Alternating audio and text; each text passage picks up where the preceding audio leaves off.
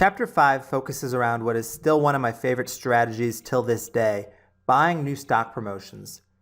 Buying new stock promotions was a big part of the reason I was able to grow my account early in my trading days, and really still is one of my most consistent strategies. My thought process on buying new promotions is pretty simple, really. If it's a promoter with a good history, that has a history of producing large volume and liquidity, that has a history of putting together multi-day promotions, that have very nice percentage runs, people are going to be interested in buying them. So when the email for their new pick hits, that is going to act as a catalyst and spike the stock. Basically, just like a press release would spike a stock, you're going to see an email spike a stock if it's from a promoter that people believe can produce results. My goal when I'm trading these is to get in early and to profit off of the predictable spike. Now, in order to do that, you need a broker that will fill your orders. For me, the main broker I use right now whenever I trade these promotions, and really the main broker I've used the entire way, is Speed Trader. However, I've also had results getting fills through Centerpoint, although the costs can sometimes be a bit high.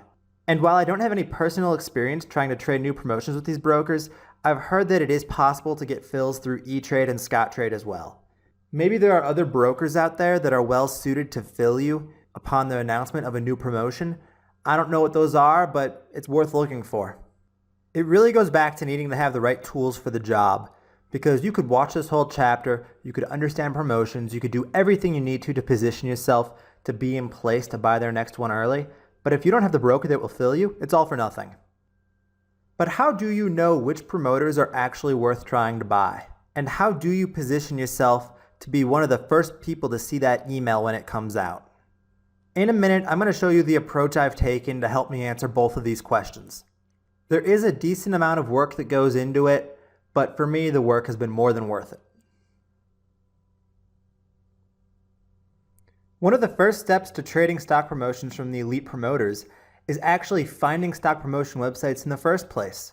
So one of the first and simplest ways you can do this is just go through the search engines. Google terms like hot penny stocks or penny stock picks or whatever really, and you can just go through page by page and sign up to all the top sites that come up in the search results. That's one way to get on a lot of email lists. What I like to do though, and what I pay closer attention to, is what sites are advertising. And the reason this matters to me is because the sites that are advertising, you see the ads up here at the top of the page and then down the side of the page on Google, these are sites that are actually paying Google money to make sure that they will be displayed first and that they will be the first sites that you see when you're searching for something stock related. And this is good because this means that these sites could potentially have a little bit larger of followings, and that also influences their ability to possibly push stocks a little bit further. So the advertisers are always the ones that I think might have a little bit better odds of moving a stock. So I'll just go through Google once every couple of weeks, and I'll just see what sites are advertising and I'll sign up to all of them. Then I'll go ahead and do the same thing with Yahoo. And the reason I use two separate search engines is because sometimes the ads are different in different places. So it's just a way to be careful, make sure I see everything. And then anything that looks like it might be a promotion site, like maybe Best American Stocks or Bull Alley or moneymorning.com, anything that looks like a stock promotion site, I'm signing up to. Stuff like Share Builder that I know is a broker, I don't worry about so much, or TD Ameritrade. So aside from search engines, what else can you do? Well, another option is a site called stockpromoters.com. Stockpromoters.com is handy because you can see a list down the side here, most promoted penny stocks this week, and then it'll give you a list of tickers that were promoted and by what newsletters. And you could just go through, click on one of the newsletters, and just sign up to really all of the sites that are listed. That's always an option, and that is a way to get more lists to put your name on. Now, the one problem I have with stockpromoters.com is they don't always have the most complete information. So I've seen a lot of cases where they'll list a couple sites that are promoting a stock, but they'll leave off a bunch. So it doesn't really give you a complete list. But still, it is a way just to get started and to get on more email lists. Finally, one other place I like to look is on Twitter, actually at something called the Pump Tracker. Their handle is @thepumptracker. They also have a website, thepumptracker.com, so you could look there as well. But I like to look at them on Twitter just because, again, it's a way to get names of websites and also just see what is being promoted. So awesomestocks.com announces BPZ. Stock Situation Room announces BPZ. USA Market News BPZ. So it's just another way to further build up your list and round it out. And I do recommend just creating some throwaway email address, one that you don't mind if it gets spammed or whatever happens to it, and just sign up to everybody there, any site you come across. And then later, once you go through sorting out what promoters are good and effective and which aren't, then you can create additional email addresses that are maybe just for the promoters that you feel are a little bit more elite. And we'll get a little bit more into that next. So once you've signed up to a bunch of stock promoters, you need to be able to track their picks. And what I wanted to show you right here is my email address, my throwaway email address where I've been signing up to stock promoters since 2011. And since 2011, in about the 3 years this account has been open, I've received over 137,000 emails, and I've saved them all. And the reason I do that is because it can be very handy for a number of reasons. One is that if an OTC stock hits my scanner and I have no idea why it's moving, I can come into here, I can go up to this little search box, and I can punch in whatever the ticker is and see if I've received any emails on it. Also, it's great because you can go back and just enter a certain promoter by name and see all of their past picks that they've actually sent out. A lot of promoters on their websites will list off, oh, we've said you should buy this stock, we've said you should buy that stock. And at the end of the day, it's usually just a bunch of BS, and they're lying. So I like to have a nice history that I can see with my own eyes of what have they actually picked and how much has it moved. So what I did was I went ahead and I signed up to a new email, and I signed up to all of the websites that were advertising on Google and Yahoo about 2 weeks ago. And in that time, we've received about 202 emails, it looks like. And I also signed up to Stock Tips because if you're at all involved in the trading community and interested in promotions, you're going to have heard of Stock Tips unless you live under a rock. So I put them onto this email address as well. But what I want to go through here just a little bit step by step, we'll only do a couple examples though, is looking at different promoters and trying to get a feel for what are they capable of. So starting with Stock Tips, you would search stocktips.com since that is where the email comes from. I guess, just to even back up a step, if you open up a Stock Tips email, look at the details, it came from paul@stocktipsemail.com. So you could search stocktipsemail.com or whatever. And now anything that's come to you from stocktipsemail.com is going to pop up into your search results. And we see a whole lot of ECRY emails, starting all the way back on November 25th when we signed up, it looks like. So with a promoter like this, if you're new and you don't really know what's going on, you're going to want to go on up to find a stock chart and pull up ECRY. And I have that pulled up here, and you can see what kind of performance it's had since it was announced and since it's been running. And you can usually judge when a promotion started by the volume. So if you sign up in the middle of a promotion, just look back on the chart and when did the volume start picking up, and that's probably when the promo started. So ECRY so far, it looks like it started at about 26 cents when the promotion opened. And ever since, it's been pretty choppy. Got as low as 15 cents, got as high as 50 cents, it looks like. But they've held it together multiple days, and the volume has been in the millions of shares. So really, there's good reason to follow Stock Tips, as you can see. Really, this is just a process you need to go through with other promoters. You can track this in a spreadsheet if you want to. You can just try to do it by memory. But just go through and see what promoters actually can move a stock and actually produce volume. And the volume really is an important factor because it needs to be tradable. So let's look at some of the emails we've gotten here. And let's just pick a couple promoters at random. How about Stockmister? So Stockmister, it's at stockmister.com as the email address. So we'll just search stockmister.com. And now here is a bunch of different picks that they have done since mid-November when we first signed up to them. And you can just check out the charts one by one of all of these. Let's start with the most recent.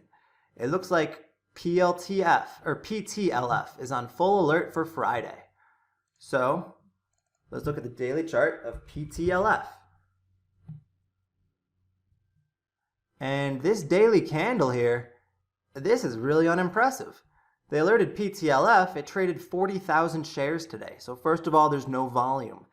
Even if it had been a stock that spiked on the daily chart, if it had traded 40,000 shares, it doesn't matter. That's not tradable. We're not going to have the ability to enter and exit that stock. But it looks like it basically just didn't move all day, and there really wasn't any volume at all. How about their one before that? NVGT on December 4th.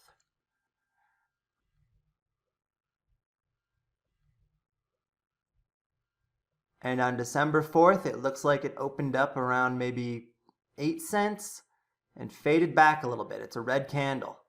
Today it rebounded a little, but again, the volume really isn't that impressive. We talked about how stock tips traded millions of shares. Well, this traded 600,000 shares yesterday and then less than 200,000 shares today. And you wouldn't even consider it still a pick today because they moved on to something new. So I'm not going to go through every single stock Mr. Pick, but already we're getting the idea that these guys really aren't impressive. There's really nothing to see here. There's no reason to want to play these guys. So, I mean, we'll stay signed up to them. We'll keep getting all their emails. And maybe down the road we'll see a stock moved a lot. And we'll search it in our email and we'll say, why is this stock moving? And see stockmister.com promoted it. And then maybe we'll say, if they do that a couple picks in a row, okay, now we need to start paying a little more attention to them. Because if they put out a series of good picks in a row with decent volume that are tradable, that's going to draw people's attention and it's only going to help their next one. And just one more promoter here. I'm seeing a lot of emails on GLRKF. We'll get a little more into connecting websites in a little bit and trying to figure out who's related to who. But let's just pick one of these GLRKF websites. finestpennystocks.com. And yeah, it's info@finestpennystocks.com is where the email is coming from. So we'll search finestpennystocks.com. We got welcomed on November 17th is when we joined. And it looks like GLRKF has been promoted ever since. So again, let's go to a chart. Let's look at GLRKF. So these guys are kind of like stock tips in the sense that they'll stick with a pick for multiple days. However, if you look at the volume here, we've really only had a few days of volume that have been above 1 million shares. And so this really isn't as liquid as a stock tips promotion would be, but it has held together. And we said November 17th was our first email. Well, it looks like there's been big volume on this stock since early November. So it's probably safe to assume that they've been promoting this stock ever since the start of November. And in that time, it's gotten from 45 cents to a high of about 65. And then it's just been very choppy ever since. So this is a chart that, multi-day, if it can break out past 64, it could run more, or it could just fade off and end. We're not really sure. We don't know a whole lot about these guys' history since GLRKF is the first pick we're seeing them promote in our email. So they may be worth watching in the future. They're sticking with this for a while, but that tells us something about this promoter. They're not someone like Stockmister who jumps from a new pick day to day.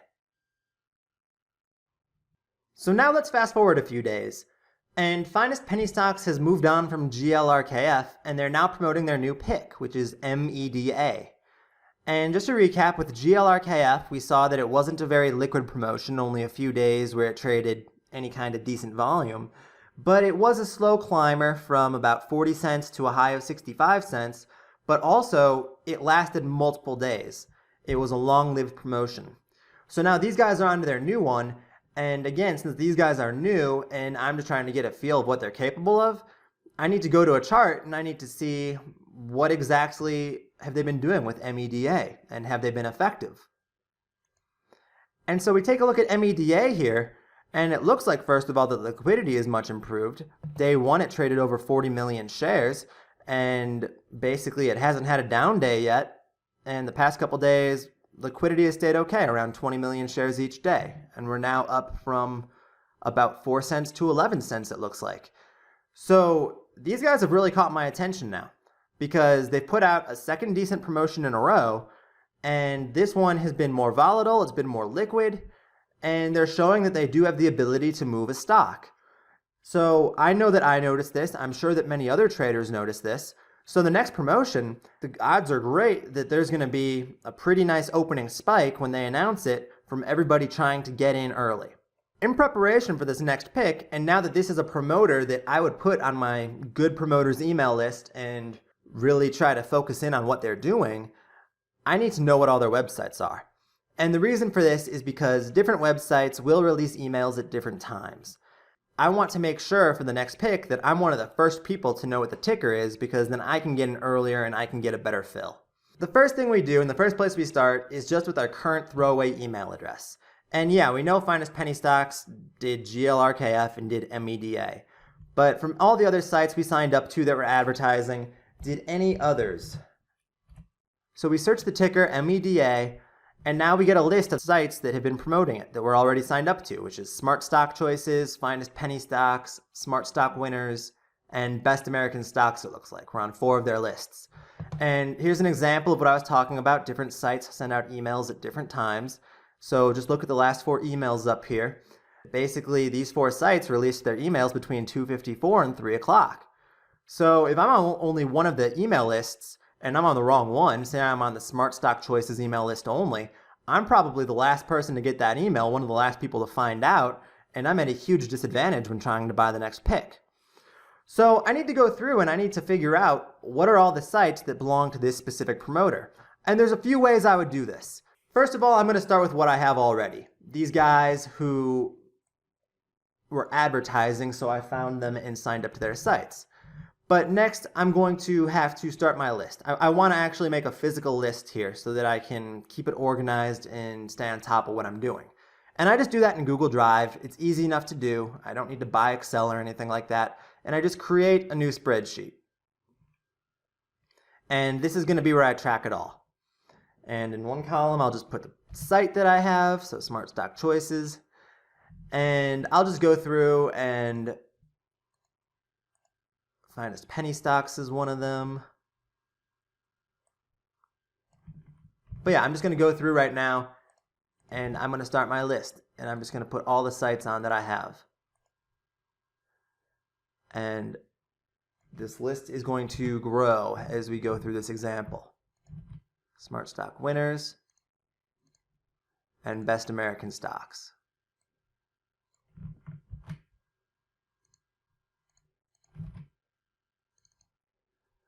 So where's the first place I'd go to see if I can find any websites connected to these 4?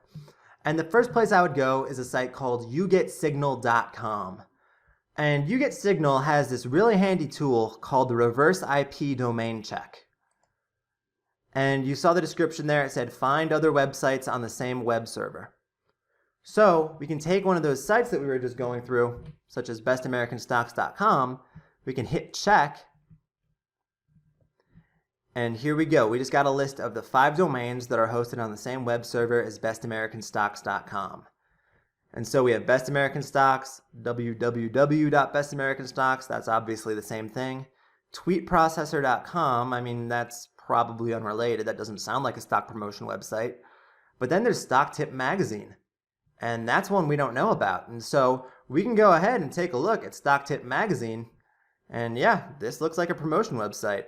And then you can go ahead, you can punch in your email address, but since it's on the same server, that basically guarantees that these 2 are connected. So I'm going to copy this server, I'm going to add that to my records when I'm tracking this. So Best American Stocks was on that one. And then the other news site, stocktipmagazine.com, also just going to copy paste that one. If I can get over these highlighting issues. There we go. And there's another one that's under the same umbrella. And sometimes with some of these web servers, you'll notice, maybe they're not on the same one, but I've seen promoters before where they'll be very, very similar. So in this example, the server is 198.27.66.153. I've seen ones where, Stock Tip Magazine will be on .153, and then another website will be on .154. And this works both ways. So you don't have to just search a website. You can also highlight and copy the little server here and change the number slightly and see if it brings up anything around it. In this case, no, it doesn't look like these are any promotion websites. But anyway, that's something that I would get into if I was really trying to dig. Right now, we're just going to stick to some of the basic stuff. So back to our list. SmartStockWinners.com. Let's check on them. And so there's 9 domains hosted on the same web server. Here's our web server, which we're going to copy and paste to our spreadsheet, just to have for our records. And then let's just take a look really quick and see if there's any other websites. And the only one that looks like it could possibly be a promotion website is favoritemarket.com. So we'll check that out. And that does not open our promotion website. That is just some gobbledygook. I don't really know what this is. So this obviously isn't what we're looking for, so we just move to the next one. Finestpennystocks.com.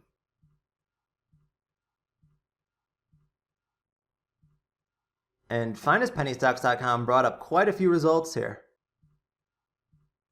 We'll start by copying over the web server, but then if we go back to our list here, there are a ton of websites on here that we hadn't known about. AbsolutePennyStockWinners.com. We can add that to our list.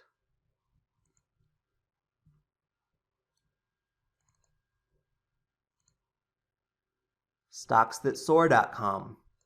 We can add that to our list. And again, I'm a lot quicker to add one of these to the list if it shares a web server.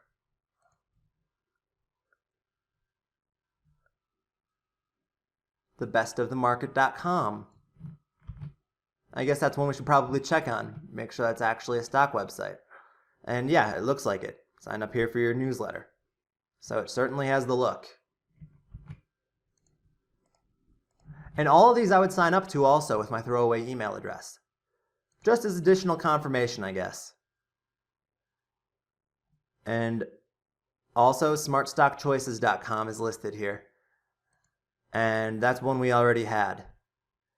Now, one thing I will do here is I'm not going to automatically assume that Smart Stock Choices is still on that same web server. This is more of a list of everything that has ever been on that web server. But when I'm checking it out with smartstockchoices.com, I'm actually going to punch that in myself. And this example kind of helped me out here because this is one of the cases where it has moved. You can see it's now on a different server. But also, there's PennyStockRepublic.com. That is yet another promotion website. And so our list is growing here, and this really is just so far from using UGetSignal. And this is why it's one of my favorite tools. But now we've hit a bit of a dead end, because we're up to 9 websites now, but we're out of web service to check. So we've got to go into some other methods to see if there's anything we could have missed, or if there's any other sites that are on different servers that we wouldn't have found yet. So another way I would use this is I would go to Twitter and the pump tracker, like we talked about before. You could go through it tweet by tweet and see if you can find, any site that's promoting on MEDA. I don't like to look at it like that because, it's a lot more work than I want to do. So usually what I'll do is I'll just scroll it down here and just scroll it down, back at least a few days, just so there's plenty of tweets. And we're still only 24 hours ago and we've gone way down this page. But I'm just going to scroll it down here. Sorry if this is making anybody motion sick. And once I've loaded a large number of tweets from them, and that's probably far enough, then I'll do Control F in my browser. I'll search MEDA, hit enter, and there you go. And there's a site I didn't know about. ElitePennyStock.com announces MEDA as a 12/10/2014 promo. Now, this isn't necessarily a lock for them to be connected, because sometimes you'll see D-list promoters or bad promoters piggyback off of good picks, where they just want to get their name out there, pretend to be part of the action, and maybe trick some people who don't really know a whole lot about the stock world into thinking that they were responsible when really it was another group entirely that made it move. So Elite Penny Stock, I wouldn't necessarily add them to my list right away, but I would go to the website, and again, this is what the throwaway email address is for.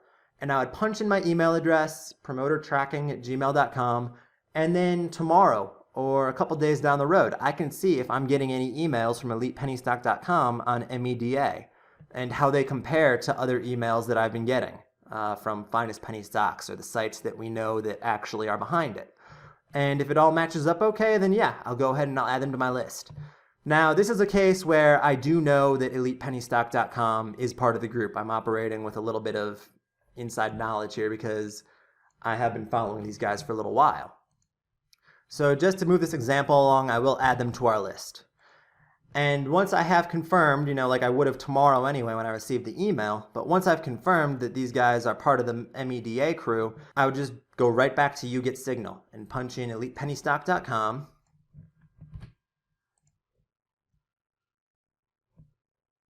And it's taking a second here to load. But again, I would just copy in that web server like I had before, and then add all of the other websites on it. AmazingPennyStockPick.com.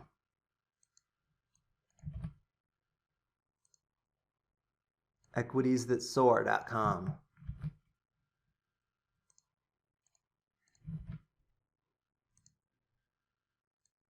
StockStrategySecrets.com.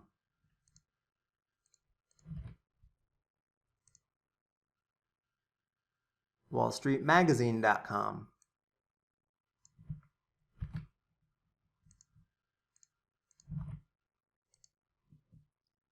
Now here's something just to note. You've got AmazingPennyStockPick.com and you've got AmazingPennyStockPicks.com. And so these are on the same web server, so they are probably connected. They probably would just wind up putting you on the exact same mailing address. But with looking at other websites, it's important to note the very small differences in the domain names, because these are in fact two different websites. So there was a promoter way back when called Awesome Penny Stocks, who was a very, very good promoter, and they could really move stocks. And there were a lot of copycat sites out there, delisters just trying to take advantage of the name. And they would confuse people because they would make their website awesomepennystock.com or awesomestocks.com. And people would get confused and think that that was the same promoter. But in reality, it is a different website. So you need to really pay attention to details when you're looking at some of these guys. For example, finestpennystocks.com, don't go to finestpennystock.com, sign up to them and assume that they're a good promoter. You need to really be careful that you're getting the URLs exactly right. But anyway, even though these are on the same server and they're very close to each other, I will add them both to my list. And then they're all on this same server here.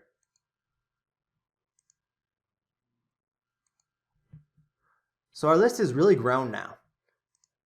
And I guess we'll go back to the pump tracker and just check a little bit more here. And nope, they just had Elite Penny Stock both times, announcing Meta. So there's no other sites that they really have picked up on. So another example here that they don't necessarily get all of the sites. It's a good tool to maybe use to find a new site or two, but you're not going to get complete information from sites like these all the time. Moving on, what are some other methods? There's still some other ways I might use to try to find sites that are connected. And we've hit our dead end again. We've got this big list here. We've got a ton of websites, but there could still be a couple missing. So what are some final things you can do? And this is really more of a taking a shot in the dark type approach, where a lot of what you find won't be connected, but every now and then you'll get lucky and you will find some sites that you didn't know about. So let's just take a look at the website ElitePennyStock.com here. And what I'll do is I'll go through these websites and I'll look for key phrases that might be unique to the site, and then I will Google them and try to find other websites that have the same design. So right here, curious to find out what stock will soar next? Sign up quickly to find out. And I'll highlight that entire section, I'll copy it, and then I'll go to Google, put it in quotes, and right there, ElitePennyStock.com, WallStreetMagazine.com. So that's a way I could have found WallStreetMagazine.com if I didn't know about YouGetSignal. And then one thing you always want to be sure to do is it says they have some omitted entries that you can include. So make sure you always repeat the search with omitted results included, because then it brings in all these other sites that we hadn't, seen on the first search, but that are connected. Equities that soar, absolute penny stock winner, stuff like that. So it's really important to go through the omitted results, and then you can just do this with different websites and punch in different keywords. Now, sometimes you will find stuff that isn't connected. Here's the bestofthemarket.com. Let's see if there's anything here that we could use. Oh, and testimonials are usually a good way to find other websites. So, dear editor, I wish there was a way I could thank you for your great stock picks. Like, let's just take that alone. And we'll search that in Google.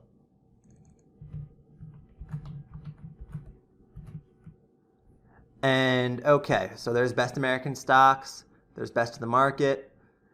Here's a site called SuperiorPennyStocks.com, it looks like.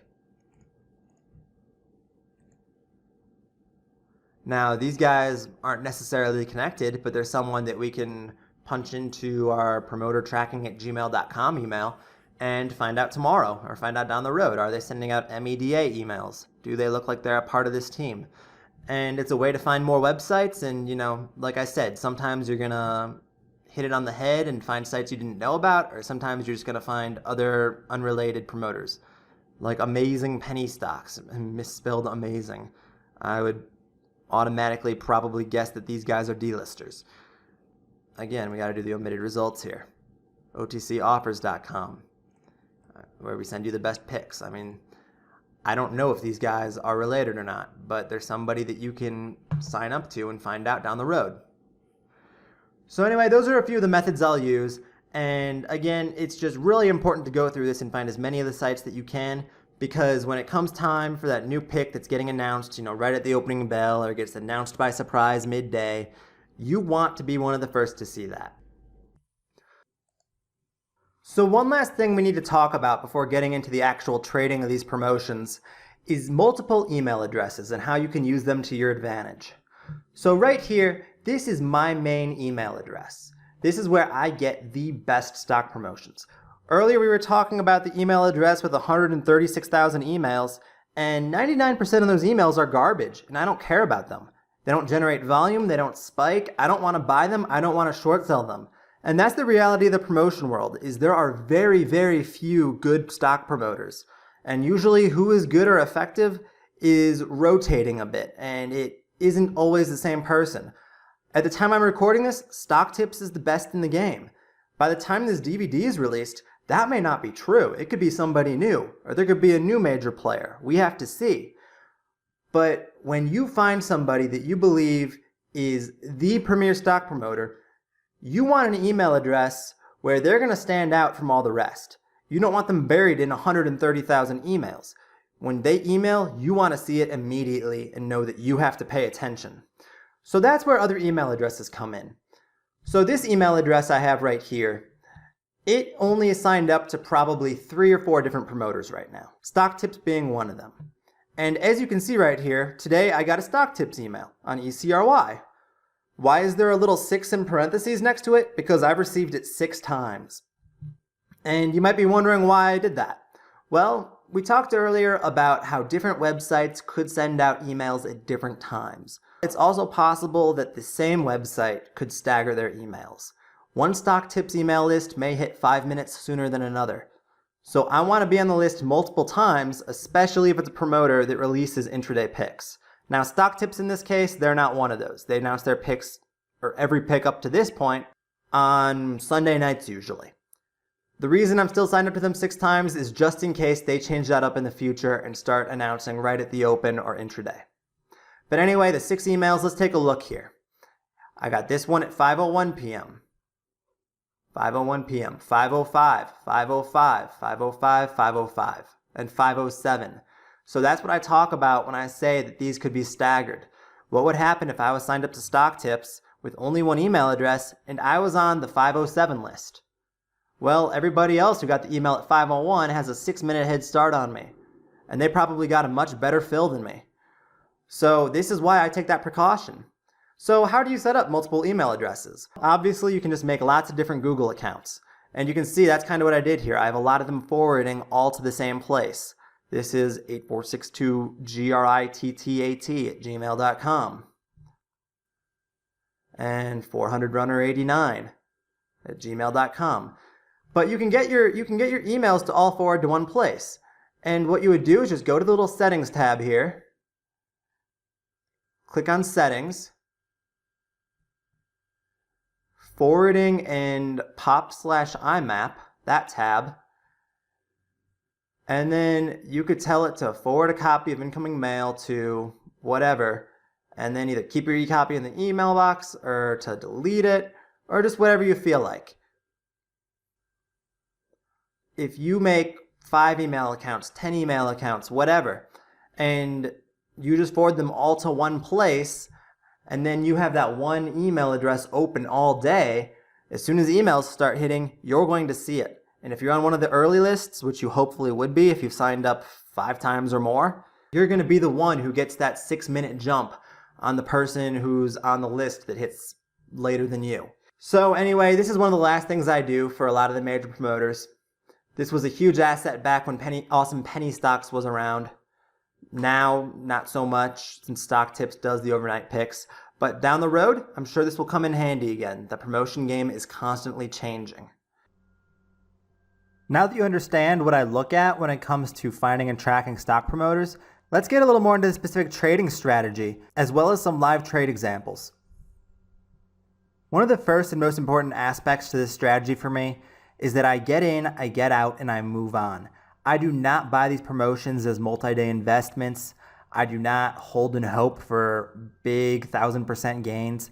I take the small, quick, predictable part of the move and I move on. And these 4 charts you see here really demonstrate why, because not all promotions by these major promoters are successful. Bottom left corner, you see a daily chart of RARS, and that's one of the first promotions that really taught me that lesson. It had a great day one. A lot of people thought that Awesome Penny Stocks was going to jump in on it. I think that the way RARS started was they put a few new websites out on it announcing it as the pick. And everybody assumed that these websites were connected. But then that night, Awesome Penny Stocks actually put out emails of their own saying we are not picking RARS, or saying their pick was delayed or something like that. And there was a huge gap down the next day and then 3 days of liquidation. And a lot of people got caught in that, and there were a lot of really ugly losses as a result. A couple of future Awesome Penny Stocks picks. If you look to the right of RARS here, you'll see VLNX, and to the right of that is SLIO. And those are other ones where, again, decent day ones, and then after that, it was just nothing but carnage. And the top right corner here is PGFY. That was actually a promotion by Stock Tips, a promoter that is still in existence and that we'll be talking about throughout this chapter. And even that one was just a disaster. One good day and then straight down, and then it actually got halted something like 6 days into the promotion or 7 days into the promotion. The point here is it's dangerous to make assumptions.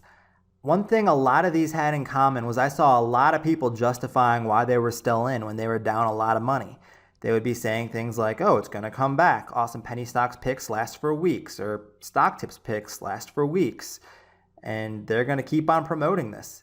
And it's that kind of thinking that will eventually lead to you getting crushed by one of these. So don't make assumptions. Just because it's a good promoter does not mean the results will end well. Anyway, back to strategy. When I first started trading these, I basically would just wait for an email to hit. And then once the email hit from the major promoter that I wanted to buy, I would just be buying as soon as possible. I'd be using my hotkeys. I'd be sending orders to multiple routes. I'd just be doing whatever I could to try to get the orders in as quickly as possible and just to fill whatever I could. Now there's been a bit of a shift. Now most major promotions hit overnight. So when an email comes out at 7 p.m. telling you, hey, this is our new pick, that doesn't do you a whole lot of good. And the next morning, the stock gaps up. And you're usually put in a position where you have to wonder if the gap up is too much, if it's safe to chase the gap. And the way I've learned to handle those is to actually buy pre-market during the time when the stock is trading very large volume. In a lot of cases, shares are trading hands between people who are involved in the promotion, and the price levels where those trades are going off is where I want to be entering, because usually it's pretty massive volume. Later this chapter we'll get more into that, and you'll even see it in a few live trade examples. The third scenario I was used to seeing was if we were expecting a promotion to be announced right at the opening bell. Awesome Penny Stocks used to do this a lot, where they would say, Monday morning at 9:30, our new pick is coming out. And in the vast majority of cases, once again, you could spot the stock pre-market before any email had even gone out. There usually aren't very many OTC stocks that trade a lot of volume during the trading day, let alone pre-market. So all I would have to do is set up a pre-market scanner to show me any stocks that are trading more than $50,000 in volume. And most of the time, maybe half an hour before open or 15 minutes before open, a stock would pop up on my scanner with no trading history and no reason to be trading that kind of volume, and you'd know that was it. And again, I would just start trying to buy in pre-market around those blocks. Here are a few examples of what I'm talking about. Let's start with SWVI. SWVI was an old Awesome Penny Stocks pick, and it traded a ton of volume pre-market. At first, you can see it was gapping up. It was spiking at the start of the day because really just probably people chasing and thinking, hey, this is it, this is the pick. But then around 9:10 or 9:15, you start to see a bit of a shift. A lot more volume comes in if you're looking down at the volume on the chart, and the price starts getting knocked back. And as it's getting knocked back, that's where those big blocks are going through. That's where the shares are trading hands between the promoters. And that's where I'm looking to enter, when the stock is being knocked back and dipping, not when it's gapping up and spiking like that first thing in the morning. And then come 9:30, market bell rings, emails hit, and you get that morning spike that you typically see on these major promotions. HIDC is another example from the Awesome Penny Stocks guys. This actually might have been their other group of sites victory mark, I can't quite remember now. But point being, it was the same people controlling it. And it was very similar tricks. Before 9:30, you see a little bit of knockback in price. You see a lot of volume. I mean, if you look at the volume scale here, this is basically millions of shares trading hands. And once 9:30 rolls around again, you get that big spike. So there was plenty of opportunity and plenty of shares to be bought down in this 1.5 to 2 cent area. And pre-market, that's where fills would be easy. And not even half an hour later, after the market is opened, you have a doubler. But Awesome Penny Stocks is gone, and we don't have examples quite that ideal anymore. So let's take a look at WPWR, and that is actually a stock tips promotion. WPWR is probably one of their most effective morning spikes I've ever seen, and the previous day it had closed around 5 cents. So if you look at the pre-market levels here, already pre-market, it's trading in the 10 to 15 cent range. It's up a ton on the day already. But you do see a pretty good deal of volume go through around that 15 cent area between 9 and maybe 9:15 or 9:30. And then we get closer to that market open. And the pick had actually been announced over the weekend, so everybody knew already, and that's part of the reason it gapped up so much. But still, everybody who couldn't buy in pre-market, who didn't have a broker equipped to do so, they had to try to get in at market open. And since stock tips had been doing so well up to that point, there were quite a few chasers, plenty of people willing to buy higher. And as a result, you got this crazy spike up into the 40s. And finally, TGRO. This is another stock tips example. This is one that was before WPWR actually, and probably one of the first ones we really saw them have a kind of day one like this where there was quite a big all-day run. But again, it was the same sort of situation. The volume you can see is nothing like Awesome Penny Stocks was, but still it is significant. It is something your scanner would pick up pre-market. And again, this is one where it was gapping up because they had announced it over the weekend. So everyone already knew the ticker. But pre-market, the opportunity was to buy in around those blocks pre-market when there were easier fills. And that way you're not one of the people chasing a spike and competing for a fill when the market opens at regular hours at 9:30. So I said it's important to have the right tools for this.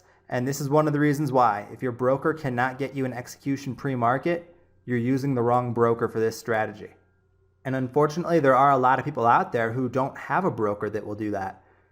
And to a degree, that's part of what this strategy thrives on, is because when those people are buying into that morning spike and trying to get their fills, you're already in and you're the one selling to them and taking the easy profits. So which promoters do I currently believe are worth trading? Here's my list, and unfortunately right now it's brief. It just is 2 promoters, Stock Tips and Finest Penny Stocks. The 2 are a bit different because Stock Tips only has the one website actually sending out emails and pushing the stock, while Invests.com will write up articles on the picks. But Finest Penny Stocks has many, many websites to its name, any one of which could announce a promotion and be the one to lead it off. It's important to note that these guys do not put out picks very often. Stock Tips only put out 4 promotions in all of 2014, and Finest Penny Stocks is kind of new to the scene, so we're still getting a feel for how often they can put out picks. But from what I've seen so far, it feels like maybe 6 to 8 per year if we're lucky. So this isn't an everyday trading strategy. This isn't even an every week trading strategy. But when I start getting emails from these guys saying picks are coming soon, I take notice and I get ready because I want to be ready to strike when that pick hits or when I start seeing weird volume. Let me just stress one more time that just because these guys are the top dogs right now does not mean they always will be. By the time some of you watch this DVD, it's possible some of these sites don't exist. It's possible that these groups are both shut down. So draw your own conclusions. Use the lessons from earlier in this chapter to find your own promoters, figure out on your own which ones are worth trading, which ones are effective, because like I said, it constantly changes. Do not chain yourself to the assumption that these guys are always going to be good. Now let's get into some of the live trading examples, and we'll start with stock tips. With each promoter, I always keep in mind what their overall history is. Basically, how good of a day one did they have last time, and how good was the overall promotion. So for stock tips, let's take a quick look at their history leading up to this first pick that I created on film. The first pick I ever saw from stock tips was AMMG, and it was a pick that didn't really catch my attention until midway through the promotion. Just because it was a random OTC that was running, the volume was nothing special. It was only about 1 million shares a day on average, or maybe even less than that. But it was a multi-day runner, and it was one that I had gotten into my giant list of D-list promoters because I basically was signed up to everything under the sun. So one day I just happened to search AMMG in my inbox to see what was pushing it, and I happened to see it was a site called stocktips.com. And they caught my attention because it was a nice multi-day run. Their following pick though, PGLO, is where I knew they really were serious. The volume was much improved, and it was a massive run compared to AMMG. The promotion started around 30 cents, but it had a nice breakout after about a week and a half or 2 weeks and got as high as 96. And then they followed that up with almost an identical promotion, TGRO, except it went much, much higher. Again, it started in the 30 or 40 cent area, but this one got up to $1.60 almost. And again, it had another breakout midway through the promotion, and it had a very nice run as a result. So by that point, I was very aware of who Stock Tips was. I was very interested in getting in on their next one early, and that led me to WPWR, a pick that I really didn't wind up trading all that well. I never had that big of a score on it, but it was another very big runner for them and another very large success, where even though it was at 5 cents pre-promotion levels and they got it to 45 cents on that first day, they still managed to break it out yet again a few weeks later. And that 45 cent breakout resulted in it going to a high of 86 cents before it crashed and the wheels came off. But after WPWR, and after everybody was just itching to get in on the next one, and everybody thought Stock Tips could do no wrong, they brought out PGFY, a stock they started at very high prices. And I mean, all in all, it wasn't a terrible day one. It opened up in the low ones, and it got as high as 170. So that still is playable. That still is a decent day one.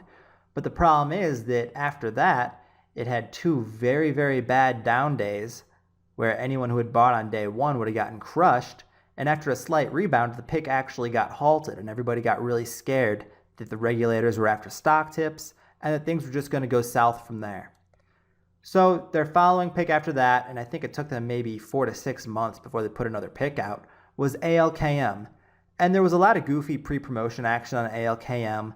I didn't really do anything with this one early either, but I think a lot of people were really waiting to see how was Stock Tips going to return. How were they going to be after their last pick had gotten halted and it had fallen flat on its face and it was a total disaster. And ALKM, I think they quelled some fears because they started it around 15 cents on day one after the gap up, and they got it as high as 50 cents. And it was another one that had pretty good volume throughout the life of the promotion. It was a nice long multi-day run. It went for over 2 weeks.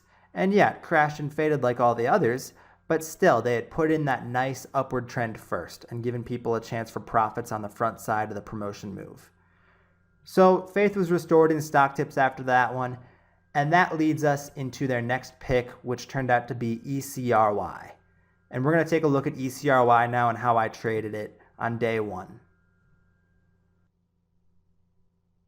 So here is ECRY, a Stock Tips promotion that was announced over the weekend. So pre-market right now, it is gapping up. So you can look at the daily chart here above, and for whatever reason, my Thinkorswim software decided to start printing pre-market prints on the daily chart, but in this case it's a little bit useful because you can see how much it's up already. Pre-market, I mean, it's only 8:48 and it's printing around 30 cents. It's already traded the most volume it really ever has.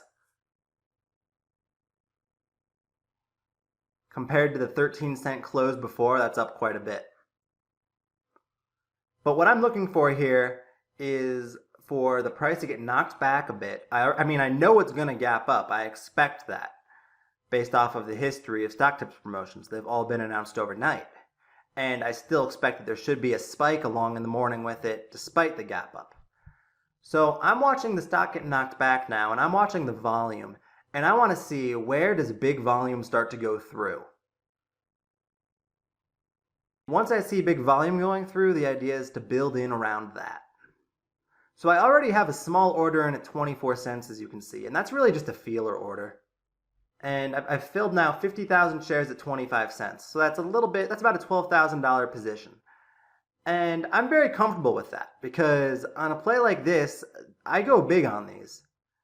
I have plenty of room to add, and if it gets knocked back down further to maybe 20 cents or even 15 cents, that's where I can really size in, and I can do it with even more confidence because it's really not that big of a gap up anymore, so it has more room to spike.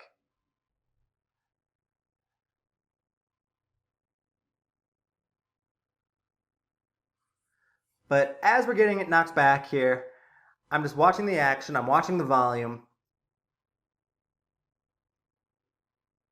and you're also going to see that all of the orders I send through aren't through ARCA. Right here, I test a little 10,000 share order through ASCM because sometimes other market makers will fill.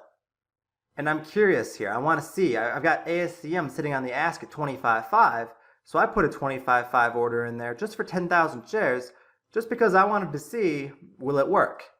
And I filled, and now my position's up to 60,000 shares. But it's good to know because now I can route somewhere else and not have to worry about paying the ARCA fees. And I know there's another way to get filled. This also comes in handy on promotions where ARCA isn't active. While in this case people could route to ARCA pre-market, that's not always the case. Sometimes on the newer tickers that don't have much of a history, ARCA is inactive pre-market when all this is going on. And most people think there's no way to get in. But now we know for future use that ASCM would be an option.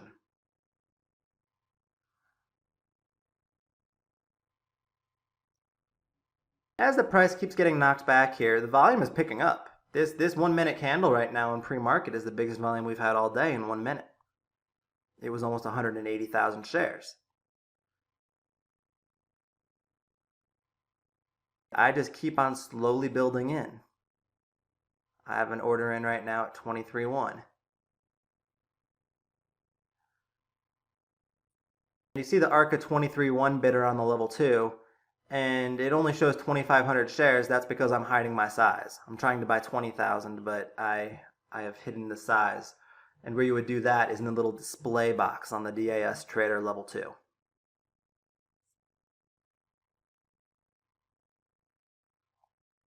We had a 200,000 share print go through at 23.7 if you look back on the time and sales tape. And that's pretty significant, and that's very likely not retail trading. So these big blocks are where I expect that insiders or people involved in the promotion, or maybe people who are going to be controlling the promotion, are having shares exchange hands. And I kind of think of that as the base level that is being defined for the promotion. So I'm not thinking anymore like, oh my gosh, this stock is up all the way from 13 cents and I'm chasing a huge gap up. Where all these blocks are going off, where all this volume is hitting, that's my new base level. So I'm thinking of this as a stock where the base is forming around 24 cents right now.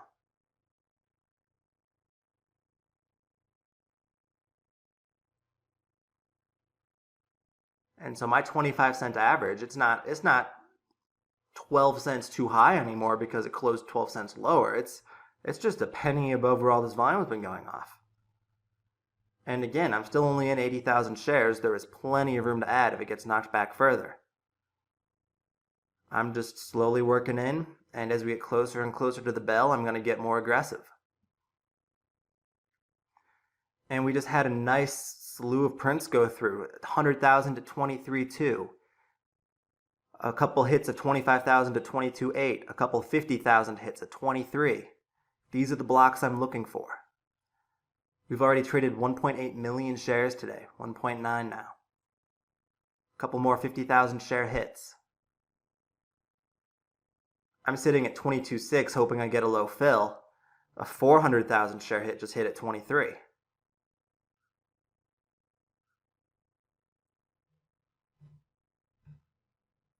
So I put another ASCM order at 24 on the ask, and that fills. So I'm up to 100,000 from 24.79.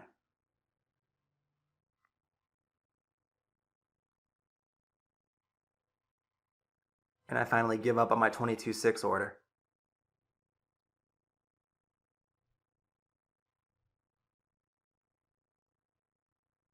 And so as pre-market goes on here, like I've said a couple times already, it's just going to be a question of slowly building in, trying to get in around where all the volume is hitting.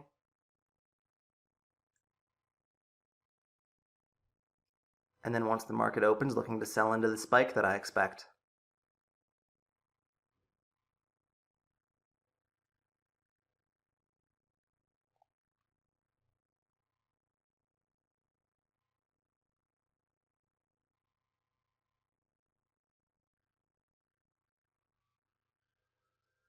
And it's still 22 minutes before market open.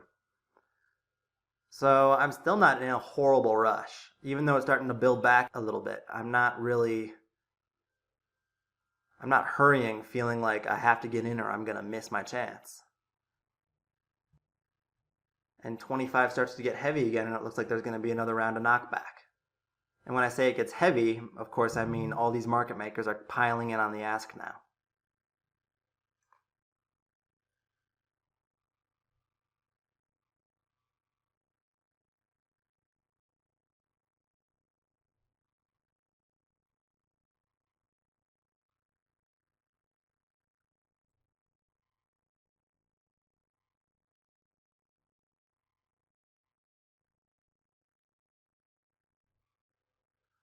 And there are a few hits going through right now, but it's nothing too huge.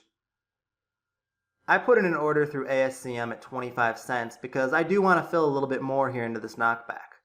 25 cents still is only a couple cents a share above this 23 base level that's forming. So it's just me taking another piece.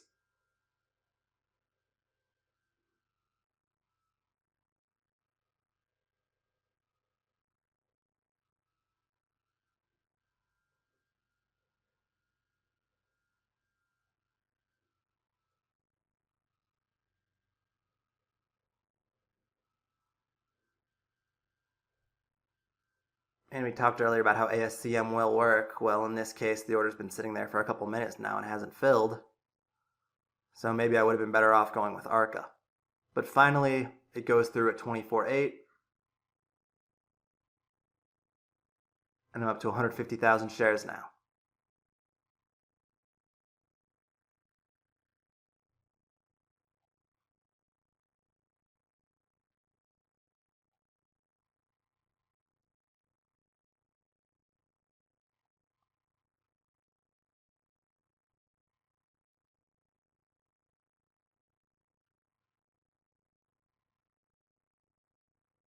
We're now only 15 minutes to go until the open.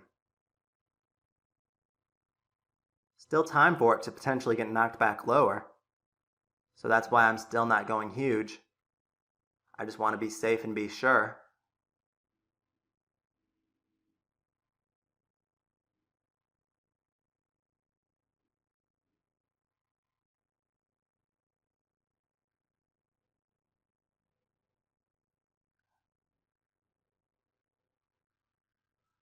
And again, we start to see a bunch of volume going through in the 23s. A couple hits of 100,000 shares at 23.9.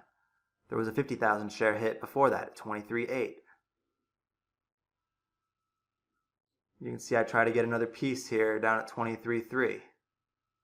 I have an ARCA order sitting and waiting.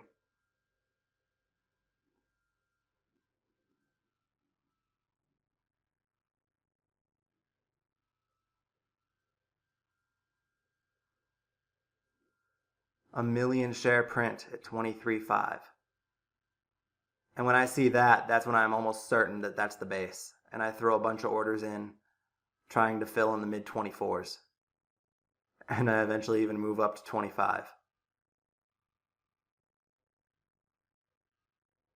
Because now we're 10 minutes to go till the open.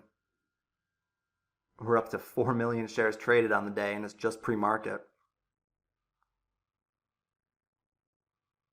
We have a very clear base to find.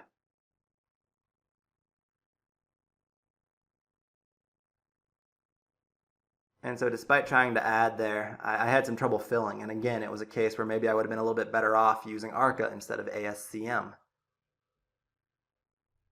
And so I cancel out my orders.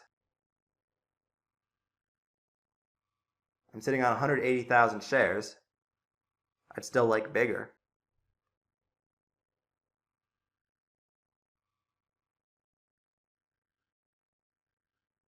And I try through MAXM here. I route this order somewhere else.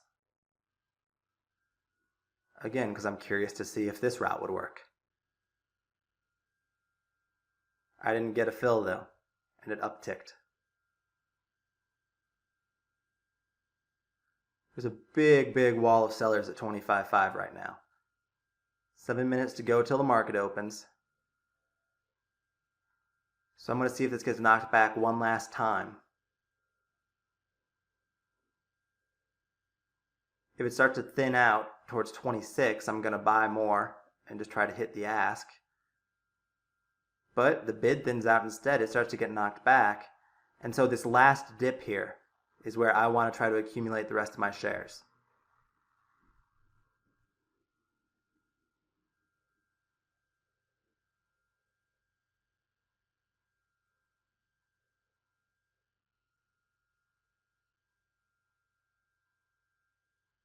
Back into the 24s and 5 minutes to go until open.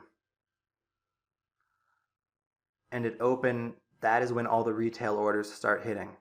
Everybody who got the stock tips pick in their inboxes and doesn't know how to trade pre-market or doesn't have a broker that can trade pre-market, they're all going to be rushing in at the open. And that's when there's going to be the spike.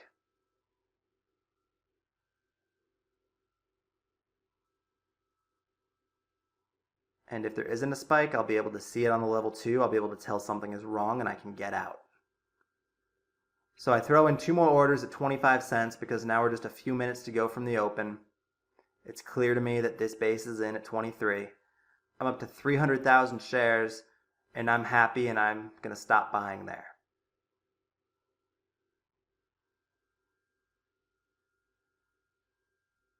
About a $75,000 position.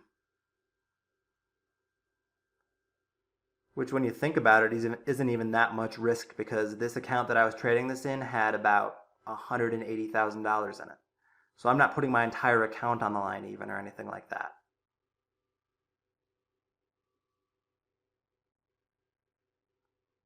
And part of the reason I stop at 300,000 shares is because I want to keep the size reasonable in case for some reason the spike isn't working at the open and I do need to get out quickly. I don't want to have so much size that I can't possibly fill.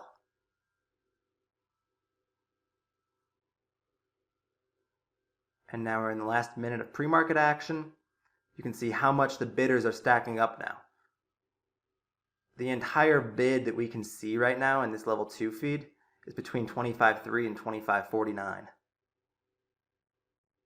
Meanwhile, the offer is thinned up quite a bit. And we're going to slow down to real time here for this opening spike because it's important to just watch the level 2 and really be able to see it and what's going on. I don't want to speed through this.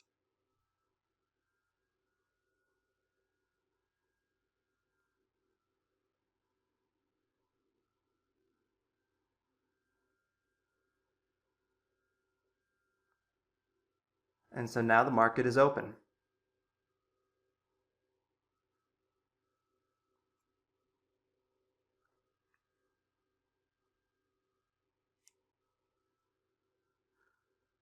$25.8 is only showing 2,500 shares for sale, but obviously it's selling hidden size. There's a lot of orders going through on the offer right now. I actually put a couple more orders in. I decided what the heck, I'll try to fill through ASC. I'm going to get a tiny bit more.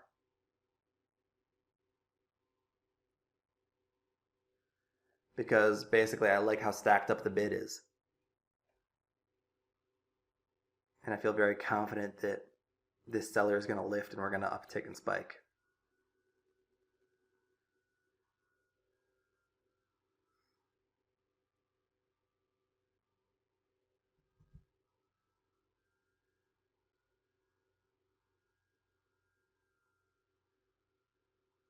And so we get the uptick. I unfortunately didn't fill, even though I routed to the market maker who was selling. Sometimes that's how it goes though. But I'm still sitting on my 300,000 shares, and now I'm really watching the level 2 more than anything else. I am remembering that the pre-market high was 32 cents. That could play a role. It could run into some trouble there potentially. Just more as a psychological level than anything else. I see the 296,000 share bidder at 27. We have 7 market makers stacked at 27.69. And still a very thin offer. And we get the uptick. And again, all the bidders move up now. We had a few big bids there at 28.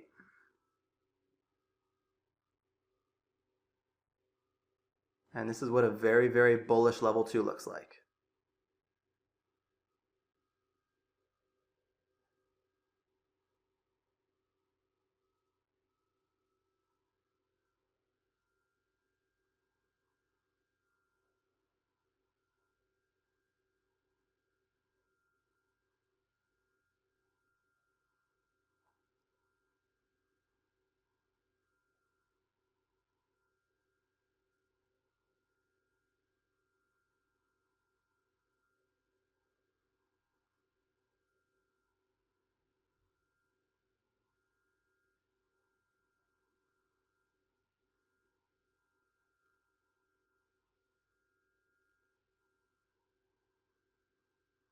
Plenty of bidders still.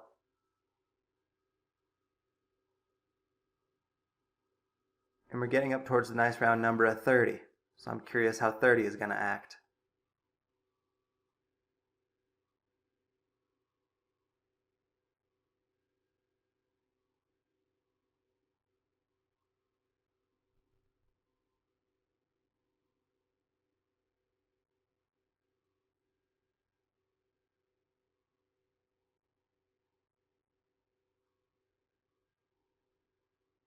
And the 30 offer takes a bunch of hits and starts to thin up almost immediately. And all of a sudden there's only one market maker left.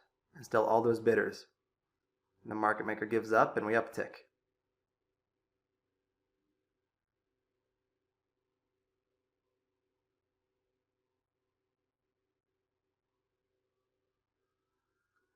So the key with these is you have to sell when it is still strong. Or you have to sell as it is starting to turn and momentum is starting to shift. Because if you wait till it gets weak, you're not going to get a good fill. It's very hard to fill an OTC into weakness when you're trying to sell.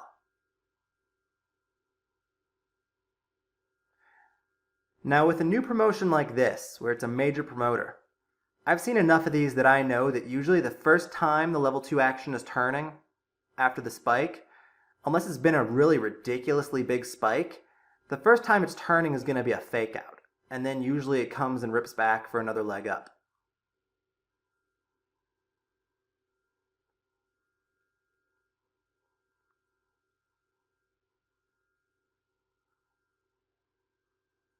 So although I know this coming in, I still make the mistake in this trade of taking off some of my shares on the first time it starts to turn. And you're going to start to see that right here.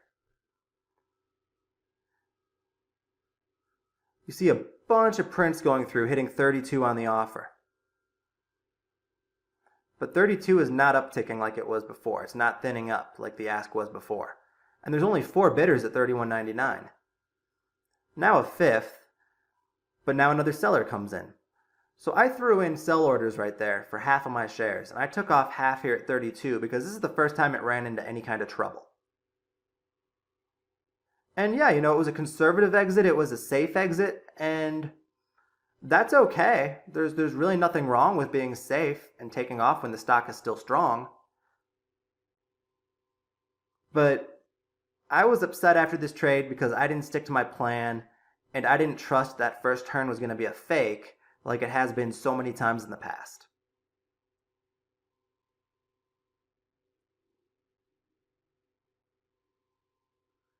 And so the level 2 continues to battle here at 32. And finally gets the uptick. And now it's right back to being bullish.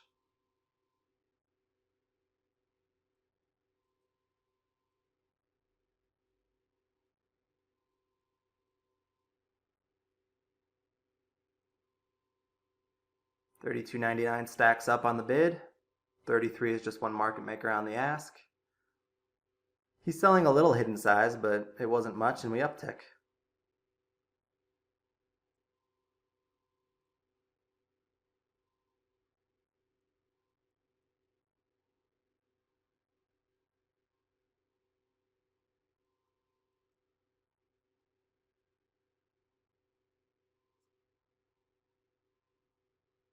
And now comes the 34 test.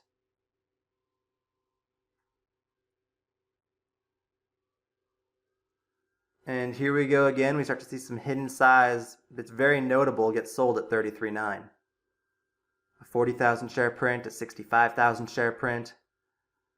A couple hits go through at 40, or at 34, I mean. A 200,000 share, a 100,000 share at 33.9.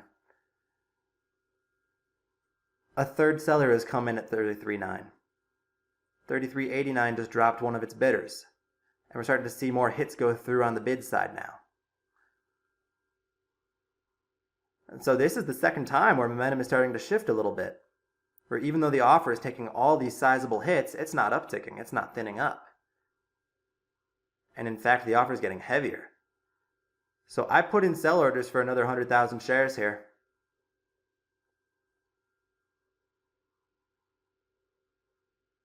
And I even put in my last 50,000 shares.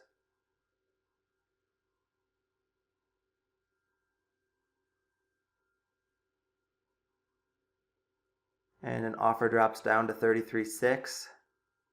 Start taking some big hits down at 33. And it looks like it's very possible this might turn now.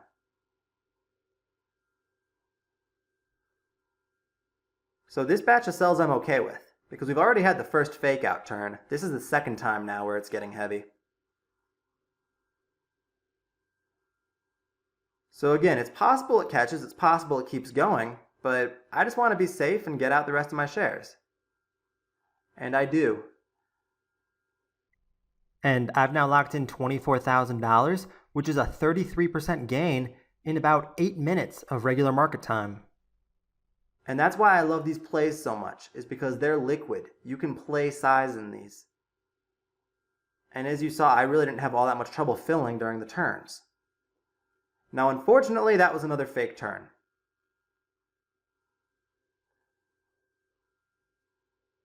And the offer thins back up again. The bid starts to stack up a little bit. And we continue on to some new highs.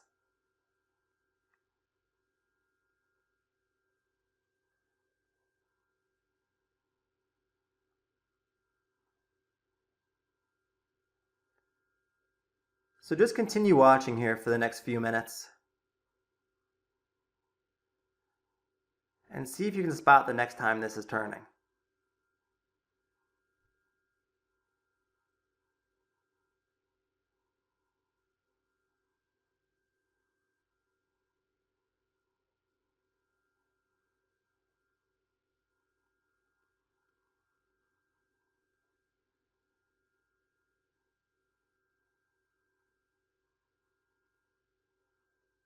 And now it's really starting to uptick fast. Had a hit above the best ask there at 38.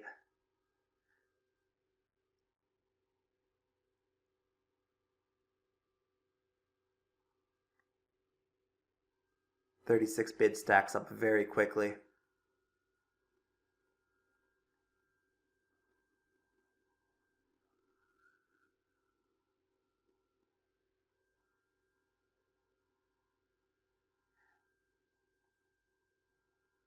And so now that we've had two fake turns, it becomes even more likely that the next one's going to be the real short-term top.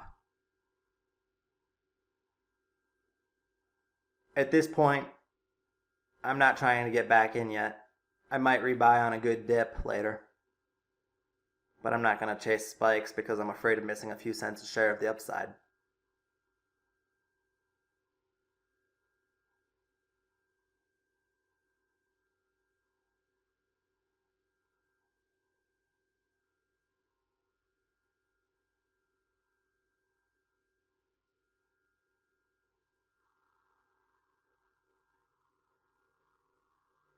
And we're through 38.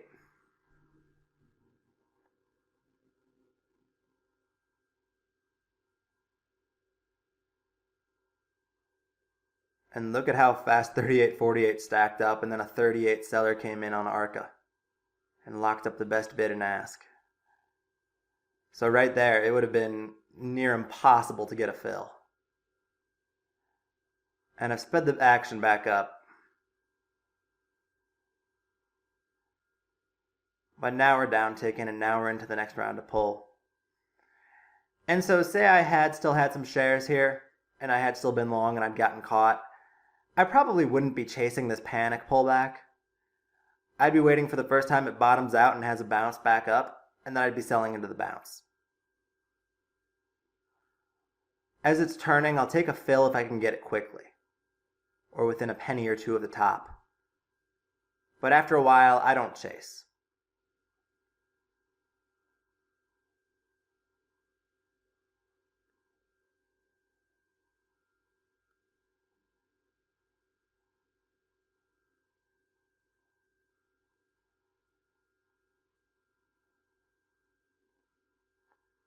And you can see the 34.6 bid builds back, the 34.61 ask thins up.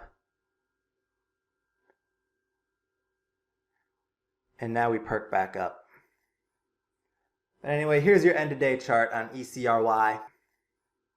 And as you can see, after that perk back up, it got back up to 38 cents very briefly, but then it faded off for a good portion of the day. It got back as low as 30 cents and spent most of the day just consolidating and not doing much.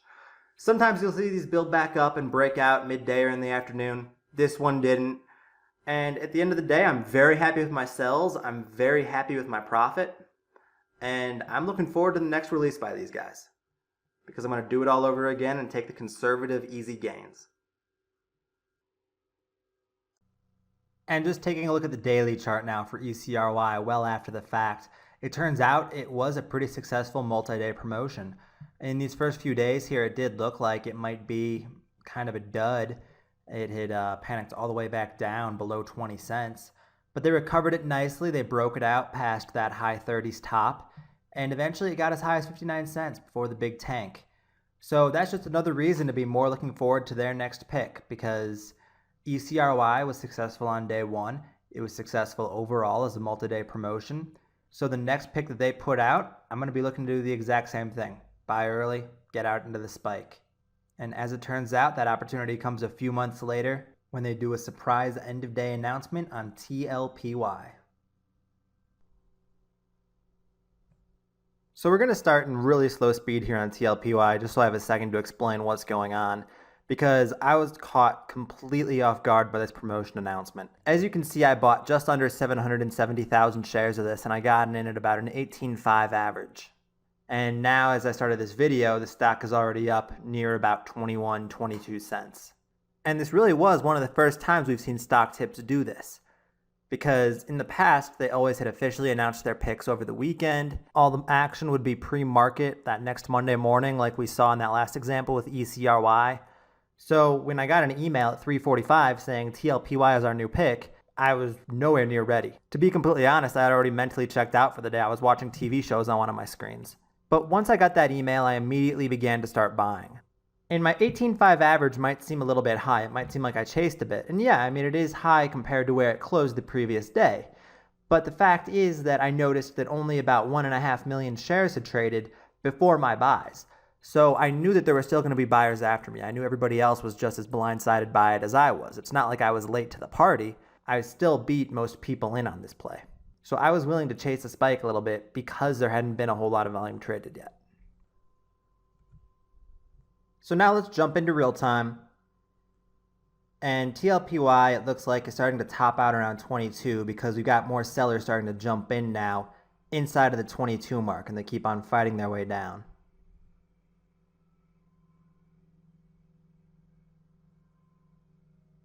And while this does look like turning action, I am thinking back to the ECRY example, how I sold a lot of my shares on the first turn and that turned out to be too soon. I know stock tips usually has more than just one push, so I'm sitting back and I'm being patient here. I'm trying to relax and wait, and I'll let it have its little dip here, but I do anticipate that there will be a rebound.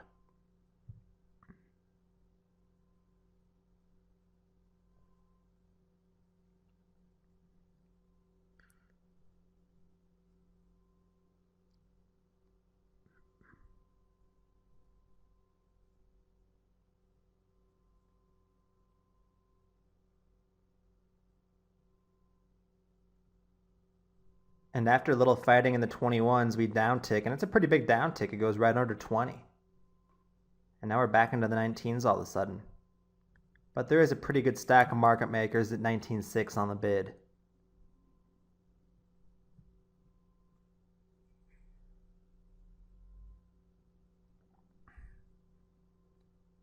And I won't lie, there is a bit of uneasiness on my end holding through a dip like this with the kind of size that I have. Yes, I'm still green on the position, but it's not comfortable to have a stock going against you when you're in big.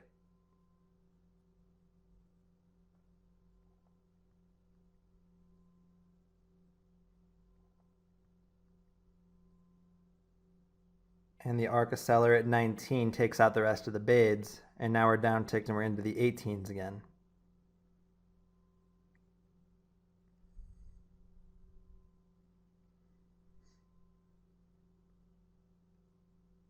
And as I'm watching this, I was hoping that it would turn a little bit sooner. Yes, it does start to rebound and uptick again now. But I was hoping that it wouldn't be that large of a pullback off of that initial spike high.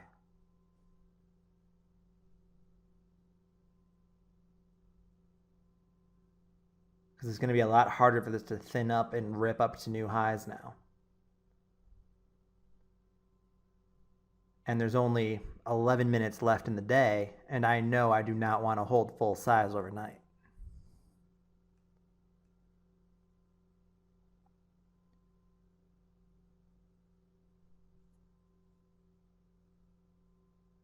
And I'm watching 19.8 sell pretty heavily here. It's only showing 5,000 shares, but you can see there's just a steady stream of green prints going through on the time and sales tape, and this 19.8 seller will not lift.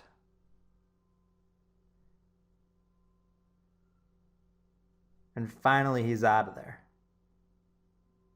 But a new one comes back in now. Now it's NITE at 19.8.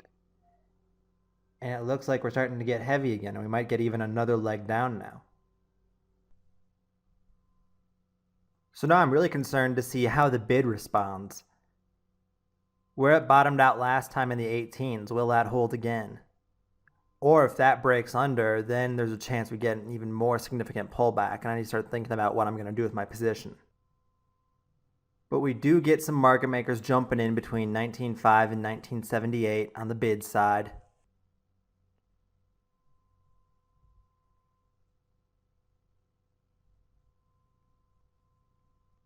They absorb a lot of size, and we get the uptick.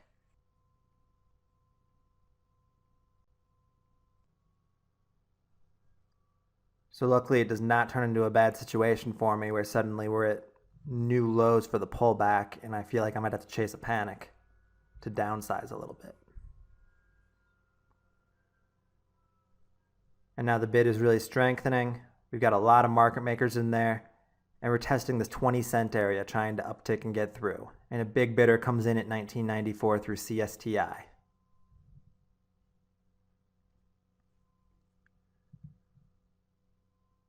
And we uptick and we're back through 20.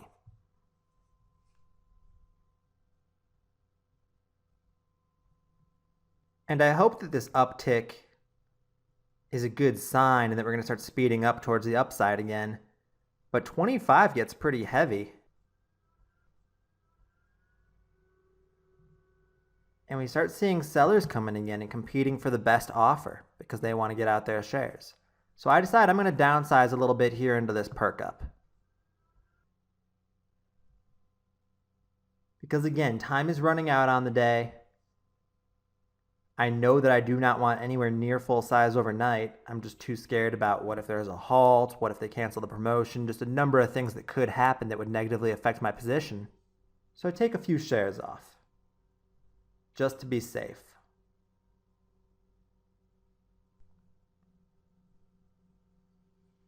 And my sell orders really aren't getting the best of fills, so I wind up chasing a little bit here. I have to chase the pull back into the 20-cent area. And so far I've only knocked out about 40,000 of my shares. And now I'm starting to fill down here at 20, but that's because the bid is stacking up and because the stock is starting to turn and strengthen again. All of a sudden we have all these bidders at 20 and at 20.01. And of course that is where my sell orders fill. Because when the stock is getting strong, that is when it's easiest to sell. So I'm a little annoyed at the sells because I wound up chasing weakness, but I do get my size down to 600,000 shares, a little more reasonable, something I'm a little more comfortable with.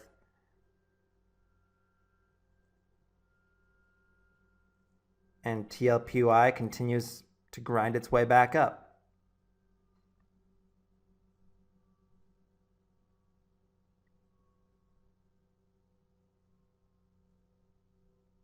And they start putting big bids in there too to try to push it up.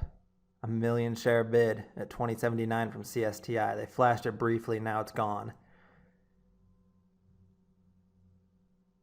But you still have that very bullish price action you're used to seeing on the level 2 now, where all these market makers are stacking up. 7 market makers on the bid at 2099.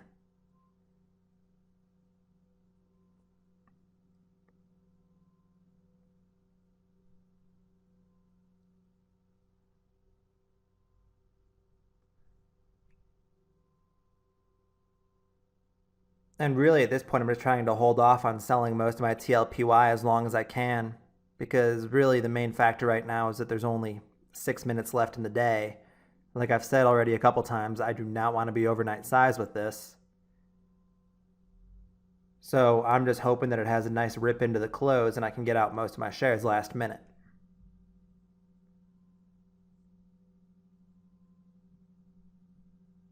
And now TLPY is through 22 and it's testing a new high of the day.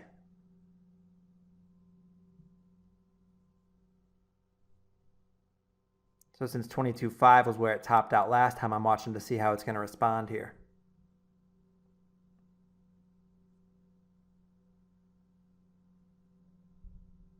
And I throw in some sell orders because 22.5 rejects the first time. And I'm really just sending through a combination of orders. Send through some market orders, send through some limit orders. Normally I'd say don't use market orders, but with a stock this liquid, I'm really not too concerned about getting an awful fill. I'm just trying to execute whatever shares I can.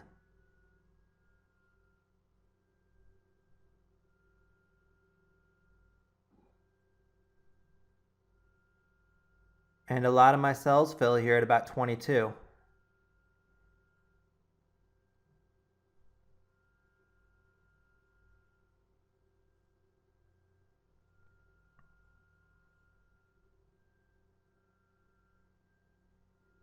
I'm down to just under 400,000 shares now,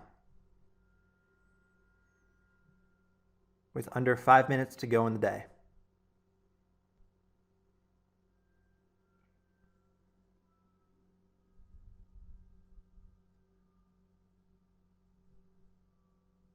And just a little more on my overnighting decision right now. So like I said, there's a number of bad things that could happen overnight that would absolutely crush me. One being if StockTips put out an email saying we're no longer promoting TLPY. Something that, doesn't sound very likely, but I've seen it happen before with old promoters like Awesome Penny Stocks. Or there could be an SEC halt. Super unlikely because they've never halted one this quickly. But still, it's just something to be aware of. This is a promotion. I'm generally not comfortable holding overnight with an OTC stock anymore because the SEC was much more active in halting stocks in 2014.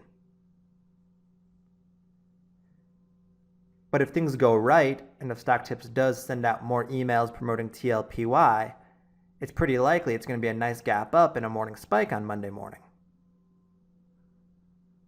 So I do want to have some shares still so I have a chance to capture some of that upside, but I don't want too many shares. I don't want to get absolutely crushed if things go badly, because I'm just in too big. So I have to decide what size I'm comfortable holding overnight.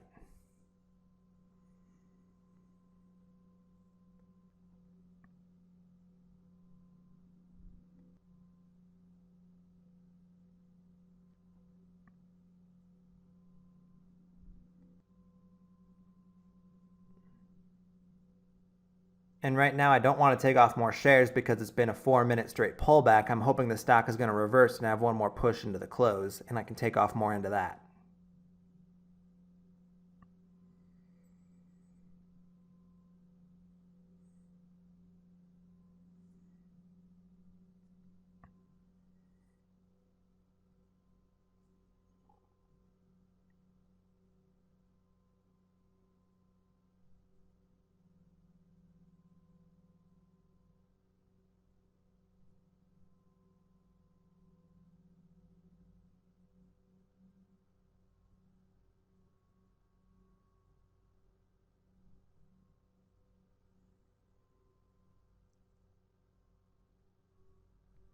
And here we go. The bid starts to stack up at 2084 again.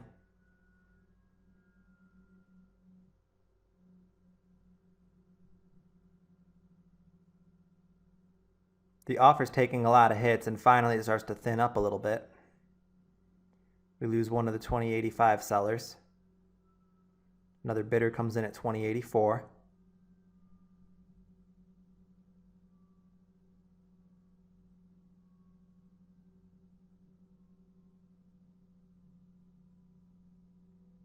But it just can't quite get that uptick. So I put in some more sell orders here. I decide this is where I want out the rest. And I downsize myself to 200,000 shares because there's only a minute to go in the day. Unfortunately, pretty much right after my sell orders fill, the stock finally upticks.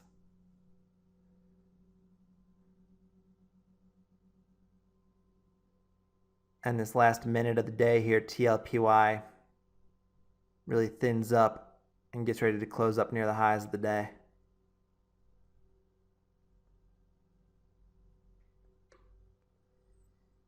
And I put another sell order up in the higher 21s, but cancel it. I'm still debating, do I want to hold 200,000 shares overnight or not? And I'm very wishy-washy on this. I've locked in 14,000 in profits so far on TLPY, and I don't want to jeopardize those profits.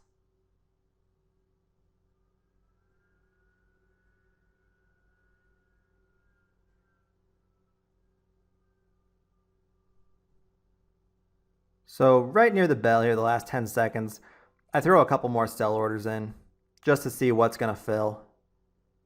And really, I only give myself about 10 seconds, which is not enough time. So the market closes, I only fill about 9,000 shares more, and I have about 192,000 shares overnight, it looks like. And now everything depends on whether or not StockTips continues the promotion or not.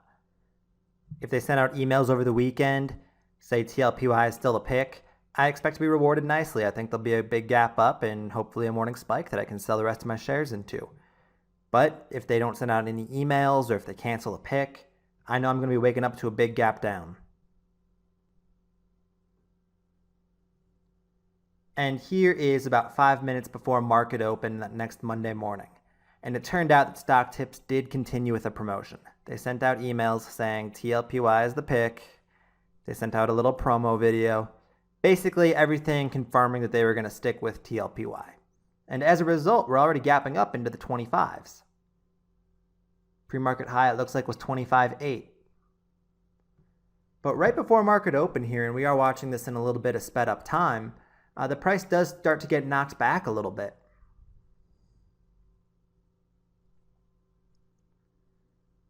And while obviously I don't want to see the price coming down, I want to see morning strength out of this. It is still pre-market, it is still a large gap up. And in my mind, my risk is about the red-green level right now. Previous close was 21.9.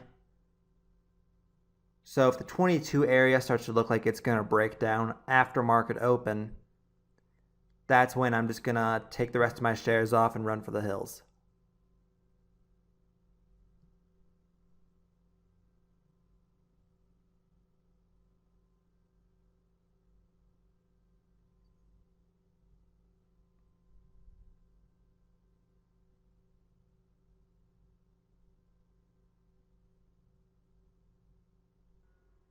But now it looks like the mid-24s hold pretty well. And we start to uptick and we're back over 25 again, which I like to see. And there were times in the past where that little shakeout pre-market would have gotten me, and I would have sold some shares because of that. But I've learned that really, for myself at least, it's better to just sit on my hands and wait until regular market hours to do anything.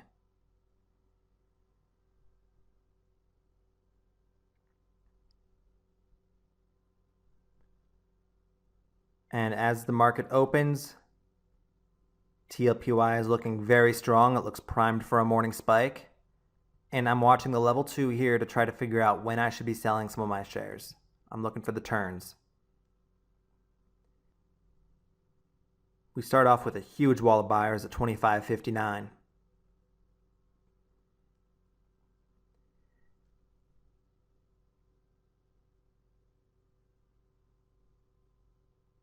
And it doesn't take long for us to uptick. Start testing the 26 area, which is now higher than we even were pre-market. And so I'm just watching this level 2, and as long as the level 2 looks good, I see no reason to sell.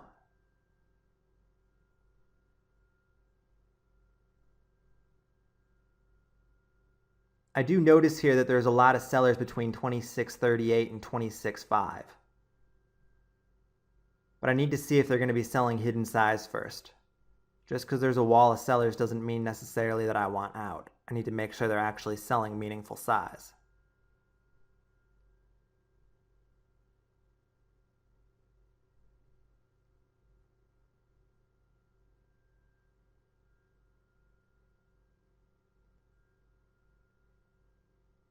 And we do stall out here, and a couple more sellers start coming in. And now the offer is really starting to stack up. So in come my sell orders. I'm getting out when the stock is turning.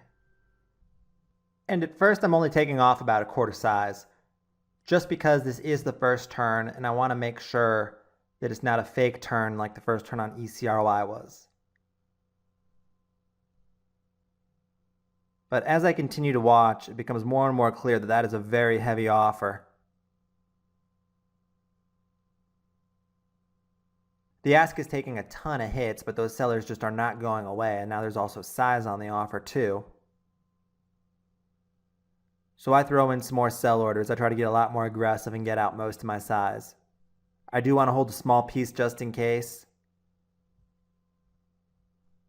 But since technically this is day 2 now, I'm okay with missing the dead top if this does turn out to be a fake turn. I just want to downsize and lock in profits. And right now, unfortunately, a lot of my orders are stuck. I waited a little too long to get them in there.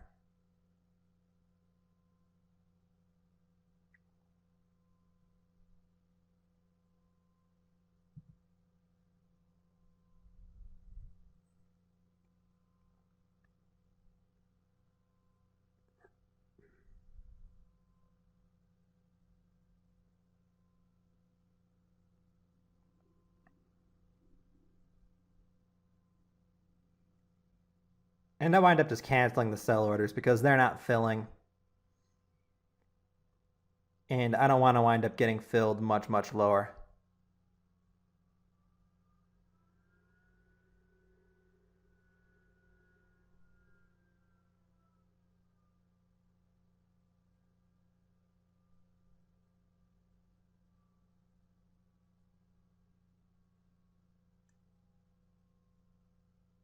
And already it looks like mid-25s is trying to support, so maybe that was just a fake turn.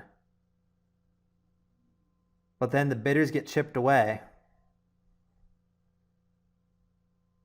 And it does start to look a little more serious, like, yeah, we are going to get some pullback. And my plan right now is rather than chase the pull, I'm just going to wait for the next time it turns and starts to rebound, and I'm going to sell into that rebound.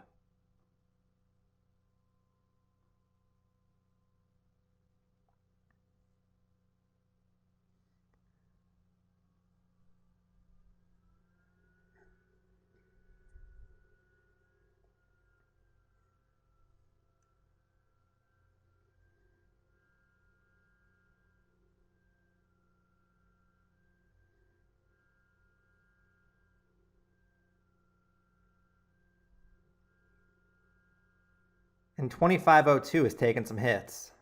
A lot of big red prints just went through at 2502 and it held. And so now we're starting to uptick again. And what I'm curious to see is, how does that 26.9 high hold? Is it going to bust through that, reach new highs, keep on spiking? Or are we going to put in that lower high, which I would be selling into if we do?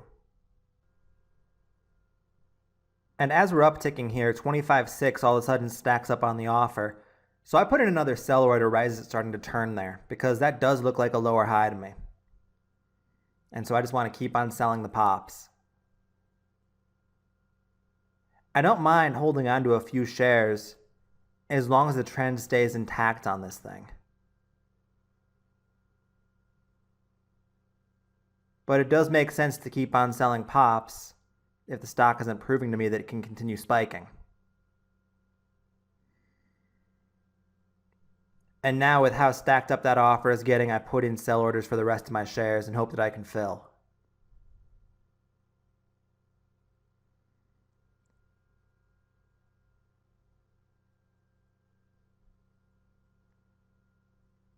I got myself down to 74,000 shares here. Now 71,800. But again, I just waited a little bit too long on some of these sell orders.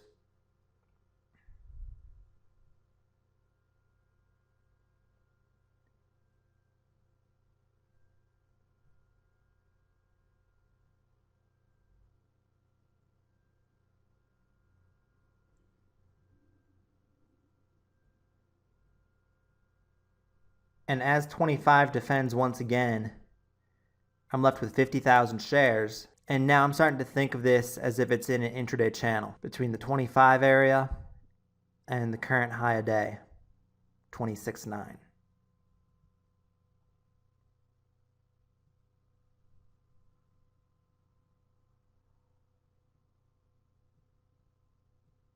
And I sped the action up a little bit here just so we wouldn't have to watch the consolidation for too long.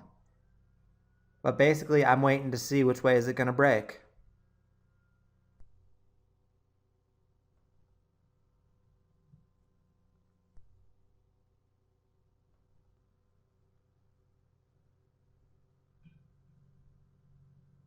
So this perk here got us through 26, but held firm at 26.37. And so we just couldn't quite get to that high a day. And so now we're back into the dip phase of it. We pull back into the 25 bottom range of the channel and 25.25 supports.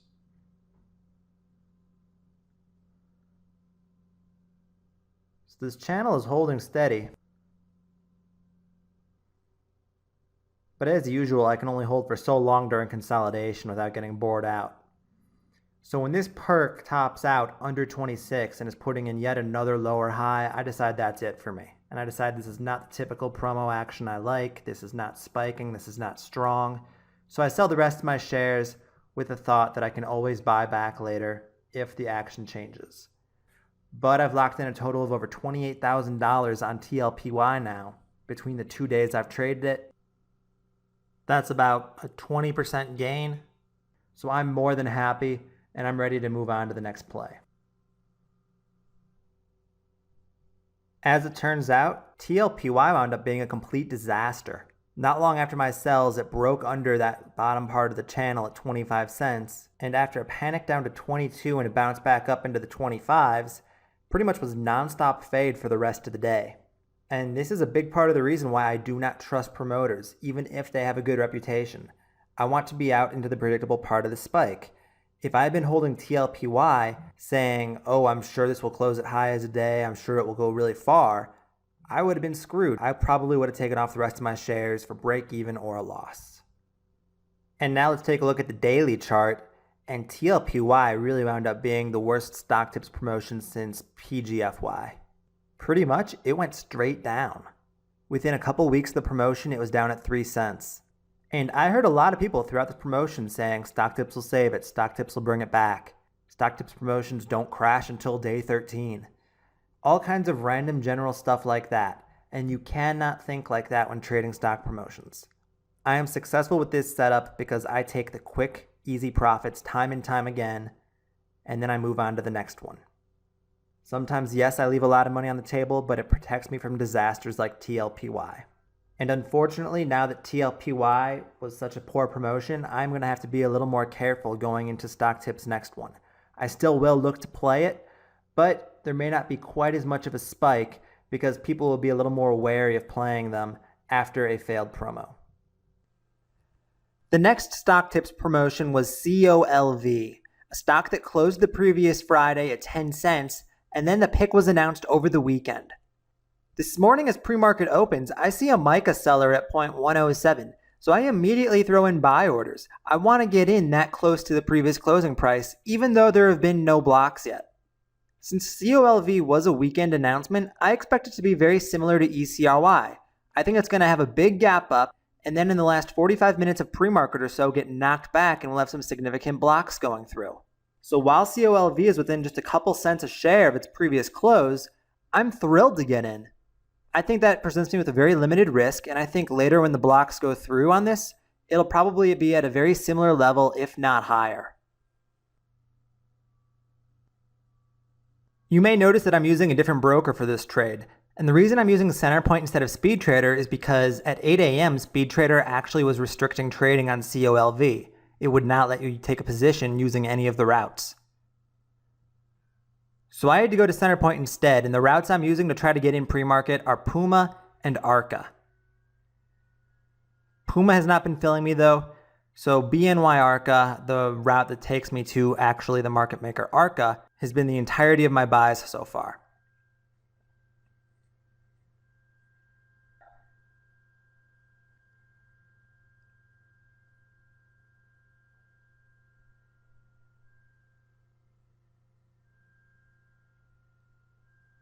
This MICA seller is still sitting at 107.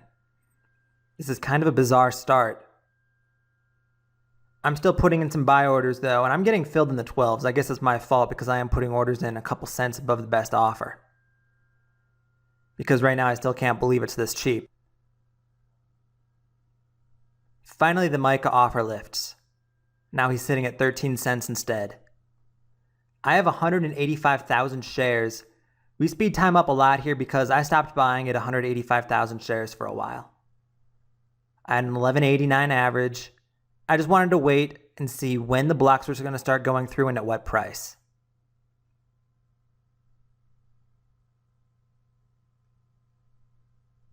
So far, almost all of the volume has been on the offer for COLV. We've only traded 745,000 shares so far, and we are slowly upticking. The mica offer is now up to 14.5. Here comes our first round of knockback. Low 14s got taken out, although there wasn't any truly special size there.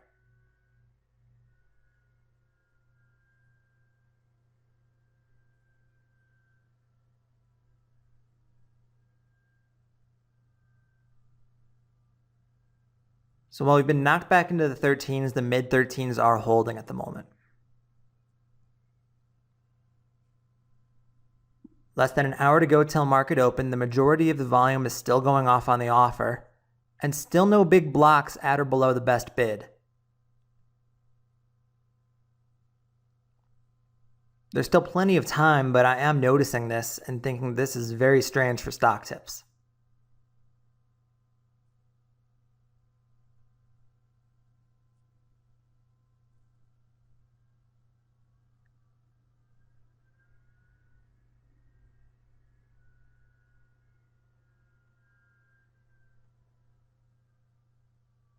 Less than 45 minutes to go until market open, and we're entering that window of time now where I would expect to start seeing some blocks. I'm wondering why it hasn't gapped up more than this so far.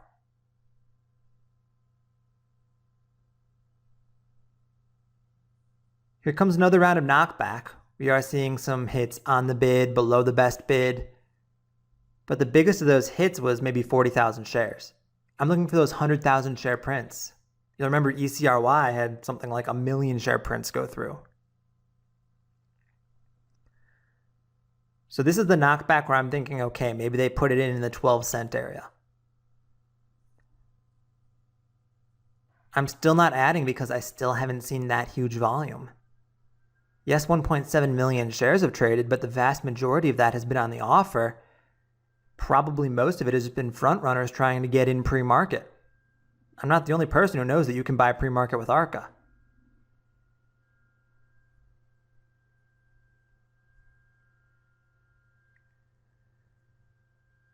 It seemed like Micah is constantly on the ask for COLV. Just constantly selling. 20 minutes to go until market open, still no blocks. Still haven't seen what I like to out of this. But it is still stock tips. It is still gapping up. So as we get closer to the open, I will start to put on more shares. I still think there could be a nice opening push on this. In fact, I start looking to add back right here in the low 13s. Because so far, that's as much as it's been able to dip. This could still open up in the 15-cent area, spike up to 20 or 25. I'm hoping they thin this out around open. I did put on a few ads there. I'm up to 215,000 shares. Now we're knocked back under 13. 215,000 shares at a 12-cent average is not big size for me. In fact, this is probably about a fifth of what I would be willing to play on this stock. So if we get knocked back here to the 12-cent area or even lower, I'm very okay putting on size if we start to see those blocks that I like to see.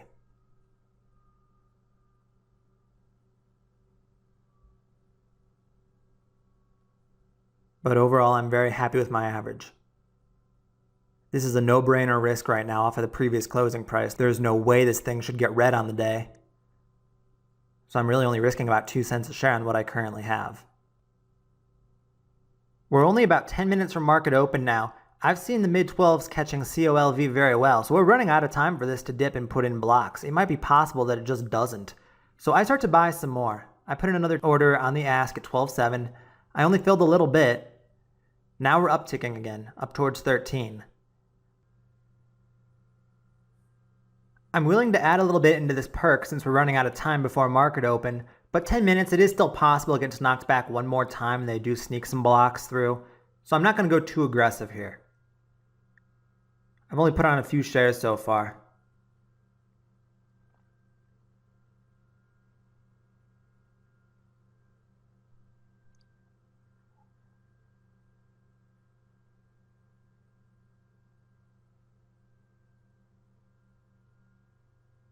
That bid is still strengthening, still building up. I'm probably watching the clock closer than the level 2 at this point, though. Once market opens, that's when the retail buyers come in. That's when the people who don't know how to trade pre-market come in. That's when there should be a spike and when they typically thin it up. About 5 minutes to go till market open. I've added a little bit more. I have 270,000 shares from a 12.3 average now. As the minutes tick down until open, I continue to add.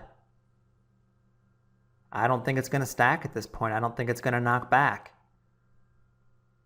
So I'm going to try to take some of the easier fills just before the open now And then I'm going to look to sell it all into a morning spike.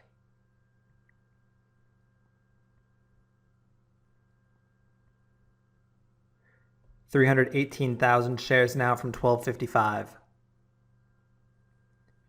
COLV is going to open near its pre-market highs.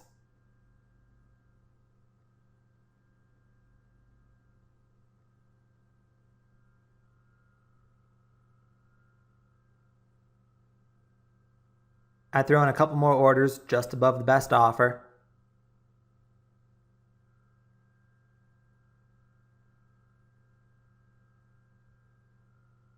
Market opens and I have 378,000 shares from 12.78. The bid looks good and stacked up. We just have Micah sitting at 14 cents. Once we get through him, we're in good shape. Although right now, Micah is selling a lot on the offer. And the ARCA buyer that was sitting at 14 just gave way. So I'm immediately starting to sell here. We turned right out of the gate. There was no spike.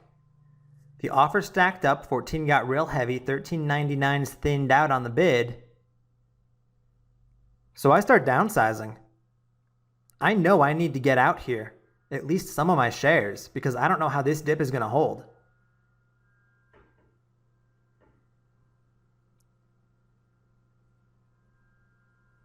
We're down into the low 13s. I'm out about half of my shares now. I'm not going to chase panic though, so I sit on the other half of the shares. I'm going to give this dip a chance to hold. It is still green on the day. This could just be the shakeout, and then we pop through 14 and get going like I expect.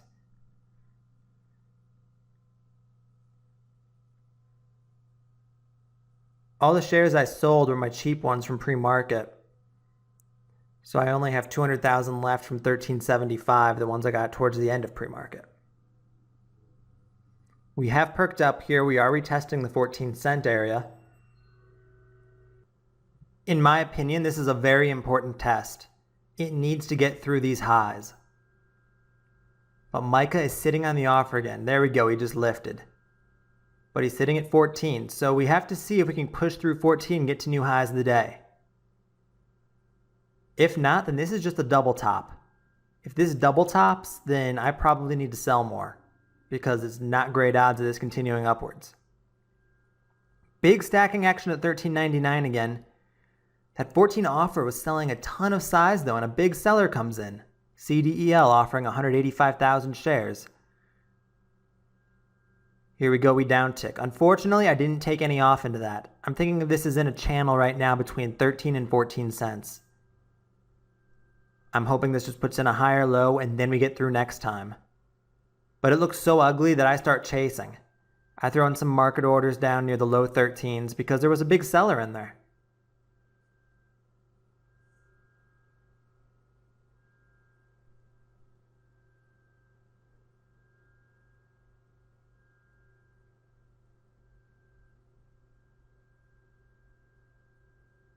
This is nothing like the stock tips action I am used to seeing. I've never seen one struggle out of the gate this much.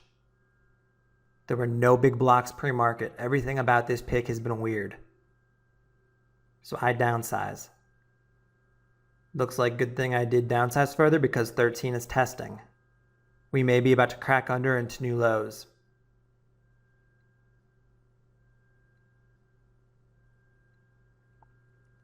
Down into the 12s now.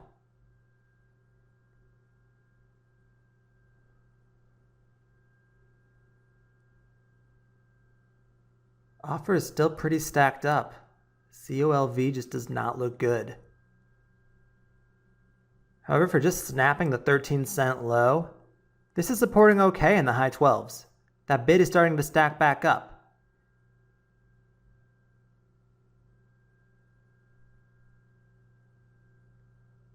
A lot of prints on the offer right now.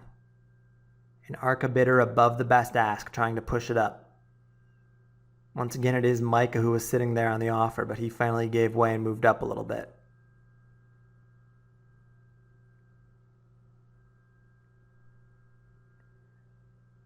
I can't tell right now if this is where they're trading a bunch of shares between hands, if this is where they're putting in the big blocks. trying to shake people out and scare them out at the open, or if this is just a failing promotion. But I'm in a guessing game situation right now, and that's exactly what I want to stay away from when I'm trading these. Remember, the goal of this setup is buy around blocks, sell into the predictable spike, move on. COLV had no predictable spike. Stuffed right out of the gate. So now I'm in that guessing situation. Is stock tips going to hold it up or not? Now I'm okay guessing when I only have a quarter of the size that I did when I first started, but this still is not the ideal situation.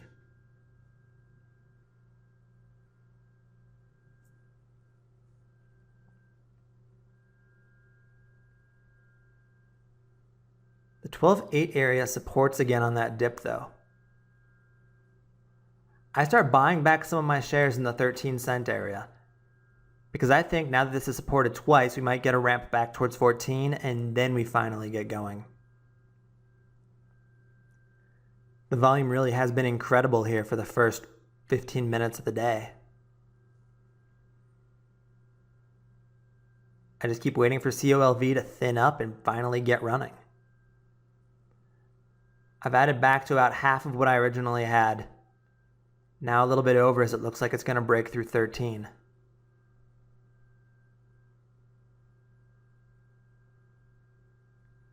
We are back into the 13s now on COLV. I have 233,000 shares, again, nothing too crazy size-wise.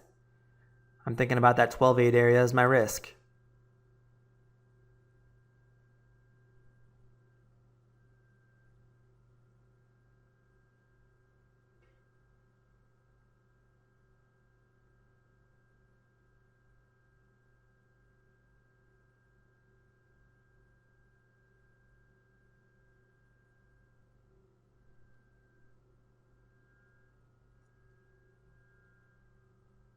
I just added a few more shares on because I saw 13.1 taking some hits and holding up on the bid.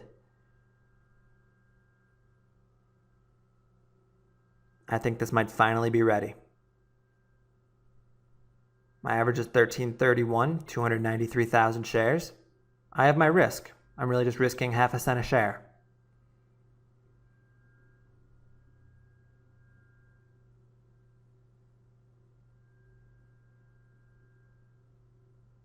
While COLV does try to perk there, 13.4, the offer sells very heavily. Suddenly we're back under 13, looking very ugly. That 12.8 low is being tested. So I put in sell orders for the rest of my shares. I'm just using market orders to try to get the quick fills because this is pretty liquid, so I figure that I won't get absolutely crushed on my fills. Since that 12.8 area is cracking, I just need to be out, no questions asked. I am not going to keep moving my risk level down. I'm not going to say now that I'm risking off a 10 cents green red. This is not a normal promotion. This is not how this should be starting. This is not my strategy. This isn't what I want to be playing, so I'm not going to keep on hoping and hoping and hoping. I'm just done. Later in the day, if there's an opportunity to rebuy, I can reevaluate. But for now, I just need to sell it all. At this point, I've filled most. Just 7,000 shares left. I'm flat with a small profit, although after commissions, it's probably a loss.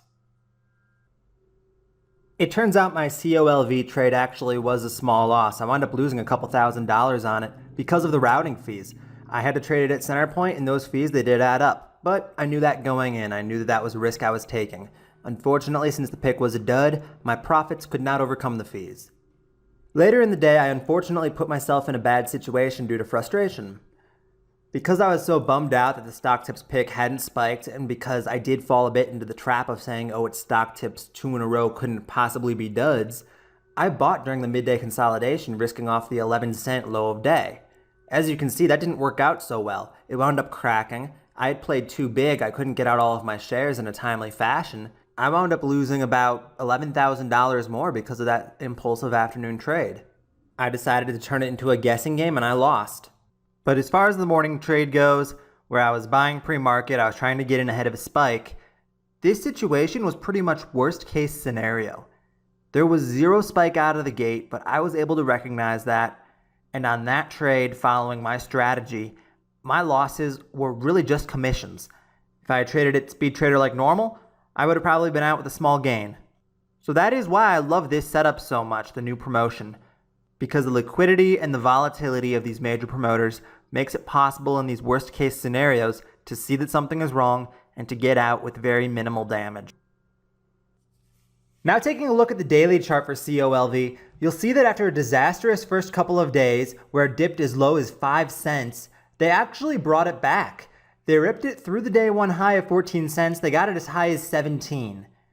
As I record this, the promotion is still going on, and COLV, it's trading in the 12-cent area. It's too soon to say whether this is going to fizzle off or if it's going to build back up for another breakout. But if it doesn't break out again, if it doesn't get much higher, this is still another unimpressive stock tips promotion. So this is something you're going to have to look back on your own after viewing this DVD. You're going to have to pull up a daily chart of COLV and see where did it wind up. Hopefully we'll see that it got higher than 17 cents and was a very effective promo. But if it fizzles out, that's 2 duds in a row from stock tips. And we have to be very cautious with their promotions going forward until they show some signs of being the promoter they once were. Now let's take a look at one of the other promoters that I currently trade, Finest Penny Stocks. We talked a little bit about them earlier in the chapter and finding their websites.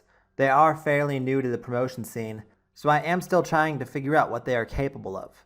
They do have a little bit of a history for me to go off of though, and it will help me figure out how I want to try to attack their future plays.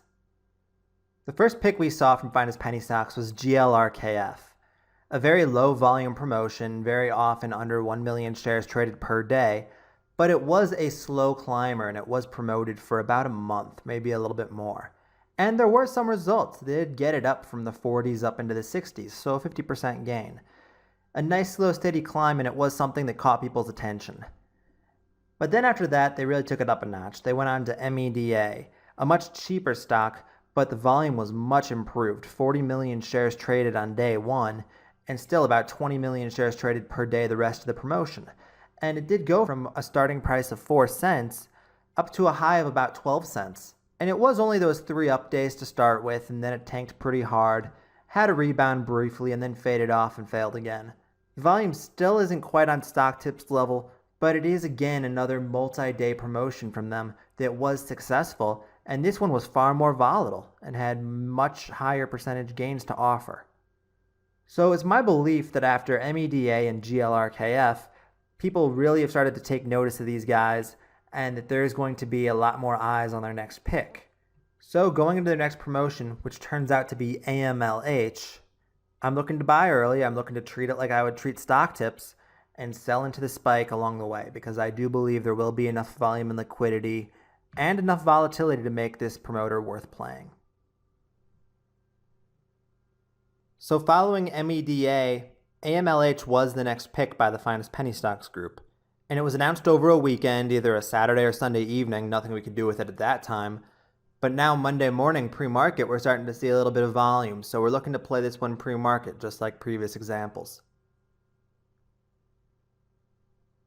And the closing price on Friday was 9 cents, and pre-market we're already getting some prints up near 17 cents. Had a few prints to start the day at 20 cents. So this is an example of it's gapping up right now pretty large, but it's on pretty light volume. Only 40,000 shares are traded so far. So I'm waiting for the price to get knocked back a bit.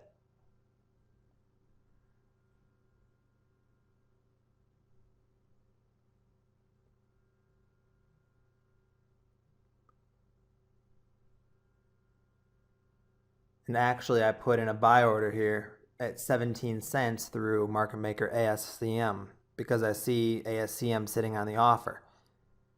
And this is a little bit of impatience on my part, because I am chasing the gap up to a degree. There hasn't been any kind of significant volume yet. But I'm also testing ASCM at the same time. 50,000 shares is an $8,500 position. So it's not the end of the world if that fills.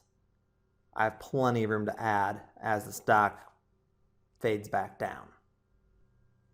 And you might see that I just filled 20,000 shares of AMLH, and that's because I threw in another order, a 20,000 share order through BMAS.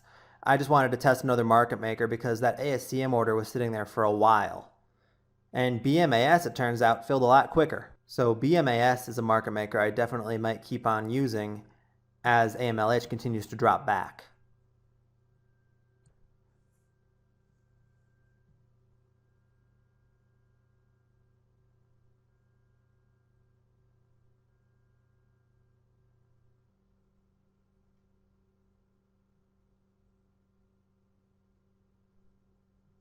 And after that 50,000 show order sits there for a while and none of it really fills, I just cancel it because ASCM isn't really working for me for whatever reason.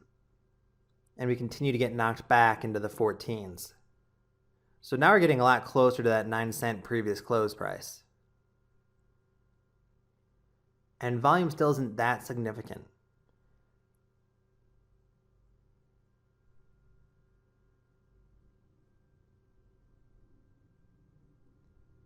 I'm still sitting back hoping to see some much larger blocks go through like we did on stock tips picks.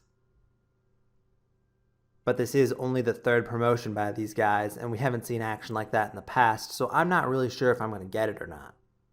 I'm still feeling these guys out to a degree.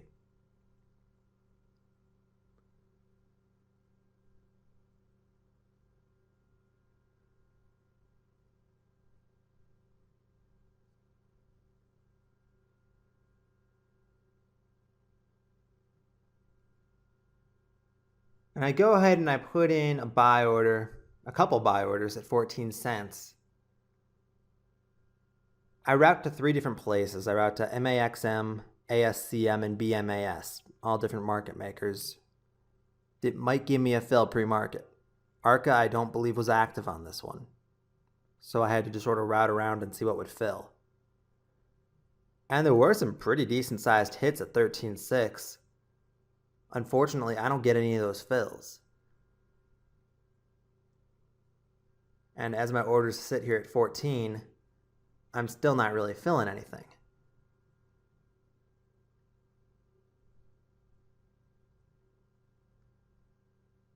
So far, I'm finding this to be much more frustrating than ECRY was, because I can't get the kind of size I want pre-market right now.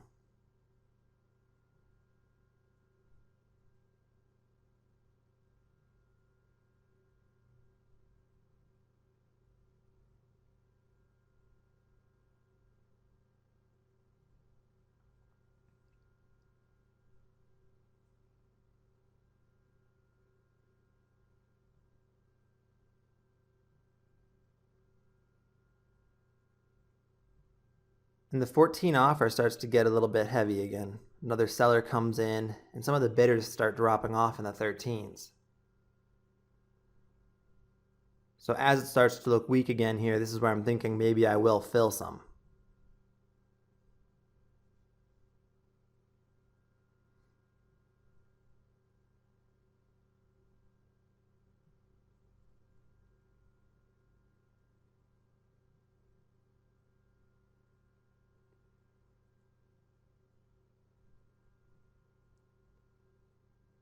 Seen market maker PUMA pretty active on the offer. Unfortunately, Speed Trader does not have an option to route to that market maker. 40,000 shares of my orders fill at 14 cents, so now I'm up to 60,000 shares total.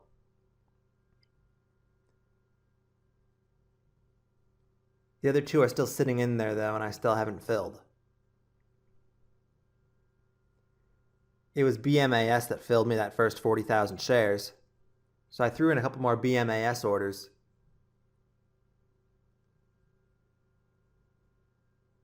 But I'm still struggling. I'm still having trouble getting those shares.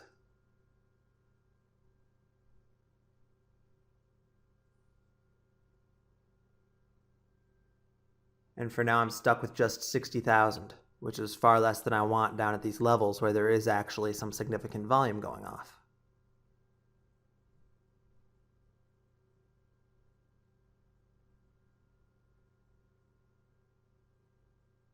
I had a 100,000 share hit there at 13.7, just above some of the hits at 13.6 earlier. So it's looking pretty likely that this 13.6 area is our base now.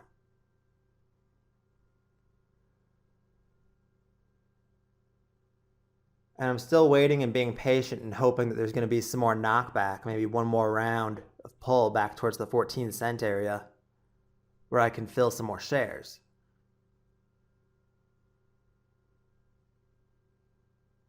There are still 4 market makers on the offer between 14.9 and 15.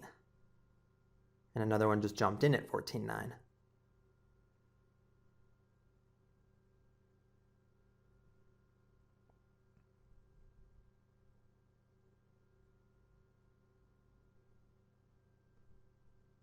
And we are getting pretty close to the market open now. Only about 11 minutes to go. And as I see the bid strengthening, I go ahead and I throw in a couple orders again above the best offer at 15.5. I'm just trying to get fills at this point. I route through ASCM and BMAS.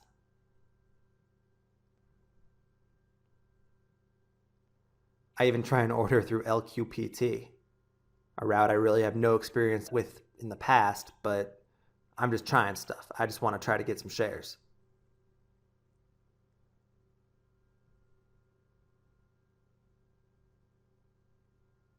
We've got a nice flurry of prints going through here in the high 14s, and I'm still just not getting fills.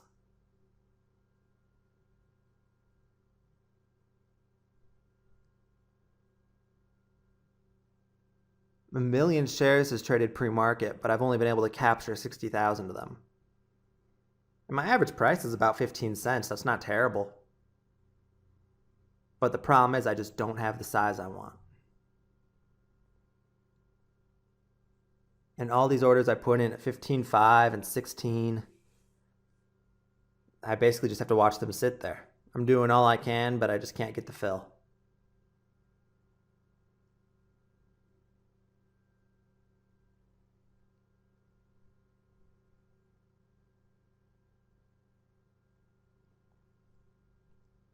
And part of the problem is the stock is getting stronger now, so I'm chasing strength. Trying to buy into strength on a promotion stock is no easy task, no matter where you're routing. So with 5 minutes to go till the open, again, I'm just sitting back hoping it gets weak one more time, just for a brief moment or two, and maybe I can add some shares there. And then once the market opens and retail orders start hitting from everybody who can't buy pre-market, I still think we'll get that spike back up towards 20, maybe higher.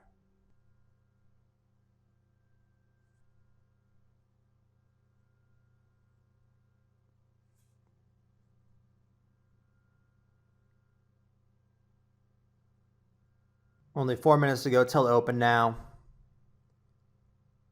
And it still looks like AMLH is strengthening, not getting ready to knock back. So I put in another round of buy orders up here. Up at 18 cents. Still just hoping I can get some kind of a fill before I have to compete with all of retail.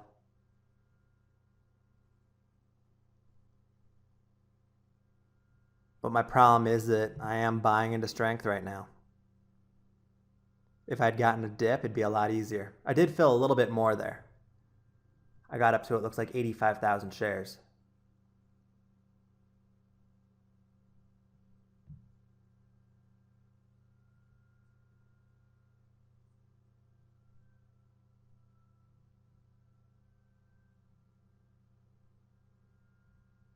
And the 18 area is stacking up a little bit right now, with about a minute to go till market open. And we get knocked back into the 17s.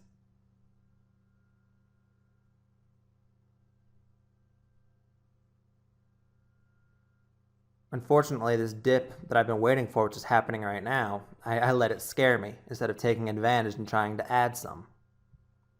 I say, what the heck, I'll wait till regular market hours. And now the market does open for real. And I throw in a few more orders at 18 cents here through BMAS and ASCM. So far, BMAS being the only market maker I've filled anything through. And once I see the bid start to strengthen, and it looks like, yeah, this is going to start spiking, it is going to uptick, I start chasing a bit, unfortunately. I throw in a couple 20-cent orders, and then I just hammer away at a few of my hotkeys. And as you can see, these orders are going through in the 23s, so I'm really chasing here during regular market hours. So this is a big mistake on my part. And it really comes out of a place of frustration, because I did not get the kind of share size I wanted pre-market. So now I'm just going to throw in a bunch of orders and hope that I can fill and get some size.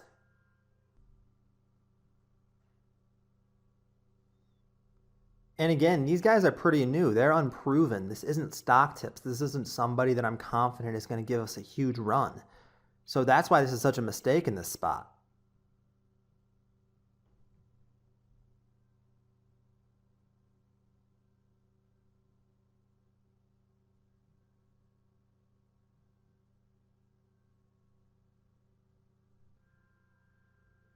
And it hasn't really dawned on me yet that I'm chasing and that this is not the best idea.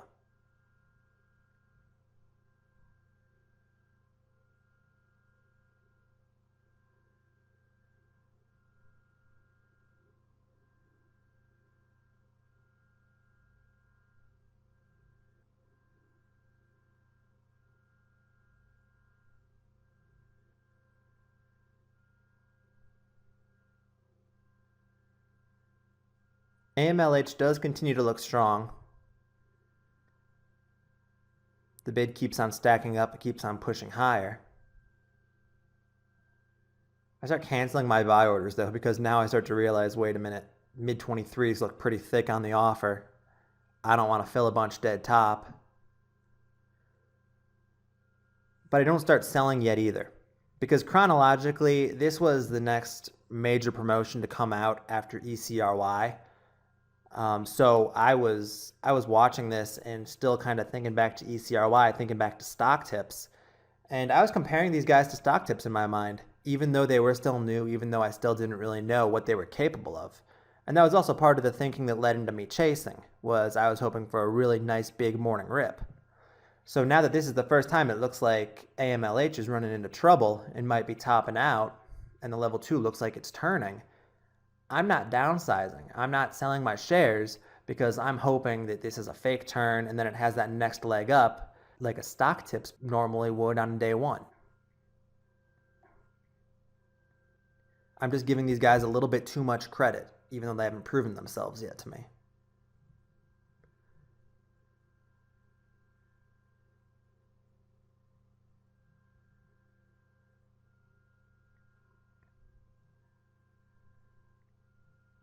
And we've been fighting here at 23.4 for a while now.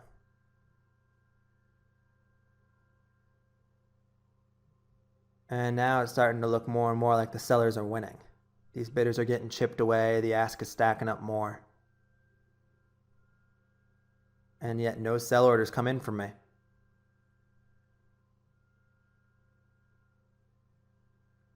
So between my impulsive ads, chasing the spike, and now not taking any off right here, this really isn't a very safe trade by me. This isn't a very smart trade by me.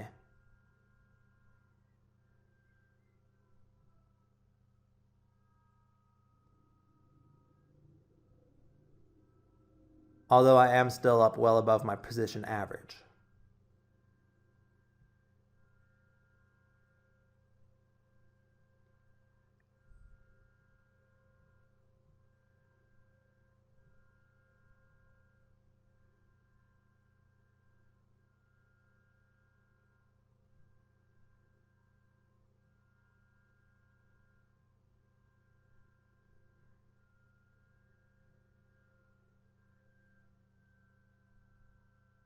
And I'm still waiting for the first time AMLH supports itself here and ramps back up towards the highs. And then it's just back to thinking about whether or not that previous high holds, or if it puts in a lower high, and how I want to react to that.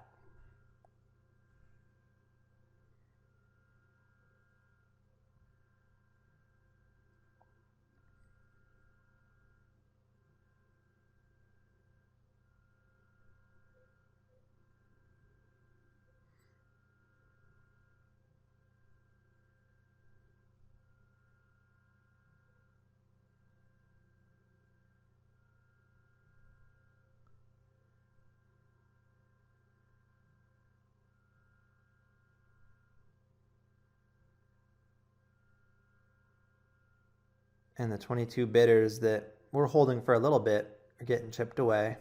We're seeing some pink prints here in the 21s. 22.01 is really stacked up on the offer, so it does look like this is going to continue down ticking.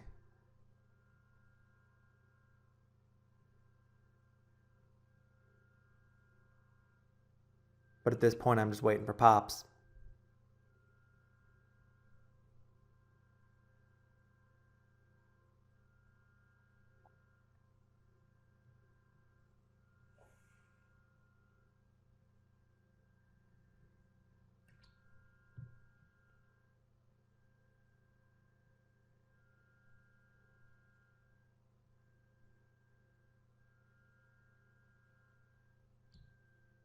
And 21.55 starts to stack up on the bid side here. And I actually put in a couple buy orders again here.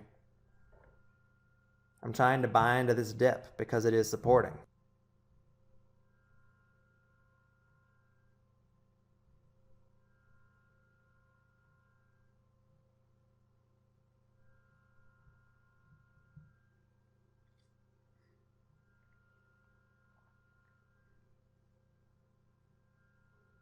I filled 11,000 shares more, but so far, ads are still very difficult.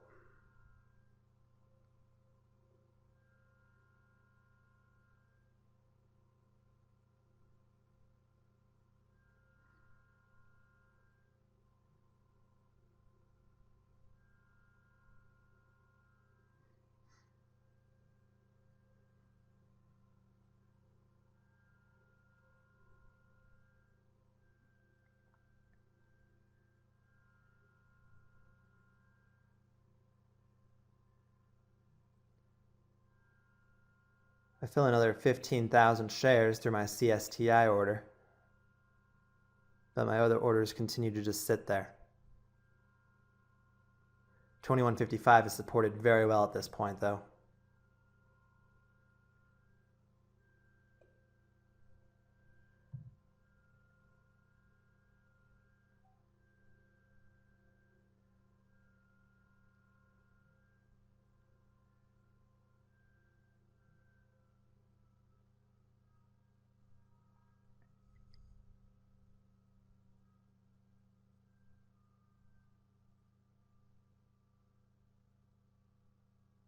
I cancel the rest of my buys because at this point I figure it's just kind of too late, and we finally get the uptick.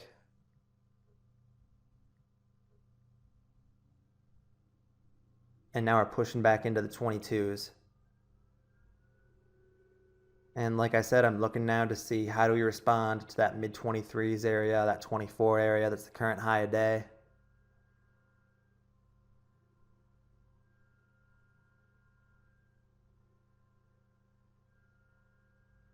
I'm hoping we break through and get the next leg up, but I'm ready to react in case we don't. In case things start to get kind of ugly and bearish.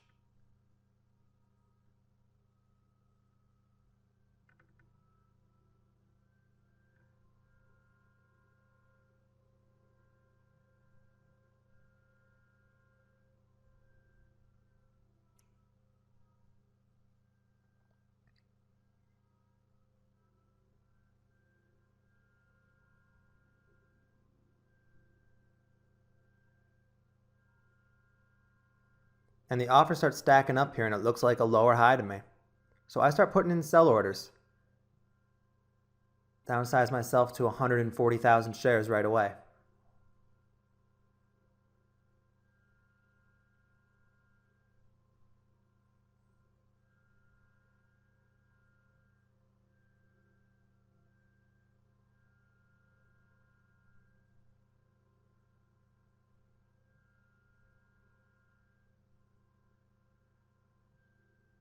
Get another sell order in there. And manage to get myself down to just over 100,000 shares. So I am taking off some size here because it is that lower high. It's not showing me that strength that I want. But I'm not going to sell all of it yet because now we're in that channel mindset. 21.55 really supported last time. How's it going to react this time?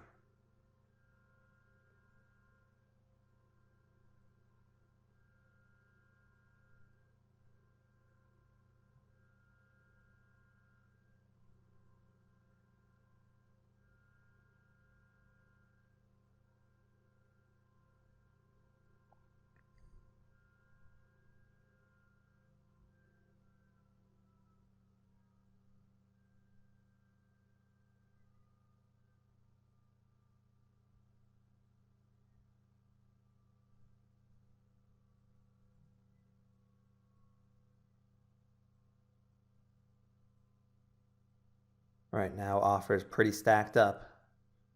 Looks like it's going to definitely chip its way back into the 21s.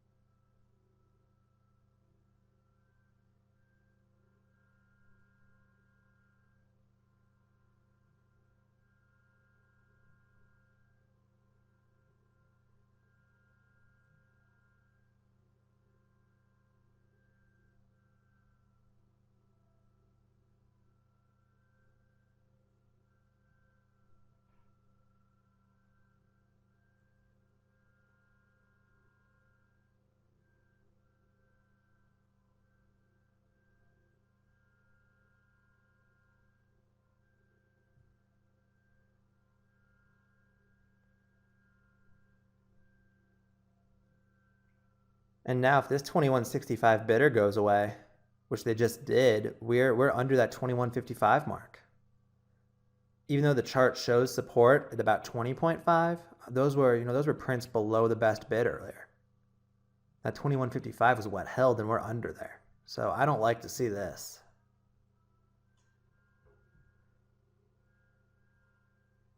And I'm taking a little bit of a chance here by not chasing the weakness. I'm still keeping my sell into pops mentality. But I know now at this point, after the lower high and the lower low, this is probably one I want to be selling the rest of my shares into pretty soon.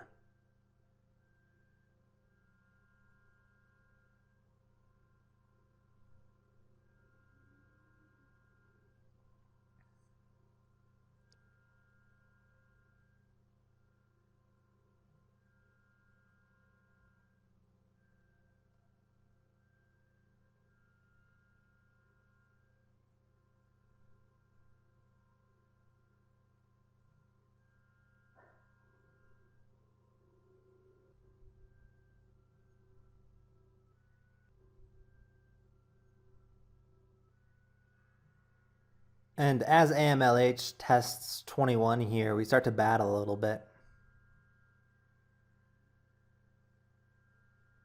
A couple more bidders jump in.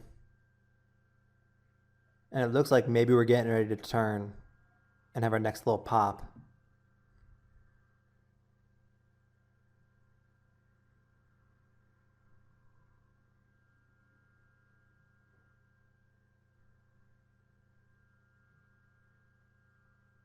A couple of the bidders get taken out though.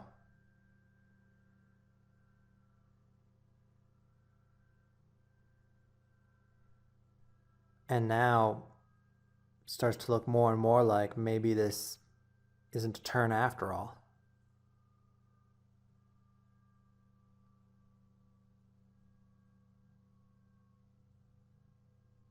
Have some hits going through at 2101, but can't get rid of those market makers on the offer.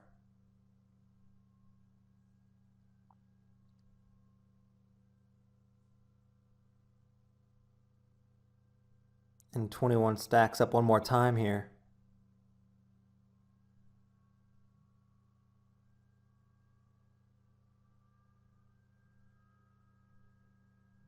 But same thing, we're getting some sizable hits on the offer at 2101, but these sellers just aren't going anywhere.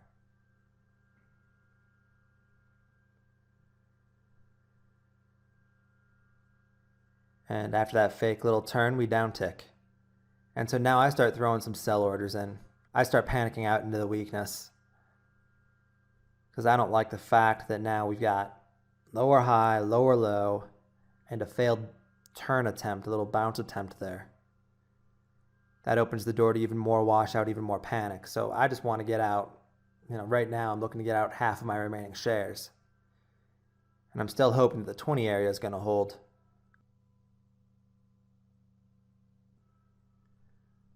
But the way sellers are stacking up, that doesn't look good. So I put in another sell order as well. I'm just looking to get out into the weakness here and be done.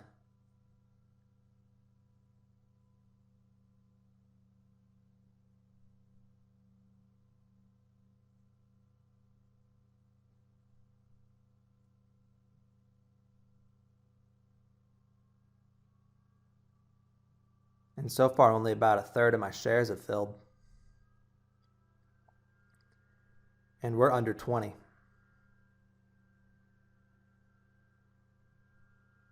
And in the 19s, I get most of the rest of my executions. I'm just sitting on 19,000 shares now.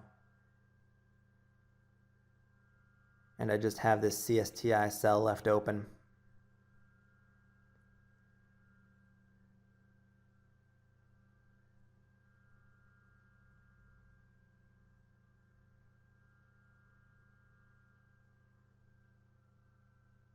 And finally, the last of my order fills, and I am flat. But I'm not happy because I had to be reactive and I had to sell into weakness here, which is one of my least favorite things to do. Because I was scared, because I had ruined my average earlier with my dumb chases.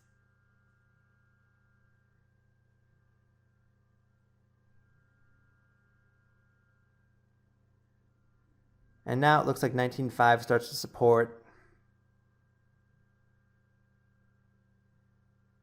And maybe AMLH comes back, maybe it doesn't, but I've made my trade on it for the morning. And even though I made $3,000, it's kind of disappointing for me. Yeah, it's still a 10% gain, but I know I traded it far from perfectly. I know I made a lot of mistakes on it. But since it is only the third promotion from these guys, it's something I can learn from. It's something I can build off of going forward. So as you can see here on the end of day chart, AMLH did have a little more drop from where I sold. It got down into the 17-cent area. So my sells, they weren't dead bottom, but I still did have to panic out into fade, and that was very discouraging to me. AMLH did have a decent ramp back the rest of the day, grinded back. It retested its 24-cent high a day at one point, around midday, and then closed just a couple cents off of its highs. So all in all, it held it together well. It was a pretty good day one. I just managed my position poorly. And now taking a look at the daily chart, how the promotion overall did. And it was another multi-week promotion. Days 2 and 3, it climbed to new highs, got up as high as 30 cents. And then after a couple weeks consolidation, it broke out past 30. And that breakout took it up to a high of 38.1. So it wasn't the strongest breakout, wasn't a huge squeeze. But still, it was multi-day success. And it makes me excited for their next one. Unfortunately, I don't have another example to show you right now. AMLH was promoted in January of 2015. As of early June 2015, they still haven't put out another pick, although they have sent out teaser emails saying there will be another one soon. It's very disappointing that it's been 5 months without a new promotion from these guys. I was really hoping that they would have promotions more frequently than this, and maybe in the future they will. But for now, it looks like we're going to settle for rare opportunities from them. I still will look to trade their next promotion. I still think they could possibly build off of their AMLH success. I will take the lessons I learned from AMLH and I will apply them to their next pick, regardless of when that may be. Let's conclude Chapter 5 by going over some of the key takeaways. First and foremost, while tracking promoters is a lot of work and there are a lot of steps to get that email set up to be on all of the good websites, it is worth the work. You never know when one of the major promoters will just randomly announce a pick intraday, and if you are set up to see that pick first, there is the opportunity for some tremendous gain there. Remember that what makes these promoters special, what makes them stand out, is the fact that they generate large volume. Because they generate that large volume, it is possible to take size, it is scalable, and that is where the opportunity is. You can get in and out with ease while playing significant size. In the event that a stock is announced over the weekend and you are watching a gap up pre-market, it is best to enter around large block trades. Where those blocks are going off, where the insider's shares are exchanging hands, that is likely the base of the stock for the morning, and then you're going to get a nice morning spike once regular market hours open. That is the spike I look to sell into. To help time those sells, just remember that level 2 is extremely useful. Use that level 2 action. See when it's turning. Try to get those sell orders in as momentum is shifting before the stock gets weak. Pay yourself along the way conservatively, because you should never trust a promoter. The chart comes first. The price action comes first. Just because it's stock tips, just because it's finest penny stocks, just because it's whoever the big promoter of the day is, that doesn't mean it's a guaranteed success. A promoter's main goal is to take your money, not to make a stock go up. Finally, just remember to be patient when it comes to these plays. These major releases, they're not common anymore. All of the live trades you saw in this DVD, that was over a 7-month period. These opportunities do not come around often. Don't expect to be getting these major promotions every single week. Hopefully in the future we'll get back to there being more promoters that are worth playing and more opportunities per month, but right now that's not the reality. So just be patient waiting for these plays, but even more importantly, just be ready for them. Make sure you know what to do when they come around, because the opportunity for gain is just so tremendous if you know what you are doing and you feel prepared. Chapter 6 focuses on another strategy I've used pretty much since I first started trading: buying OTC multi-day breakouts. Earlier in the DVD, we went over the concept of basic support and resistance on charts, and really all that buying multi-day breakouts is buying a stock as it is breaking past a key resistance point on the daily chart. This doesn't necessarily have to be a stock breaking the new 52-week highs. It could just be breaking above a key resistance level that's lower, as long as there isn't any overhead resistance nearby. I don't want to be buying a key resistance break if a few percentage points later there's another major resistance level, something that could possibly stuff the move. So I do make sure there's plenty of room for the stock to spike. Back when I first started trading these, I really was looking mostly at just pump and dumps. But now it doesn't really matter. I treat all OTCs like they're pumps. Whether it's random momentum pushing it or a newsletter, I'm treating the chart pretty much the same way. The one key thing though is that there has to be good volume. That prerequisite still remains for this setup. There needs to be liquidity, it needs to be tradable. I don't care how great the chart looks, if there's no volume there, I'm not going to bother with it. And while some breakouts do have pretty large moves and really can run crazily, I've seen some go 100% or more, I usually don't make it that long. I'm usually holding for a smaller part of the move. I've never been very good at figuring out which breakout is going to be the one to run 100% or which breakout is going to go 10% and fizzle out. So generally I'm taking the quicker part of the move, holding for maybe a day or two tops, and then I'm done. One thing you might have seen me note on the last slide is that I like there to be at least one red day between the two highs when I'm buying a breakout. Basically meaning I feel like there needs to be some consolidation in there on the daily chart. So what do I mean by multi-day? What do I consider to be a multi-day breakout? Let's look at this COCP chart as an example. The bottom left chart here is the daily chart of COCP. You can see that we have pretty much a double top in the 112, 113 area, and as it breaks past that, that is where I see the multi-day breakout. It's had plenty of consolidation days in between, plenty of red candles. Now what I would not consider a breakout is the next day. Yes, the stock gaps up. Yes, it's above the previous day's high of 125, but I don't consider that to be a breakout again. I still think of the breakout level as being in that 113 area. Yes, the stock is reaching new highs, but I would not treat it the same way on that second day. To the right here is an intraday chart of COCP on that second day. And just to further the example, I've been in a lot of chat rooms where I've seen people talking about the stock, and let's say COCP here ramps up in the afternoon and breaks past this high of 147. Again, I'll see a lot of people say, oh, COCP, it's a breakout because it's reaching new highs on the chart. And just again, I want to emphasize that is not something I trade the same way. That's not something I consider a breakout. Yes, it's breaking the high of the day, so it's breaking out intraday, I guess you could say. But still, I don't lose sight of the big picture. I don't lose sight of where that 147 level really is compared to the major break level at 112. The risk reward really shifts the higher and higher the stock gets. Because now this breakout, as some people would call it, is happening 35 cents above the real breakout level. And eventually this breakout's going to fizzle out and OTCs can crash very hard. So you're opening the door to getting stuck in a big panic if you're buying into strength later and later and later into this run-up just because the stock is still reaching new highs. So don't lose sight of the daily chart. Don't lose sight of where the consolidation is and where the main break level is on the daily chart. So now let's look at some breakout charts for OTCs and just talk about them a little bit and where I see breakout levels and really how I would treat them. Starting with ECRY, this was a stock tips promotion. We talked about this earlier in the DVD.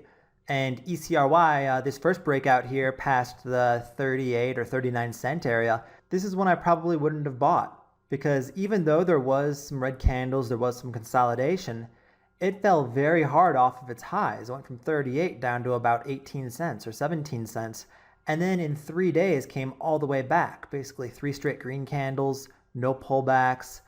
and it had to double to get back to that breakout level. So I would have been nervous buying that break past 38 or 39 because I would have worried that it came too much too soon. But as it turned out, that was a decent breakout. It did spike up to about 50, and then the next day it put in another red day, another red candle, before gearing back up and having this second breakout here now past the 50-cent area.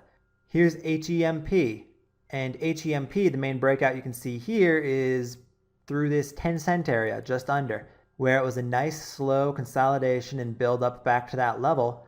And then once it busted through 10, it really sped up and really got going. It more than doubled. It almost tripled. Went to 34 cents after breaking through that 10 area in 3 days. So this is an example of one that worked really well, and there were some huge gains possible. And it really was scalable too, because it was trading over 200 million shares per day during this breakout. MJNA, here's another example. And this one extends even a little further back. You look back on the daily chart and you see a couple spikes that topped out in the 25-cent area. And then in early 2014, a third spike, again topping out in the 25-cent area, before it finally grinds up and breaks through 25. And then you get a few straight green days. This got all the way up to high 40s before finally crashing and coming back down and fading. PGLO, here's another stock tips promotion, and another beautiful breakout in the 45-cent area. PGLO, another example here where, yes, it broke out past 45 and it continued for 4 days before finally crashing. But every single one of those days where it reaches new highs, I don't consider it a new breakout. I'm not buying it again and again and again every time it reaches a new high, because it just gets further and further extended past that 45-cent area. And then when the wheels come off and it crashes hard.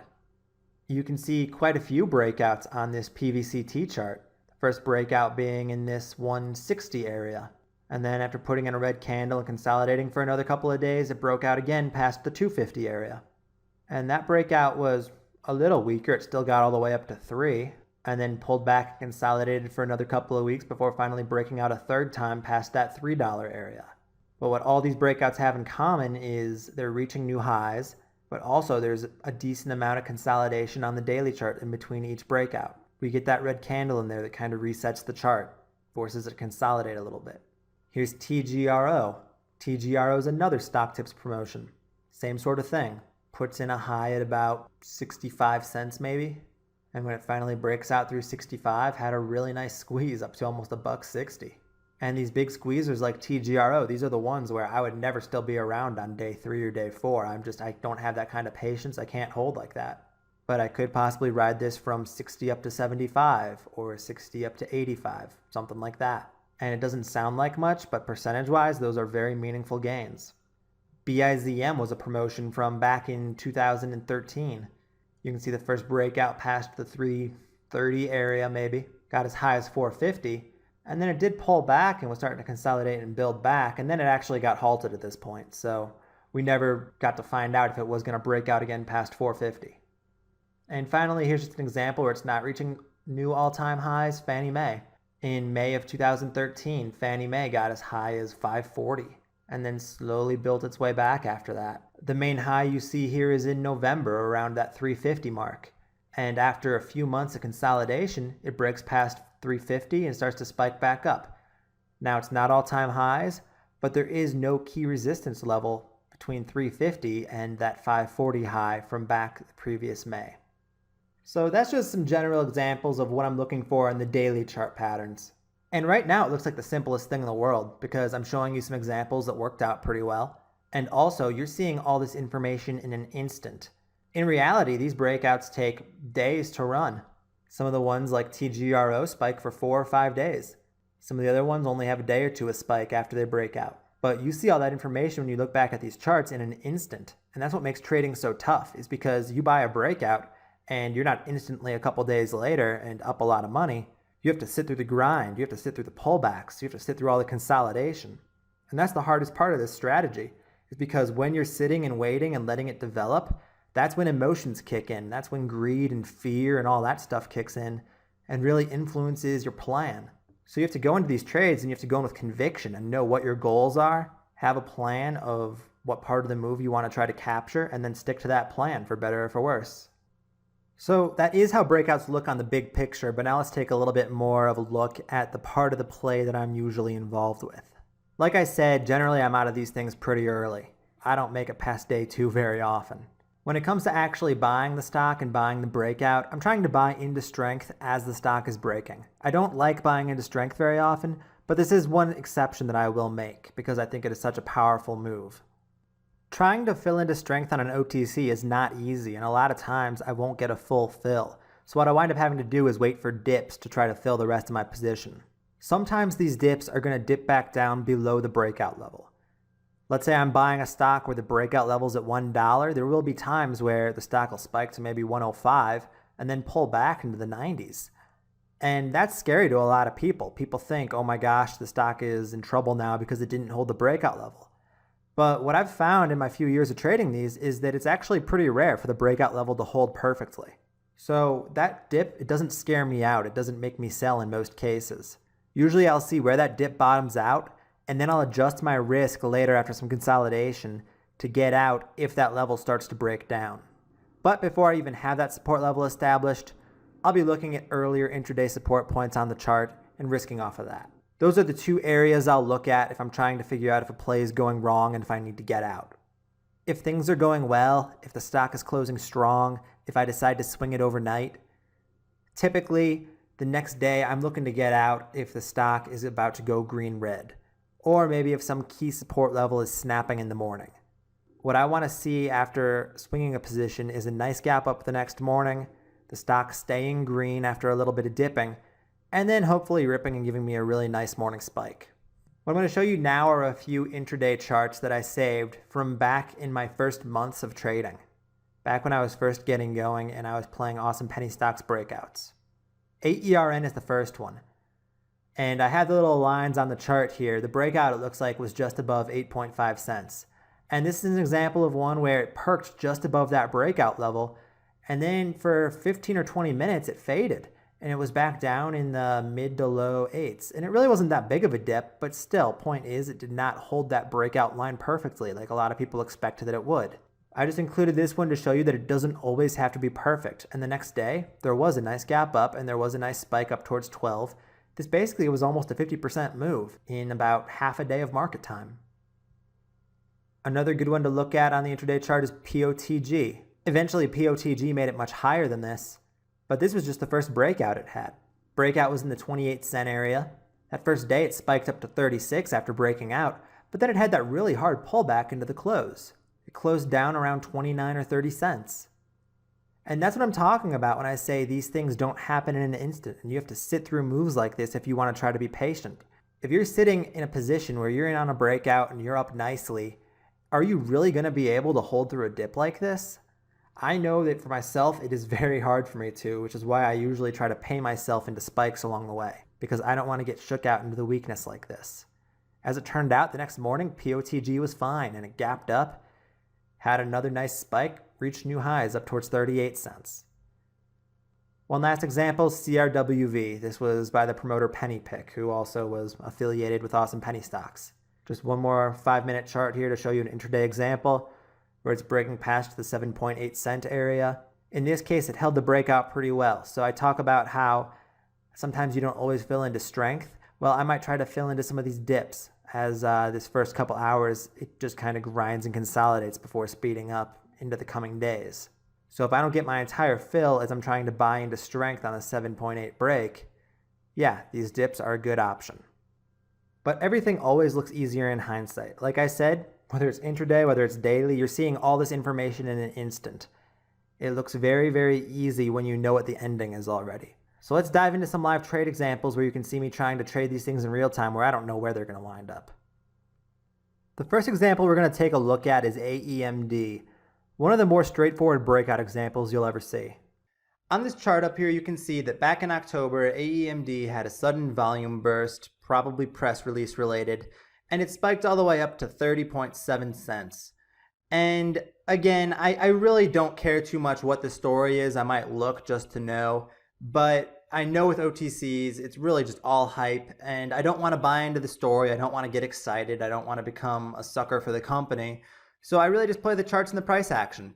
And so we have this 30.7 high, and then a month of consolidation where it had dipped back down into the 20s and even below, back to the teens. and then slowly been grinding its way back up towards that 30 mark ever since. And today, it had this little spike on a press release after 11 a.m. up to 29.7, and we had a perfect double top up there on the intraday chart. And now after some time of consolidating and basing near 28, we're building back up and we're getting ready to test that 29.7 high. So I'm looking to play this here. This is kind of a couple different plays happening at once. It's right now about 3 o'clock in the afternoon, so we're looking at an intraday high of day breakout if we do get this 29.7 break. And then also that 30.7 resistance is right overhead, and I think there's a really good chance that if we get through this 30-cent area, that probably triggers the daily chart breakout as well, and we have a really powerful mover heading in tomorrow and a really nice big picture time frame breakout. So right now I'm just letting it consolidate and I'm just waiting because I don't like buying in early on these. I don't like anticipating. And yeah, I could get in some right now and just risk it off that 28 level that's been holding all afternoon, but that's not really my style. I like to aim for higher odds plays. So I'm going to be patient and I'm going to let it perk up and get going here.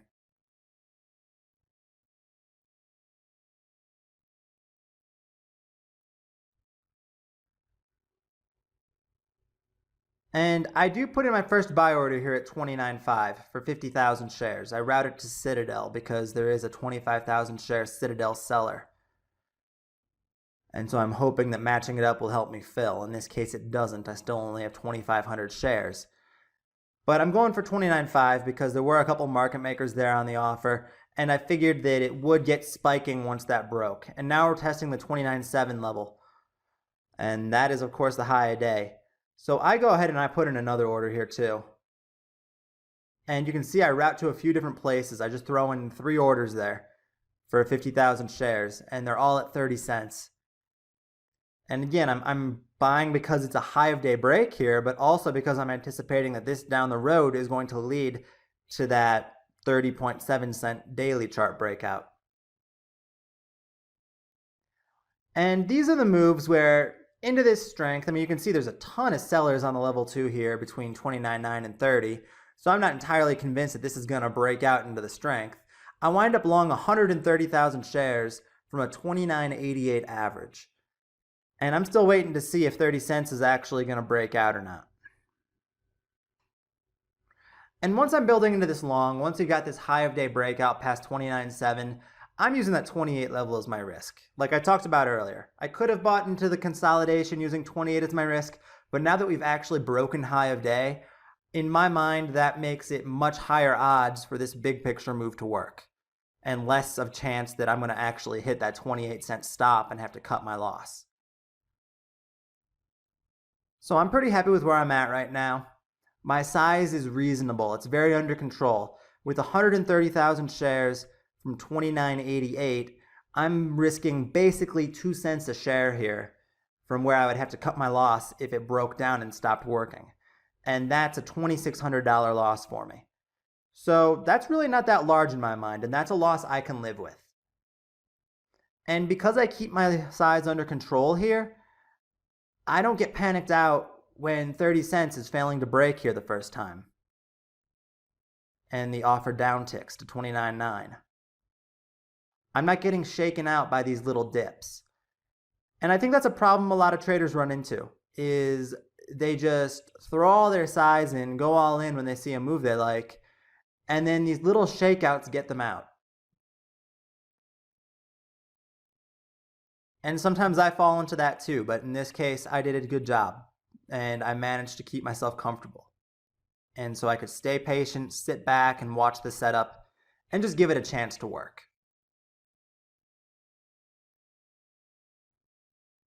And since 30 is a nice round number and it just topped out perfectly there, I am also thinking about adding, or trying to add a little bit as we get a break past 30 later this afternoon, if the chart does happen to work.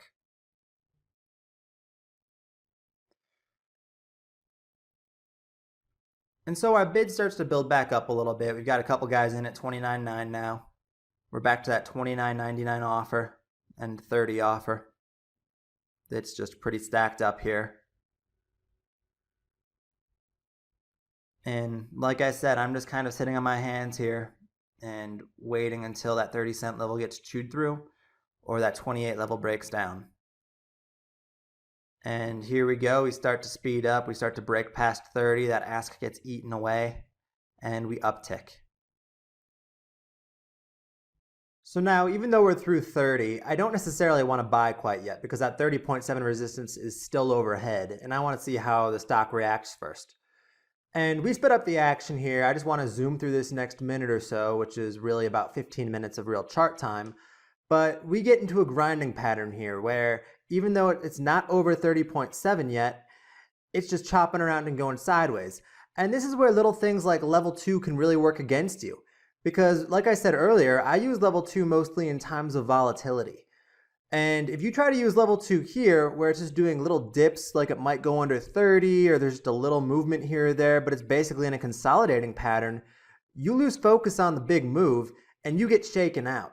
So what I really was careful to do here was to focus on the big move, take a step back, maintain that 28 cents was my risk, and I was okay with the stock weakening or pulling back again.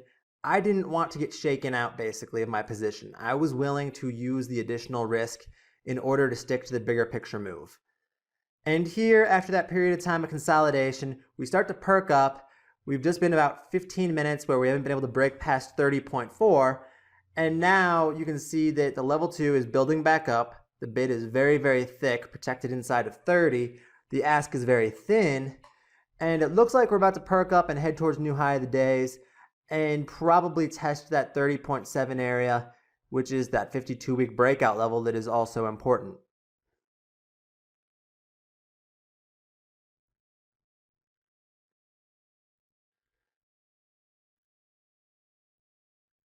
And here's 30.4 getting tested, and I decide just to put on a small piece in addition to my position. I add myself another 20,000 shares. I get up to 150,000 shares total.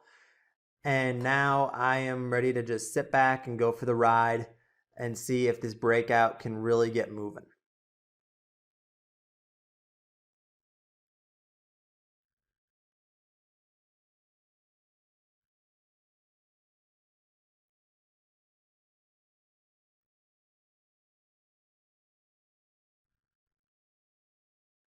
And as I'm watching here, it's still a little slow. And again, this is still even sped up and it looks slow, 3 times speed. So in the moment, it can be very, very hard to stay patient, and that's why you need to know your goals going into the trade and know exactly what you're looking for and what you expect. But this is a setup that I believe in. This is a setup that I think will work the majority of the time. So again, while it's slow here, while it's not really going anywhere, I'm okay with just sitting back and being patient.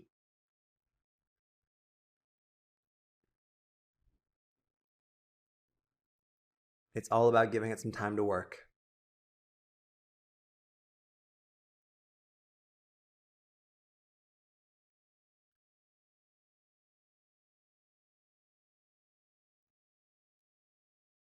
And that is one of the things that can be so hard about trying to learn from video lessons or trying to learn with hindsight, is you look back on a chart after the fact and you see all the information in an instant and you say, oh, well, it was a breakout, of course it ran.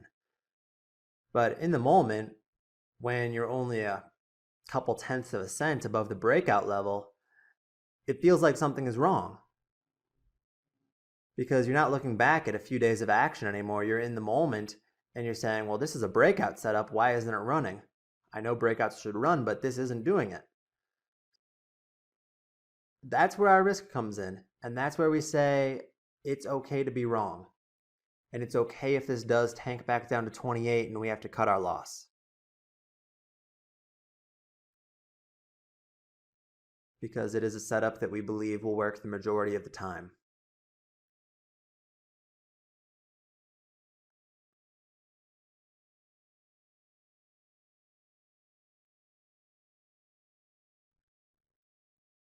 And again, we're kind of stuck in a sideways channel here, not a whole lot going on.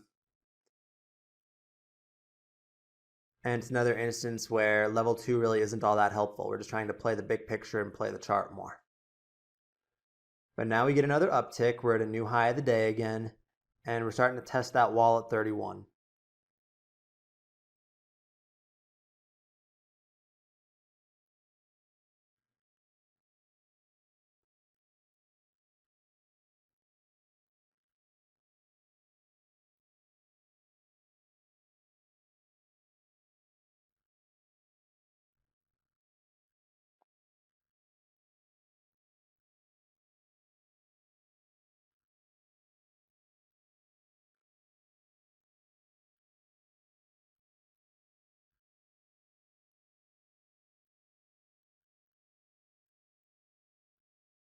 And there we go. We pushed through 31.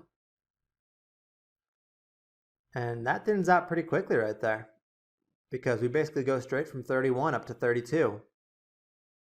There's no real sellers on the offer there.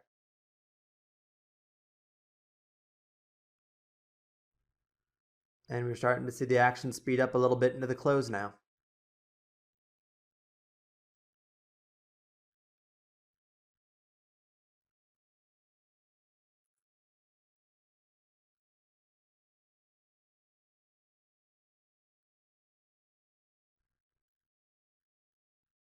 And it only takes a couple of minutes, and now suddenly we're pushing through 32 as well. So now this breakout is starting to really work for us. And you see here, I throw in a small order for 25,000 of my shares through Citadel at 32.15, and another one at night at 32.15. I'm trying to downsize a little bit into this speed up push, because we are nearing the end of the day. And when it comes to being long on OTC overnight, I don't really want to be in that large, because in this year of trading, halts have been higher. So even though I don't necessarily expect one here or have any reason to think that there's a risk of one, I want to be cautious. I want to downsize a little bit. So far though, I haven't really been able to fill. I've filled 1,200 of my shares. I was trying to sell 50,000. And the rest of my first order executes, so now I'm out my first 25,000 like I wanted. And I throw in another sell order at 32.4 through NITE.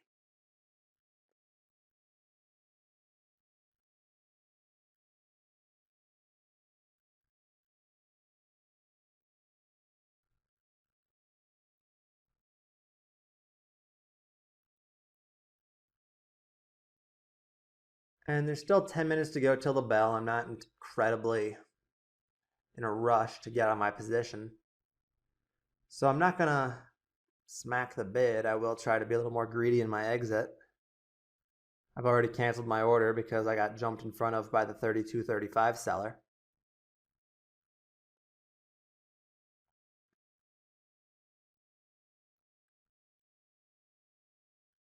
So I'm just going to make sure that before the bell I'm out my last 25,000 shares that I'm trying to sell, and then I can keep that remaining 2/3 over the weekend.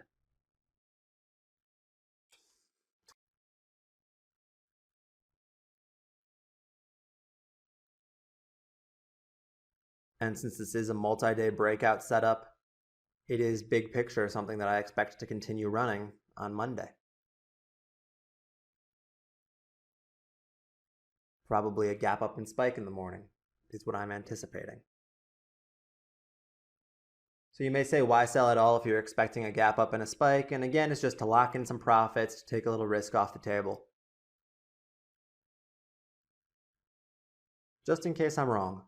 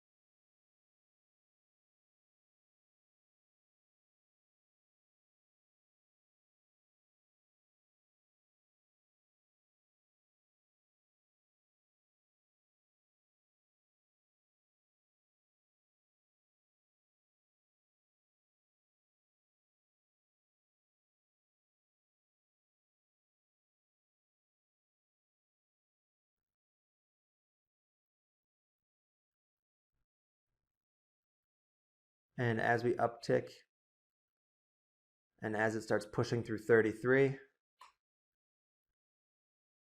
I decide I won't sell instead of 33. I'm going to try to sell outside instead. In fact, I go back and forth a couple of times here. I'm just trying to pick the best exit point as possible for this last 25,000 shares.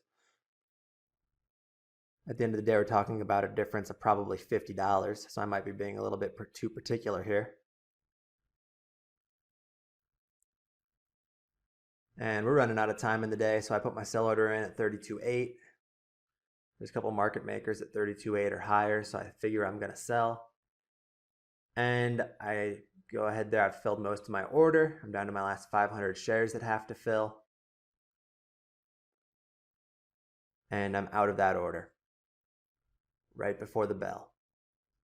And now I'm ready for Monday morning with 2/3 of my position left, looking for a gap up and a spike to sell the rest into.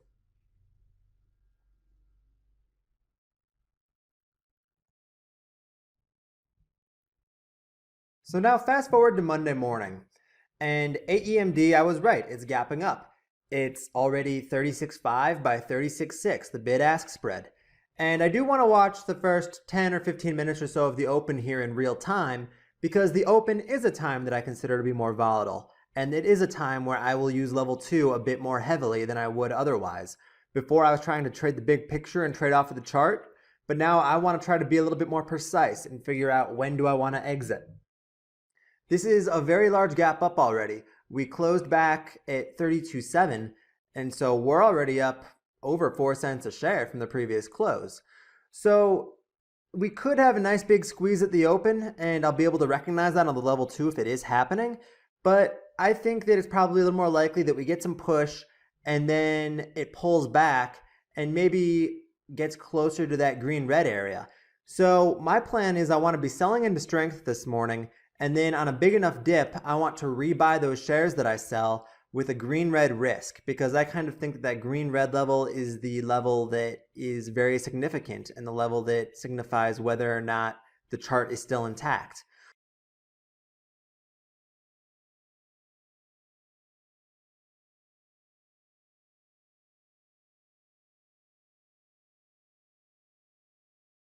So I'm just going to sit back and watch level 2 at the open here and see what I can tell and see if I can get a read on it and try to figure out where the best place to take off my shares is.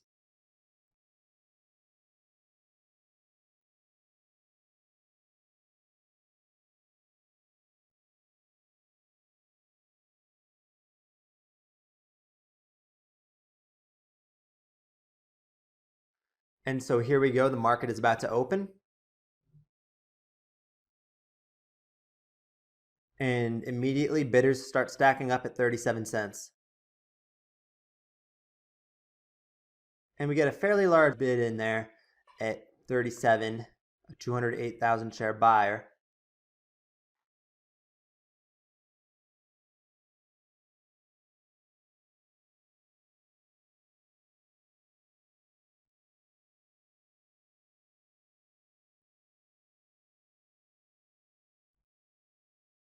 And like any other time I'm watching level 2, I'm trying to get a feel of how heavily the offer is selling.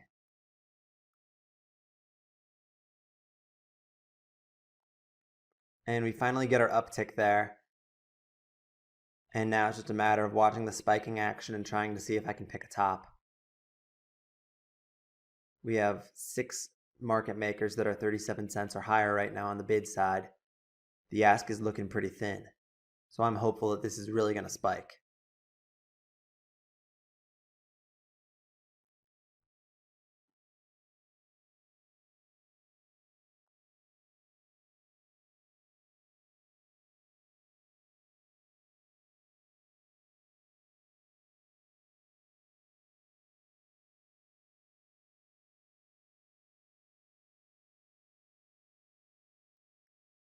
And as I watch it here at the 37.4 area, suddenly momentum starts to shift. We see a lot of red prints coming in on the bid. So I sell half my shares immediately, because now I think that there's a chance we start to pull back. I keep the other half just in case. If 37 supports, it's going to uptick very quickly on air. So that's why I keep a piece. But it starts to look like 37 is going to crack, so I put in a sell order here at 37 for the remainder of my shares. And I'm hoping to get executed up here and then rebuy into this dip whenever it starts to bottom, based off of what I'm seeing on the level 2. So my order is sitting in there right now at 37, and I'm not filling.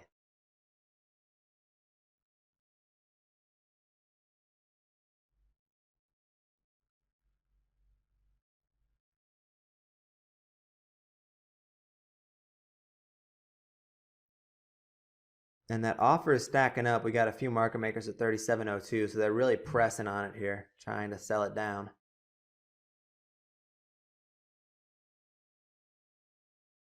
And despite sitting here for a minute now, I'm still not getting that fill. And in comes an ARCA seller at 37, showing big size.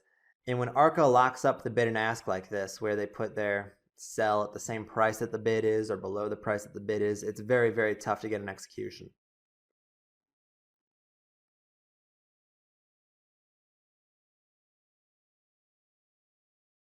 And we've only got one market maker left at 37 on the bid side. I still could fill into them. It's possible.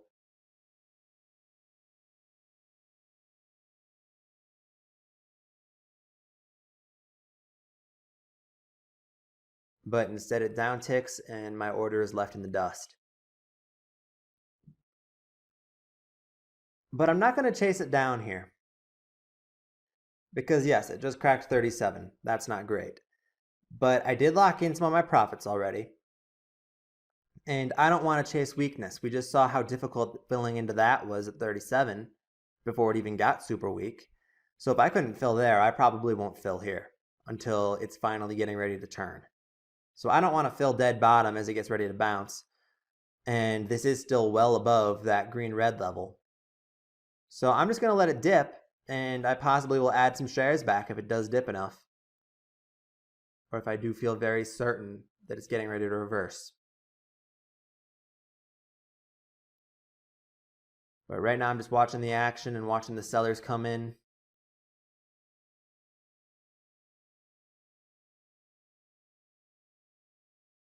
And it's opposite of what we were seeing at the open now. Now we have 7 market makers at 37 cents or lower trying to sell. And the bid, I guess there's still 5 that are 36 or higher. But it definitely seems like the scale is tipping a bit in favor of the sellers.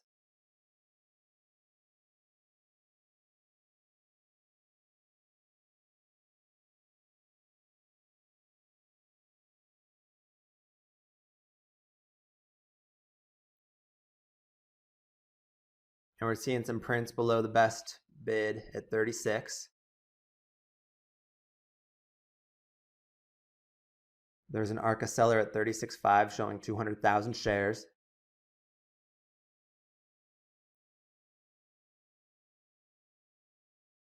And we're still slowly down ticking.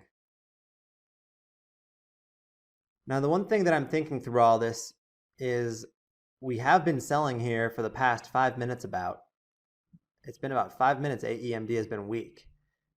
And yet, we've only really faded a penny and a half off of its high a day. That 38 print you see on the chart was kind of a phony print. I'm considering 37.4 to be the true high a day right now.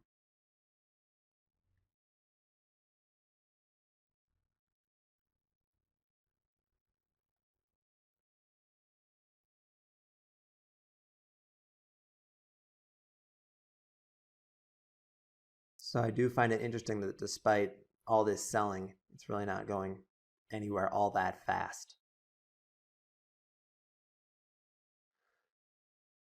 And big ARCA seller comes in at 36, and it looks like we're finally going to press it under 36 cents.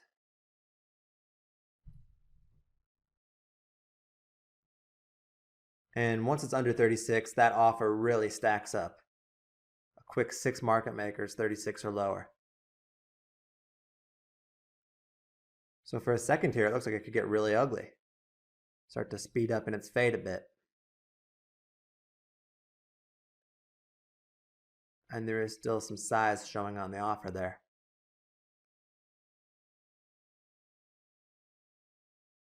But then very quickly, that big seller gets taken out at 36. Another seller at 36 gets taken out. This turns very, very fast. So fast that I don't even really have a chance to react. A night bidder jumps up. That's me actually at 35.99. I'm trying to see if I can get a hit on the bid side. I also throw a couple orders in at 36 trying to fill. But it just turns way too fast and I miss the fill. So I just cancel them all really quick. I'm not going to chase the rebound.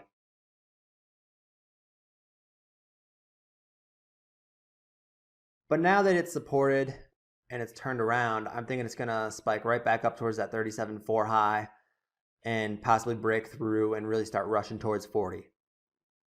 And now maybe we get that big morning spike that I was looking for.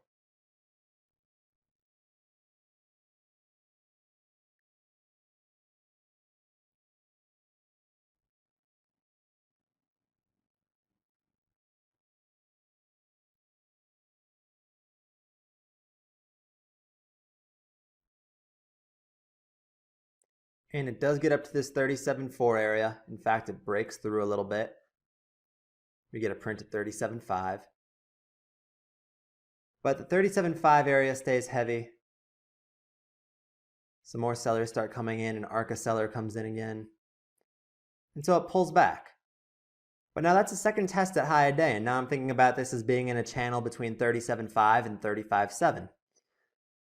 So a dip with a higher low is a possible buy in anticipation of it ripping through that 37 high and really getting going after the higher low. And I could use that 35.7 area as my risk instead of green-red like I was using before. So it dips back under 37, but it starts to reverse again here. And I throw some orders in on the ask. I'm trying to fill up to 37 cents in anticipation of a break through that 37.5 level. I barely fill again though. I threw in some decent size on the ask there, but I only filled 23,000 shares.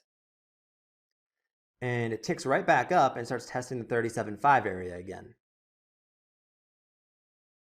And so I'm watching this and I'm waiting, and I want that break to happen. I want it to fly through 37.5 and really get going. But it stays heavy. The sellers come in at 37.41 again. And so at this point, I just say, okay, I'm done. Because now this is the third time that it's failed at a level. And I start to think, okay, well, since it's failed 3 times now, maybe we get more significance of a pullback, and I don't want to hold through a dip like that. I can always rebuy lower. So I just threw in a few sell orders at 36.7 through different routes. Slowly but surely I fill.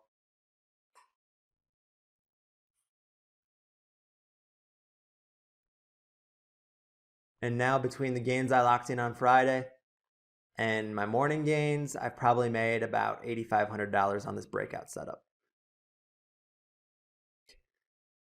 My plan was if AEMD broke up through 37.5 later that morning, I would buy it. And as you can see at the end of day daily chart, we did get that breakout past 37.5. Unfortunately for me, I couldn't get a fill.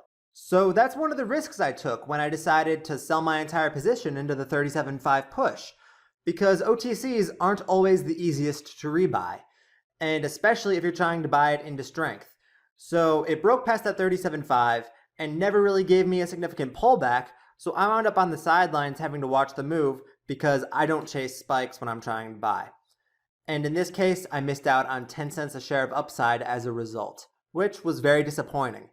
But that was with hindsight aiding me. You don't know in the moment during that consolidation period if it's going to be that stock that breaks out and has this 10-cent run, or if it's going to be the stock that breaks down and eventually winds up red on the day. So I traded it conservatively. I locked in over 20% in profits. It was really, overall, a very successful trade for me, even though in hindsight I messed it up and I left profits on the table. The next example I want to take a look at is NVIV. Upper left here, the daily chart on NVIV, you can see there's a pretty clear resistance level at 160. And pre-market, we are gapping up through 160. I don't have prints on the intraday chart, unfortunately, for you to see. But if you look at the level 2 box, you can see that we are well above that 160 mark. And I actually do snag some shares pre-market in anticipation here because I'm thinking, okay, it's going to gap up because of the news. It's going to be above that breakout level that I've been watching. And the next resistance you can see if you look back on the daily chart is not until over $2. So I don't really think that that's going to come into play for a while. And hey, if I run into resistance over $2, I'm thrilled because I just made over 30% on my trade.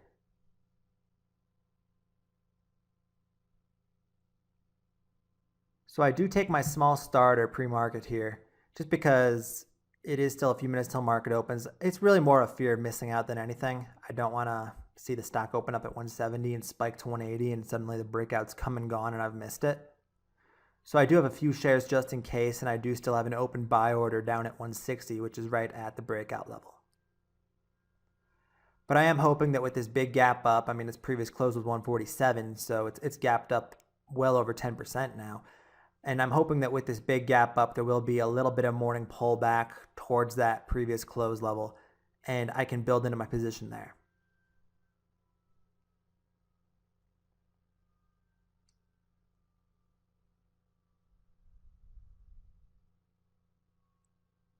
And here we go, the market opens.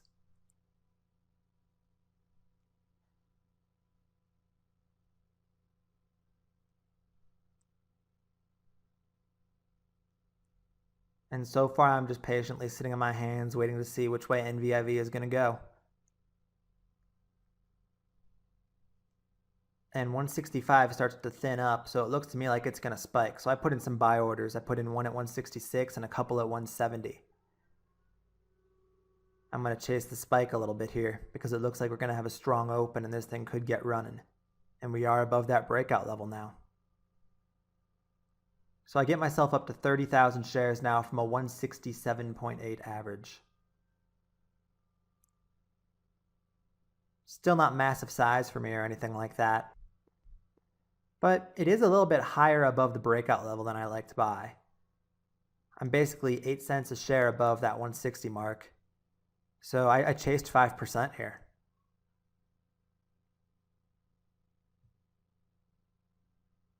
And it looked like it was going to start ripping when I was chasing there, but then 170 stuffed it, and now we're starting to pull back a little bit.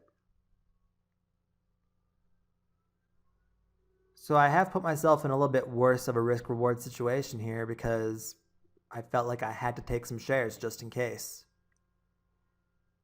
And sometimes it really is better just to miss. But in this case, I am still comfortable. We are still holding the low a day at 164. I add some more shares there. I get up to 40,000 shares even. And my average is right about the same. I know I've got 164 support. I know 160 is the multi-day level that matters. And then we're still well above the stock being red on the day. So long as this is consolidating, as long as this is in its channel here, I'm feeling pretty comfortable.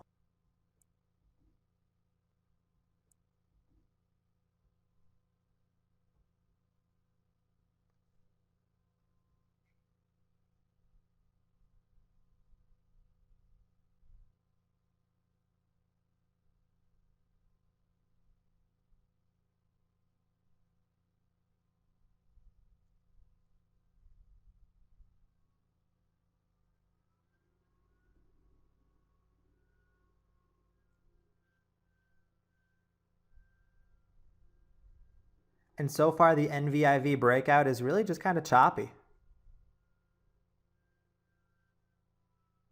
Perk a few cents to a new high on the day, pull back 5 cents a share to 168. But the trend is holding.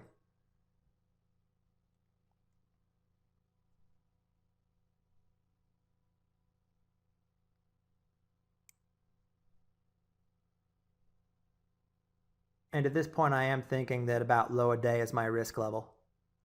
As the chart develops, I continue to update my plan.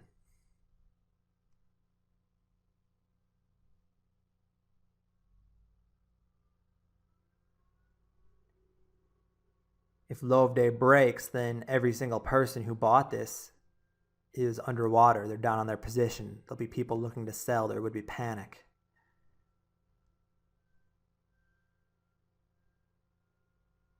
And that would not be something I would want to hold through.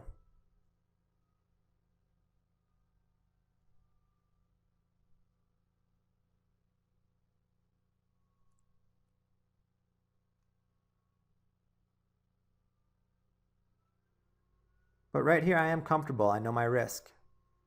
Basically, I'll be selling my shares for down a few cents a share if this consolidation starts to break down. Or if NVIV holds up and starts to perk, I'll be able to sell some into a spike. And there is a little dip right there, a little bit of a shakeout. But it doesn't crack that low a day.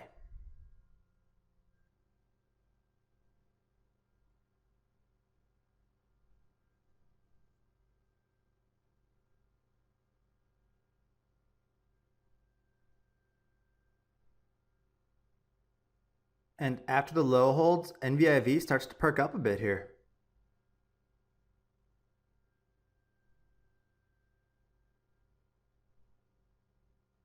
That basically is now a double bottom in the 164 area.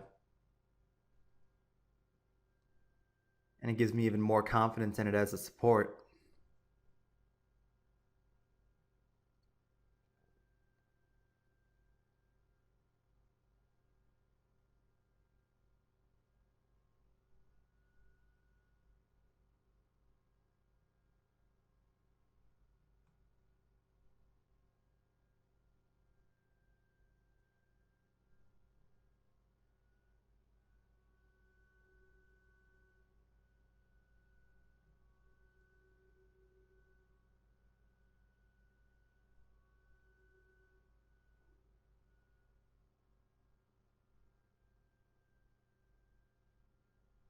And right here, NVIV challenges high of day, quickly breaks through, and then we start to see a little bit more of a spike. We're out of the channel now, we're breaking towards the upside, and this is heading in my favor.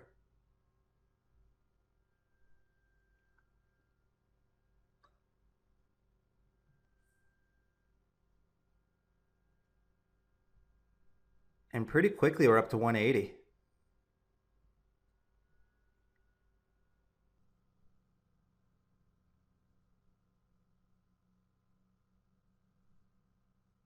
$180 rejects the first time and we get a bit of pull here. So now I'm looking to see where we bottom out, and I'm looking for NVIV to set up a new support level for me to play off of. The first dip holds just above 175.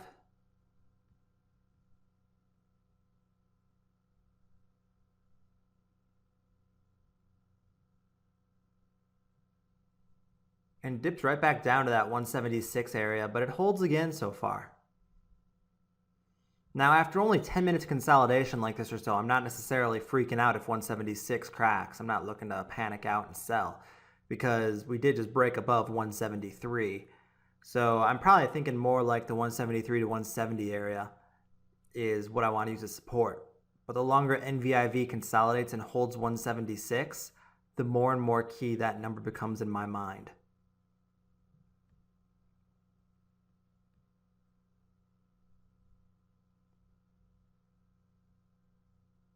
And we start to uptick after a second defense of 176.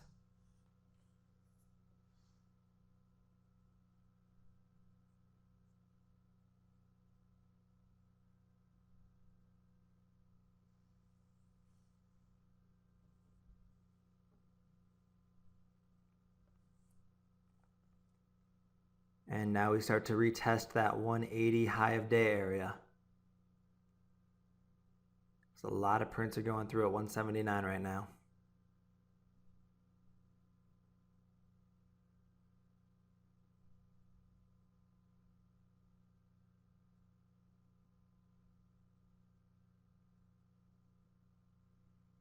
And it does stall out again for a couple of minutes here.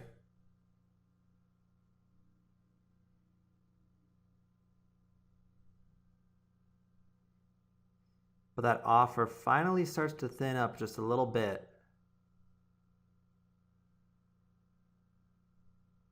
A couple pretty big prints go through at 179, 50,000 shares and 10,000 shares.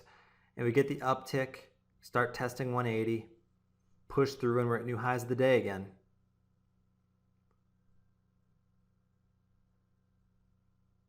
And now we start getting to the point where my profit finger usually starts to get a little bit itchy.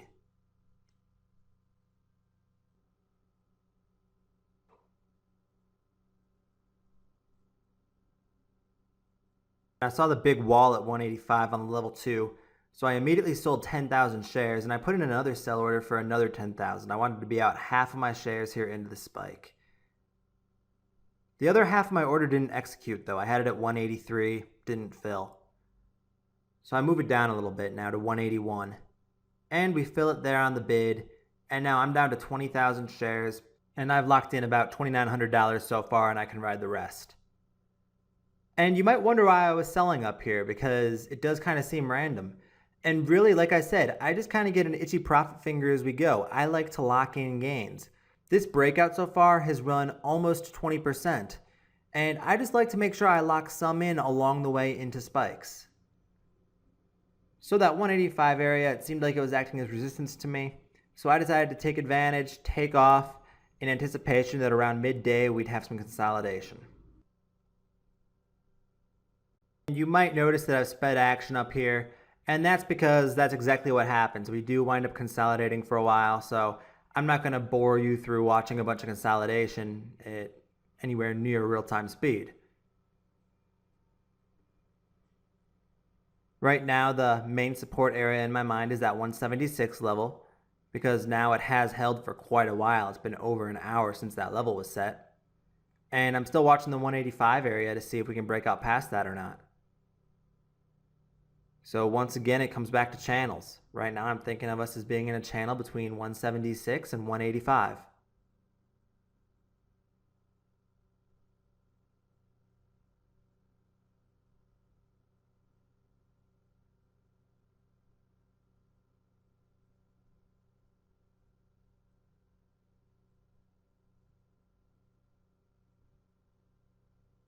And we start to crack now. And we test that 176 area again, and it holds the first time and bounces off of it. So far that area that I thought would be support, it is working. Since it did hold just again, that reinforces in my mind that it is a support level. And I start thinking of it as being more and more significant. But here we go, we crack under. And I don't sell. You'll notice that I didn't throw any orders into the weakness there as it was cracking. I just let it go. Part of that is stubbornness. Sometimes I fall into a bit of a habit where that first support level that I'm watching cracks, and instead of reacting or taking off, I say, oh, well, I'll just risk down to the next one. In my mind, I start thinking about that 170 area again, and the 164 low of day again. And it's a slippery slope because it's very easy to talk yourself into saying, oh, I'll just let it go one more support level. I'll just let it go one more support level. And before you know it, you're dealing with a really ugly trade on your hands. Now, in this case, the 170 area did hold. It did briefly bounce for a little bit. And now it's just kind of churning down here in the low 170s, and I have to make a decision of what to do with it.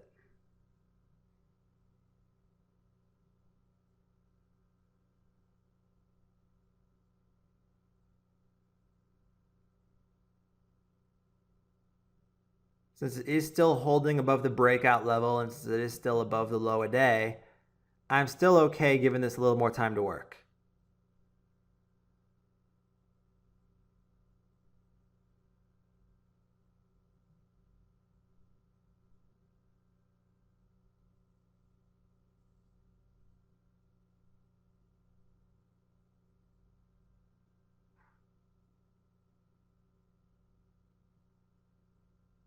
And for a while here, we just stall between 172 and 173.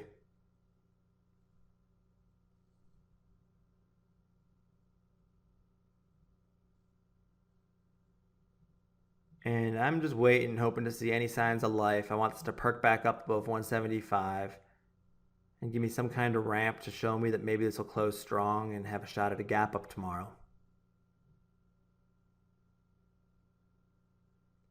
But once it starts to crack under 170 again, I decide it's time to bail. So I throw in sell orders for the rest of my position, and I filled about half there. So now I'm down to 9,200 shares.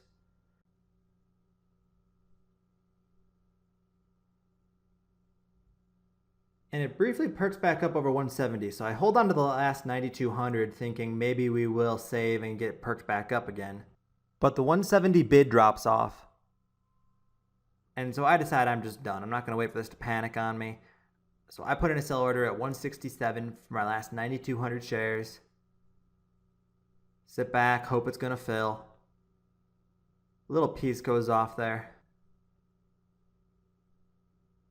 But I can't get more than that little piece executed, so I put in a limit order down at 162, well below the best bid, where I know I'm going to get filled. And luckily the rest of it gets filled in the mid 160s, and I am now completely out with just under a $3,000 profit. As it turned out, those last sells for about break even were pretty good, because we did have a panic down to 154 towards the end of the day, and that's a panic that definitely would have scared me out. So even if I had tried to hold steady and say I'm going to play off of the low of the day at 164, when that number snapped, I would have been done. And instead of taking off a break even, I would have been taking off for a loss. I probably would have gotten myself caught in that panic, and I probably would have been one of the guys filling in the 150s. And VIV did bounce into the end of the day, and eventually it did continue higher, but I played the part of the move that I was comfortable with, and although it wasn't ideal, I was still able to walk away with a profit. Let's take a look at one last example where I'm buying right at the breakout. And this is on Fannie Mae, a stock that I have had quite a bit of success with throughout my trading career, so I'm really glad I got an opportunity to include a trade example with it. Fannie Mae, the multi-day breakout level here is 260. Pay no attention to this far right daily candle because it's kind of messed up. There was a goofy print. And right as Fannie Mae starts breaking above 260 here, a little after 2 o'clock, I throw in some buy orders. I threw in 50,000 shares worth of buys at 261. And I routed to 2 different market makers, and so far only 15,000 shares have filled. Only about a third of what I'm going for. But I'm not chasing this spike. I'm not freaking out saying, oh no, I'm going to miss it. I'm waiting for a dip. I anticipate that it's going to be a little bit of a choppy start to the breakout. So I'm not saying get in at any cost. I want to get in as close to 260 as possible.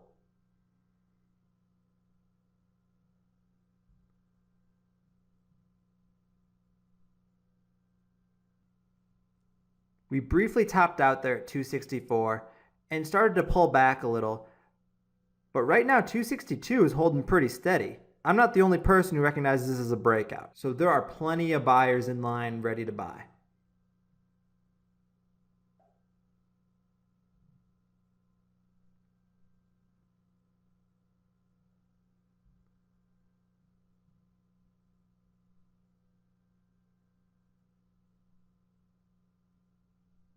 And Fannie Mae starts to chip under 262 here. And I'm pretty happy because I think I'm about to get my fill.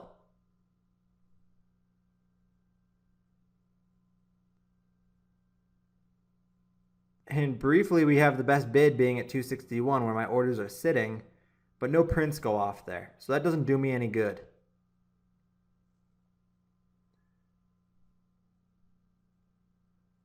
So now that that first dip has come and gone and I didn't get any more fills, I do move my orders up a little bit. I put a small buy at 263 there to get me up to 25,000 shares, but so far it hasn't filled. But still, I'm not rushing, I'm not panicking, I'm not chasing.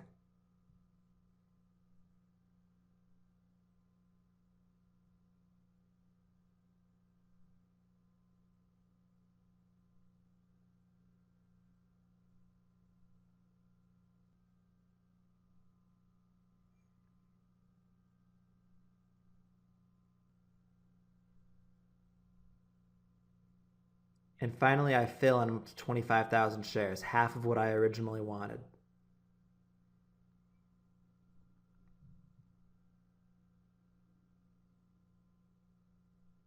I put in another 25,000 shares at 262 on the best bid, hoping that I can get the fill there as well and get up to my full position size.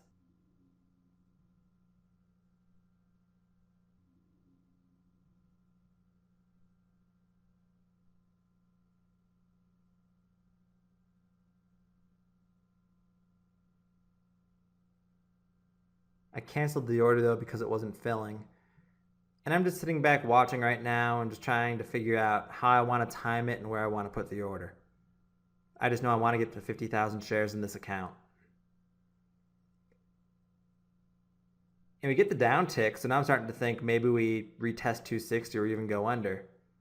But after holding for a minute, I say, you know what? It's not worth it trying to get 1 or 2 pennies better. So I go ahead, I put my order in at 262 and I filled. So I'm up to 50,000 shares now.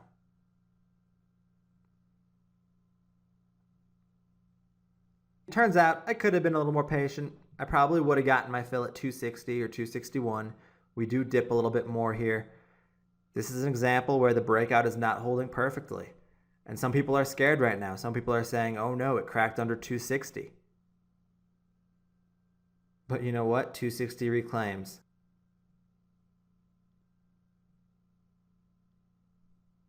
And it just kind of chops around at first here. Another great example of a breakout not instantly working.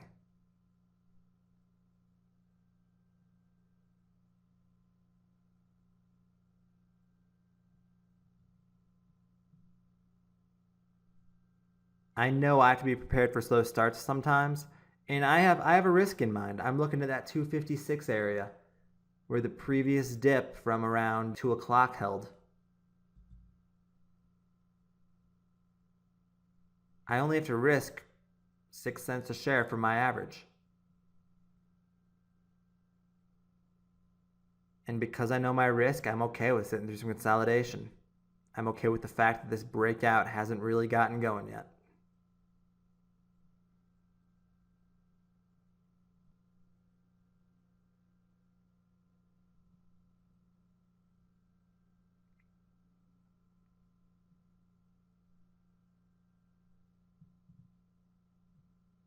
And just remember, as slow as this looks now, you're watching it in sped up action. It's even slower in real time.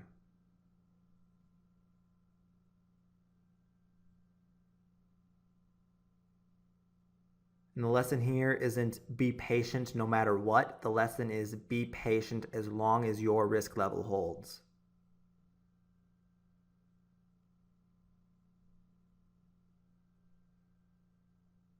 Don't cross the line from patience into stubbornness.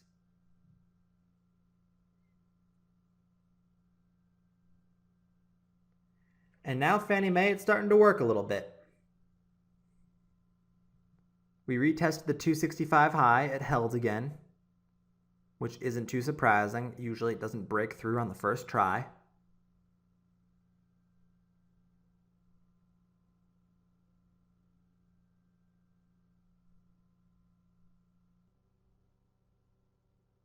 And now that we've ramped up and retested that high, I'm probably moving my risk up in my mind. Instead of using that 256 area, I'm going to use 258 now. That was the pullback low after the 260 breakout. So I will adjust my risk as I go.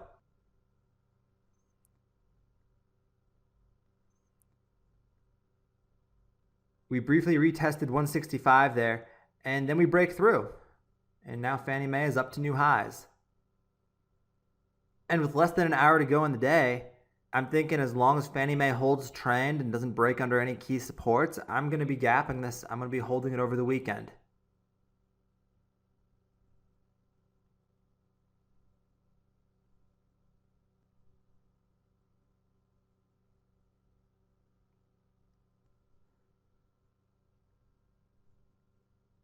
So far, not a very strong break past 265. Finally, we get an uptick after quite a while holding at 266.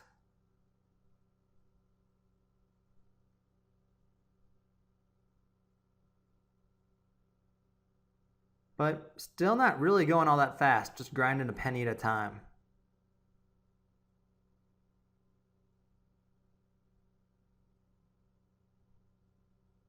But I am up a few cents a share now. I am building a little bit of a cushion on my position. At this point in the pattern, I am still looking at that 258 area though. These little pullbacks along the way, I don't consider them significant enough to move my risk up.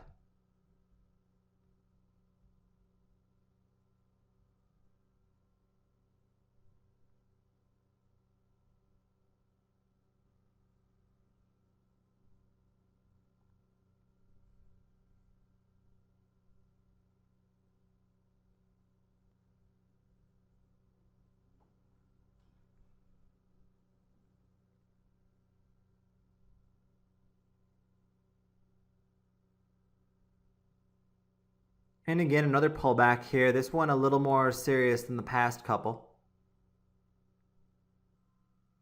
Retesting that 265 area that it broke past.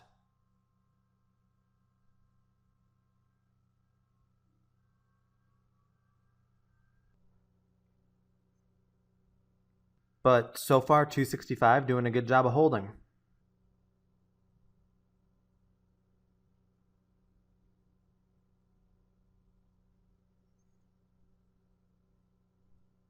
And yeah, I do have an eye on level 2 here, but this is an example where I'm not really weighing level 2 all that heavily. This isn't a time of volatility. This is a time when Fannie Mae is grinding a penny at a time. So I'm not going to let how stacked up Fannie Mae looks on either the bid or the ask affect my decision making.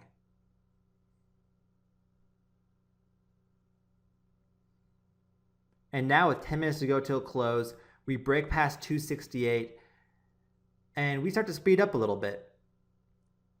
We get the 270 test, break through pretty quickly, and we're getting some nice ramp into the close now.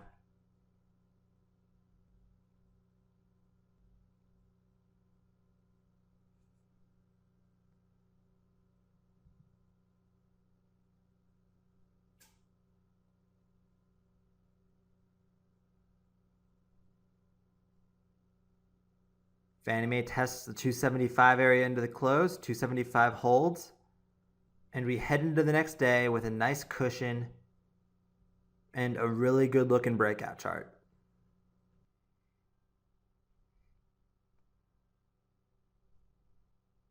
So the weekend's come and gone, and now it's the next morning, and we are gapping up. A few minutes to go till market open. Previous close was 275, and we're looking to open around 282 right now. And I'm really happy with this gap up.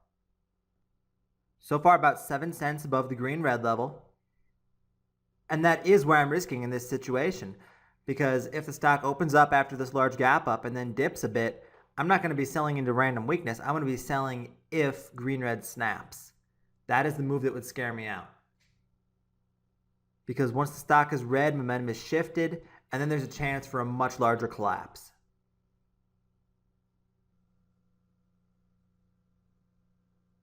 As usual, I will be watching level 2 a lot closer here at the open. That is what I'll be basing a lot of my decisions off of, aside from that red-green mark.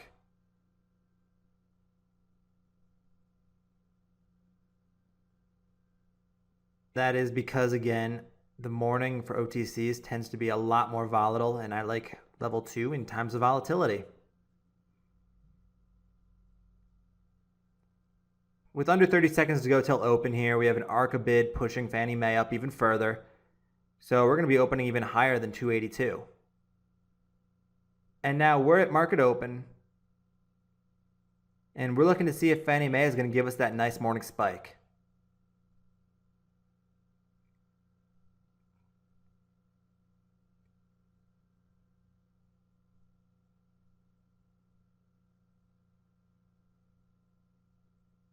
Right now, pretty big battle going on at 284. We got a bidder at 284 and a seller at 284. So I'm waiting to see which side gives first. And in that case, it's the bid that drops off. So yes, that makes it possible that this starts dipping now. But I'm not going to short sell. I'm not going to sell my position because it's not up all that much from the breakout level still. And it is still well above red-green. So I want to wait and see how it holds. And it held great. And this ARCA bidder comes in at 285. Jumps up now to 286. And we start the process of a morning spike here.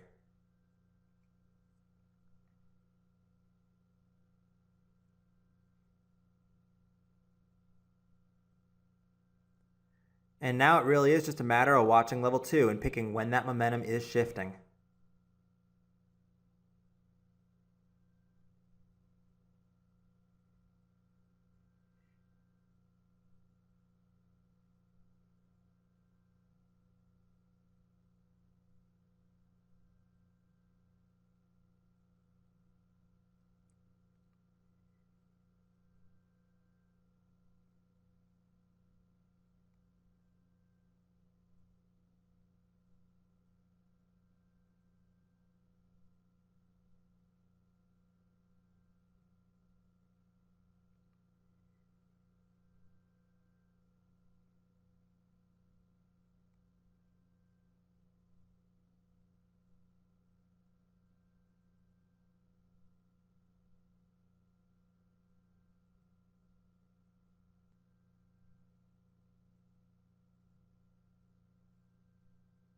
And we continue spiking on up here. We're getting well into the 290s now. And I'm wondering to myself if $3 is going to be resistance or not. The round number of 3.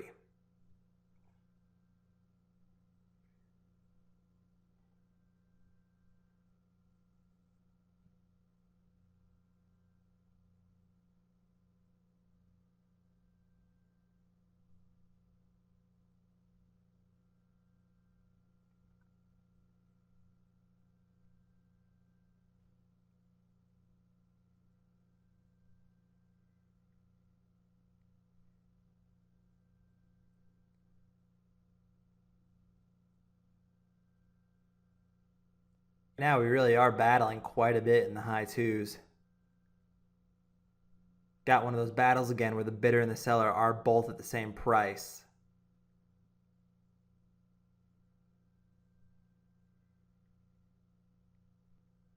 But the seller is the one who winds up dropping off, and we get that uptick and start hitting 297. Now, watching 297 here, you'll notice that none of the market makers on the offer are really showing much size, but there's a lot of size going through on the time and sales tape hitting 297. So there's definitely someone selling hidden size here. And between the fact that it just did this at 296, I'm still wondering how the $3 round number resistance level will act. I decide to sell half of my shares here because I feel like momentum could be turning, and I just want to lock in along the way into the spike to be safe.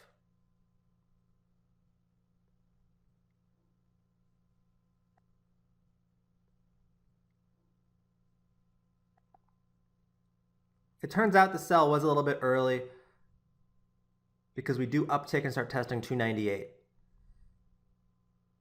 But I still have half my shares and I'm still just waiting on it to see where I should sell the rest. And since this was such a big gap up, since this was such a strong open, with this last half of my shares, I am thinking that I am going to let the stock turn once. I am going to let it get weak and pull back some. And then I'm going to see how it reacts after that. I am willing to hold through a dip at this point because I have locked in half of my gains.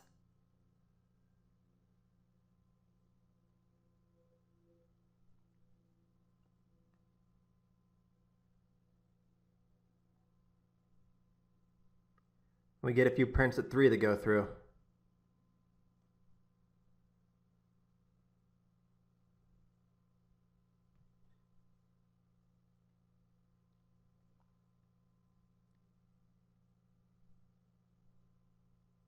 So here's our $3 test on Fannie Mae.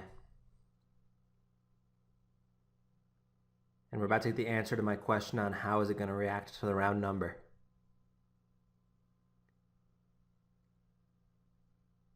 And at the moment, it looks like the sellers at 3 are winning because that bid is getting chipped away.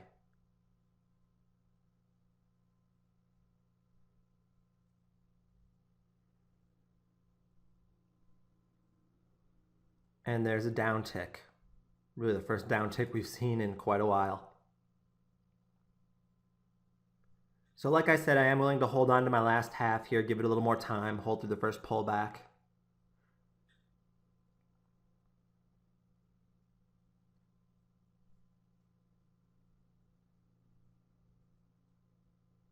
And if this dips enough, I may even consider adding some shares back on.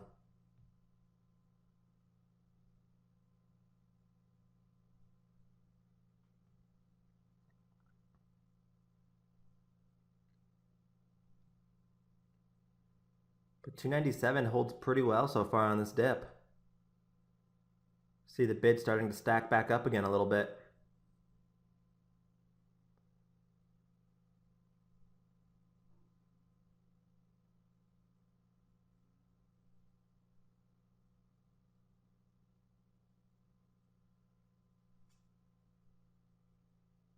Now the offer starts thinning up as well. More and more bidders start coming in. And it looks like we're about to retest $3.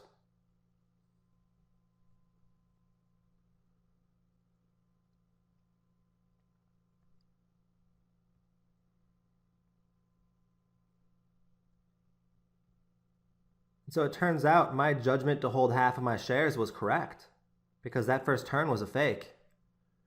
And now we're through $3 and we're still going.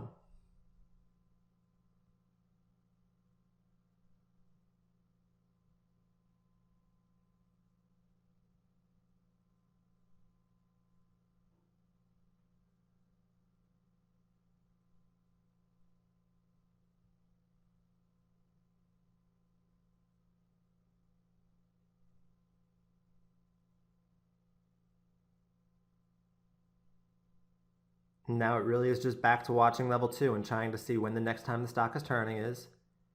And then, depending on how high that is, I can decide how many more of my shares I want to take off.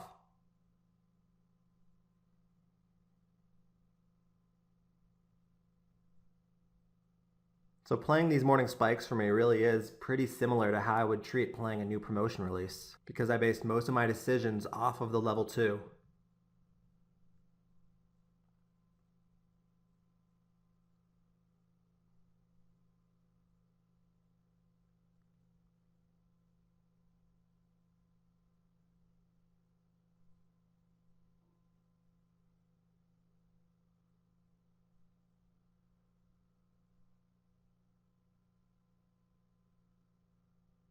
And Fannie Mae is still pushing very nicely through 3 here.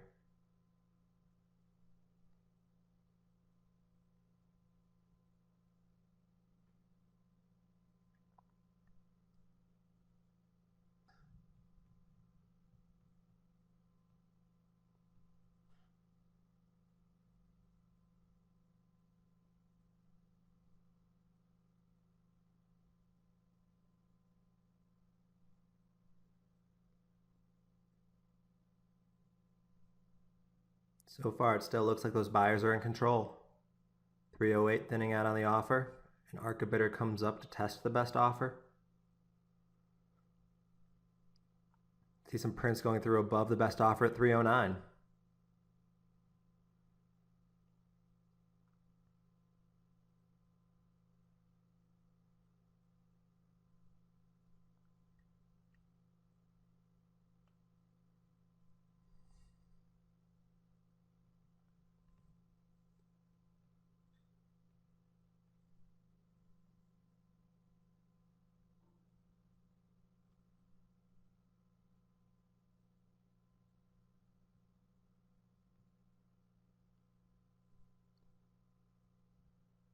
Get our first print at 310 there, and a pretty quick uptick right after.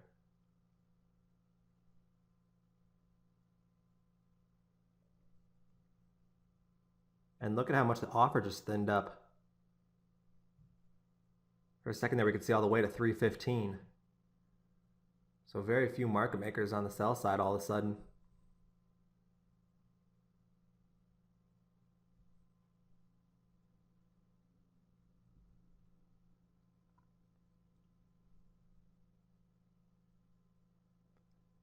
But now it starts to stack up again. 311 brings in some more sellers, so I put in a sell order for the rest of my shares. I kind of worry here that momentum might be getting ready to turn again. I execute the rest and I am flat. I'm out for just over $20,000 in gains, which is a 16% profit in under half a day. So here's the end of day chart on Fannie Mae, and it did wind up going much, much higher than where my sells were at. Here in the morning, you can see where the spike topped out. It did spike out right around that 315 area, so my last sell in the morning was good. And then we had a pretty significant pullback, back under $3. And I had considered rebuying Fannie Mae throughout the day. A couple places I might have thought about buying were into that pullback, or later in the day when it broke past its morning high of 312, I think is what the high was. But ultimately, I just wound up sitting on my hands and watching Fannie Mae run without me. And that's okay. You know what? You're not always going to be perfect. You're not always going to catch dead tops and dead bottoms. But the goal is to catch the meat of the move, and that is what I felt like I did. So 16%, that's nothing to laugh about. That's a great gain for an account. And since Fannie Mae was so liquid and so volatile, I was able to play it with size. And that's why I make so much more on Fannie Mae than I do on some other breakouts that I play, because it's scalable due to the volume. Let's look at a couple examples now, though, where you don't necessarily buy right as the stock breaks out. If you miss that first breakout, that doesn't mean the play is necessarily over. Or even if you hit the play and sell too soon, sometimes there are opportunities to rebuy. So let's start here by looking at ECIG. And right now I have the ECIG action slowed down quite a bit, just so I have a second here to explain to you what's going on. Look up at the upper left at the daily chart on ECIG, and you'll see that the big breakout was past 15 cents. And if you look in the upper right here, you'll see that I've already made $4,200 on ECIG, and that was from earlier playing that breakout, buying on the 15 break and selling along the way into the spike and during this long period of consolidation midday. But I got out too soon. I was out because I really just kind of got impatient. I didn't like holding through all that grinding action when the stock wasn't really moving. And so later in the day when ECIG began ramping up again, I felt like I wanted back in. And right now you'll see that I do currently have 300,000 shares, and that's because I did start this video slightly late. I did not get my buy on film.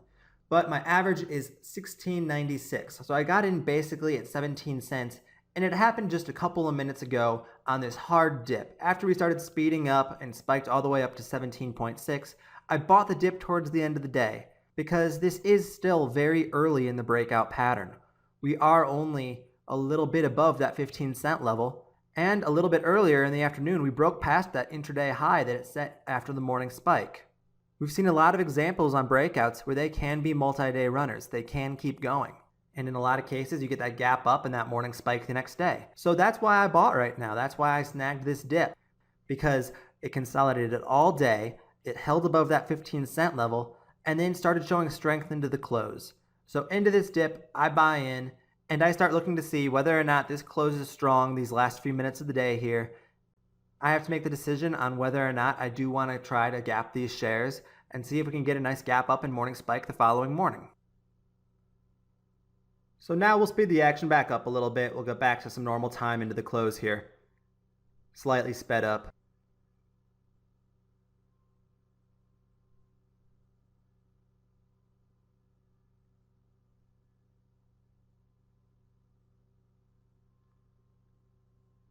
Right now, ECIG isn't going anywhere too fast.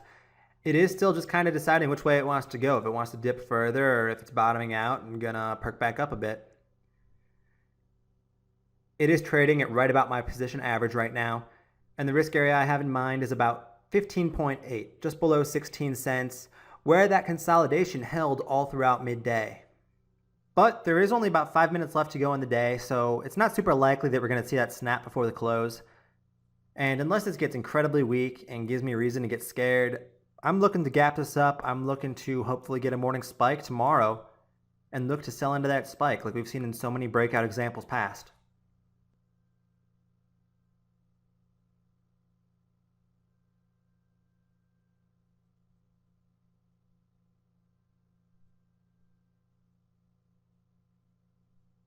Right now, nothing too exciting on ECIG. Couple hits on the bid.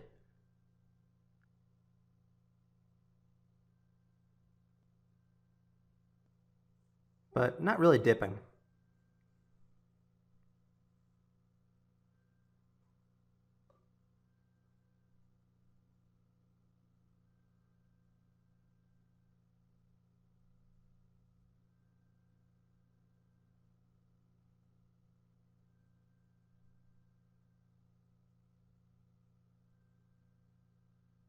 Just holding steady these last few minutes into the close.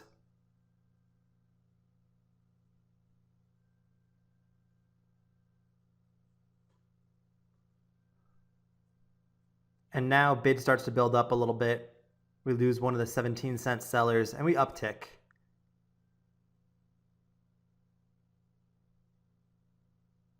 Most of that big offer gets taken out, and now it's completely gone.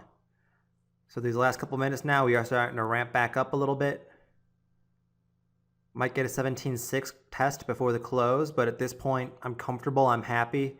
And even if 17.6 doesn't break past before end of the day, I'm staying in. I'm happy to hold my 300,000 shares overnight and give this a chance to gap up.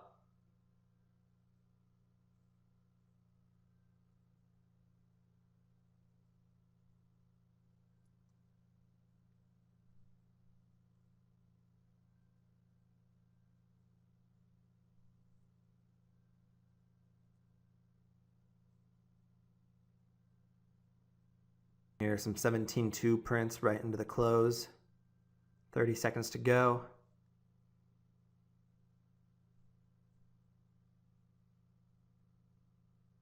Get another uptick and the bid quickly stacks up. And bell rings and market is closed. And I'm feeling good. This is above a major breakout level on a chart. And into the next morning here, we see that ECIG is in fact gapping up like I'd hoped. I don't have the pre-market prints on the lower left chart here, but the level 2 you can see we are 18.3 by 18.4. So almost a penny gap up so far.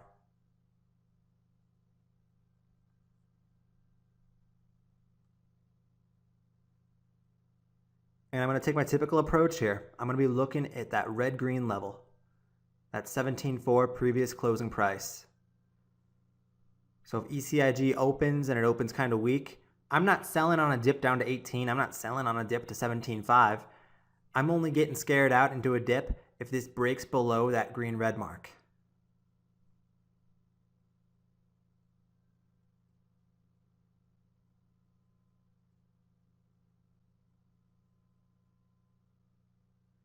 And we only have a minute to go until open now.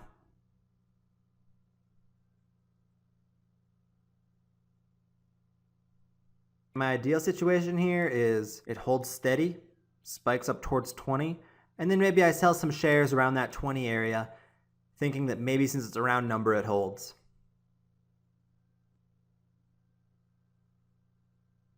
I just want to get out into strength like I'm comfortable with.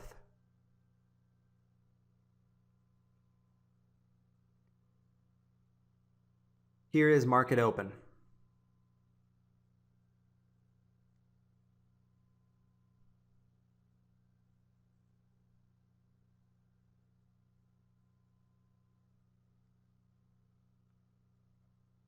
So far, 18.5 holding steady on the offer. Another market maker came in. And I do decide to downsize here. I look to sell a third of my shares up while it's still high, just so I don't have to hold the whole position through a dip and hope that it holds. So far, though, I'm not getting an execution on my order. So I just put in 3 orders. I put in orders for all 300,000 of my shares when it looks like it's dipping here. And that's because it still hasn't really dipped all that much, and I just route to a couple different market makers, just hoping to get some kind of a fill. I try a few different order types. In reality, I don't want to sell all 300,000 of my shares here. I just want to execute what I can and then cancel the rest of the orders. And if this dips much more, I'm going to cancel all my orders because I don't want to chase weakness.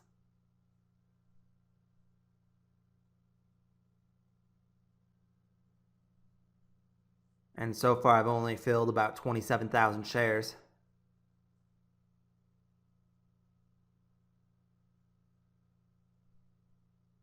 Unfortunately, I left that other order in there, so this wasn't the best sell of that 100,000 shares. I did chase weakness. I did chase down to that 17.8 area. I let my emotions get the best of me, the fear that, oh no, what if green-red does not hold? When really I know that I should be sitting back and waiting. I got the other order canceled though, so I still have 2/3 of my shares. I've locked in a little bit of profit. But I don't like sloppy sells.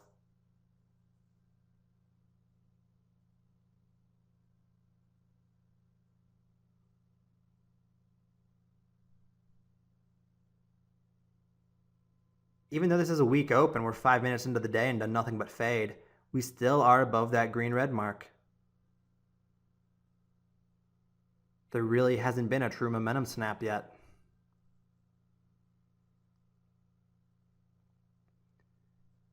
Now more bidders start coming in and we start upticking. Offer thins out a bit. And we're back over 18. And now I'm hoping we head back towards 18.5 and retest that high day area.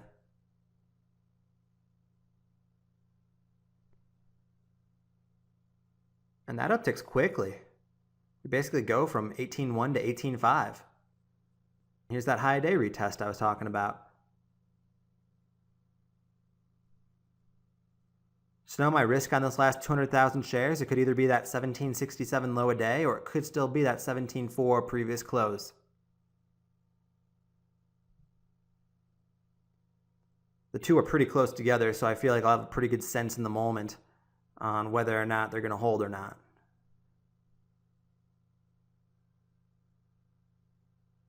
Does make that last sell of mine look all that much worse because I executed that 100,000 shares at 17.8 it bottomed at 1767, so that's a perfect example of I chased weakness and I paid for it. Here comes a secondary dip, but 17.8 holds well there. Lots of bidders at 17.7, 17.8. So that area that it's established itself as support, it's defending well. I can sit back, I can relax. I don't have to take off into this weakness right now. I want to wait until there's a snap.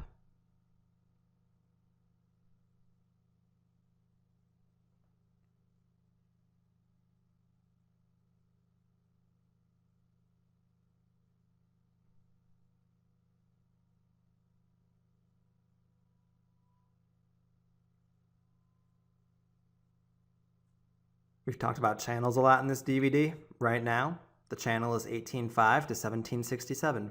Which way is it going to break?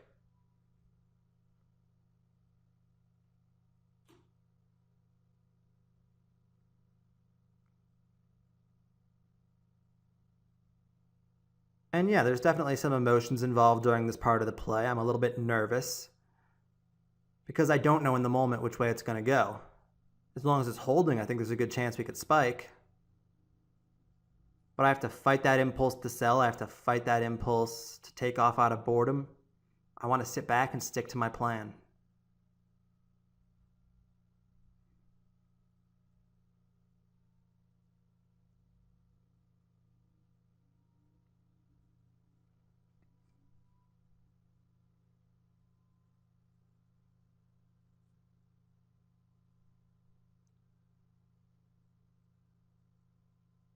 And here comes another 18.5 test. We break through this time. Now we're up to new highs of the day.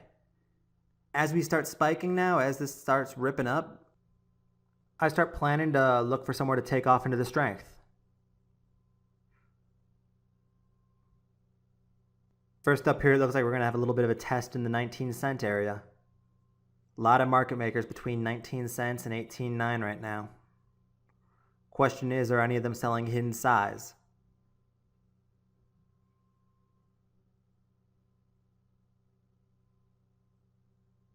$18.9 starts taking its hits. It drops a couple of those market makers pretty quickly. A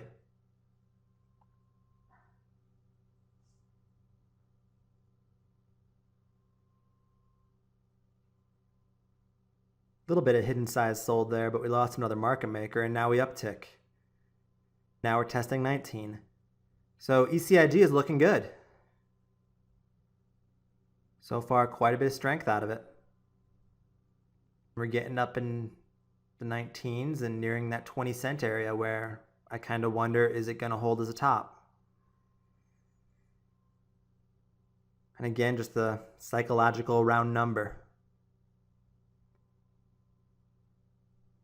I'm not going to sell up there no matter what. I'm just going to sell up there if I see it running into trouble.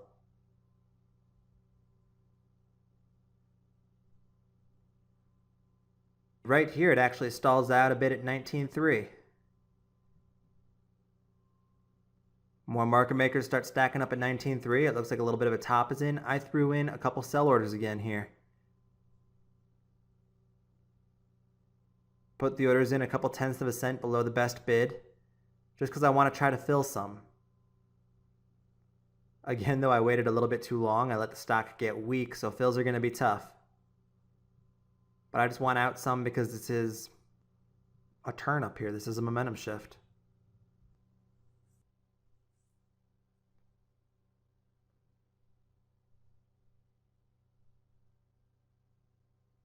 So I just leave my orders sitting there. Just going to see what's going to fill for me. Unlike last time, I'm not going to chase this dip very far.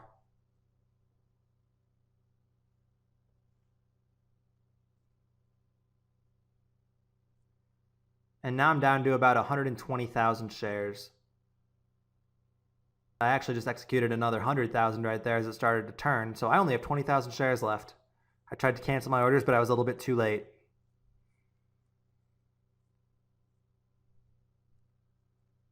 We start upticking and pushing on that high day again, that 19.3 mark.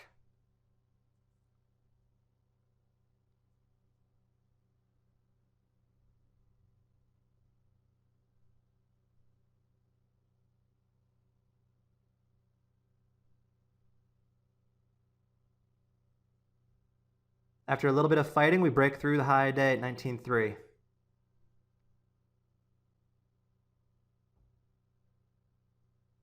Start upticking again and pushing a little bit closer to that 20 mark. And yeah, I only have 20,000 shares left. It's kind of easy for me to dismiss it and say, forget about it. It's not that much size. It's not worth me trying to be perfect with.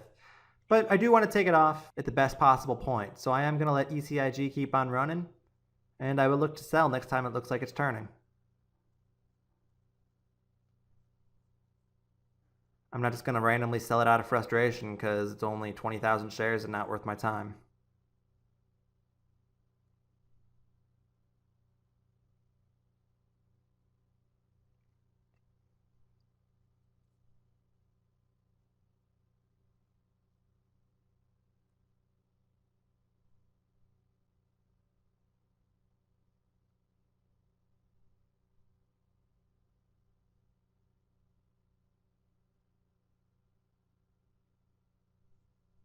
Right here, I threw my last 20,000 shares in on the offer at 19.8 because there were a ton of sellers at 20, a ton of sellers at 19.9. So I just wanted to sell into the strength that time, not wait for the stock to turn. And I got out the rest of my shares right near that 20 resistance, and I have $5,000 more from that overnight play.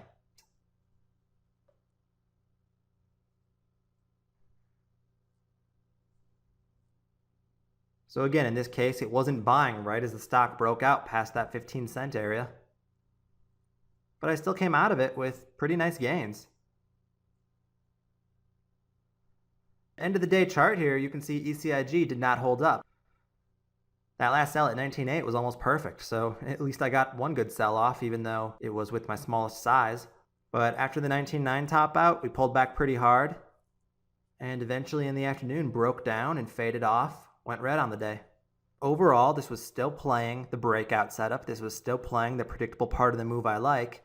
It was just playing a slightly different part of it.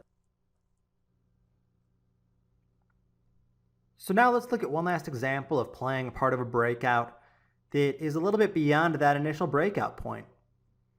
And here we're going to go back to AEMD again.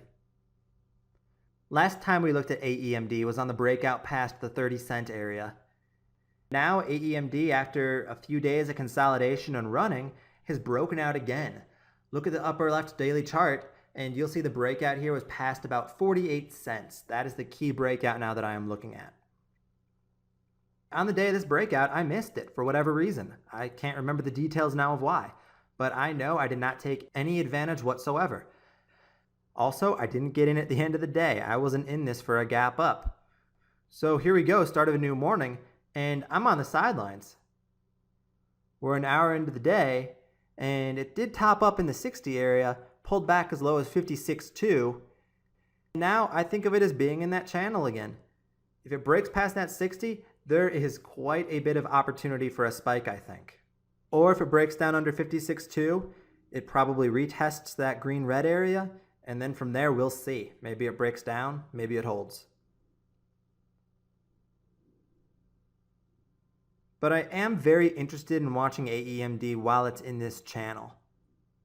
And the reason for that is if you remember that first AEMD example I talked about earlier in this chapter, I talked about how I wanted to rebuy AEMD after I sold it, but I couldn't get a fill.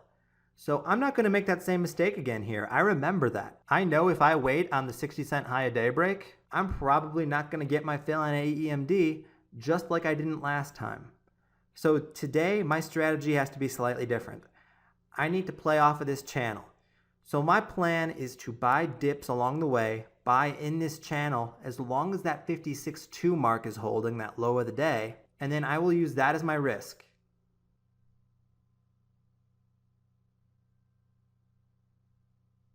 So right now we are getting that dip back down. We're testing the 57 area right now. And if I start to see a higher low here, I'm going to think about buying. Because down near the bottom of the channel is where I'm going to get my best risk reward. And in fact, I do put in a buy order here. Because I do feel like this chart is putting that higher low in. It is defending 57. And then I only have to risk about a penny a share.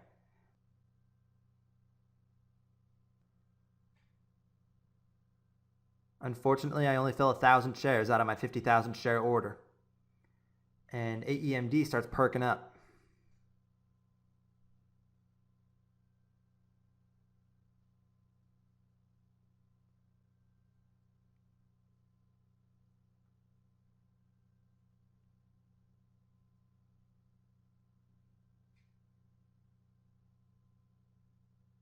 Unfortunately for me, there's no dip again. AEMD just keeps on pushing right now. It goes straight through 58. So it starts to look pretty unlikely that any of the rest of my order is going to fill.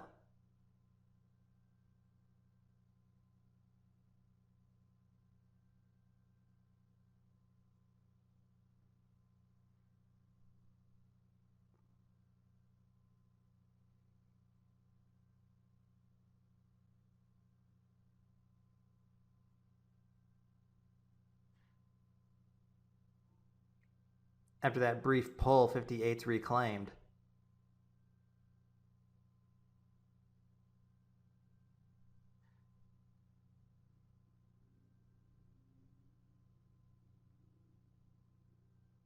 Now I put in another buy order. I start chasing a little bit. Put in a few more buy orders. I tried a 58.5 first, and that ask was gone before it even had a chance to fill. So then I threw in a couple orders at 59, and these aren't the best orders. It's a little bit risky now because I am buying towards the top end of a channel. So now instead of risking that penny a share I would have been if I had gotten in down near 57, I'm going to be risking more like 3 cents a share. So this is where my position sizing comes into mind. I'm not going to play huge size here risking a little bit more. I'm going to play a little bit smaller of a position because my risk is going to be wider.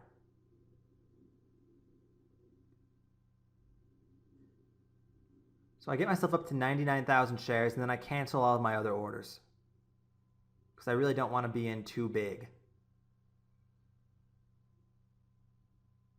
My average is 58.92, so penny a share off the high a day.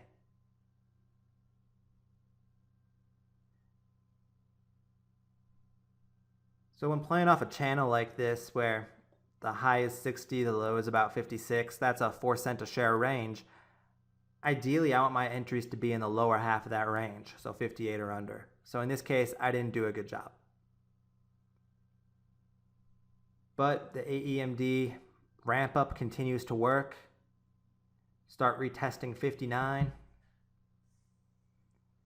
And those 59 offers thin out, go away, and we start upticking again and get ready for that retest of the high day area.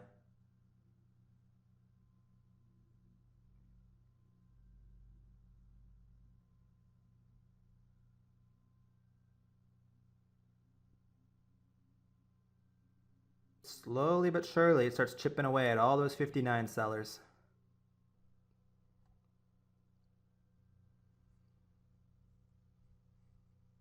That actually is a new high day right now. The high day was just inside of 60. But as you can see by how stacked up that level 2 is on the offer, and really I like to use rounder numbers anyway when it tops out really close to 1, I'm thinking about 60 in this situation. So even though it's a high a day, 60 is what I really want to see break.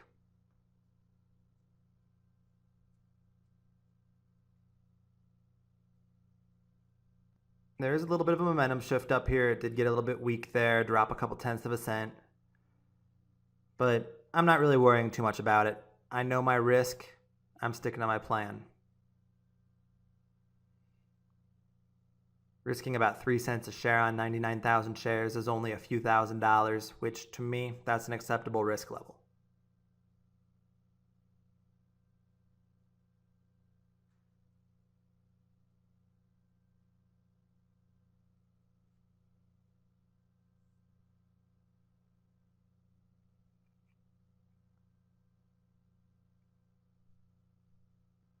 Here we go. AEMD finally starts strengthening again. Start attacking this 59.9 to 60 area. Start seeing some pretty big prints going through. Sellers are slowly getting chipped away. Bid is stacking up. It's looking right now like 60 may finally break. But then the offer starts stacking up again. A lot more sellers come in at 60. And this turns into a lot more of a battle. bid starts dropping off. Now bid is building right back up. So it's definitely a big fight at the 60 cent area right now. And it looks like it's one that the sellers are winning. We start seeing some panic prints go through below the best bid. And we get a downtick. Even though it turned there, I'm not really scared. I don't care. Like I said, I'm just sticking to my risk. I'm going to let the chart develop a little further. That was really the first test on 60, even though it was a long test. And I'm glad I didn't panic out there because the high 50s held well, and then it basically just blew right through 60 after that.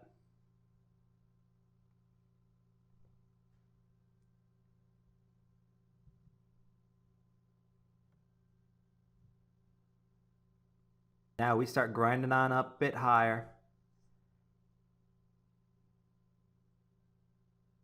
And I'm feeling really good about the position I'm in, because I know we're in a spot now where this could really get going.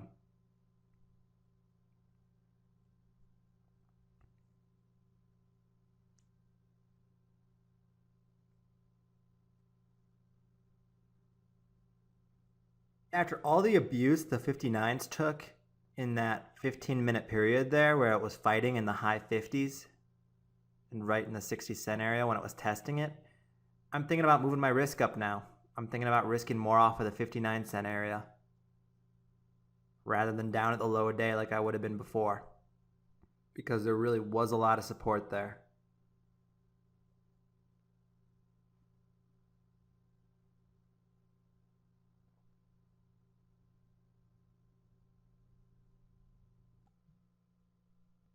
AEMD just continues to grind on up here. Kind of a slow, choppy grind. As it has turns, I'm not going to be looking to sell quite yet. It did just break through the high a day, so I'm hoping there's potential for a little bit more of a move. The way I see it is that one of two things is going to happen. Either the turn is going to be fake and it will continue to new highs, or the stock will turn, there'll be a pretty hard pullback that makes it clear that a short-term top is in, and then I'll look for pops to sell into after that. So that's kind of my strategy here for taking profits, as long as it's not super overextended right now.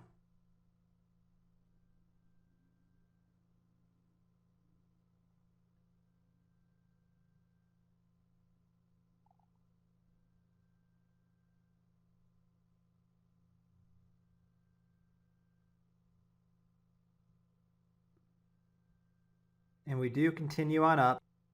We're through 62 now. Trying to push on higher to test the 63 area.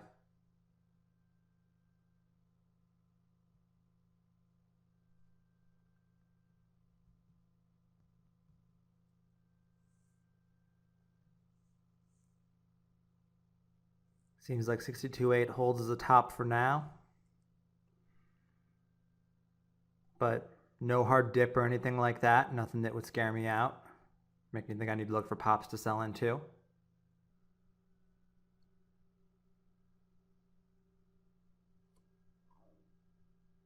So for now, I'm just sort of sitting back, watching and waiting.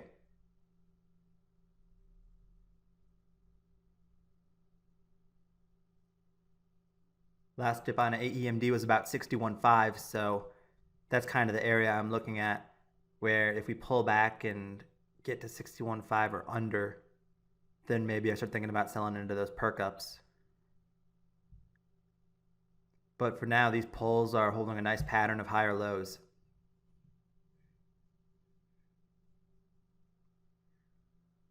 And momentum is reversing again. That bid is strengthening. We're getting ready to push back up again.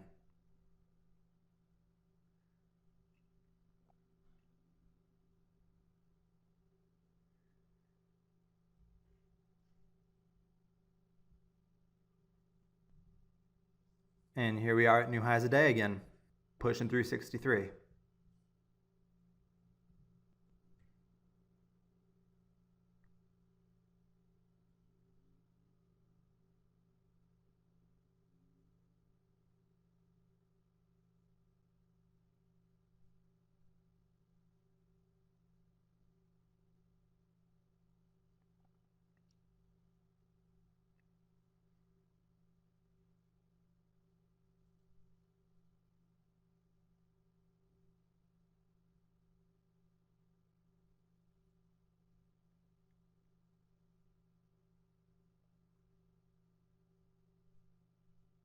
Pretty big wall here between 63.9 and 64 on the offer.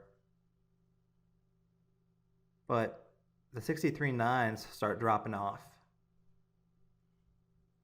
And after no real pullback, after the 63 break, we start testing 64 also. Now we're through 64, so we're actually starting to speed up a little bit.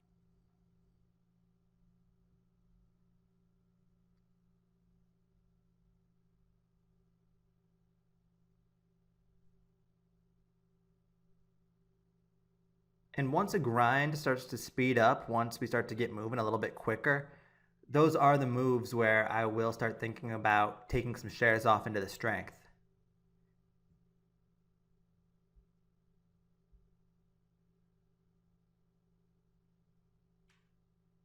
Because after a speed up and a lot quicker of a ramp up, I anticipate that next time it turns, it will be that harder pullback.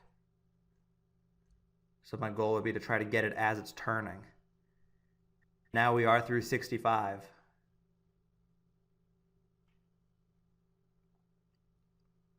So we start fighting a bit here in the 65.5 area. This is the first time I start to feel like I'm seeing turning action. So I throw in orders for my entire 99,000 shares.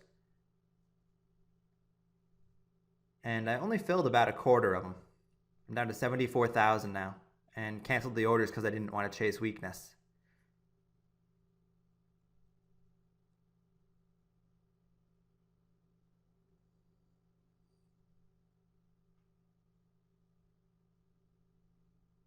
Low 64 is defended there. We pop back towards high day. And I'm still thinking sell. I just want to sell next time it's turning. I still want to be selling into the strength. We get through high day again, so I'm hoping this takes us much higher.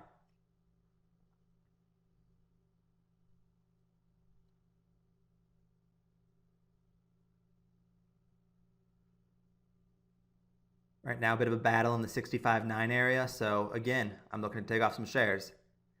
Got almost an instant fill there on my sell order. I'm down to 50,000 now. When the stock is this liquid, yeah, you might see that I'm using market orders, but that's because I'm really not worried about getting an absolutely terrible fill, because this trade's very thick, and I just feel like sometimes I get a little bit better of an execution through the market order. But part of the reason I feel safe doing this is because I know my broker is good about canceling them. So if I wind up not executing and the stock starts dropping too fast, I know that I can get that order canceled and not have to worry about it filling super low.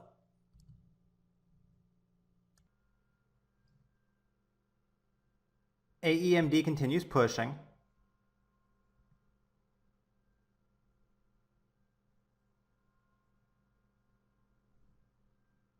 And we get into a bit of a battle at 66.7, so I threw in a sell order again, and I'm down to 25,000 shares now. And since the ask starts stacking up and it looks like we're going to pull, I do put in an order for the rest of mine. I filled that all in the low 66s, and I'm flat. I've sold along the way into strength, just like I like to do. I've locked in just under $7,000, which for the position size I was playing, that's a little over a 10% gain. So whether you're trading a larger account like mine or a smaller account where you're just starting off with a few $1,000s, those kinds of profits, they matter. Just checking out the AEMD end-of-day chart here, you can see it did wind up going a bit further than my sells. It got up as high as 72. Midday it topped out at 70, and then after consolidating for about an hour, it did have that afternoon high day break past 70 cents.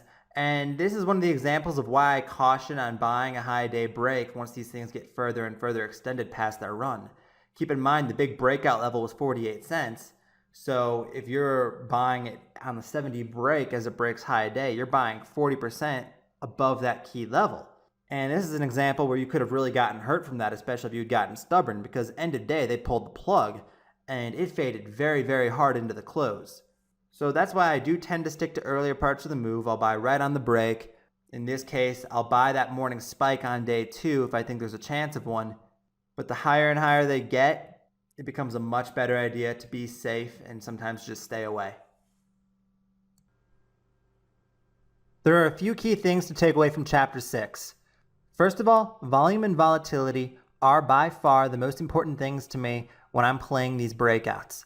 I need the stock to be volatile to make it worth my while being long, but I also need there to be enough volume and liquidity so that I can enter and exit with ease. OTC executions can be tough. I do not want to put myself in a situation where the stock does not have enough volume for me to get fills and I get myself trapped. That volatility, it's an added bonus. If I feel like there's a good deal of upside to be taken advantage of, then it's worth my while. It's worth that added bit of risk to have to deal with some crappy execution sometimes. When buying these breakouts, I do not want to be chasing spikes. I would rather buy dips if I miss it than try to fill at any cost on the upside. If that dip never comes, that's okay. I'd rather miss the play than sacrifice a good entry and be uncomfortable the entire trade. That is what would lead me to making emotional decisions. Also, make sure you remember that once these stocks break past their breakout level, they don't always hold it perfectly. My biggest trade of the chapter, Fannie Mae, it dipped back under its 260 breakout level before finally working very well. That choppiness is okay. That choppiness is to be expected. Don't let that shake you out. Go in playing off of a previous intraday support level of your choice, build your risk around that, size in accordingly, and if that level fails, then you can cut the loss. Finally, while there's never really that huge of a risk of it, just be careful of overnight halts. 2014, I did see the most OTC halts I ever have. So far in 2015, there have been very few, so it is a bit of a crapshoot which ones will get halted and which ones won't. Even if it's only a 1% chance that your play gets halted overnight, just make sure you're aware of that risk. Don't go all in. Don't put yourself in a situation where your account could be gone if things go wrong. I would much rather be an overly cautious trader than put myself in reckless situations and find my account blown up one day. Chapter 7 focuses around shorting OTCs.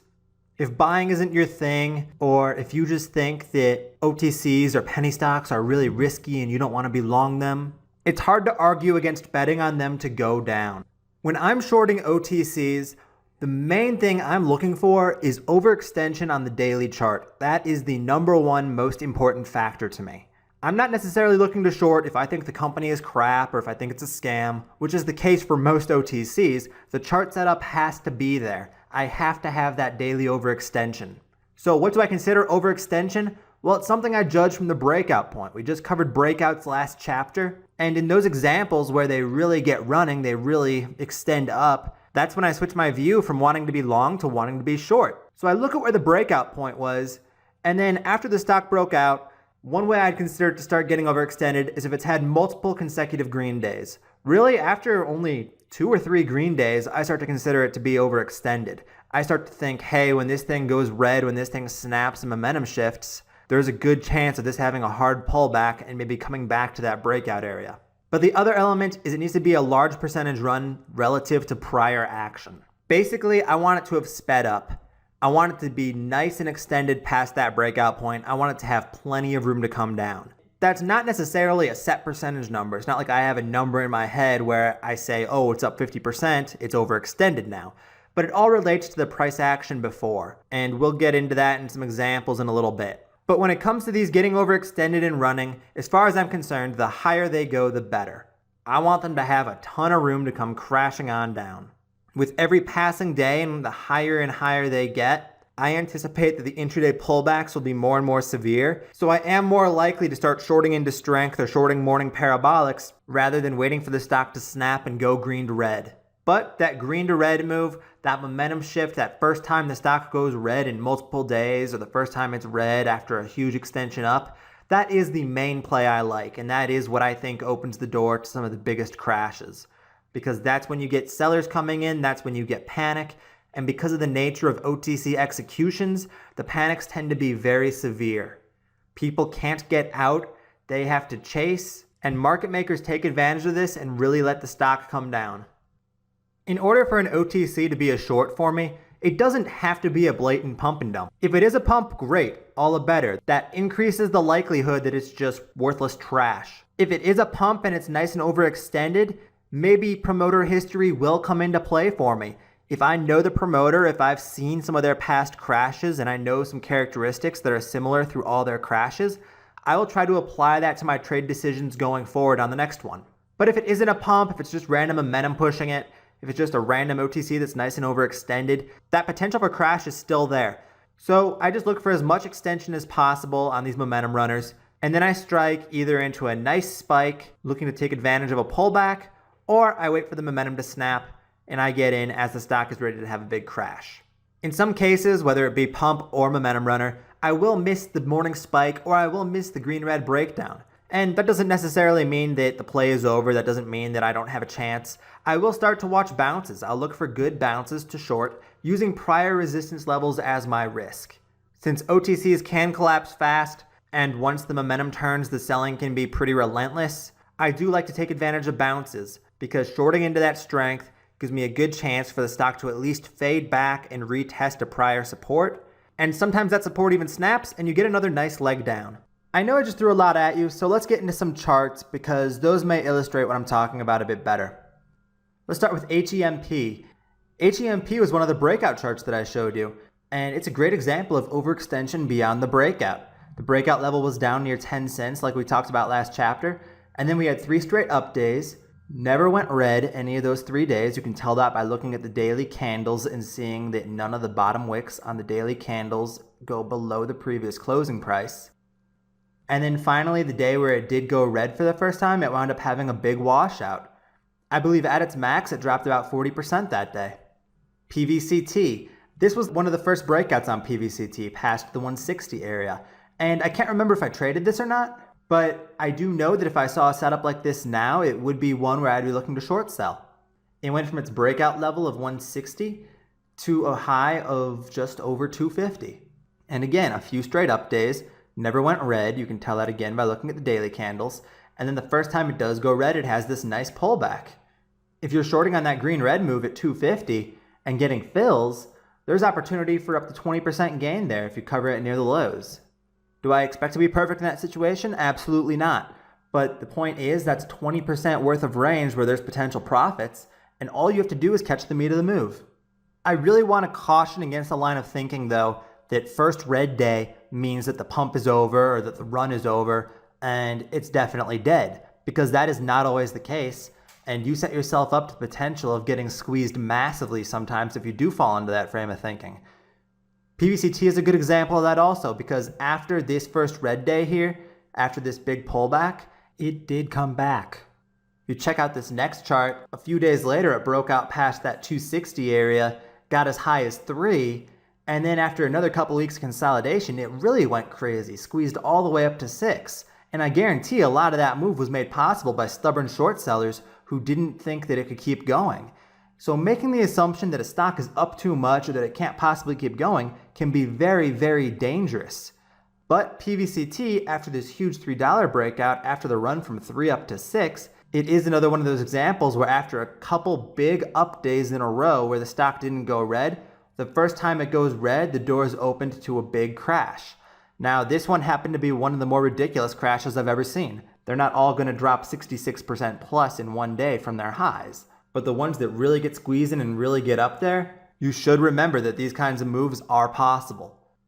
One thing I mentioned earlier in the chapter is that as these things keep going and have green day after green day, I get more and more likely to short into spikes. I get more likely to short into the strength instead of waiting for the first red day and the first time the stock has a trend break.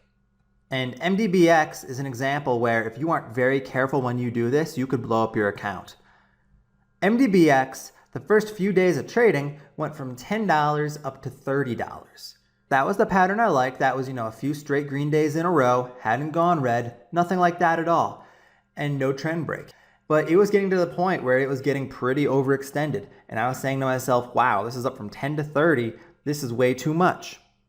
And it's very easy if you start shorting up in those high 20s, low 30s levels, that you get stubborn when it's not working for you. And you say, no, this is ridiculous. OTCs don't run this much. It can't go higher. There's no way it's going to keep going. There's so many ways to justify a bad hold in your mind and just to try to wait it out and say, it'll be fine. I'll just cover when it crashes. And then before you know it, a few days later, your account is blown up. That's exactly what happened to a lot of people on MDBX. This thing went absolutely nuts. It went all the way up to the 90s. And there really wasn't a very clear breakout on this chart. I mean, maybe past the $30 area because it did hold under that for 2 days in a row. But this is just one that kept going day after day after day. And by the time it was all said and done, we had 7 straight up days without going red. And finally, the last day, it crashed. MDBX, I was fortunate. I was good about cutting my losses. I had myself positioned on this crash day to be ready. I wound up shorting into this spike up towards the 90s because I was ready. I knew it was way overextended. I knew it had just gone absolutely nuts. And then it wound up having that huge pullback and crash for me. And I took advantage and I made some nice profits on it. Now, another stock that was running at the time that I cannot say the same thing about was GRNH. And GRNH, it was very similar. Green day after green day after green day. And it started to get kind of crazy and really run. It was up from about 5 cents to 45 cents on day 4. And I was saying to myself, this is insane. It can't keep going. This is up way too much. And it was a mistake for me to think like that. And this is one where I did get stubborn. I held overnight on this day where it closed around 50. I was short from about 45 cents maybe. I had 30,000 shares. I decided to hold and get stubborn because I just thought, hey, tomorrow it probably gaps up, has a little bit of a spike, and then crashes. And I can always add. I can always average up. I will be okay. It will fade. I'll be fine. I just made all the excuses in the book. Instead, the next day, it gapped up huge. It gapped up over a dime. It went up into the 60s. After that huge gap up, I continued to think, it's just up too much. This is ridiculous. This gapped up too big. It can't possibly support this. And the first few minutes of action, when it was fighting in the 60s, deciding which way to go, I added to my short. I doubled down. And I basically wound up with a large short position with my price average being somewhere in the 50s. And then when GRNH held at the open, it held in the 60-cent area, and it had a massive morning spike. It spiked all the way up to $1.20 in the first hour or two. And I was already sized in beyond my comfort point. While I wasn't all in or close to all in, I had some very large unrealized losses. I was down 50 grand on this thing at one point. And when a stock is spiking against you like that, and you're down what you feel like is a large amount of money, the idea of adding, the idea of averaging up becomes very, very scary. Because if you add and you keep getting your size more and more out of control, and you keep on being wrong and that stock keeps on going when you think it can't, you blow up. So GRNH, I think when all was said and done, I wound up covering some as it was turning, as it was pulling back. I believe I turned my $50,000 unrealized loss into maybe negative 30,000, negative 25,000, something like that. But I still wound up taking a big loss on it. And I completely missed the opportunity to take advantage of the large crash on the morning spike when it came down from $1.20 all the way back down to right about that green-red area at 50 cents in the span of about an hour. I missed a 50% drop. It was a textbook setup to short into a spike for me. Instead, I had to manage a losing position that I had gotten stubborn on. I took a big loss, and I was completely unprepared to get a piece of that action when it was up at the top because I was so emotional and so scared.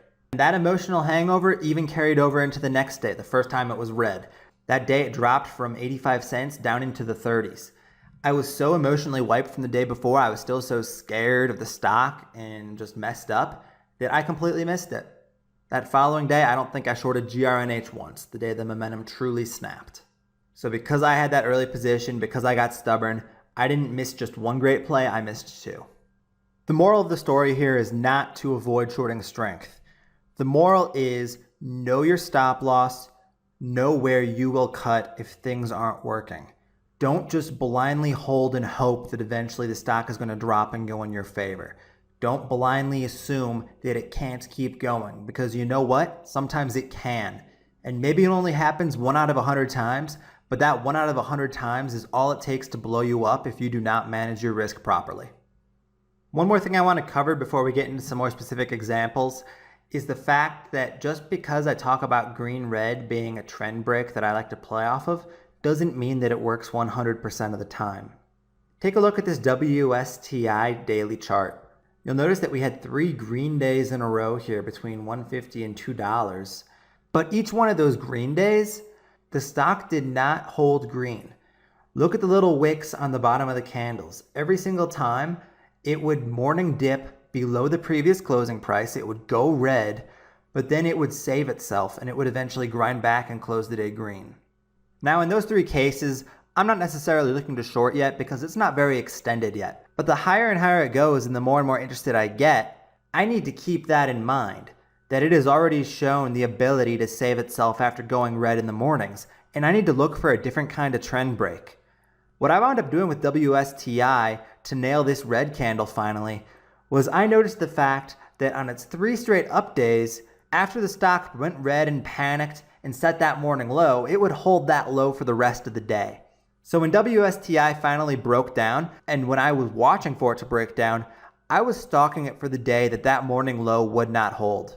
Unfortunately, I don't have an intraday chart of that to show you, but I did want to touch on this example just because it is important as a trader to be able to tweak your plan based off of the price action that you're seeing rather than just locking yourself into one preconceived idea. And I think WSTI illustrates that very well.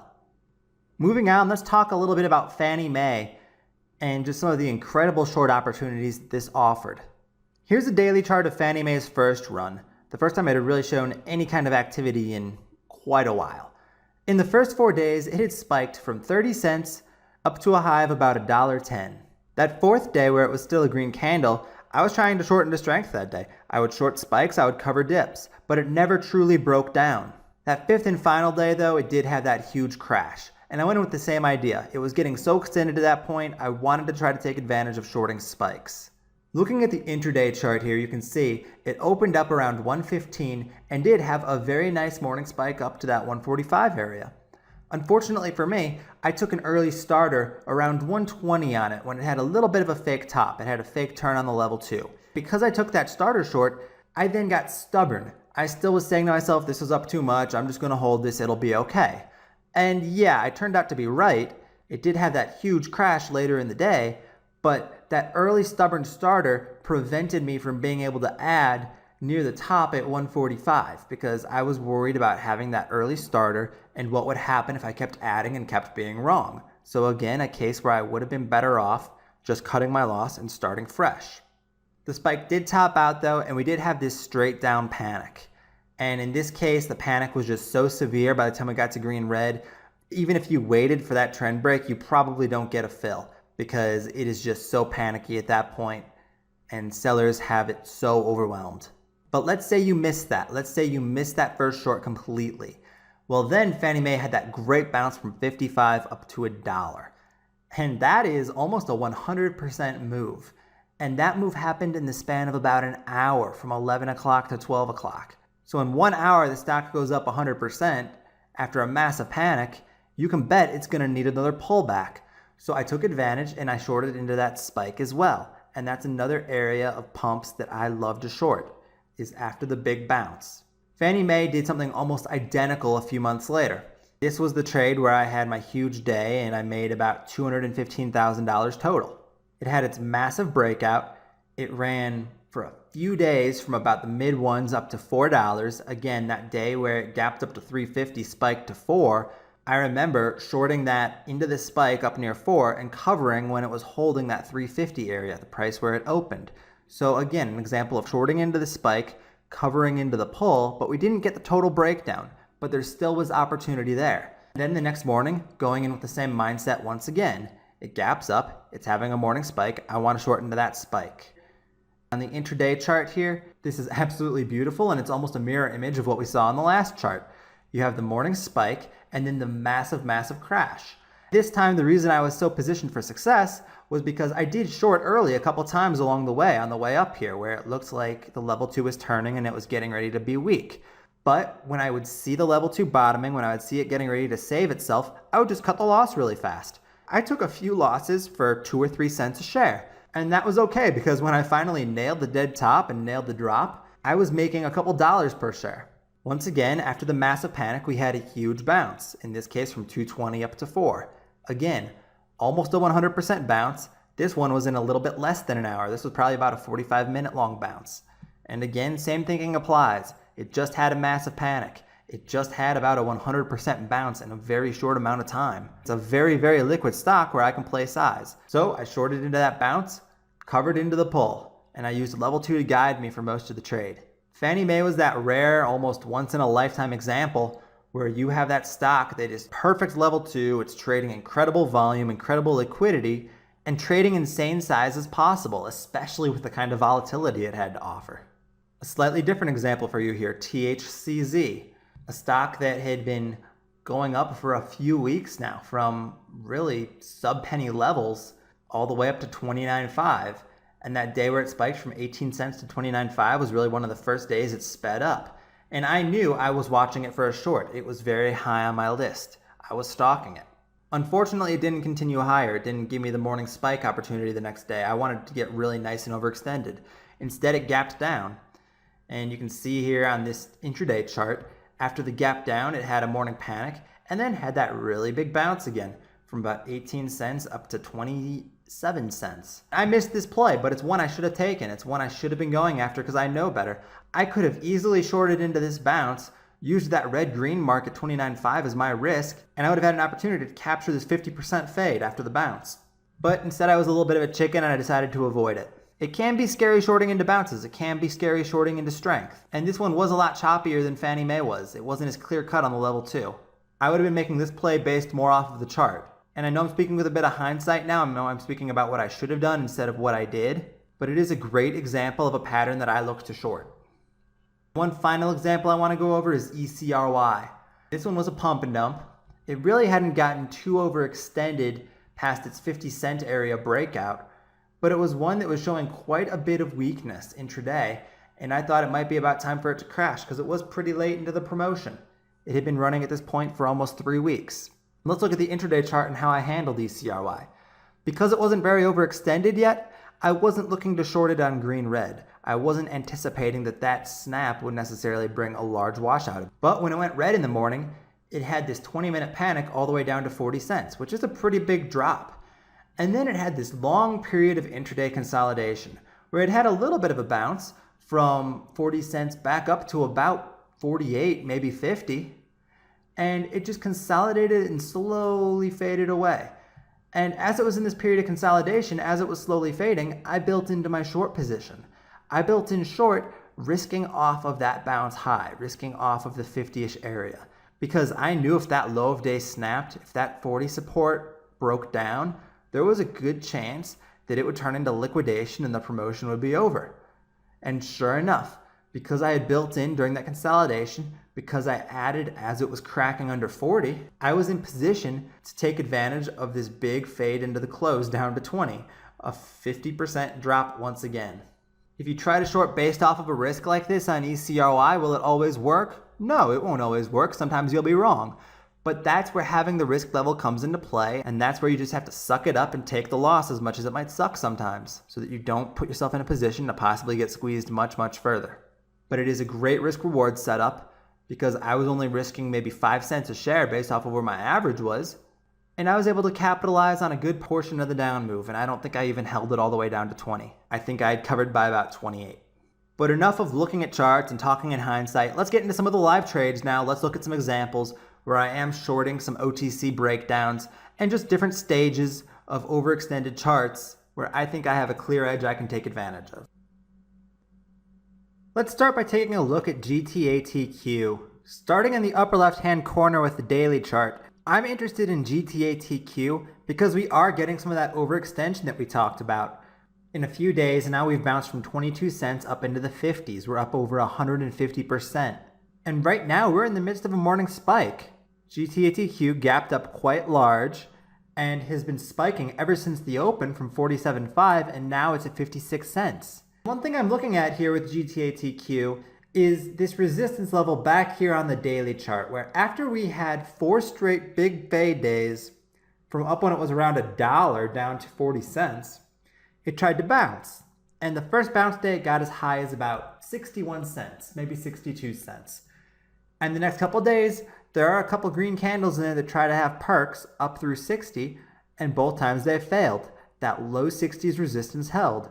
So now, coming off of a base of 22 cents and spiking straight up, I think that it's very likely that 62 cent area gives GTATQ some trouble.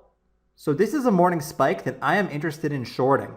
The closer we get to that 60s area, the more and more I want to attack. I will try to judge the momentum and get it on a turn by using level 2 as my guide.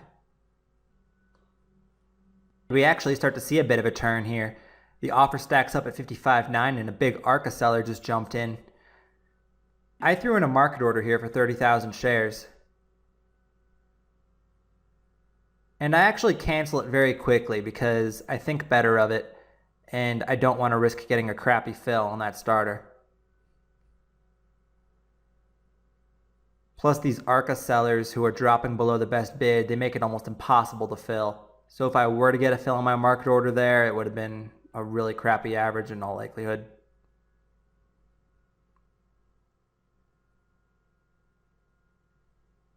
Getting a brief pullback right now, but I'm not too interested yet because it is only 56. I think this could head a little bit higher.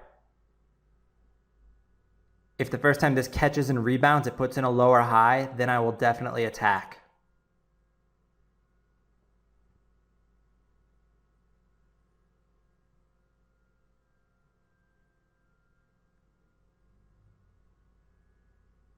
I'm just taking my general approach to trying to time spikes.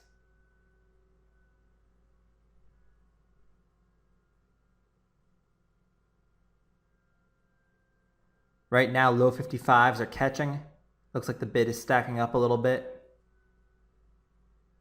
Just lost one of the 55.16 sellers. Another bidder comes in.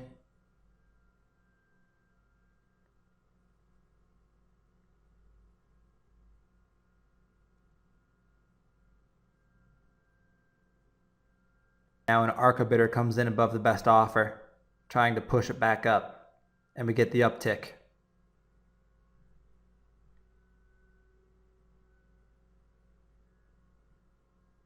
We got a couple prints that went through there at 56, and it's looking like we're going to at least retest that high a day right now.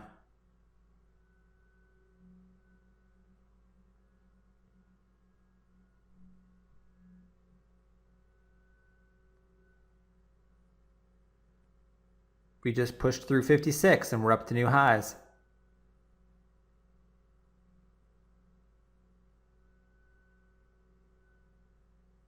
So right now I am thinking about that round number of about 60. Thinking that that may be where this finally gets tired. And I'm not necessarily swinging for the fences on this short. I don't think that it's going to turn and collapse all the way back down to 30 or anything like that. But I do think we're going to get a pullback. Maybe back as low as 50 or so.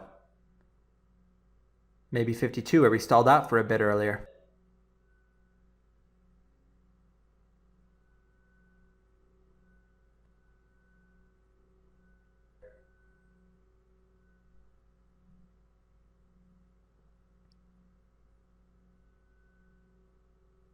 Right now we're battling in the high 57s.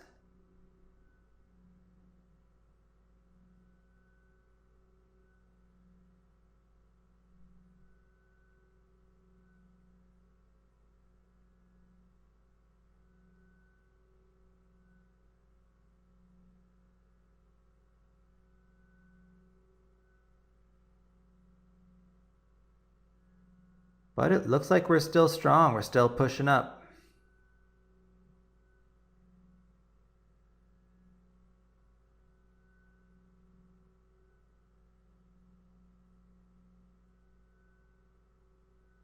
We lose a couple bidders there though, so I decided to start trying to get some fills.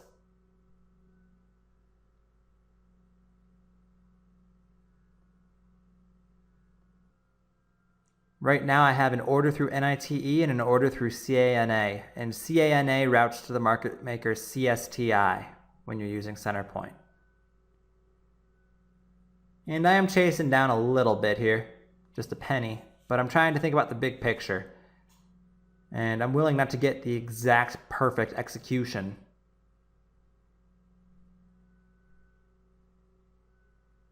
Because I am confident in that resistance level. 57 stacked up in a hurry there. So I tried to cancel some orders, but I filled them all. I filled them all right down there at 57. And I got a little bit carried away with size. I did not mean to fill everything. So right now I have 120,000 shares from a 57.08 average. Despite that catch there, the ask is staying really heavy. So I put in a couple more sell orders. I decided I want to try to add a little bit because that just looked a lot like a lower high to me. It tried to perk and it failed.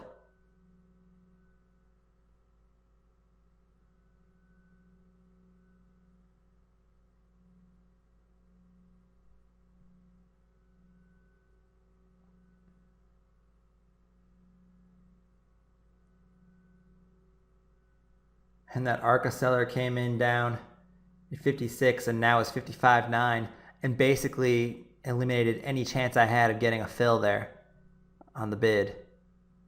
Very frustrating when they lock it up like that.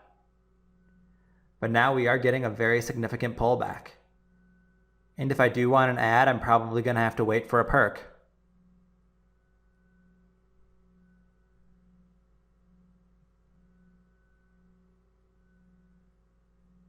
For a stock like this, filling into strength is really your best bet.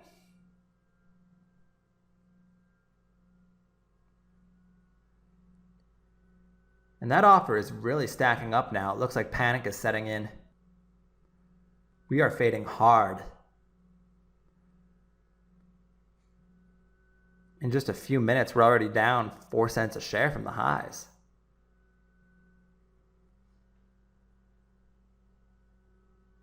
And those market makers on the offer just keep on dropping down and pressuring the bid. Look how fast that ask stacks up.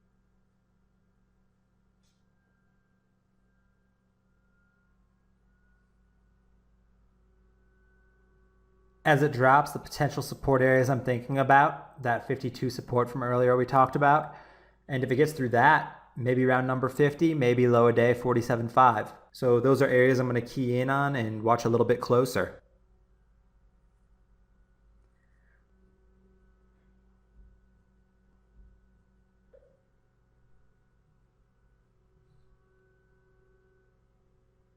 Got this big ARCA seller dropping down now.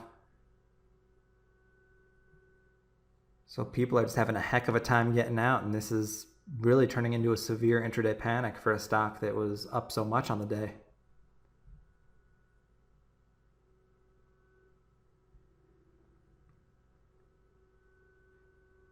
But right now, I need to sidetrack from the action a little bit. Look up at my position. Suddenly, I'm down to just 90,000 shares, and now I'm down to just 60,000 shares, and I didn't cover any, and my profit loss didn't change. So what the heck happened there? Basically, and this is the only time this has happened to me, CSTI, I found out later, canceled my fills. I had filled 60,000 of my shares through the market maker CSTI, and they basically decided those fills didn't count. They didn't want people using their route. So I was naturally very livid when I found this out. Back to the level 2 action now. The bid is stacking up huge at 51.2. Could think about covering some here. I decided not to because it is only the first bounce. I want to think about maybe adding back some shares into the bounce if it's a good one.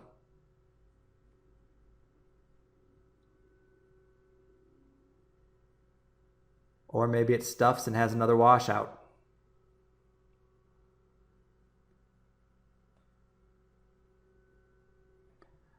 But it panicked hard enough off of the highs that I really do not feel the need to cover up immediately on this thing.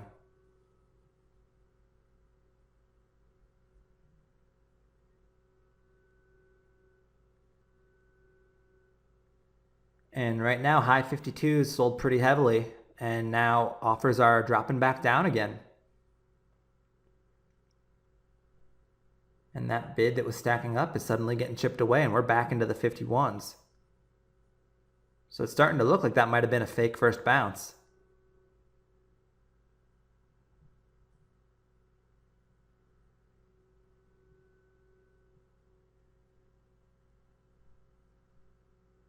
If this were to put in a higher low here, then I'd be thinking about covering some of my shares.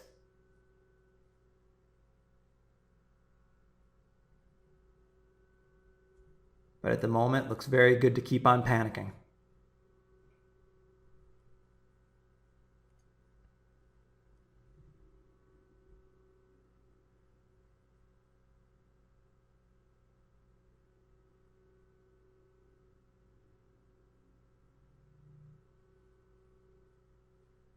And we are under 51.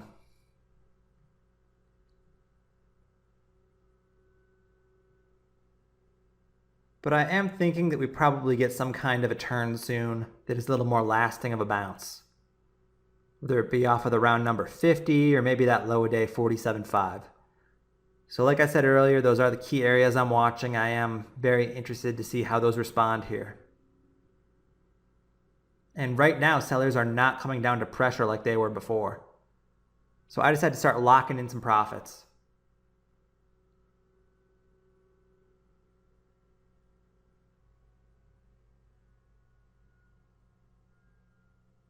I used limit orders in this case because I didn't want to risk a crappy fill up in the 52 area. So I made sure that if I filled, it was going to be on the offer around 50.5. And I did get out about a third of my shares. And that ARCA seller lifts, and now it starts looking like we might uptick a little bit. But I'm still waiting to see how this 51.5 to 52 area resists. If we sell a lot of hidden size and it gets smacked back down, or if it starts to thin out, it looks like we're going to get a more meaningful bounce. So far, not the strongest bounce. But the bids started to stack up there, and I'm a little frustrated from half my shares getting taken away still. So I'm just looking to cover now. I threw in a 52-cent order. I want to take off more shares. It's really not a great cover order. I really do think I made this mostly out of frustration. Luckily for me, I only filled a little bit of it. I'm down to about 32,000 shares now. But it looks like the bounce is on at this point. And it's going to retest that 53 area where it tried to turn last time and then got stuffed.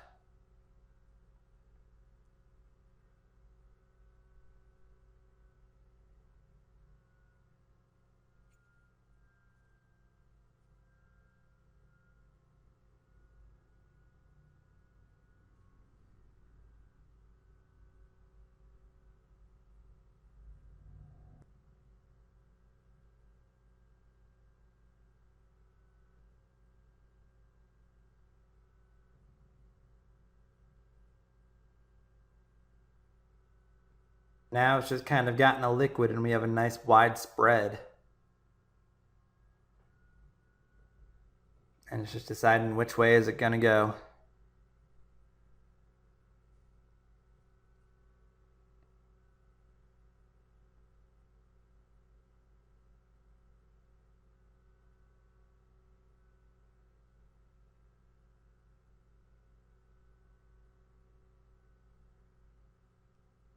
Starts to build back up a bit and look like maybe it will try to break through that 53 mark. It's certainly about to put in another test here.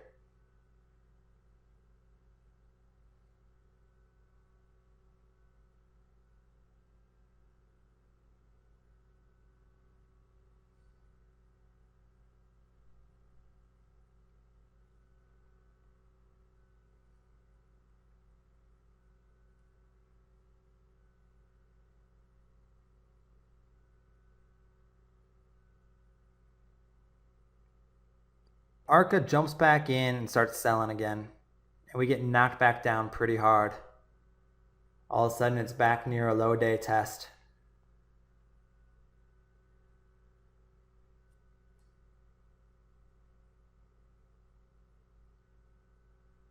Had 53 broken, I probably would have taken off the rest of my shares into that strength. Luckily for me, I didn't have to deal with that.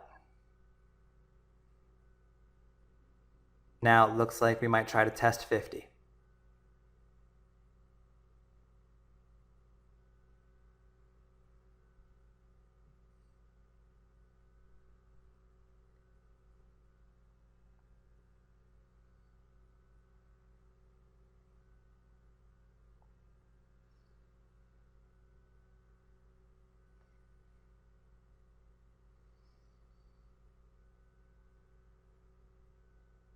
$50 isn't cracking, so I put in another cover order. I decide I want out. And with all those market makers on the offer, I'm hoping at least one will fill me.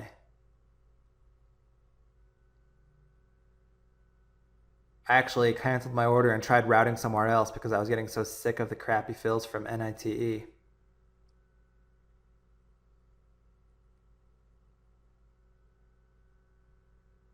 And in this case, I got filled most. I'm down to 1,500 shares, almost out. The bar OTC route I used, I believe, goes to ARCA, which explains why I got a little bit quicker of a fill.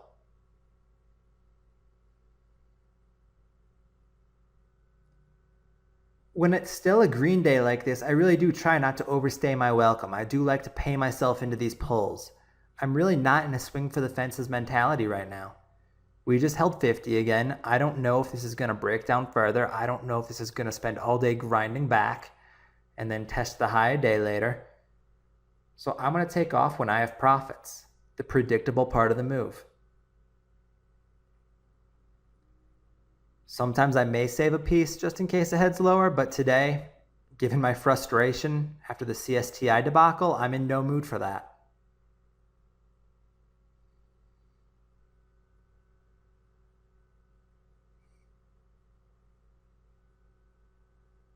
And since I just have a tiny piece left I want out of it, threw in an order on the offer, filled my 1,500 shares, and I'm flat. Despite how irritating of a trade that turned out to be, it really did work well. Got short into the spike, covered into the pull, just like I like to do on green days. Taking a look at the end of day chart now, GTATQ, it did break down more. It did totally fall apart. Actually got as low as 43 cents. So my cover's about a dime early. I captured about half the move.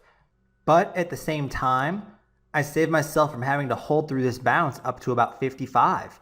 Who knows what I would have done up there? I might have covered because I thought it was grinding back and it was still green on the day.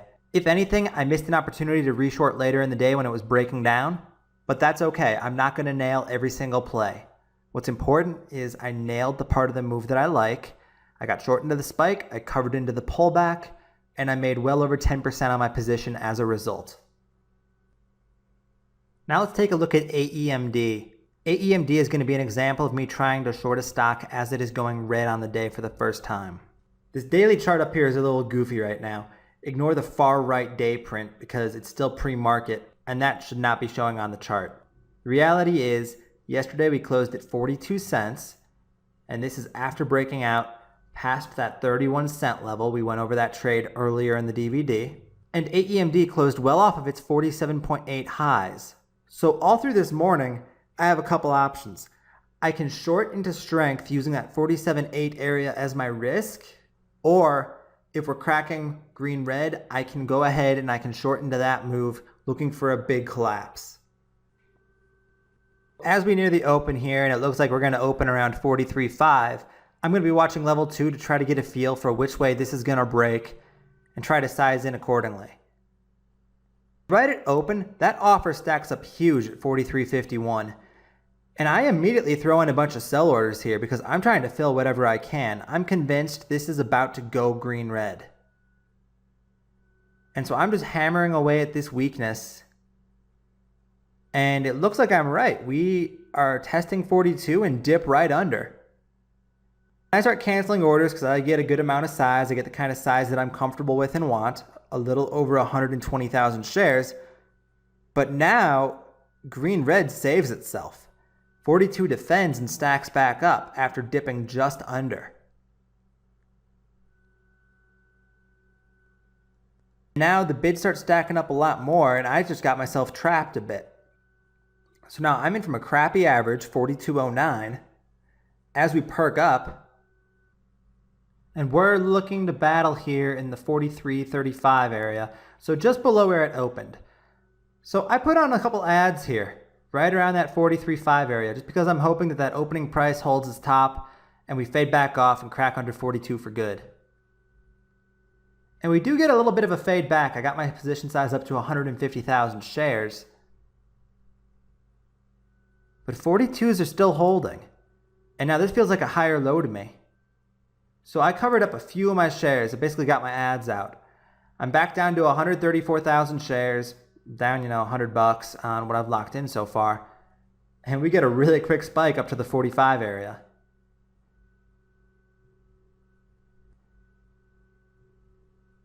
Watch the chart more than the level 2.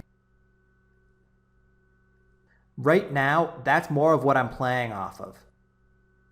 I'm using that wide risk up to the 48 area. I trap myself, but I'm not going to panic out into strength randomly. I don't want to get out just a few cents below a key resistance point. Unfortunately, my one mistake here is that I am playing a little bit too much of size since I am using that wide risk. Wider risk means that you should play smaller size so that your loss doesn't get out of control. Right here for me, if I have to cut this loss up near 48, I'm going to be taking about an 8 grand loss, and that is way more than I want to have to lose. So one thing I could do here is downsize into dips. Get my share count down a little bit so that I can keep on using that wide risk, and I won't have to risk quite as much money. The other option is if this spike really gets going and gets up into that key 48 resistance area, I could add shorts up there, get my average up, but then I would definitely have to be careful about covering dips along the way because my size would be even bigger at that point. So I watch AEMD churn here, and as long as the trend is intact, I'm keeping those two options in mind.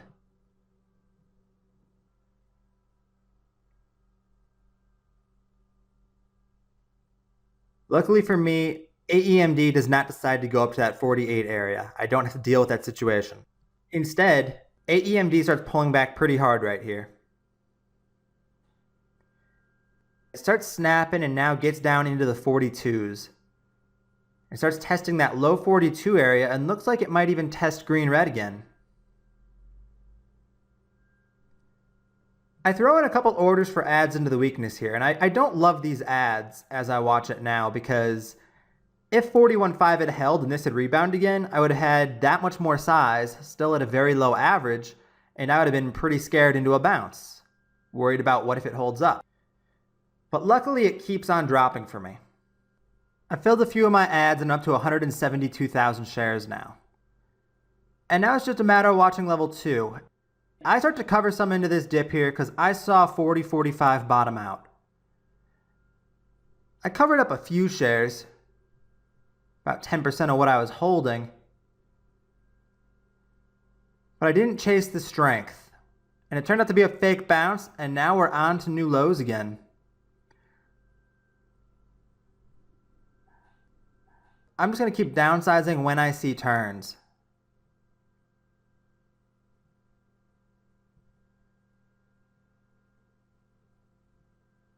$39.15 starts to stack on the bid. I threw in a bunch of orders to different market makers just above best ask at $39.2. Didn't really fill much though, only a few thousand shares. And again, I'm not chasing this up. I'm not chasing bounces trying to fill. I'm going to cover my shares into dips. And it was another fake bounce, so we went to the 38s.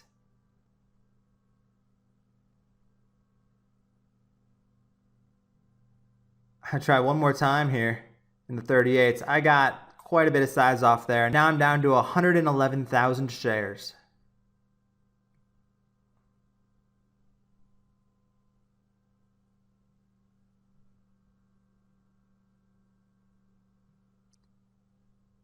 This is me taking off into dips and not swinging for the fences, looking for the big home run short now because I had messed up my average from the start.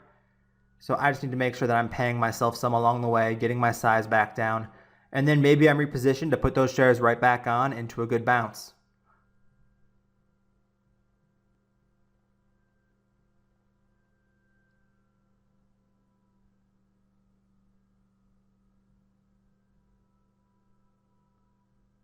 Now AEMD, the bounce gets going a little bit. We perk back up above 40.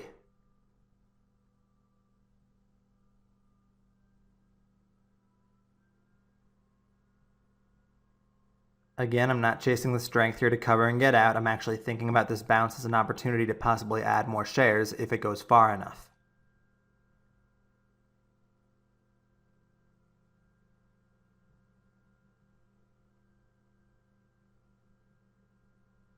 $42 is red-green. In some cases, I might use that as a resistance to play off of and try to add. In this case, I'm not going to, though, because it didn't panic enough in my opinion. It bottomed out at 38. That's only about 10% below that red-green mark. So I want it to have to bounce much more off the lows when it tests the resistance level in order for me to play off of it. So I choose to pass up on ads here up in the mid 41s. Now we get a bit of pull, and now it looks like we're kind of in a channel. AEMD looks set to grind now for a little bit between this 38 current low and that 41.5-ish or 42 red-green mark, you could say. So let's speed up action a little more now while it's in this channel and it's deciding which way to break. Again, keep in mind when watching this in sped up motion that trading this in real time is different, and it's very easy during a slow sideways grind to get emotional, make rash decisions. So it's very important to know your plan and stick to your plan. Know what you'll do if the stock breaks down, know what you'll do if the stock breaks out. Decide beforehand if you want to cover any shares during the channel.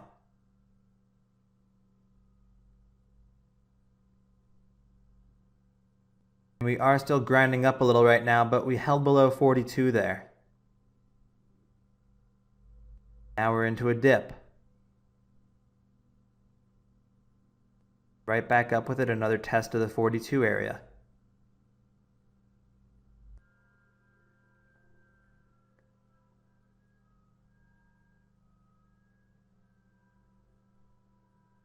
So after holding this short for the past couple hours, are you going to get scared out when it's perking up and looking like it might go green?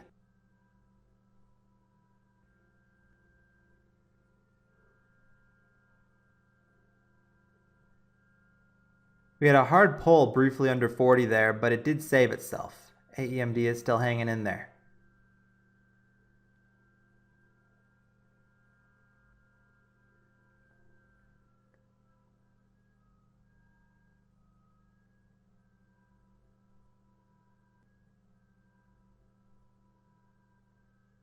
Into this dip, I decided to take off just a little more size. I get myself down to 100,000 shares even. I covered up a little bit into the weakness.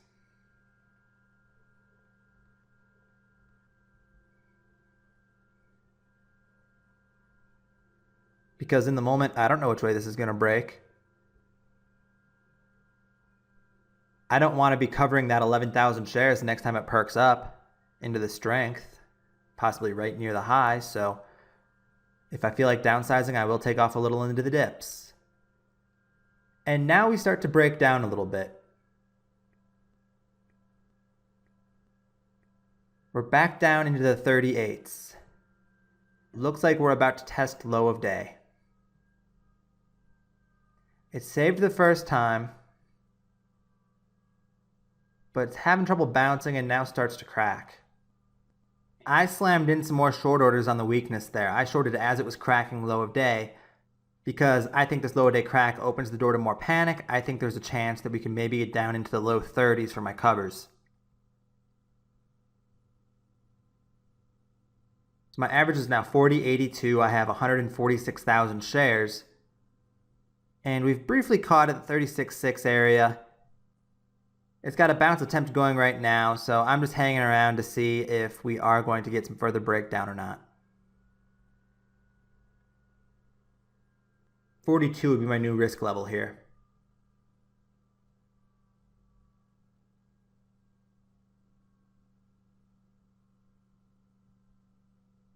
I'd be using 42 because it's an important red-green level and because it just held as a top for about an hour of consolidation.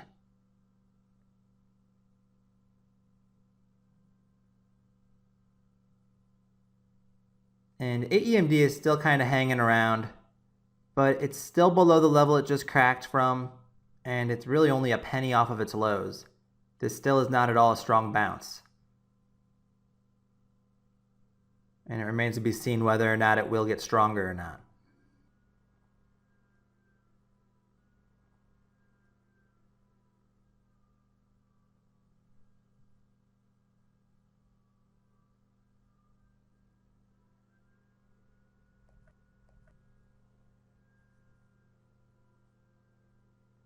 Again, in the moment here, it's very easy during the illiquidity to become unsure about your plan, lose confidence, make emotional decisions. One of the hardest things to do as a trader in the moment is trusting your plan.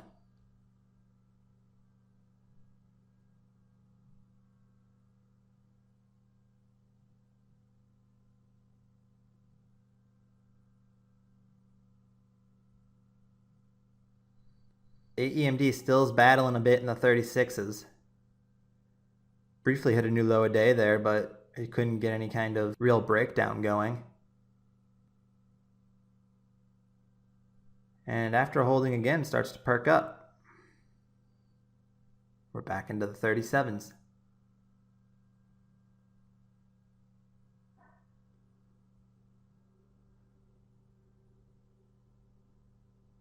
So it's a new mini channel right now, basically between 37.5 and 36. We get another test at the 36 low, and once again it holds.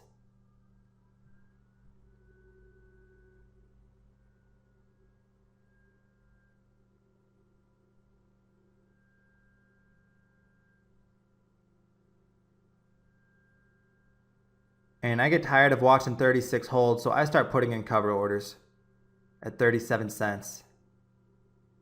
Sized myself back down to about 105,000 shares. So took off about a third of what I had. Get myself back to an even 100,000 now. And after I downsize that third, we finally start to break under 36 for real this time.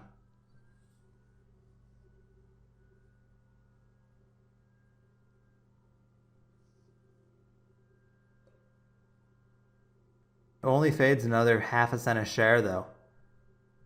So I'm not getting this big panic, big fast washout that I want.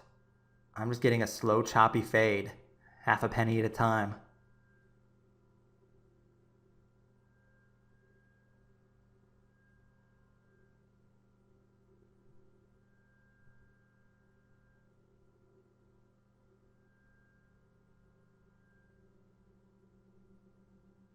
But as long as it's not bouncing, as long as it's not showing any kind of significant strength or reversal, I'm okay to hang in there. I just have to try to stay patient.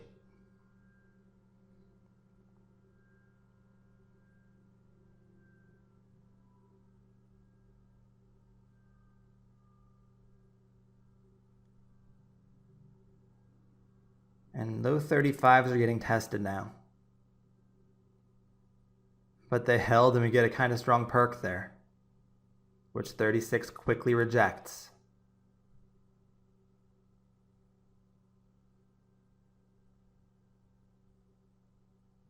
Then it puts in a higher low and gets through that 36 area that just rejected. Now I'm starting to think that maybe it is time to start downsizing more into dips. I've given my plan quite a bit of time to work, and I already have gotten a pretty nice fade down into the 35-cent area, which was yesterday's low, so it could be acting as support. That could be why we're having so much trouble here. So now I need to start paying myself along the way.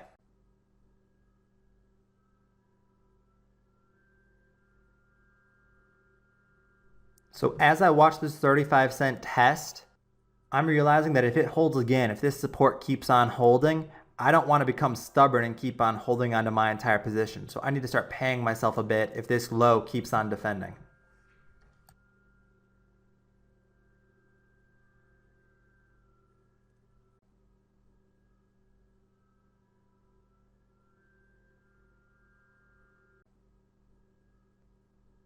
And I saw a 35 defending again.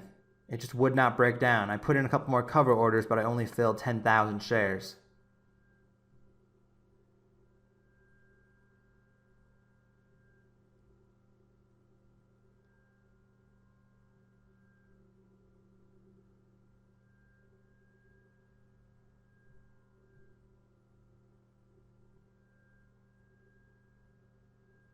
Still just one big battle around 35. But the bidders are finally dropping off some. We only have 2 market makers left on the bid. Now just 1. And finally we're under 35.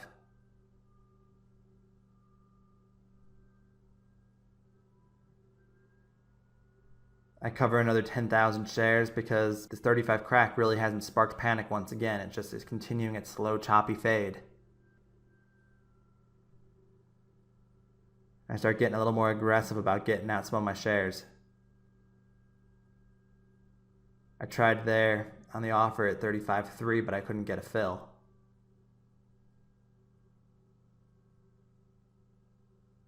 Yes, it's perked to the 36s now, but I'm going to keep the same mindset. I don't want to chase spikes.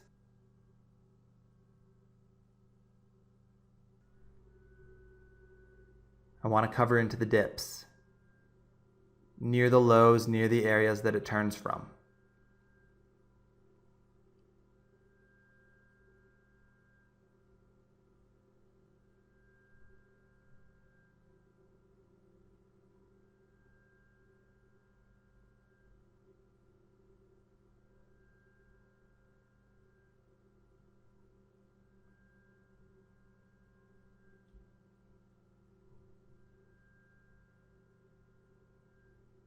Right now we're just hanging around this 36 area. I'm waiting for it to get knocked back so I can cover up most of the rest of my shares.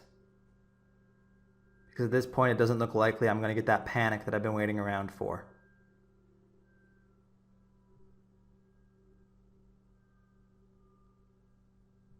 $36 starts to strengthen. It's not pulling back. So I start smacking the ask. I decide I just want out. I got out half of my remaining shares there. I'm down to 40,000. I have some orders sitting at 36.5 on the bid. I'm just leaving those orders there.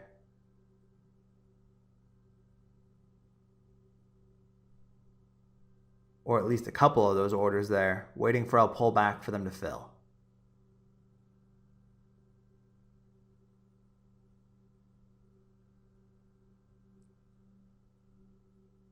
They filled on that pull. I put in another order at 36.2. I'm just getting out right now the rest into the low 36s, putting my orders on the bid, waiting for them to get filled.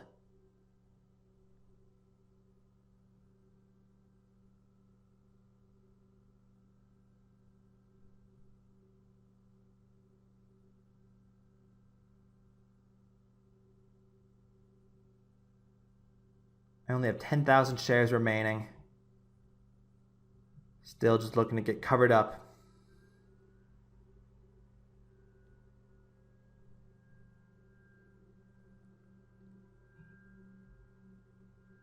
Finally, I just say, forget it, I'm tired of watching. Hit the offer at $36.95 and I am flat.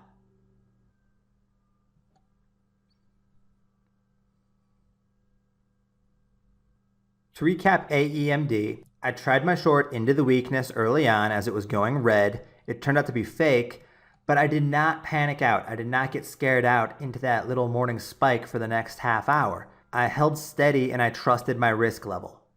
Later, AEMD went red again, stayed red this time, and we got a slow choppy fade down into the 34s. That's about a 20% move from the green-red mark. And while I didn't capture all of these profits, I still wound up making well over 10% and catching the meat of the move.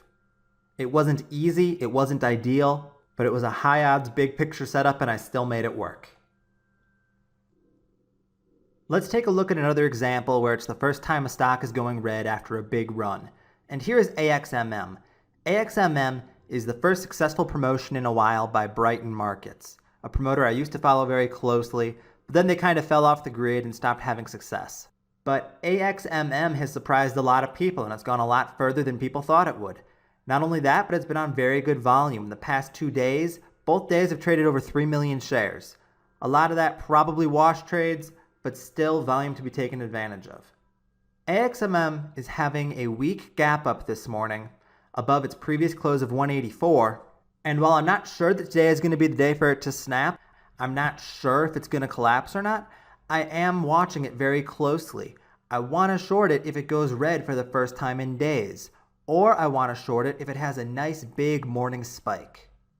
Part of the reason I'm so interested in AXMM short is because I know the promoter. I know Brighton Markets. I know that when their pumps crash, they crash hard. I'm confident that if this goes green-red out of the gate, we will get a nice pullback. But the question is, will they save it and bring it back after that, or will it turn into total collapse? My plan going into this morning is short if it goes green-red, let the level 2 turn at least one time where I want to see if the bounce gets stuffed or not, and then figure out my covers after that based off of what I'm seeing in the price action. So if I'm seeing that there's higher lows, if I see the chart is holding that area where it turned the first time, I'll look to cover. Or if it turns out to be a fake bounce, if it starts to have another leg down, I probably will look to cover after a nice drop and the second time that the level 2 is turning after that. So now AXMM is about to open for the day, and I'm going to slow the clock down. I'm going to watch this in real time.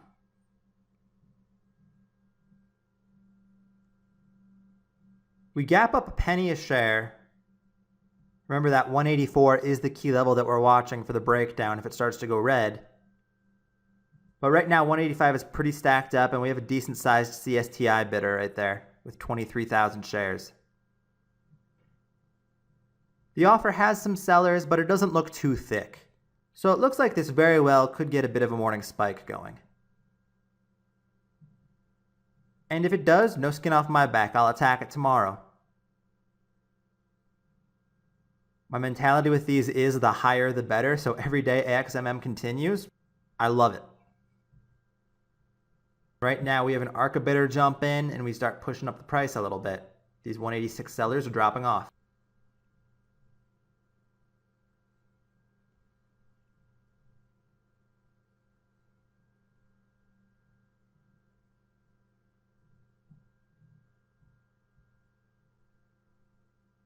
Had quite a few big prints go through at 186.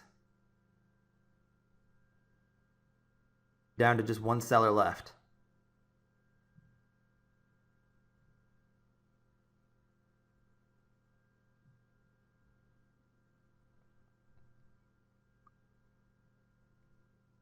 The ARCA bidder loses that battle though. The mica seller wins.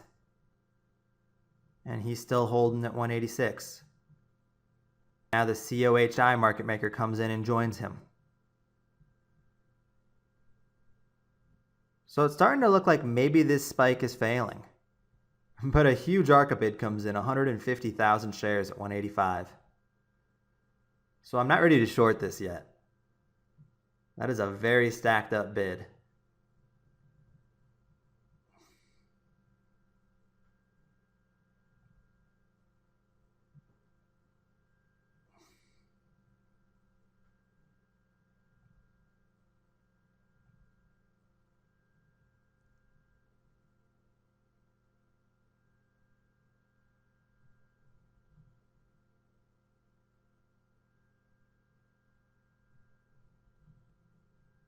ARCA jumps back to 186, and we get another battle here between ARCA and mica. Right now, just a sideways open. Still waiting to see which way we're going to break.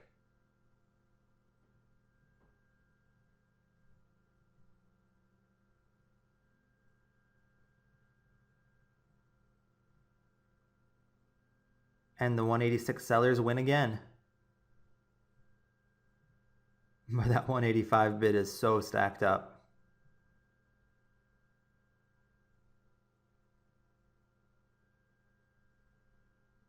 But now 185 takes some hits. That ARCA bid that was huge gets cut way down.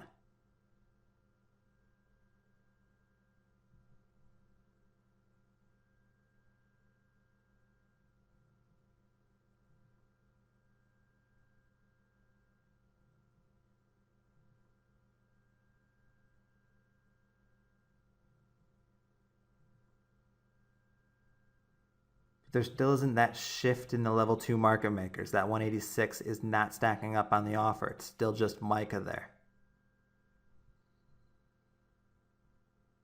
Now we start to see a couple more sellers come in. More hits start coming in on the bid.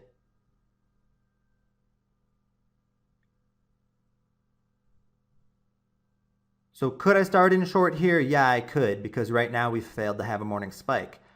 But what I'd be worried about is if the 185 or 184 area winds up supporting, if they buy a bunch of shares on the bid, just like mica just sold a bunch on the offer, I'd be in trouble.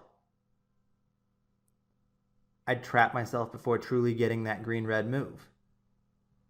So I choose to be a little more careful here. Sometimes I will take this starter, sometimes I will be a little more aggressive, but on this one, I'm trying to wait and I'm trying to trade it when it looks truly perfect.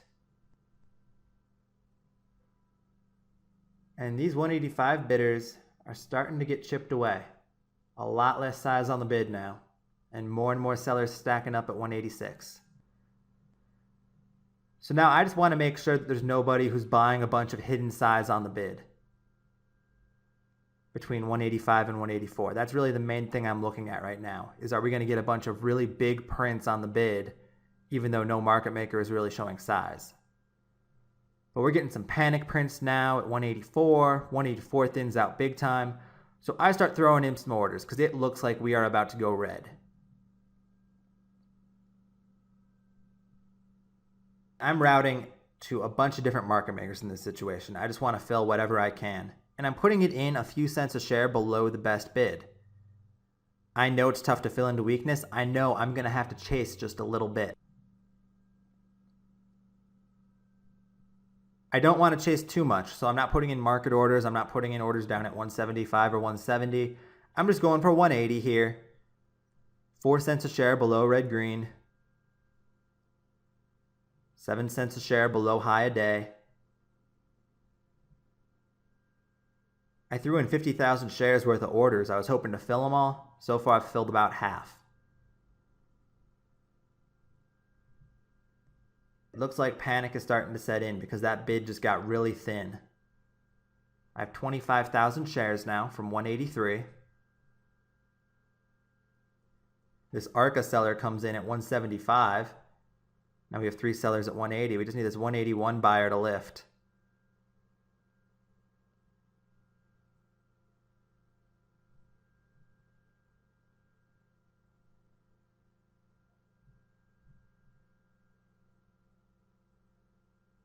The 181 buyer goes away.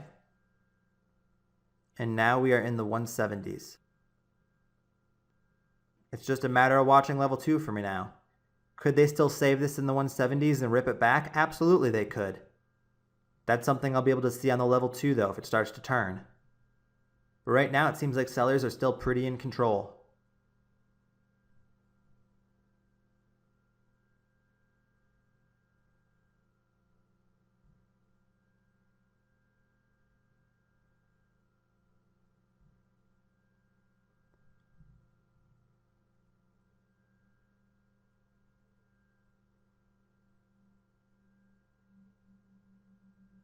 $178 really stacked up on the offer there.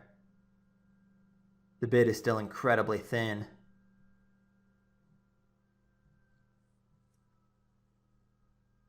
$177 has taken a decent amount of size. It is buying a lot, but there's no reversal. There's no more buyers coming in. The sellers aren't thinning up. Next best bid below 177 is 171 right now.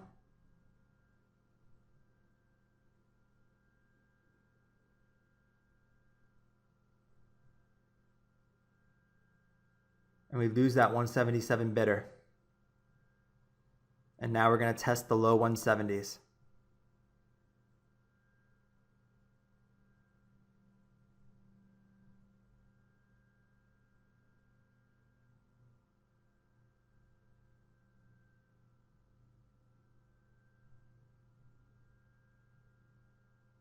Right now, 170 is giving up without much of a fight.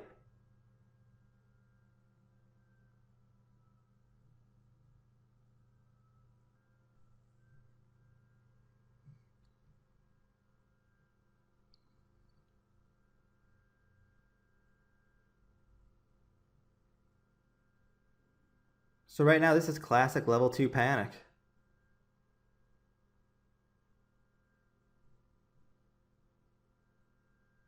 And this is a pump and dump getting absolutely annihilated.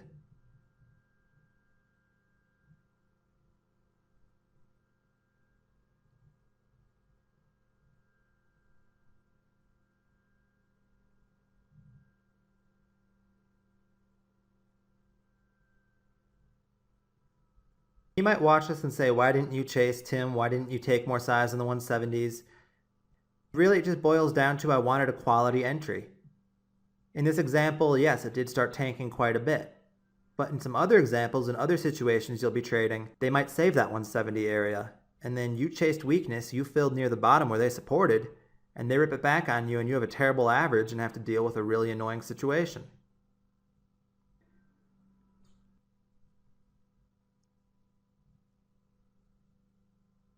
But in the situations where it does tank like this, yeah, it does hurt a little bit. Say, oh man, I wish I had way more size than I do right now.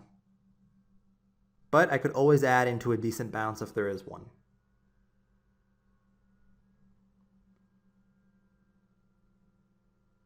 And 150s just got chewed through like nothing.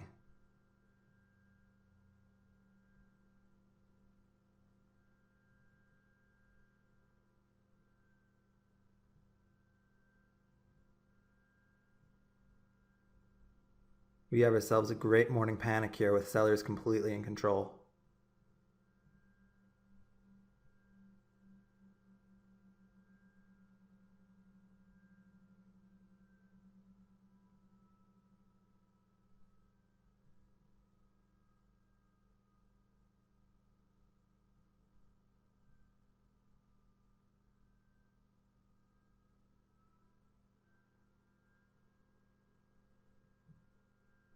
Still down we go.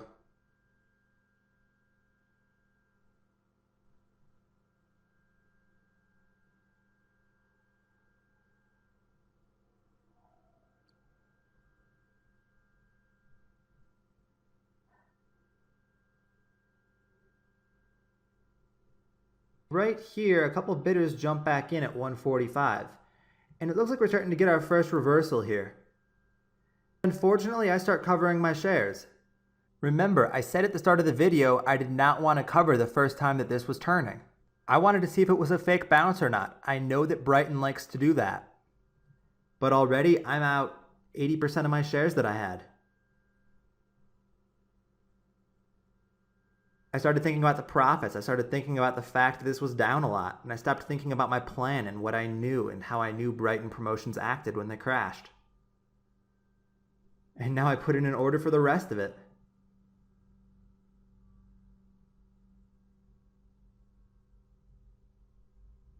And it does look like it's going to bounce a little bit here. It does look like it's going to uptick. I'm totally flat. But all these sellers at 146 don't let up. And those bidders at 145 that were defending, they're slowly dropping off. Now an ARCA seller jumps down to 145. And this was a fake bounce. This was true to what Brighton typically does. When they pull the plug, they drop it hard. And now I'm on the sidelines because I didn't trust my plan. I got caught up in the fact that I knew I was up a lot of money and I wanted to take those profits. And I have to watch AXMM continue down without me.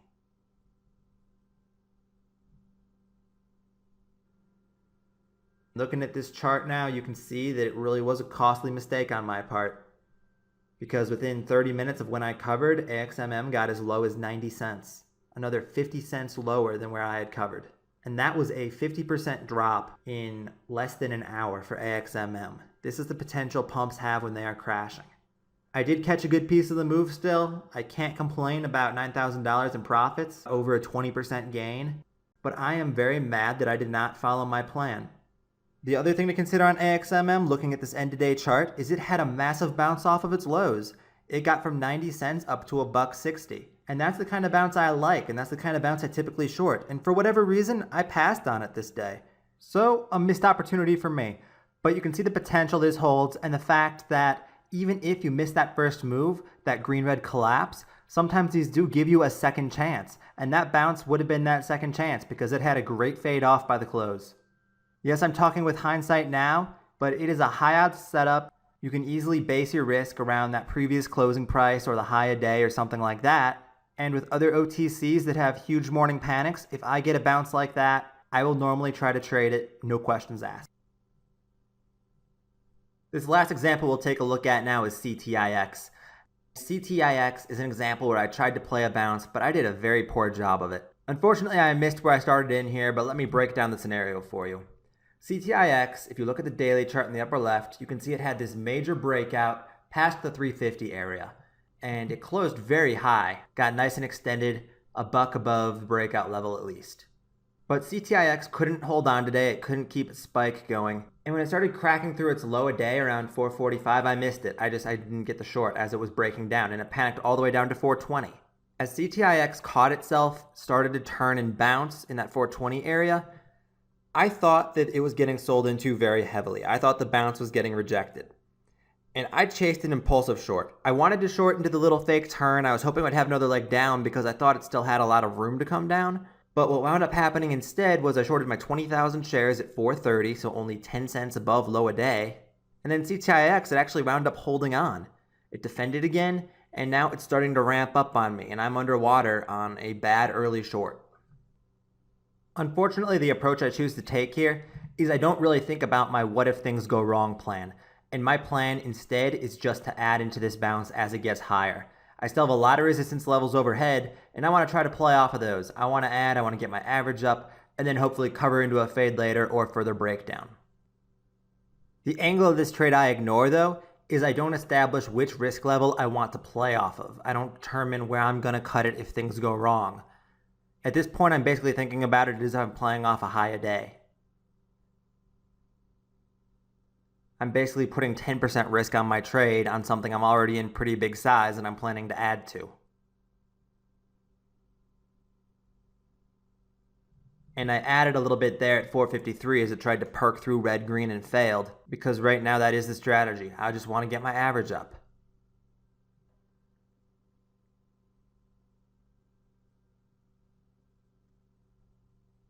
Unfortunately, I'm just kind of trading emotionally on this right now. I'm not really thinking it through.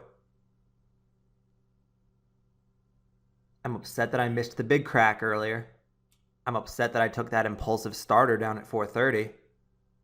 And now I'm in a headache of a situation where I need to hope that this bounce runs out of gas.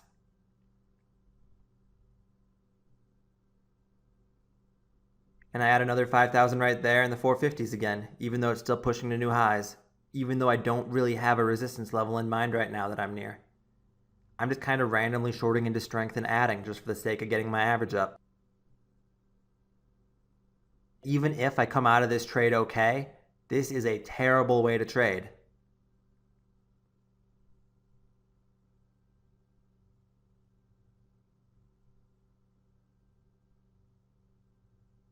If I win here, it's going to be completely out of luck.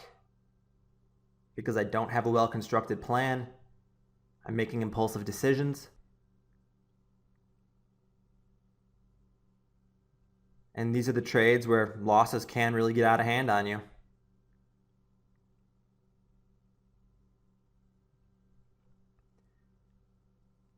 I'm 30,000 shares from 438 right now, and if I am playing off that high day, if I am going to wait for high day to break in order to cut it, that's probably going to work out to be a 35 to 40 cent per share loss. Basically about $10,000 to $12,000 I'm going to lose if this goes wrong on me. Not a situation I want to put myself in risk-wise. But what I'm hoping is this bounce gets tired, it pulls back, and then maybe I can downsize into pulls and get my position a little bit more under control.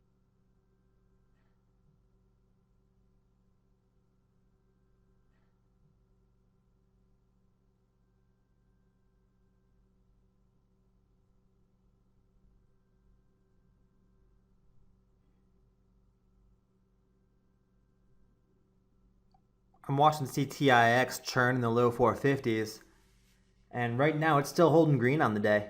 It can't get back red. And we start perking up and the bounce continues.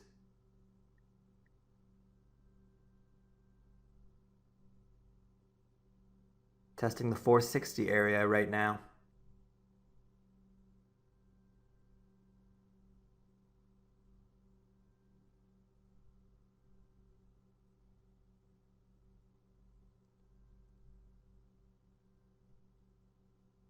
It breaks through 460, but runs into a little bit of trouble here at 463, and a big seller comes in.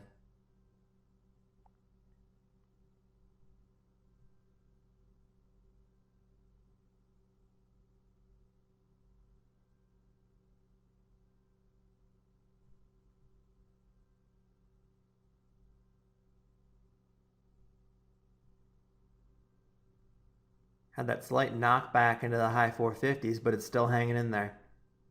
We're just not getting any kind of meaningful pulls right now. We're back over 460 again.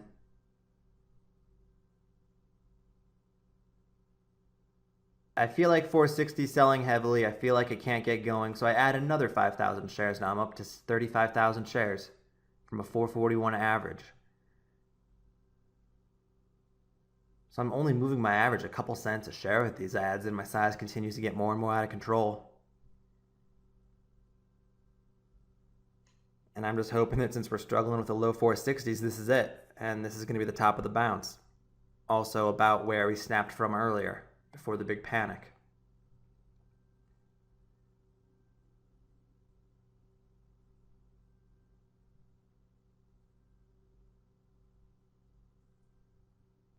I know I need that pull down to the low 440s to really size down and get out a lot of my shares for close to break even, or else I'm in some serious trouble.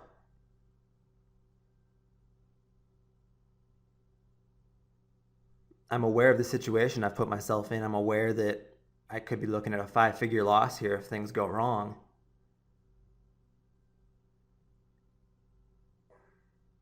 If I don't get bailed out, I'm going to have some decisions to make.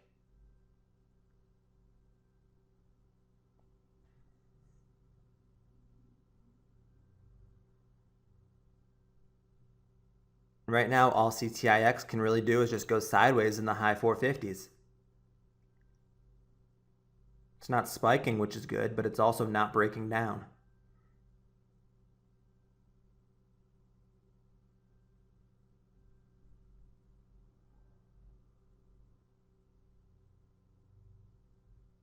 It seems like there's a lot of sellers on the level too. It seems like that offer is stacked up.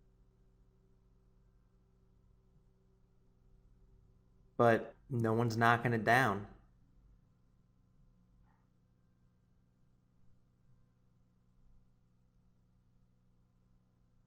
And the longer it consolidates up here, the more and more uneasy I get about what if it perks up? What if it starts to break through those low 460s? Then what? Then all I really have left is that 474 high a day resistance overhead.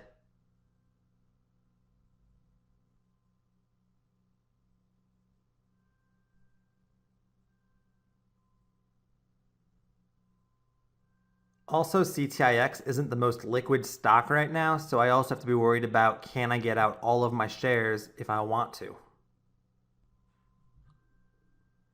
Right here, I threw in a bunch of cover orders. The panic finally caught up to me. I got too scared. I decided I needed to downsize big time because it was holding up too well. I was really worried about how strong it was, the fact that it might keep going. So I took off about half of my shares. I wanted to get my size down, so I got covered up those early 430 starters. And now I'm in 17,000 shares from 452. That's what I have left. And CTIX is squeezing right up near that high a day test.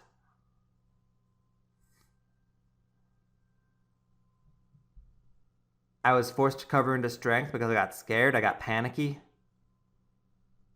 I knew that I was in a horrible situation. And I made an emotional decision. Right now it's looking like the right decision because it's perking up. But usually I do not like covering that close to a high a day or that close to a resistance level that I think is key. Usually I like to make it break first. And if it's breaking, then I'll get out. But instead I had to cover near the top end of a channel because I really left myself no choice. I had too much size from too low of an average.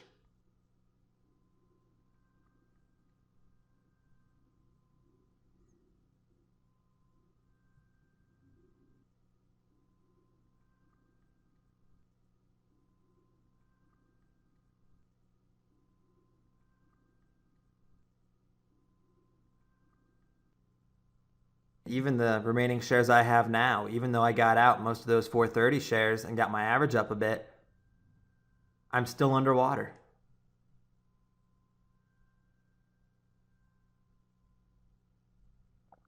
I'm still wondering to myself if I should average up right now, risking off high a day, if I should just get out. I'm kind of lost in the moment. When 470 rejects again, I tried to add. I wanted to get in because now, yes, we're close to a resistance level. It's having trouble. It's not breaking through. So this is more of a double top now. I filled 1,200 shares though. The fills were very, very tough. But I didn't chase it down, so that was good. At least I didn't get my executions in the low 460s and not worry about the level I was entering at. I wanted to get in as close to that 474 level as possible. I just happened not to fill in this situation.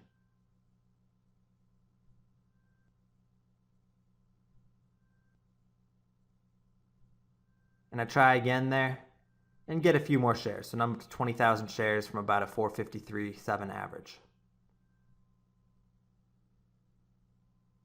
And we start pulling a bit, testing 460. And it was that high 450s area that just held for a while and consolidated before it had that perk up. So in my mind, that's what needs to break down.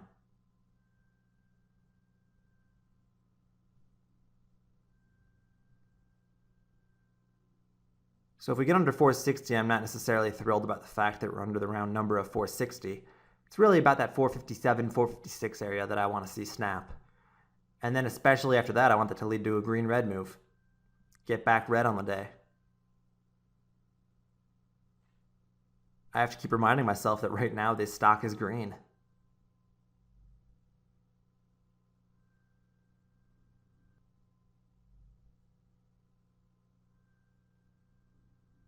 We're back in that high 450s area.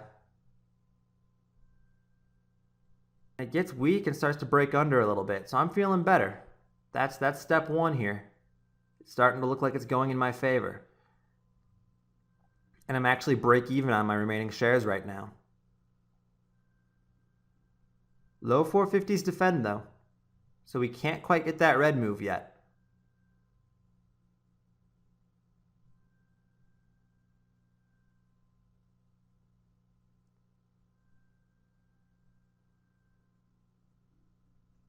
And the choice right now is take off into this fade for about break even, or I could hold out, hope for more dip, and hope that this stock goes red, but if I'm wrong, I risk covering higher and having to take additional losses.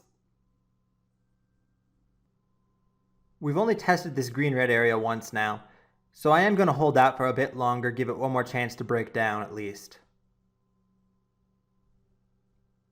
If it keeps grinding above red-green, I think there's pretty good odds I get squeezed later. It goes back to the highs of the day.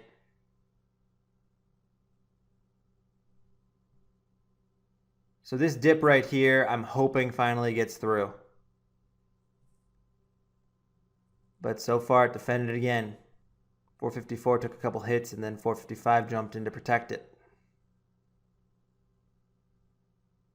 And the magic number really is 450, so this isn't even getting down to test that level.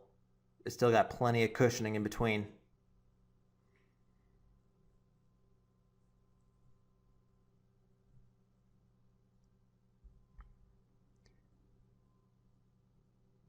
Sellers start stacking up at 455 again, so again, I'm hopeful that we're about to get that breakdown.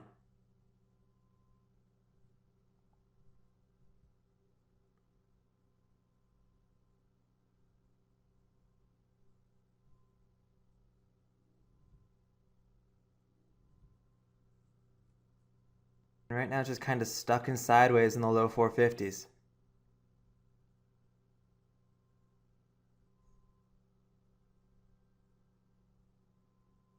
And then the offer starts thinning up, we uptick, and I start taking off. I want to try to get out of these shares for only a few cents a share loss because it's just not breaking down, and I don't want to use that high a day risk anymore.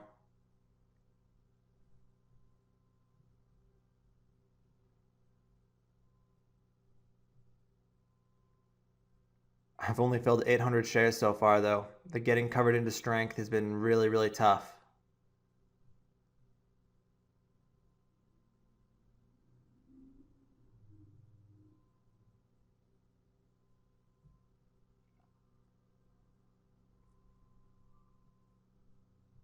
I leave my orders sitting on the bid because I'm hoping this will dip back down, fill them, and then I can just be done. But because I have them on the bid is showing a lot of size. So I cancel out the orders, hoping that if all the buyers on the level 2 disappear, which are my buys in reality, that'll cause it to dip back down a little bit under 460, and then I can just smack the ask and try to fill again that way.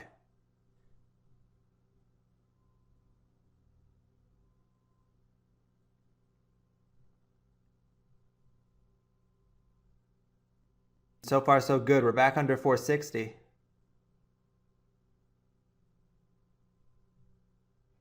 I should be trying to cover here, but I'm falling into that mental trap of saying, oh, but now it's fading. What if it's about to go my way? And finally, I throw in an order to cover some at 460.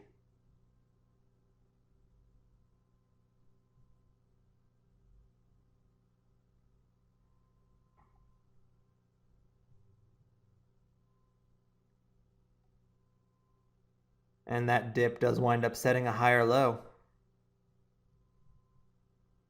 We don't get a 454 retest. We stall out up in these high 450s again.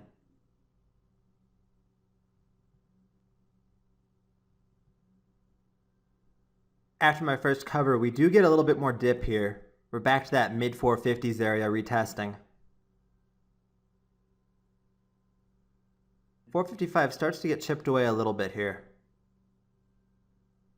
Still 5 cents a share above that green-red area though. And it recovers and comes right back.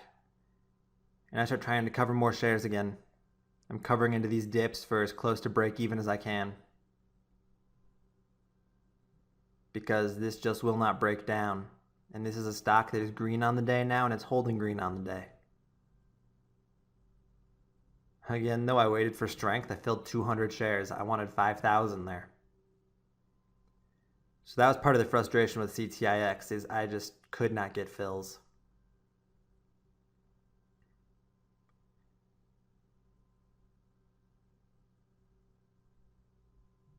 I try here with an order at 462.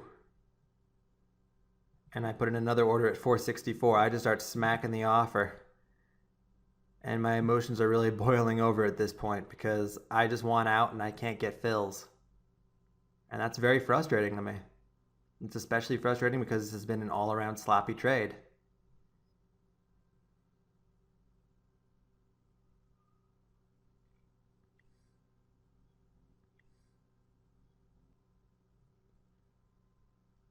Again, we briefly dip right back under 460.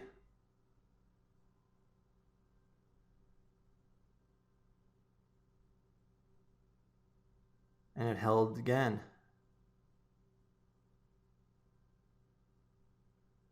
I tried to cover some more at 460. Again, could not fill. Now CTIX is starting to look like it's ready to perk up.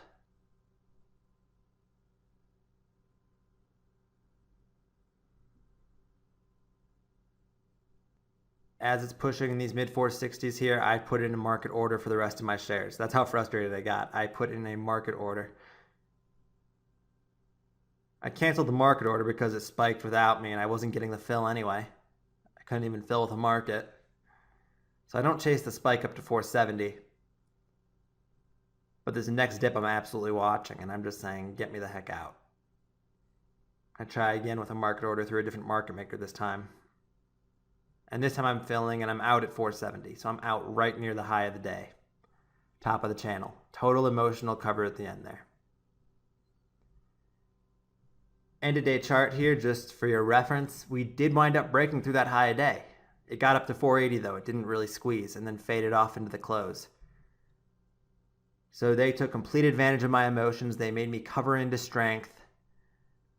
I just was totally frustrated and not thinking clearly because I just made mistake after mistake after mistake. While this was, in a sense, me trying to short into a bounce, it's an example of me doing a very, very sloppy job of it. Because my starter, again, was right near the bottom of that panic because I gambled and I hoped that the level 2, as it was trying to turn, I hoped that it was a fake. I hoped the bounce was fake, but when it wasn't, I got caught. And it was that starter that led to all of my problems on CTIX.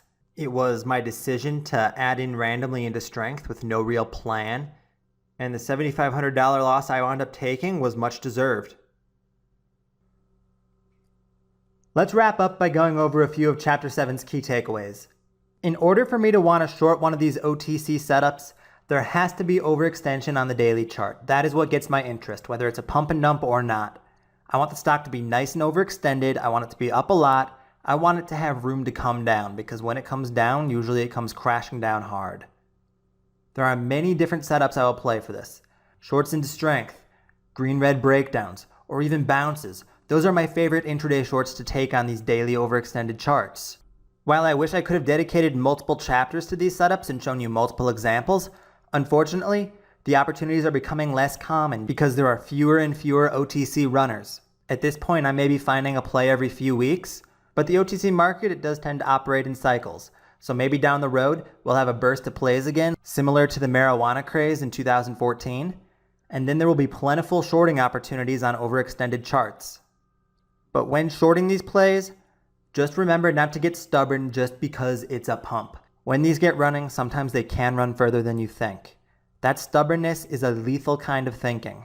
I've seen all kinds of crazy OTC short squeezes, and I'm sure I will see plenty more in the coming years. Just because fundamentally the company is a disaster does not mean it has to come down. That stock will keep running as long as the manipulators are in control. From Chapter 8 and onwards, we're going to shift our focus a little bit from OTC stocks now over to listed stocks. And Chapter 8 begins by focusing on buying major breakouts on listed stocks. It really is a similar strategy to buying OTC breakouts. A lot of the things I do are the same. I look for a daily chart where there's a major resistance level that's held for 2 days or more. I make sure that there's no other major resistance level somewhere close by overhead that could stuff the move. So I want to make sure that there's room to run when it's breaking past that key resistance. But the main factor I consider, and I do look at it more with listed stocks than OTCs, I want there to be very, very large volume compared to past days on the daily chart. And it also has to be one of the very volatile stocks for me. I'm really looking for the situations where there's a stock that had good news, had a big run out of nowhere, and then after a few days, set up for a second leg up. There will also be listed breakouts you'll see, where it's just a nice slow climb up on a chart that has pretty consistent volume, and that's great. Maybe this strategy will work there too, but that's not an area where I focus. When it comes to trading these intraday, again, pretty similar to OTCs. Any time of the day, I will buy the breakout. It could be morning, afternoon, midday, whatever. I'm interested because it is a major breakout on the daily chart. But my one exception is I don't want it to be into a straight up spike. If the multi-day breakout does happen on a straight up spike, I won't buy it. Usually what I'll wind up doing is waiting for a pullback, waiting for a little bit of consolidation, and then if that new high can break again, then I'll jump in. If I do buy right on the breakout, I will set my risk based off of a prior intraday support. I'll find where an earlier dip held and I'll use that as my risk. And as the breakout develops, as we head higher and higher, I will move my risk level up as we go and as new support levels form. But in a lot of cases, I don't make it very long with these. I sell along the way into strength. I am impatient. On the long side of trades, I'm just usually not as comfortable. This multi-day breakout for listed stocks really is the only long setup I will buy for listed stocks right now, just because it's the only one that makes sense to me and it's the only one where I feel somewhat comfortable. But because I am a little skittish on the long side, in a lot of cases, I do not hold these long. I do not catch the entire move. Sometimes I don't even catch the meat of the move. But they're volatile enough that I still make good percentage gains. Let me show you some examples now of what these daily chart breakout setups look like, starting with CANF. CANF was promoted by a newsletter that actually pumps listed stocks sometimes, and it had a great spike on day one from 250 all the way up to 430 high. The next 2 days, CANF managed to continue holding up, even though people expected it to gap down, expected it to fade off. It still hung in there, and all 3 days it had spikes that topped out around the same area, right around that 430. Third day, yes, it did dip red for a little bit, but it recovered and it still managed to close green. So we had this very clear resistance level here of the 420 to 430 area. And even though there is no red candle here, I still do consider this a multi-day breakout because it is multiple days of the same resistance level holding. Once we got the breakout, the result was 1 day of squeeze. Ripped all the way from 430 up into the high fives before fading off intraday and closing in the fours. It didn't run for multiple days, but it still was a great spike on that first day, a great squeeze, ran well over 30% from the breakout level. One thing I remember about this CANF play is that I was actually short before the breakout. I was short knowing about that breakout level, knowing that I had to cut the loss if it broke, and once it broke out and I ate the loss on the short, I did immediately transition into a long and I made back a decent amount of money on the long play. Next, here's RADA, and RADA, this is similar to CANF, where you had a big spike on day one with a big fade. It topped out about 330, closed well off of its highs, but that second day it still gapped up, it still retested that low threes area, and here we have a pretty key multi-day level, 330 that's held 2 days in a row. Day 3, we busted through 330, got a really big squeeze, got all the way up to 6. Unfortunately for me, I was in no position to play this long because I was nursing a stubborn short. I somehow found myself short in the low threes, trying to play off of that 330 resistance, but when it broke out, I stayed stubborn, I wouldn't cut my loss, and I went on a crazy ride. At one point, I was down almost 6 figures on my RADA short. Instead, it turned out to be LAKE later, and we'll talk about that one later in this DVD. But point is, when it comes to breakouts, they're not only good for just buying, but they're good to notice if you're short a stock because it can save you from having to sit through a crazy squeeze. Not all breakouts are always successful though. Take a look here at ACHN. ACHN seems to fit all the major requirements. Had a big gap up and run out of nowhere a couple days in a row where it got up to 8. Had a few days of fade and consolidation after its high near $8. Had massive volume these 5 days compared to previous days on the chart. But down the road when that $8 breakout came, we really did not get any kind of a squeeze. Even if you had tried to be patient and give the breakout time to develop, it never really ran. So this is where the rules come in. This is where knowing where to cut your losses comes in. You'll see later in this chapter from my live trades that when I'm in a breakout that doesn't work, I usually take very small losses compared to the gains that I take when they do work and I am successful. And ACHN is probably an example where I would have wound up cutting it for a loss. Next up, let's look at DGLY, and DGLY is kind of unique because it didn't have just one big run, but 2 big runs that topped out in the same area. This first run back in July, the initial spike topped out near 950, and then the following day set a high that was just below that 950 mark. And then we had nothing but fade for a while, and volume dropped off, and everyone forgot about DGLY. Fast forward to August, and DGLY starts running again. Part of the reason DGLY was running was because it was in a very hot sector at the time. This was during the Ferguson shooting and the protests and all of that, and a big push for body cameras, and DGLY was running because it was a camera company. Its first 2 days of run topped it out around $9. It pulled back, and then started to build back up towards that $9 level again. So now we're not only playing off of this $9 level from this run in August, but we're also thinking back to July, the last time there was massive volume, and it topped out in the 950 area. Following day, DGLY broke out, got past that 950 area, squeezed all the way up to about $14 and closed at $12.50, and then the following day had a very large gap up and traded as high as 16 at one point. I unfortunately was on the sidelines for this one. I just watched it. I kind of froze up and was scared, but it was another example that taught me the potential of these breakouts. And DGLY, it wasn't even done there.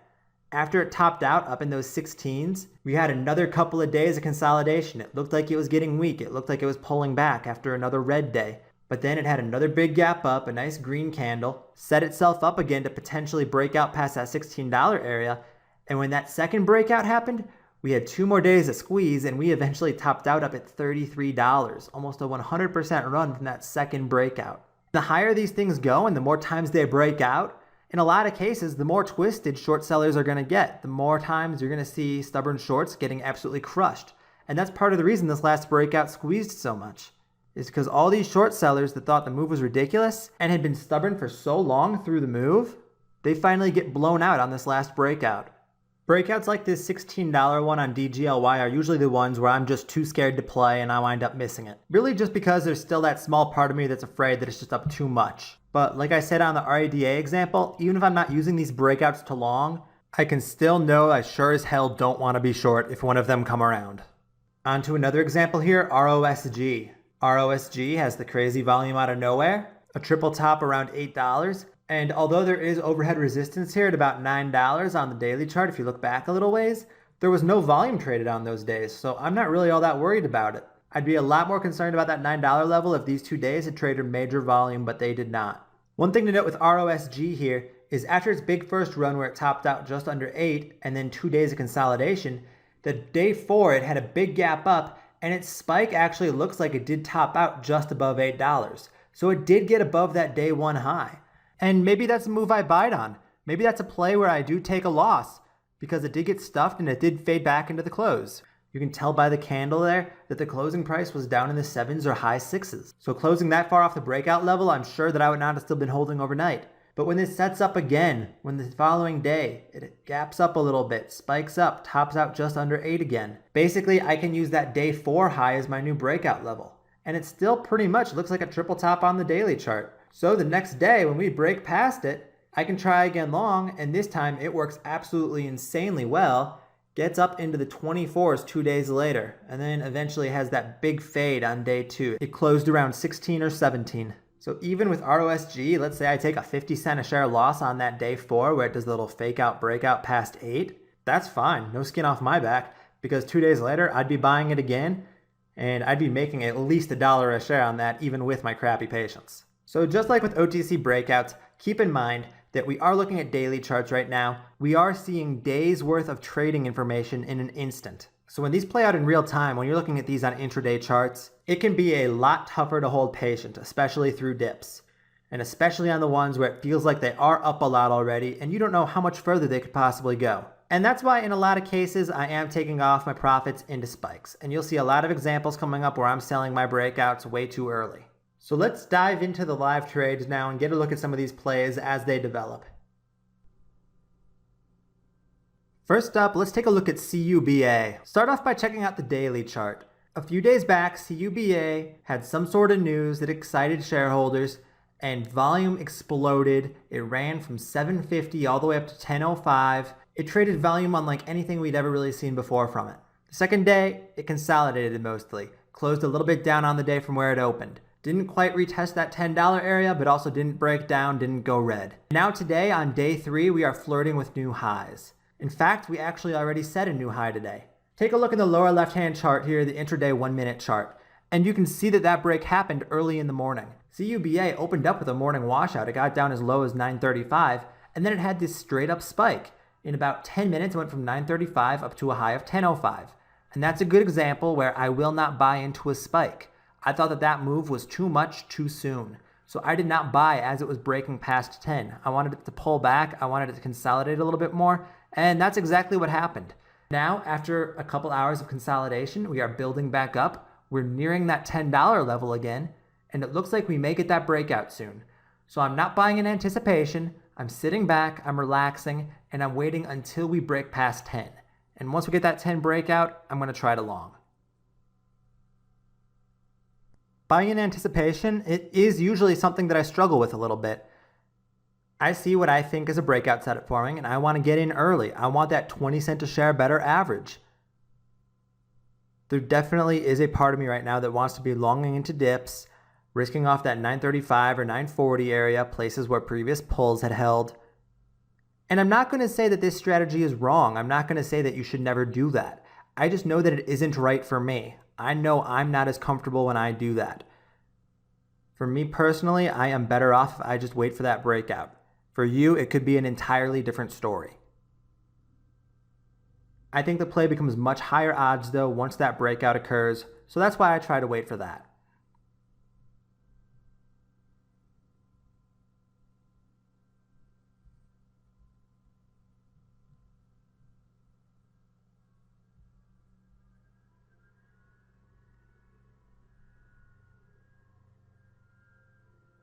And all of a sudden here, Cuba is perking up, and it just blew through 10 just like that. A very, very fast move. I pretty much missed it. I have to react late. I put in a 10-10 order, and I'm trying to just fill 5,000 shares, just get a piece. I filled about half so far. And I'm not chasing this spike. I don't want to panic and get in at any cost. I'm trying to be patient. I'm trying to wait for pullbacks.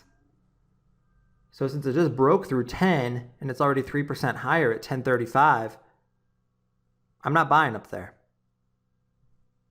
This first pullback here comes back down to about 1020. 1020 holds pretty well there. Now we perk back up and we're back near the 1035 high. And now on to new highs of the day, 1040. So far I haven't gotten the kind of size I want. I do have a little more in another account that I'm not filming right now, but in my speed trader account, I wanted a decent amount of size and I only have 2,400 shares.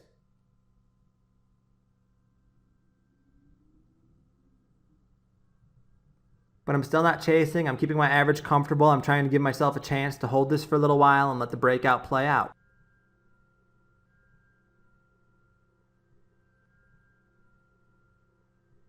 And it is struggling at 1040, so I'm hoping we get our pullback now and retest that 1010 or $10 area.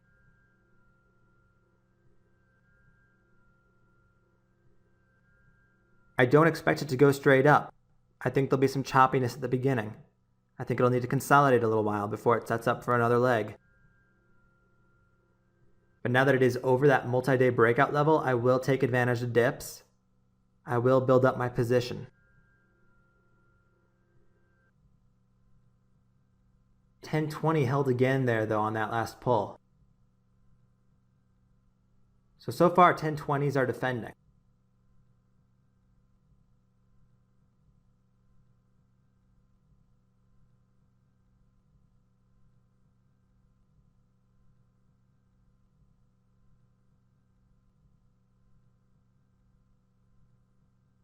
This is a spot where I could be buying into these dips and risking off that 1020 area that has held so far.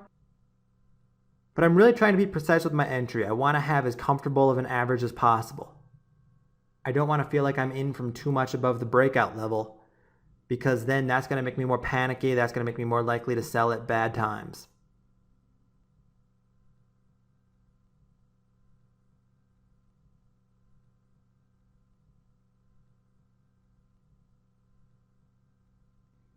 Right now, it's just kind of a slow sideways consolidation in the 1020s. Another test of the low 1020s right now, but still no breakdown, no further fade. And I would be scooping up dips in a heartbeat if we did get that fade.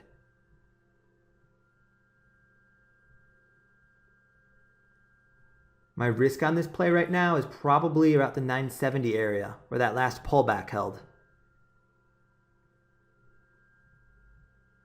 I'm going to give the breakout a little wiggle room. I'm going to give it time to work.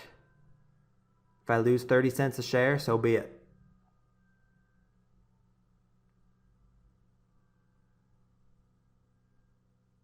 Yet another 1020 test right now.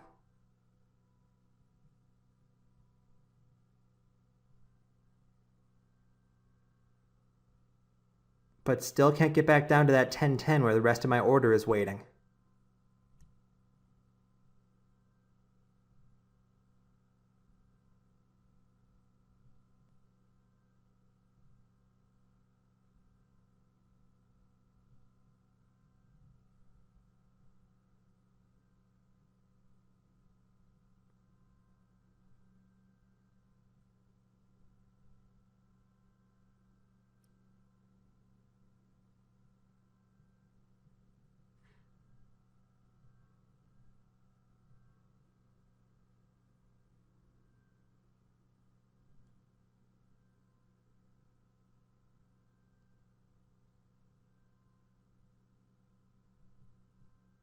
Ask yourself, during this consolidation, during this choppiness between 1020 and 1030, is this an area where you would have trouble holding? Would it be tough for you right now in real time as the minutes tick by to wonder, is this breakout failing? Why isn't it spiking more?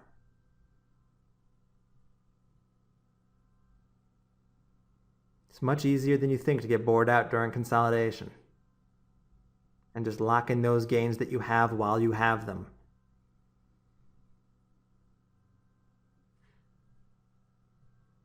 But CUBA perks right back up and suddenly we just hit a new high of the day.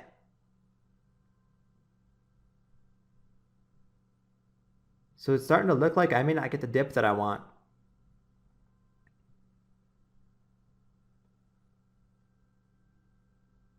With how well 1020 is holding, maybe not quite yet, but down the road after a little bit more consolidation, I might think about moving my risk up to 1020.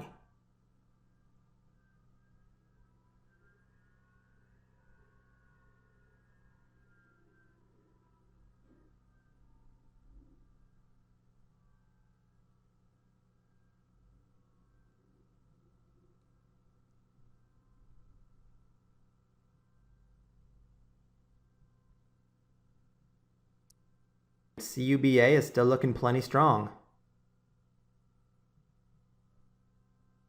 And it's really starting to rip now. Into the 1050s.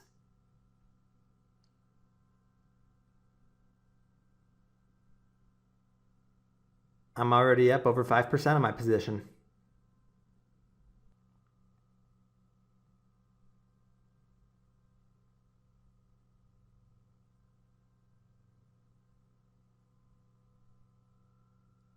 So this is about the point where I would move that risk level up to the 1020 area.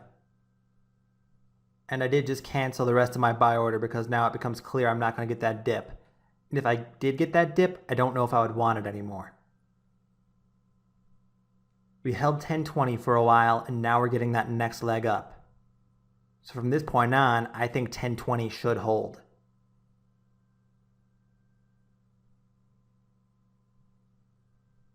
But because my risk is now 1020, that's great, because even if things go wrong, even if this breakout somehow completely reverses and fails, I'm still going to be taking it off for a profit.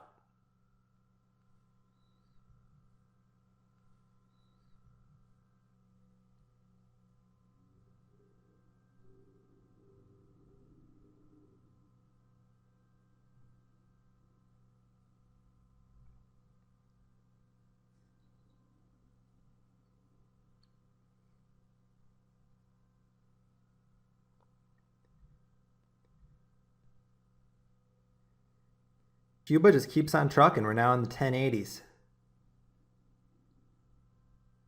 Or at least we briefly were before a seller knocked it back.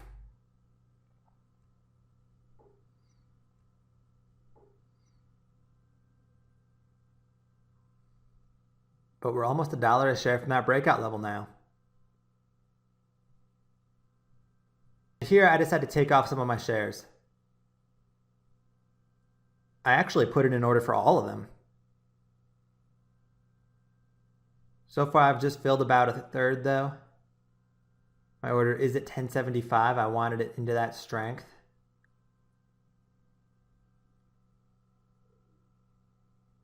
If we get a rebound back up now into the 1070s, I will be filling the rest.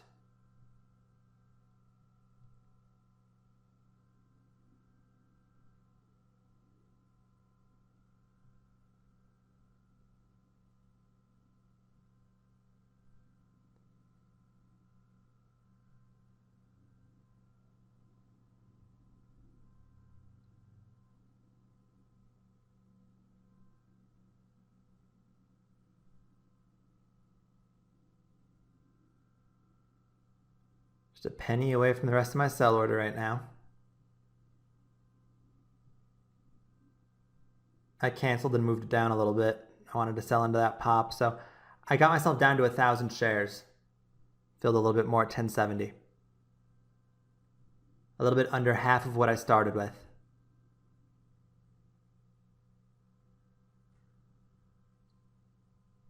It was a hard pull from 1080 down to 1050, so that rebound back up, I want to be selling into that push near the high of day. I can always rebuy lower later. I executed another 100 shares there. I'm down to 969 shares.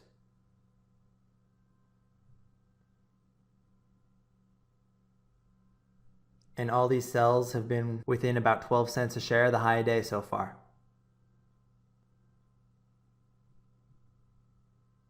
There's a big seller sitting at 1070 right where the rest of my order is.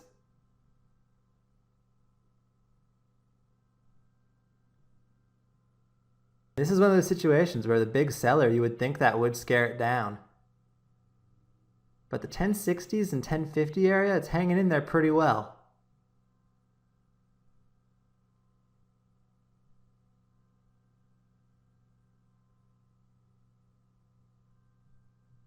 I definitely noticed that. And that's why I canceled the rest of my order right there. Because I'm starting to think, okay, if that big seller isn't getting this to crack and break down more, if that can't make it snap under 1050, well, if it gets taken out in a minute, we might spike and be at new highs before you know it.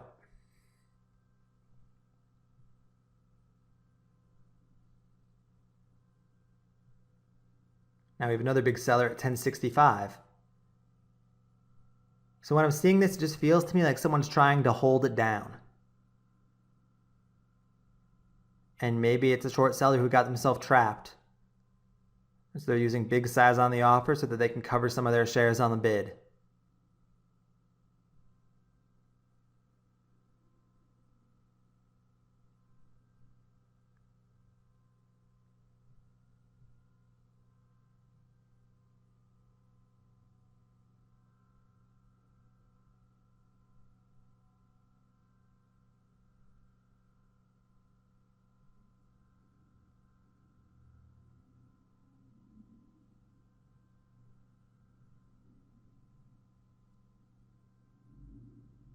Ooh, but now there's a little bit of crack. Dip it under 1050. I don't sell into that weakness though, because that 1050, that's not my risk level. My risk level is 1020. I'm not going to sell into a random fade.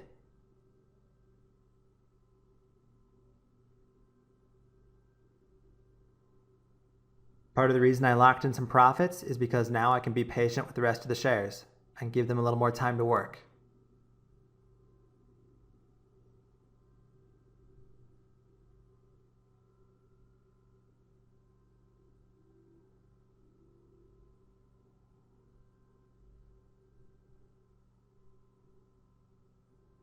After that 1050 crack, the 1050s did reclaim. We are holding 1050 again now.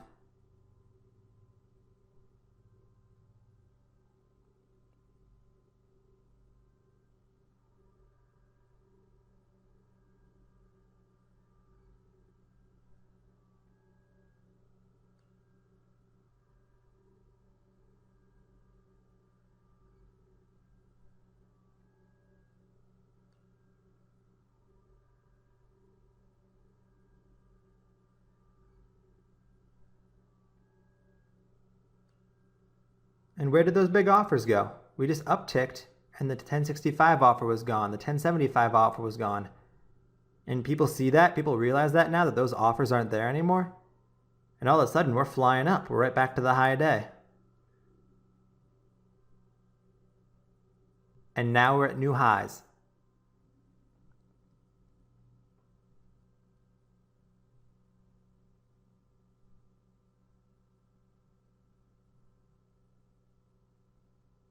We start battling a bit here in the 1090s.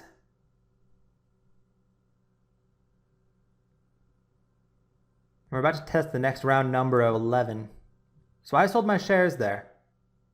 I sold in the 1090s just because I didn't know how 11 was going to react. I wanted to take off the rest into a spike. I made 7% though, and that was trading this very, very conservatively. End of day, you can see just how conservative it was. Cuba got all the way up to 1185 on this day, so I really only caught about half the move. The next morning, Cuba actually headed even higher, although it did gap down first, so if I had held any overnight, I know I would have gotten shaken out by that.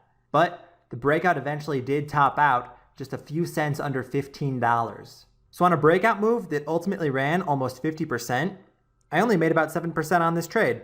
I left a lot on the table. But that was a conscious choice by me. That's the style that I tend to trade these. I play conservative, I take the safe, predictable part of the move, and then I move on to the next setup. Or I look to short these as they get more and more extended. We're going to take a look at VGGL next, and VGGL is a stock that I had actually taken a loss on early in the morning trying to short it. I was trying to short based off of this resistance when I thought the gap up was too big. The resistance I'm looking at is the 454 high from about 2 weeks ago. Right here on the chart where I just drew the line in. And this morning, yes, it had a straight up spike to 455. I did not buy into that spike, but now as it builds back up, I am interested. Right here, I start throwing some buy orders in. I wind up with 12,000 shares at 460 to start.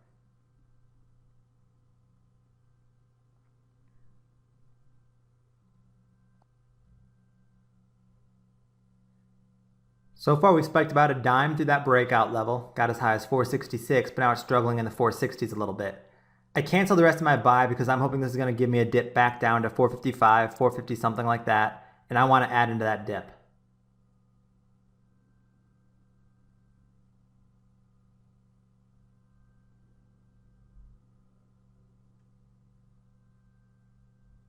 $466 tests again, but it soaked one more time. And now we're back into the 450s.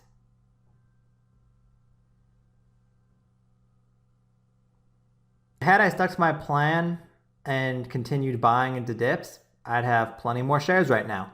But instead, I kind of chickened out. In the moment, I got a little bit scared that 466 had held twice there. And for whatever reason, even though my strategy focuses around on buying these things near the breakout level, focusing on the big picture, this is just one of those cases where I got a little bit uneasy.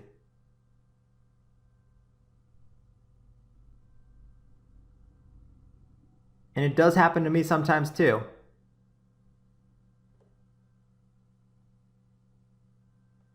I see the breakout acting weak in the moment, and I get worried about it, forgetting the fact that breakouts tend to work over hours or days, not in the first 5 minutes. They don't just go straight up.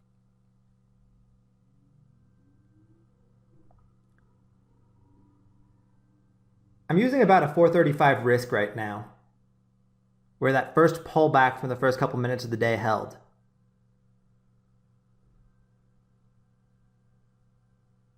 So it is only a 25 cent a share risk.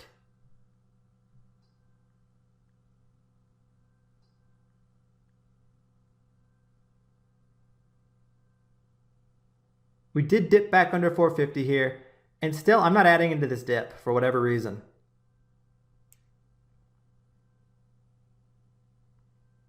I decide I'm content with my 12,000 shares for now, and I'm just going to sit back and try to stay patient and stick to my risk level.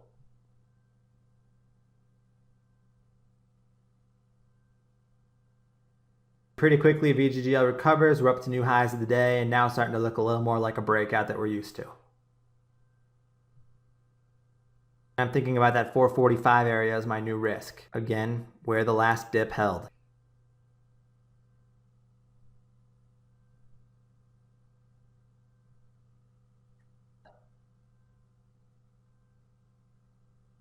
The longer we consolidate and hold above 445, the more confident I am in that risk level.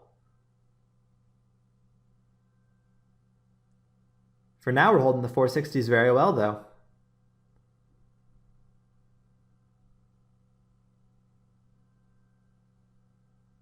And we actually perked up to another new high a day there.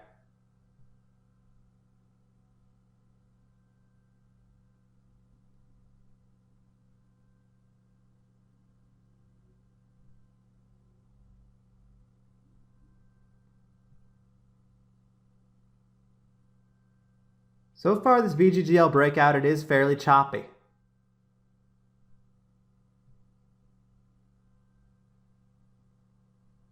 The trend is holding, though. We're still getting higher lows. That time we dipped just under 460 and held. I am showing signs of my nerves, though. I briefly had a sell order in there at 465, but then I canceled it. So you can tell I'm definitely a little skittish about this one in the moment. I don't like the choppiness. I'm wanting that instant gratification of the breakout just going straight up, but I'm not getting it, and it's making me restless, especially after that loss I took earlier this morning shorting VGGL.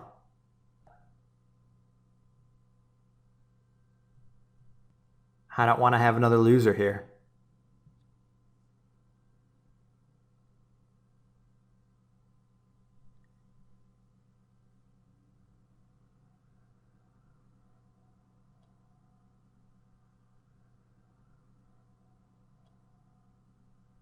That high 450s area is holding well for now, though, on VGGL.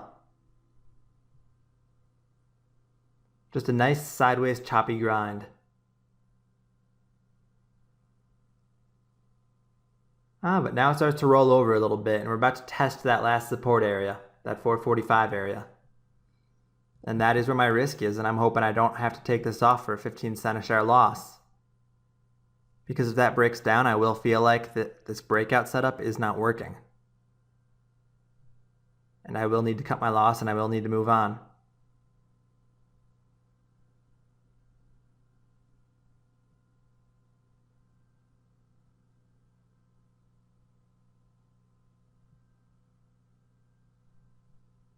So far, so good.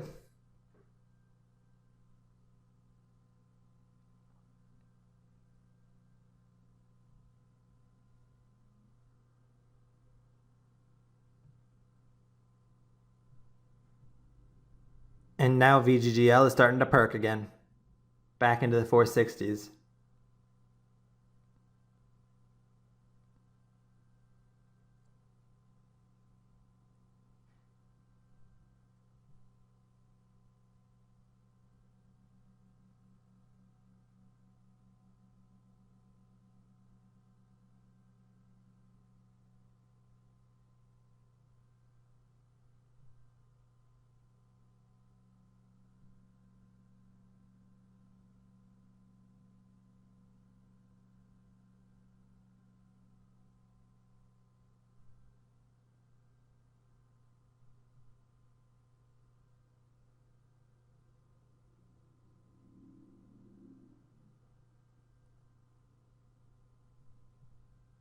Right now, VGGL just continuing to be choppy. It's kind of stuck in a bit of a channel right now, between 445 and 474.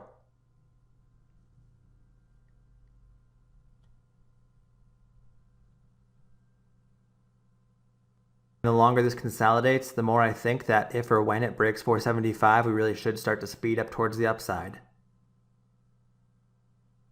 Or on the other side of the play, if we lose that 445 level, I definitely need to be done.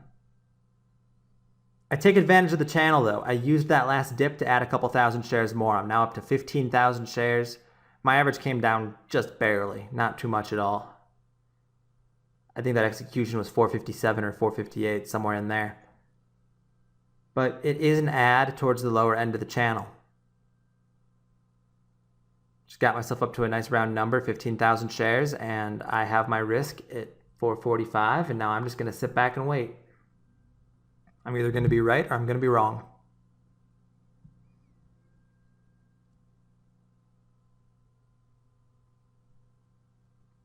And right now it looks like I'm going to be right because VGGL, we're at new highs of the day.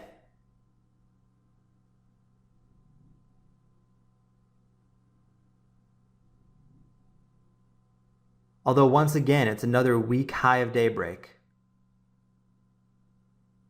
It went 3 or 4 cents and then got smacked right back down briefly.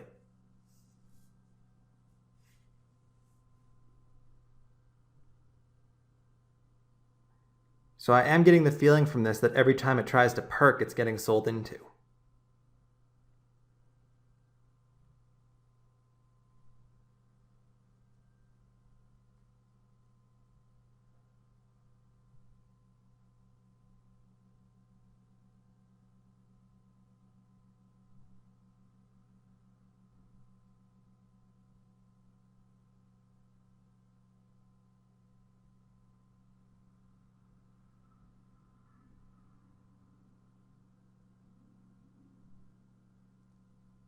We battled in the 470s for a while there, and now starting to strengthen again, and we are through 480.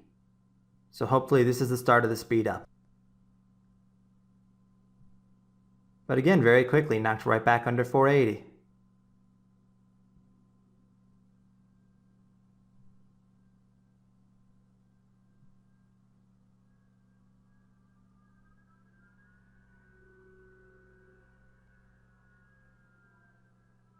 And we start to pull a bit harder now into the 460s.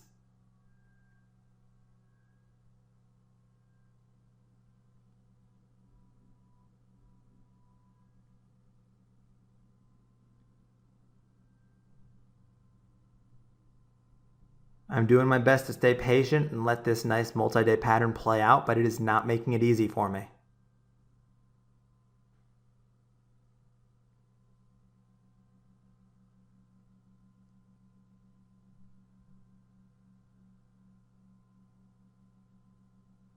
After all this work, we're only 15 cents a share above the breakout level. I'm only up 10 cents a share on my position.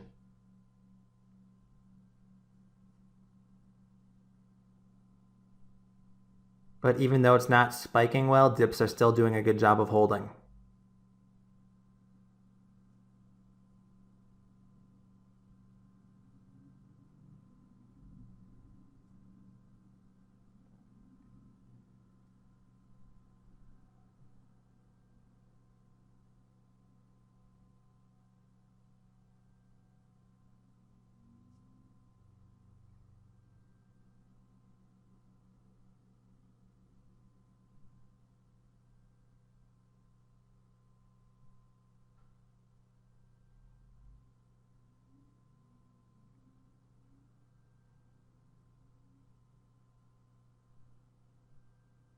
After a long fight in the low 470s, we do start to get a strong perk again.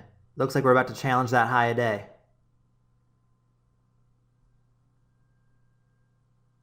And we'll see if this grind speeds up or not.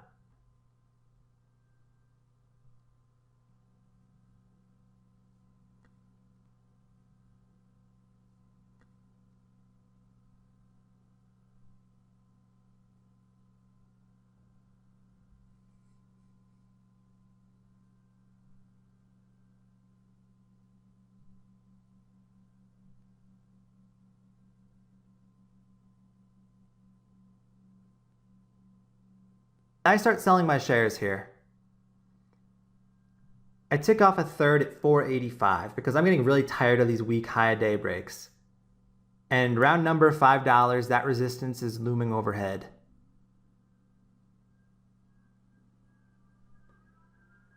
Those round numbers definitely tend to be psychological points, and if this is having as much trouble as it is with high day breaks in the 460s, 470s, 480s, I figure it's going to have a very tough time up there. And I actually took off another third of my shares. I'm down to just 5,000 now. Out 2/3 in the 480s.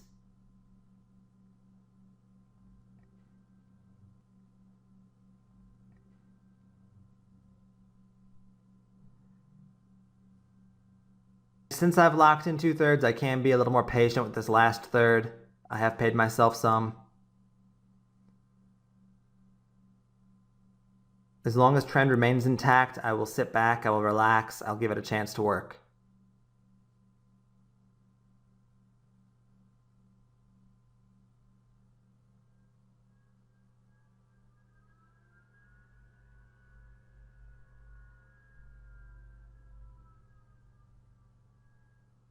Get another perk back up towards the high day at 488. But 480s seem to be selling strong, and now down it comes. We're back into the 470s.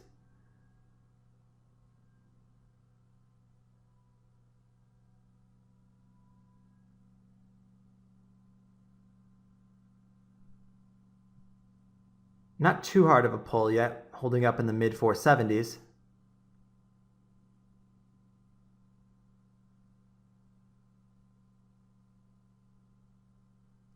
But that perk attempt couldn't even get back to 480.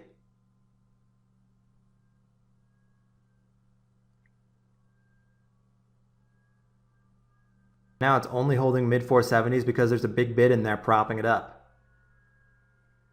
And I'm starting to wonder, is that big bid just so the high 470s can sell more shares? 475 gets smoked. And it started to have another leg down there. Suddenly this is not looking like very good price action.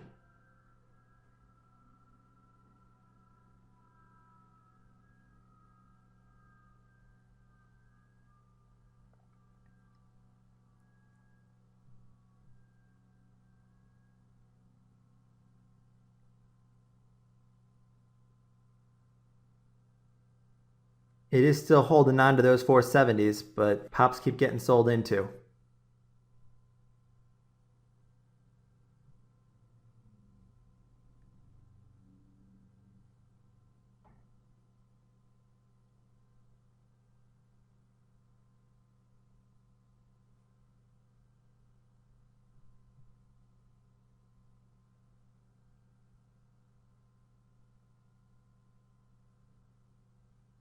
Now we crack under 470.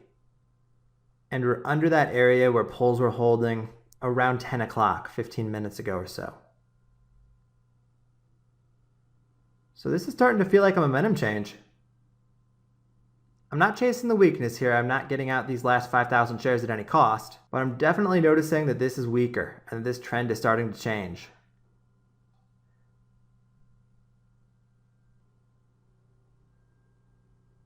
We just had our first significant lower low.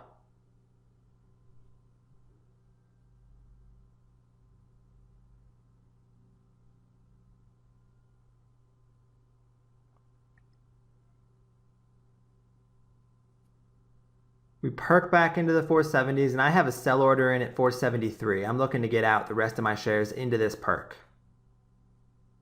I want out into strength.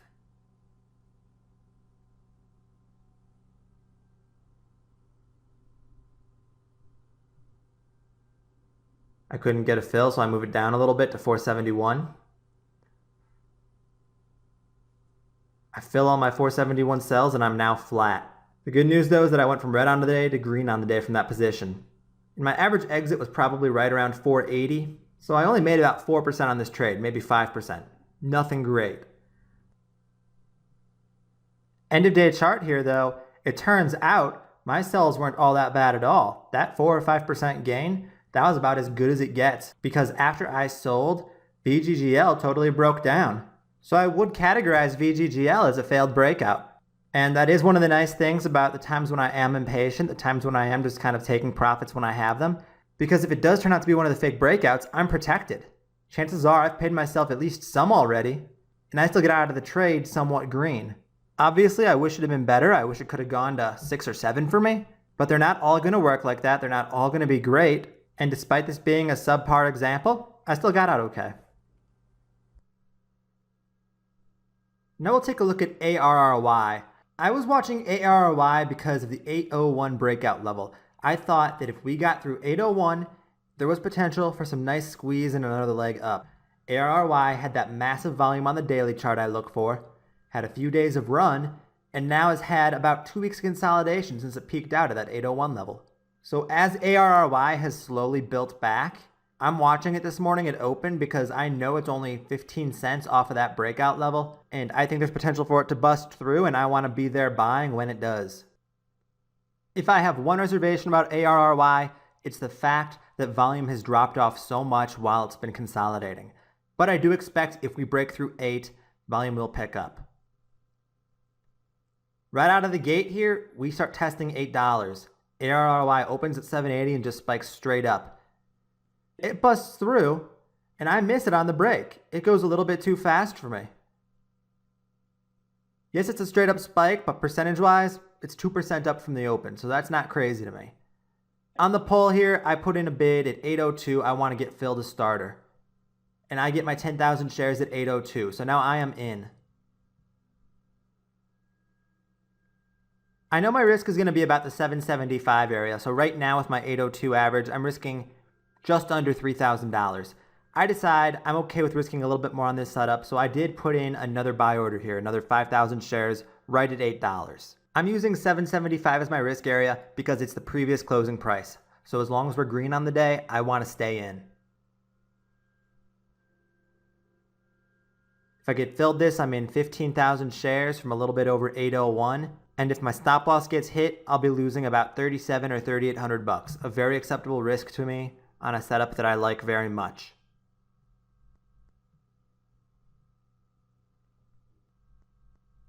Think about it in terms of percentage. I'm basically risking 3%.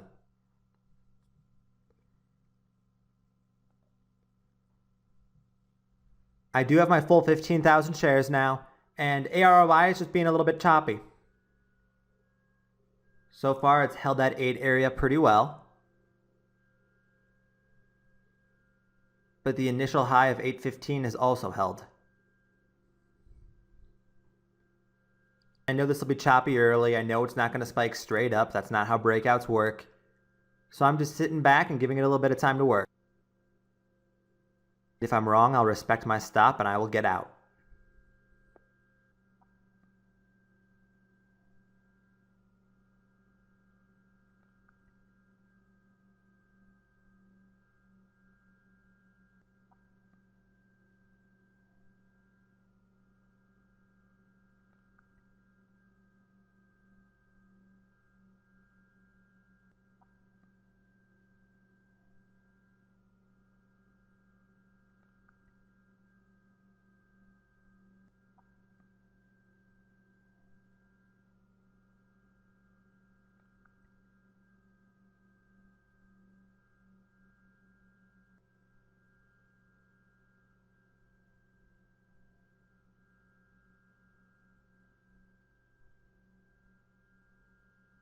ARY starts perking up, and it starts hitting a new high a day here. We're up to 818.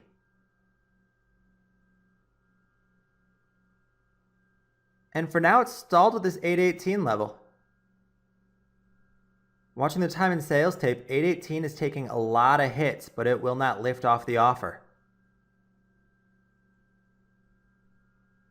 So after that 818 stuff, we get a kind of hard pull. Right back down into the low 8s.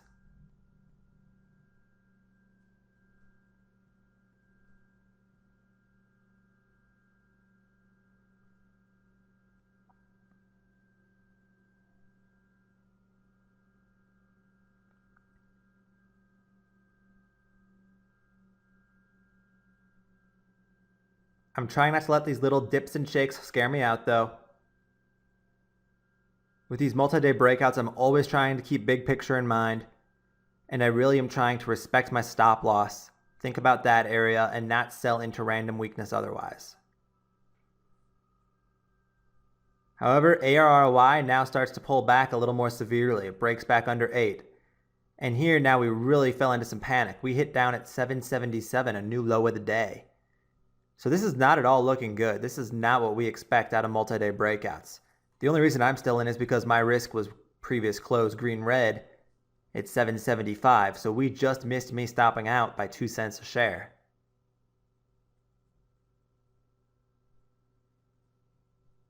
Now comes a little bit of rebound off the lows.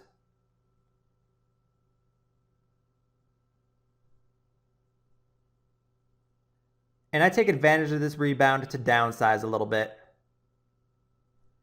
I've taken off just about half of my shares so far. The reason I'm downsizing is just because that was such a severe crack and that just felt so wrong to me. So I don't want to be sitting full size in this still when it is not at all acting like a breakout should act. I'd rather sell for a 10 cent a share loss into a pop than a 25 cent a share loss into panic. But now that my size is down and I'm at about half size, I am willing to give the rest of these shares a little bit more time. I downsized in order to stay patient with the rest. If AROI starts to strengthen and recover and it keeps on holding green-red, I can always add those shares back later.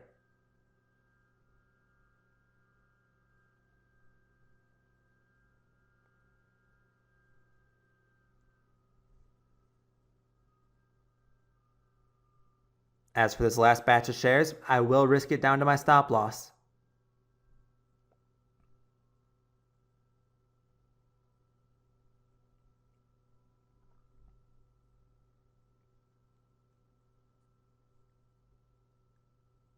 AROI starts to have another perk here, and it is showing some signs of life.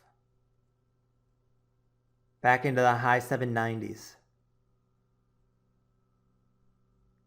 And we've really sped time up here, so just keep that in mind when watching.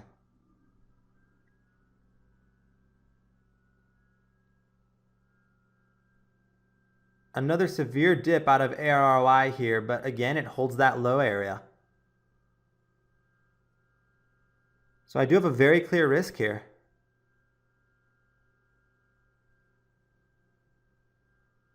And although it's acting very weak, although it looks like it's about to crack, like things are about to go wrong, I'm not selling in anticipation. I'm waiting until the crack is just about to happen.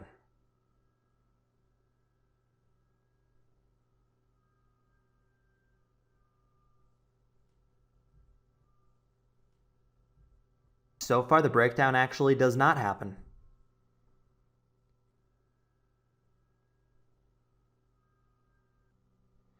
We keep having dips down into that high 770s area, but they keep on holding. And my hope is that if these dips hold enough times, we'll eventually get that perk back up, and this breakout will continue on its way.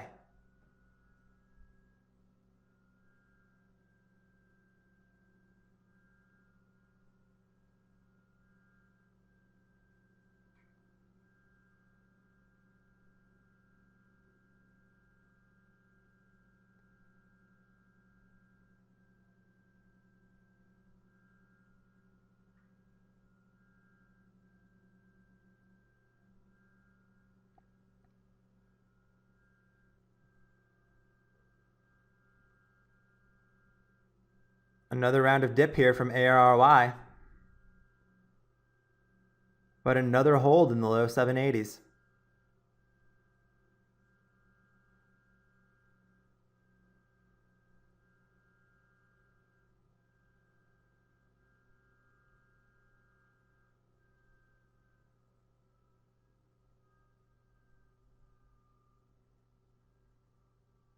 Despite dip after dip after dip, I am never panicking out into this weakness. I will only hit weakness if my stop level is breached.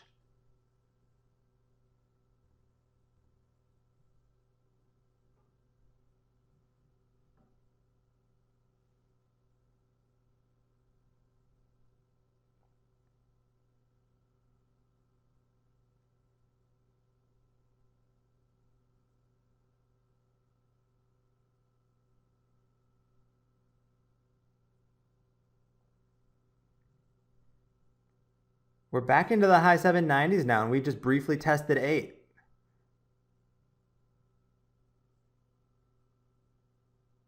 So it looks like we might get back above that breakout level.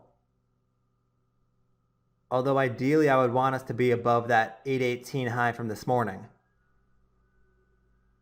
That's where momentum might catch again and we might start getting some squeeze going. Right here at 795, I decided to add my shares back into the dip.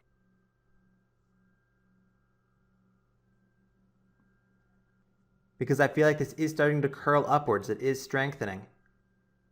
So I will take my shares back because it has held the low so many times and I can keep on using that as my risk.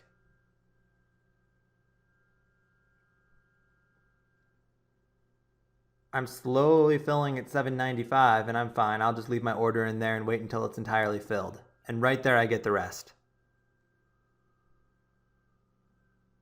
So I'm back to 15,000 shares. My average is in the high 790s. I'm down $600 on the day so far on this. But it has the feel like things are about to start going in my favor.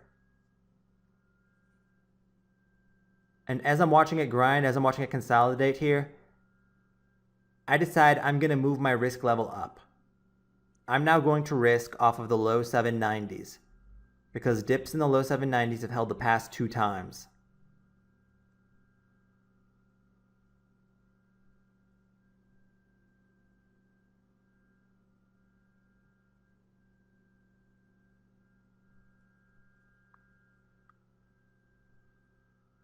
If we can't get the perk through 8 now, if we can't get back towards that high of the day, if we lose that low 790, I'm pretty sure it's just not going to work.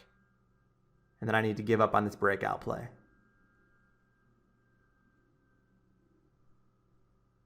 So I do adjust as I go.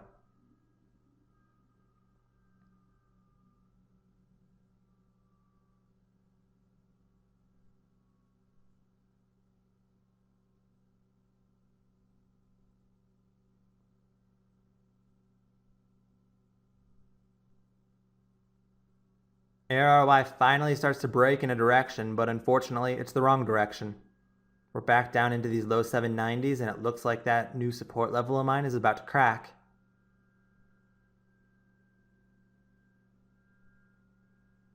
Down at 790 now, and I sold it all out right there as 790 cracked. I got executed at 790 and 789. I lost $2,000 on this play. End of day chart now, you can see that ARRY did get as low as 773. So it did break below that 775 green red mark. Had it not sold up when the 790s were cracking, I would have been out as 775 cracked and I probably would have sold exact low a day at 773. So I did save myself some money there. Between my initial 15,000 shares I bought and then the 7,000 I had to buy again to add shares back on, I had 22,000 shares of ARRY total. I lost $2,000 on that trade, so I lost under a dime a share overall on a breakout that did not work. I will take a 10-cent a share loss time and time again on this setup because when I win, it's going to be for a lot more than that. One more thing to note about the end of day chart here, ARRY did rip back after that green-red move. It was a fake move. It came all the way back. It got above 8 and closed right around 8. Sometimes that happens. That's just part of trading. You're going to get faked out sometimes. Do not let the fake outs keep you from cutting the loss the next time. Recoveries like ARRY are pretty rare, and I would much rather take a loser every now and then, but respect my rules, than fall into a pattern of holding and hoping that it will be one of the weird examples and it will come back. So ARRY was a dud. VGGL didn't work all that great. Cuba's the only great example we've seen so far of a multi-day breakout, and I minimized big time on it. I really didn't get much size at all. So how about CYTX?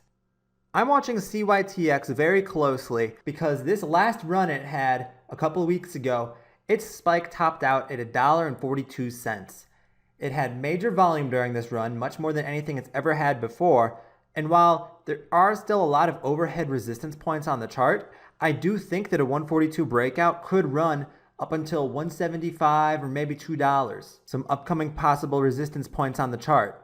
So pre-market here, as we are gapping up, I'm watching CYTX for that 142 break. I plan to buy on the 142 breakout if we get it, and then I will either risk down to green-red, which is 135, or some other intraday chart support that gets set beforehand.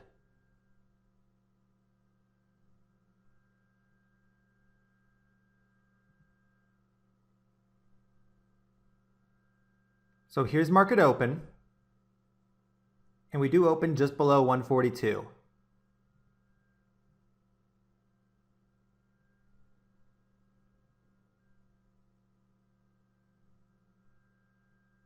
$142 does get tested here. It looks like it's going to break, so I start buying. I took 20,000 shares right at 142. And now we're starting to uptick and spike. I went a bit small at first just because that 142 wall was still there. I wanted to make sure it was going to break before I sized in. Now that it's broken through, I plan to add into a dip.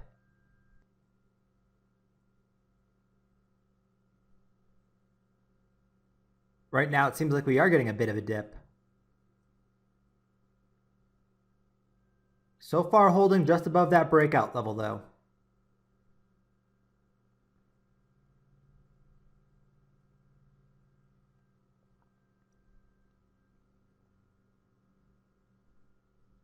I get a little bit skittish about my ad here. I just want to make sure that this test holds.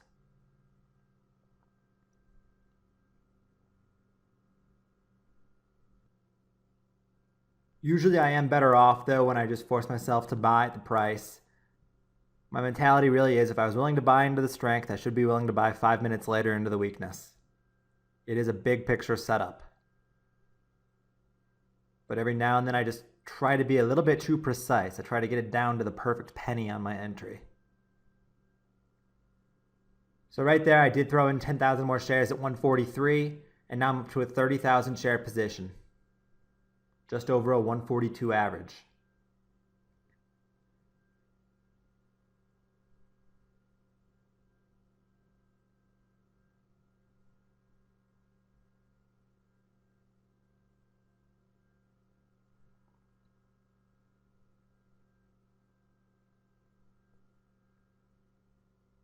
CYTX has some big bids showing, but so far isn't quite getting that push back up towards the highs of the day.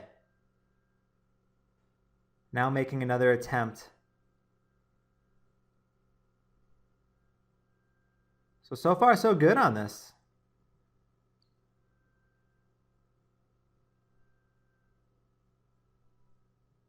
For now, 141 is held as the pull support. If we consolidate for a while up here, I will start using 141 as my risk. I'd say about maybe half an hour or more is my general time frame on something like that with moving my risk up. If we start to crack and fade off though, I am going to just continue using my general idea of that 135 area or low of day.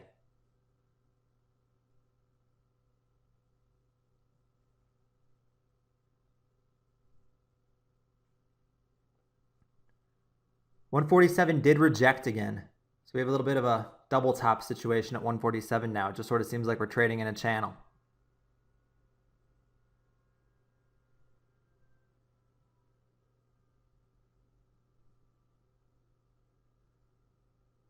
We start to break down a little here.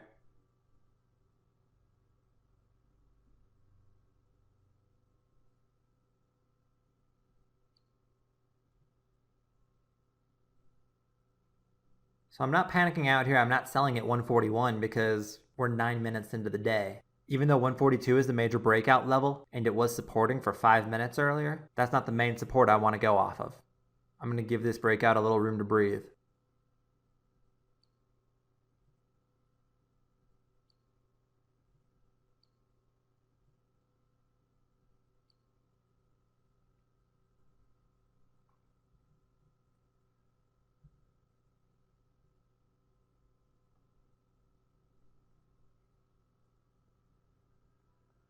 So far, I'm not getting the squeezing action I was hoping for.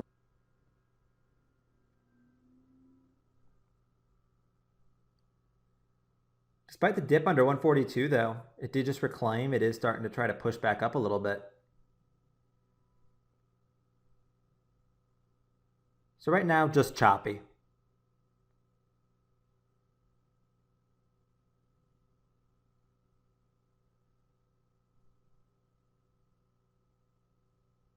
And sitting through this consolidation, especially in real time, sitting through this choppiness, that is the hardest part of these plays.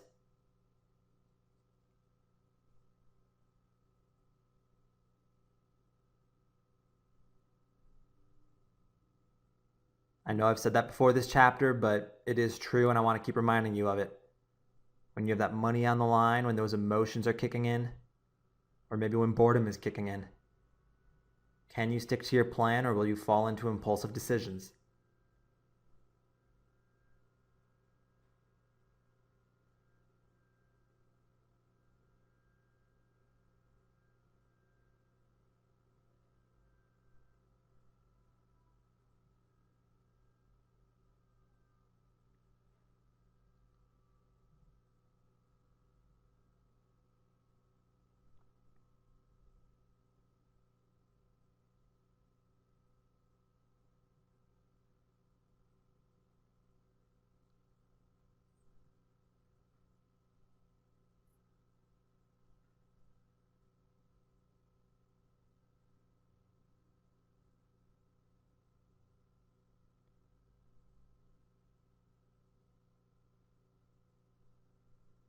CYTX really does seem to be trying to perk here, but so far just cannot do it.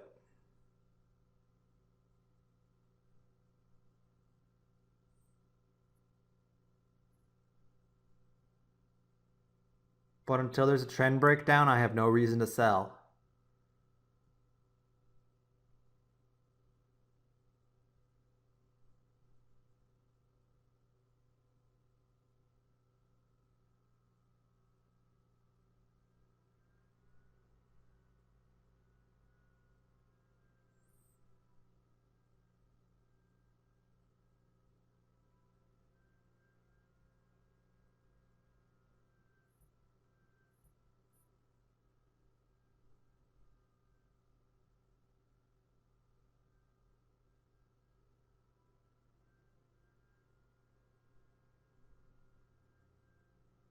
Big offer comes in at 143.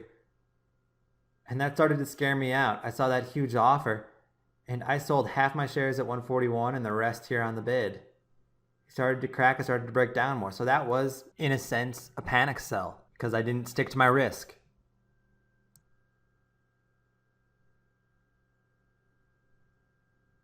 Yes, it's not doing what I wanted. Yes, it just cracked another support, but it's not the key support I wanted to play off of.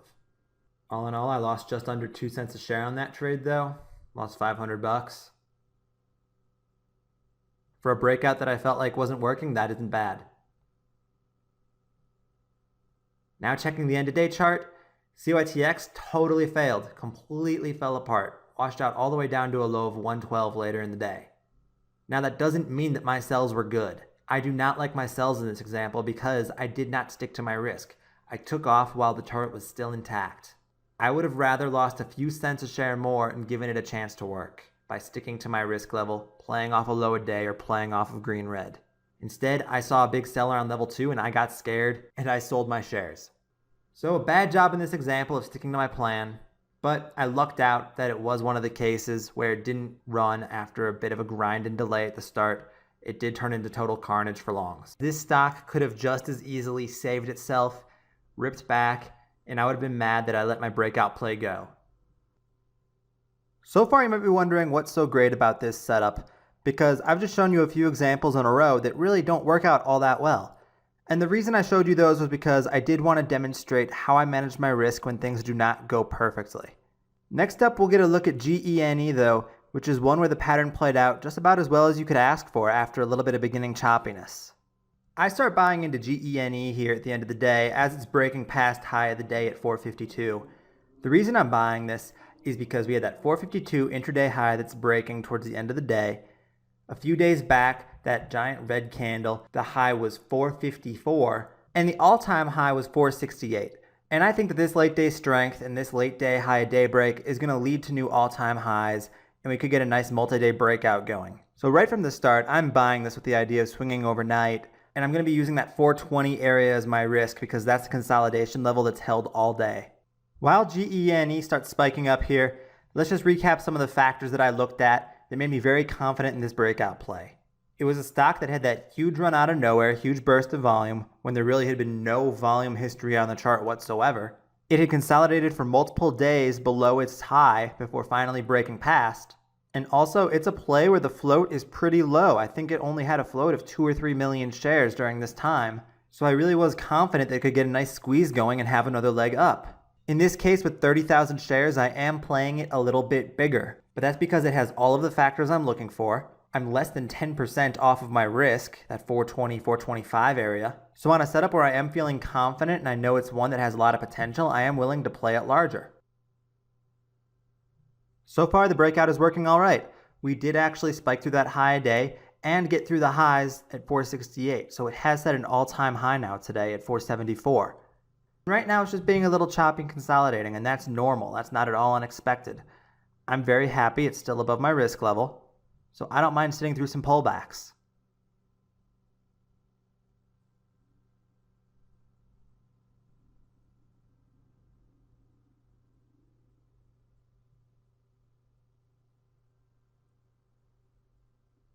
Ideally, it would hold above that intraday 450-ish area. So far, since it looks like it is, I do put in a small ad. 5,000 shares more at 454. But I only filled 200 shares so far. So I'm just leaving the order there, and I'm hoping that I get a little more pull and I can fill the rest.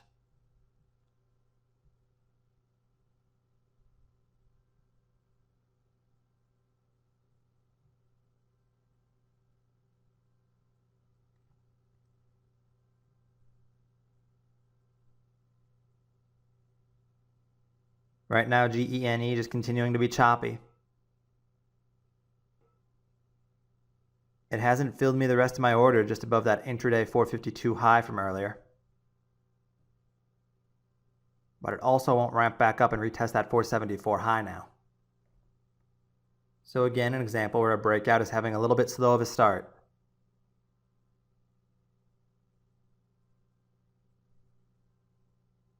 We get another round of knockback here, and I start filling more of my order at 454.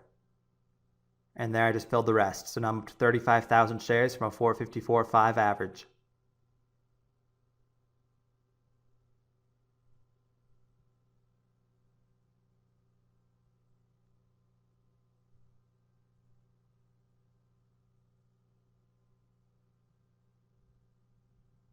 Right now, the 450s are still holding though.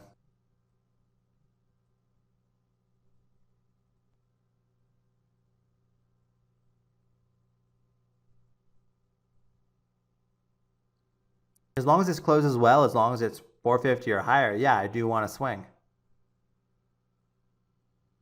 Because I would consider the breakout chart intact, I would think there's good odds of a gap up, and then hopefully a morning parabolic for me to sell into.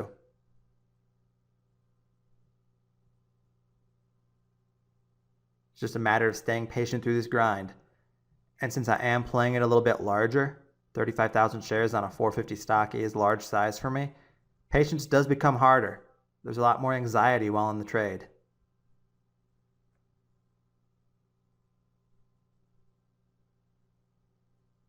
Whenever you're in a setup and you're trying to be patient, patience becomes a lot easier with smaller size. Now GENE has cracked below 450. So there definitely is a little nervousness here right now. I'm not panicking into the weakness. I am trying to stick to my risk. I'm not going to sell into a random dip as long as it's above my risk level.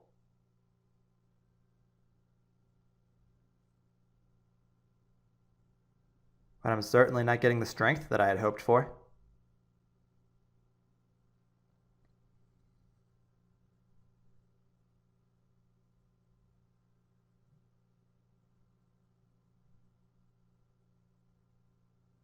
Despite that crack below 450, it really didn't wash out that hard though.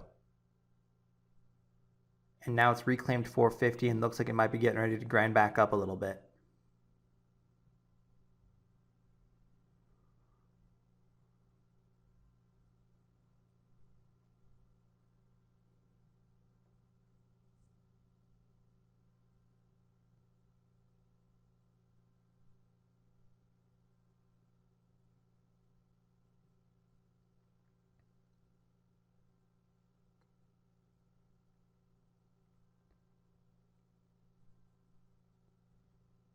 Well, we're back in the 440s. 440s still held up well.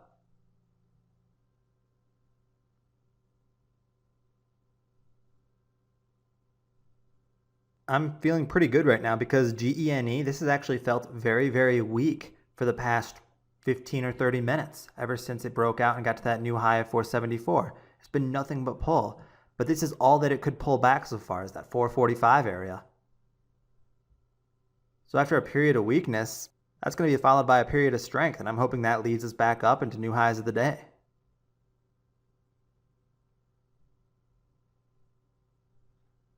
This is why I do not panic out into random little dips. Yes, 450, that crack was not ideal. I was not happy to see it getting weaker, but I didn't want to sell because of that.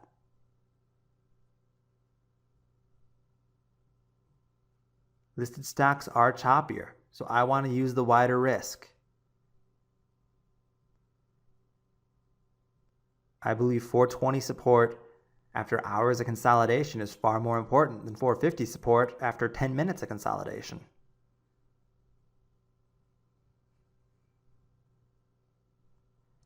Now GENE, it is perking up. We have an hour to go till close, and I'm hoping we get a really nice rip and a really strong close. Give me some cushion on my position for overnight.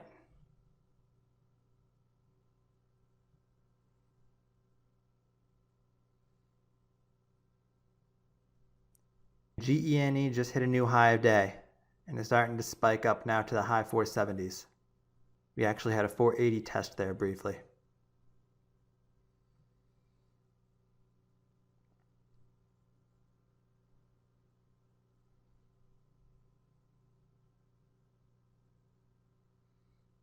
.480 breaks and we get even more push.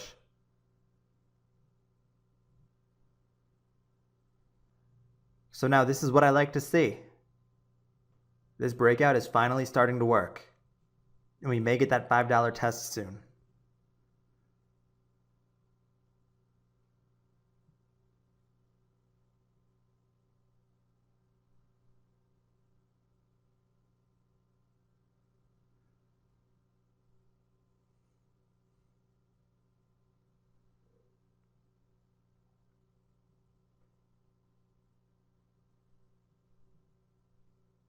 We stall briefly up here in the high 470s, low 480s, and actually start to pull back a little bit.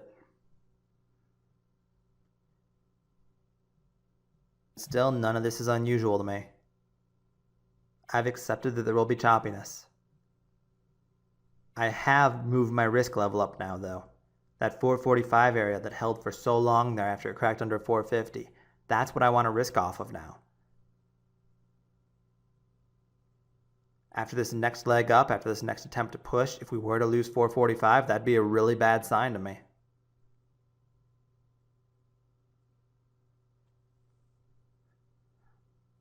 So now my risk is only about 10 cents a share, which is about 2.5%.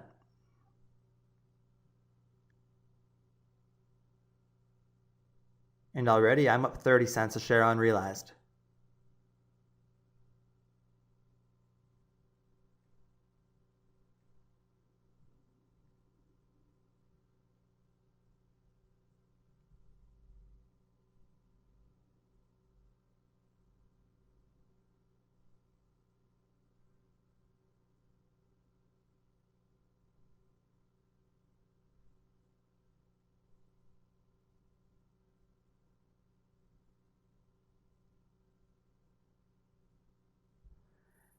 Still sort of a choppy, slow push on GENE.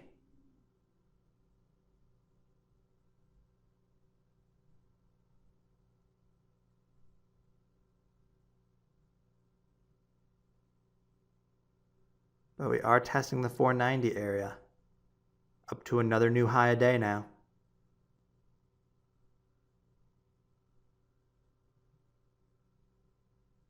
Only about a half hour left to go in the day, but I couldn't ask for any better so far. We were seeing some choppiness up here though in the low 490s, high 480s, and since we're right under that $5 round number that I think could possibly be a key resistance, I took off 5,000 of my shares. I downsized just a little bit to keep myself comfortable. My instincts kicked in, I took some profits. So far, a good thing that I did because it's starting to maybe roll over a little bit. Looking weak again. He's been holding in the 470s for a while on pulls, but right now starts to crack and break down a little bit. Starts to have some pullback. This is where the nerves start coming in again a little bit. It's really hard not to take off into weakness like this, or not to sell into the next pop. Because, hey, I was just up almost 40 cents a share. I don't want to see my profit going away. I don't want to see it cut in half down here in the 470s. But I have to get through that. I have to stop thinking about it in terms of the money and think about it in terms of the chart. And the fact is, this chart I still feel like is intact. That 470 area, that 475 area, that was a minor support in my mind. Just like 450 earlier. Not great to see it under it, but not catastrophic. Not terrible for the chart. I want to play off the bigger picture in the area that I think matters more. And now that 445 area is the area that I think matters. It was the first dip that held after the break. It also does help me that I took that 5,000 shares off earlier. Part of the reason I did that, it wasn't so much because I saw anything on the chart. In this case, I got lucky that I almost top-ticked it on that 5,000 shares. But I do that because I know emotionally it helps me to know that I've already locked some in into the strength. So it makes holding dips like this easier. It makes it easier for me not to feel like I'm letting all my profits disappear while the stock is fading. But GENE, it is just sort of slowly melting into the close here. We're back into the 450s all of a sudden. I'm actually back to being down on my position. And we are pretty close to that 445 area that is my new risk. We did just test 450 and bounced off it. And with only 2 minutes to go in the day, I'm pretty sure this support is going to hold. So this is where, even though we're having the weak close, even though it doesn't look good here this last 20 minutes, I take a look at the daily chart. I just take a step back, I make myself think about what the big picture looks like. And if I'm looking at the daily chart, it still looks like a breakout chart to me despite the weak close. And I'm going to take my shares overnight and I'm going to give us a chance to gap up. So now that next Tuesday morning, we are gapping up. GENE is printing at about 475, so up about 25 cents from the previous close, and it looks good to maybe have a morning squeeze if it continues to gap these last couple of minutes.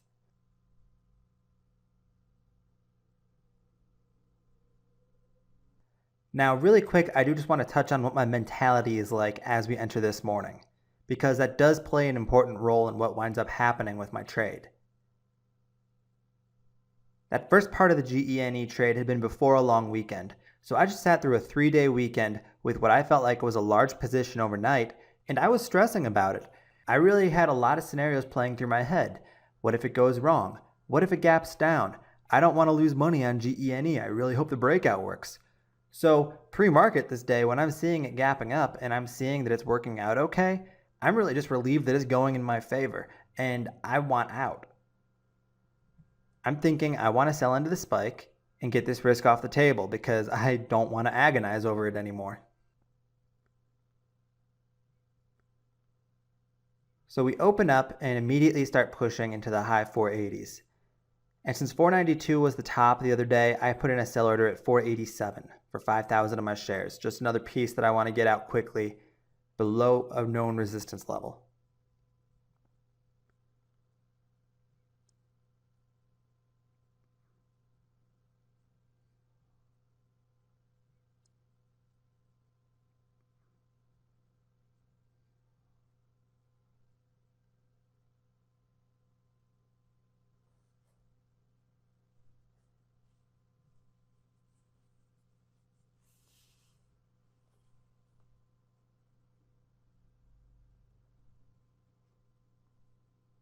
And I just filled the rest of my order. Now I'm down to 25,000 shares, and we're up above Friday's highs. We're now pushing on $5. I put in another sell order just inside of 5, just in case $5 rejects. So I'm paying myself along the way here into the strength. And that's okay. I mean, that's what I typically do. But right here, we have a multi-day breakout that is starting to finally work really well. It held first dip out of the gate. There's really no reason for me to be getting scared out and downsizing. I still have 2/3 of my shares though, so it's okay. I can be patient with 2/3 of my shares. But perhaps not, because now I'm selling another 5,000 at 505.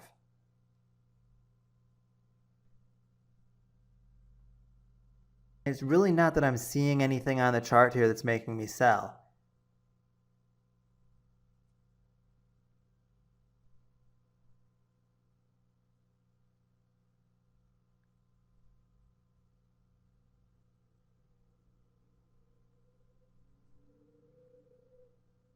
GENE continues hanging in the low 5s here. And again, we're pushing to new highs of the day. Up to 518 now and 520. So this spike is working great. This is what multi-day breakouts do.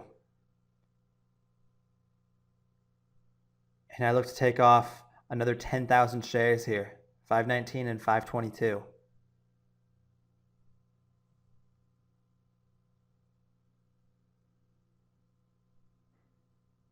The 522 really hasn't filled much. But I'm down to 1/3 of my shares overall, just under.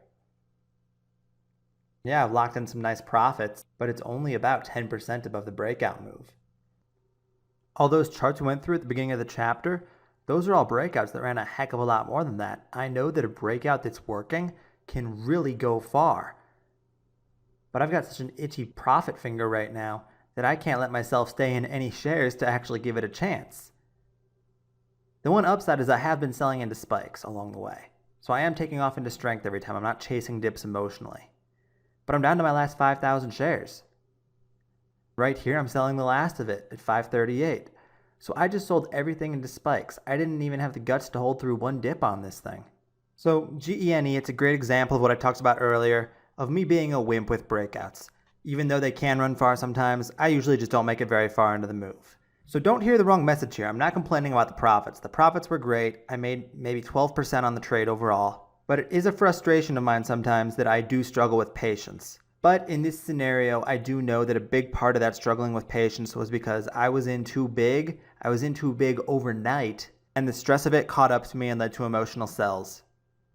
Taking a look now at the end of day chart, you'll see the GENE did turn into one of the breakouts that worked really well. It had a huge run, got up as high as 768 on this day. And actually, the breakout continued a few days beyond this even. The highest GENE ever got was 11.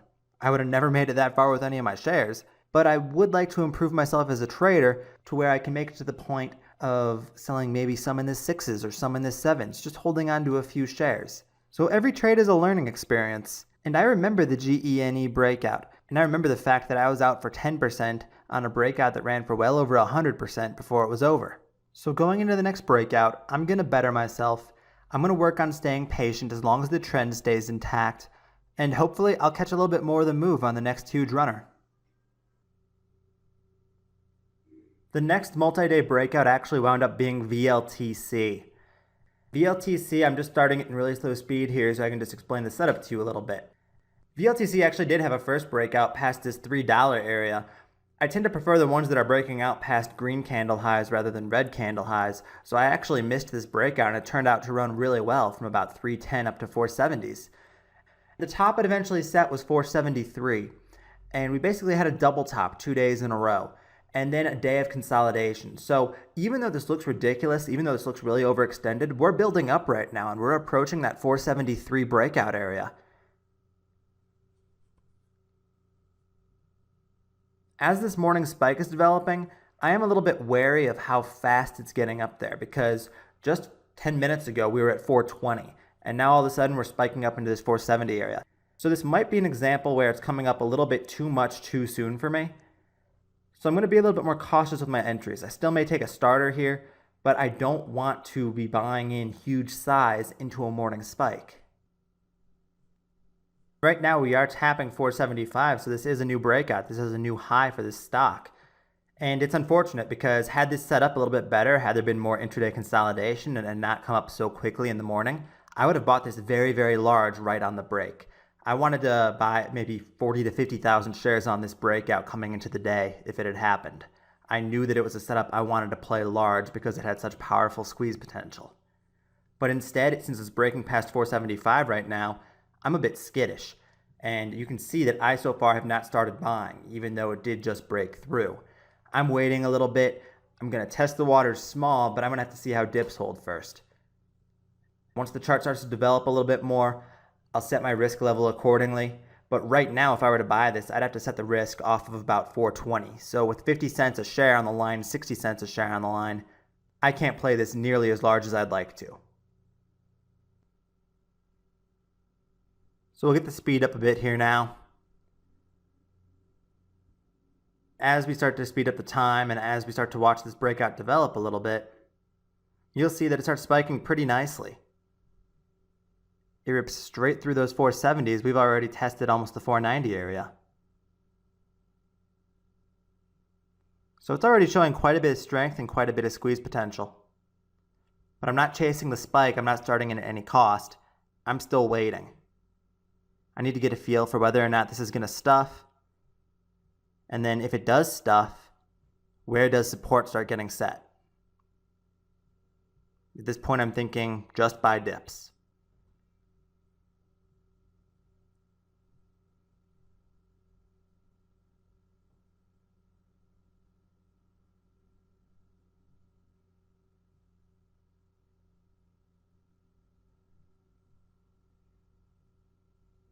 So far, the 490s are giving VLTC a little bit of trouble, and we are starting to dip back into those 470s right near that breakout area.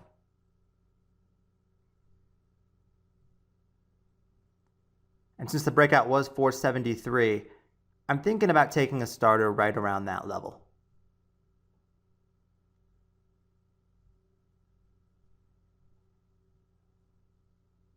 The only thing I'm waiting for is I'm just trying to give it just a little bit more time. I want to make sure this isn't going to dip into the 460s or 450s. I don't want to miss the chance to possibly get a better entry. But that first dip, 475, did hold very well, and I take a little bit of an emotional starter here at 485. 10 cents above the breakout level as it's starting to perk back up. It's certainly not the ideal place to enter, but I just want a piece just in case. So far, I've filled 8,100 shares. So remember, the kind of size I was thinking about playing at the start of the day on this, if it had been a perfect breakout, was 40 to 50,000 shares. So right now, I'm only at about a quarter of that size.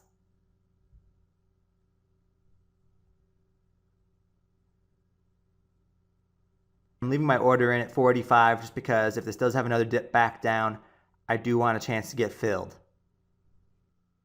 So far, I love how this breakout is acting though. We've now perked through 5. We're showing pretty great strength. And that first dip did hold 475, that breakout area. So now as we dip back down here again, I just fill the rest of my order. I'm up to 10,000 shares now from 484.8. And I'm watching to see if that 475 area continues to support. If it doesn't, it's not the end of the world. I'd be okay with giving this a little bit of wiggle room. I'd be okay with this fading a little bit more. So I still am not rushing in because I'm still not convinced that this isn't going to have a little bit more dip.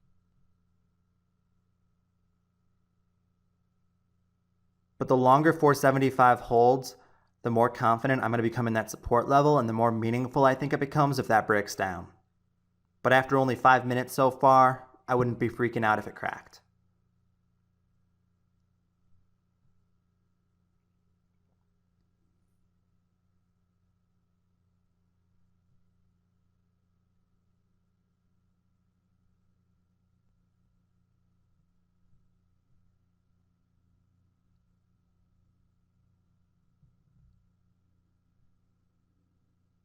That perk back towards $5 just rejected, and now we're getting yet another round of pullback.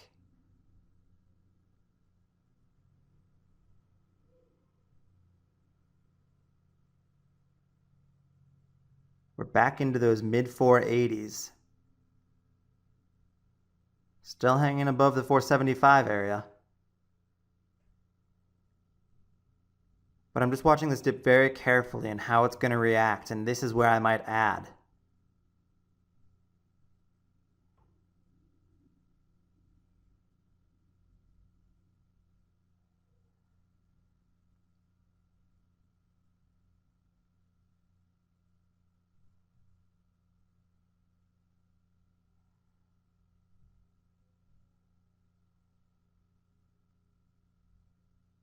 For now, low 480s are holding very well though.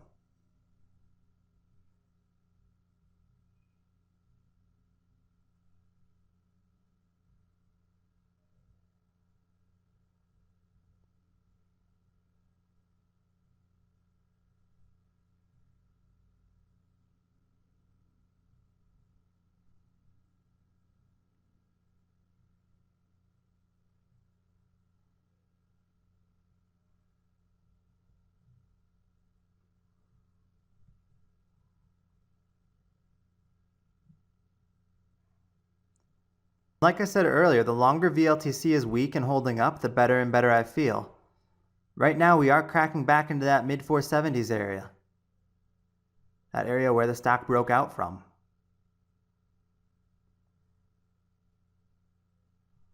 For the second time though, this dip is holding, and I just added 5,000 shares there at 480. So now I'm up to 15,000 shares at 483.35. And I actually just threw in another 5,000 share order at 481. I'm looking to add because now 475 is held twice.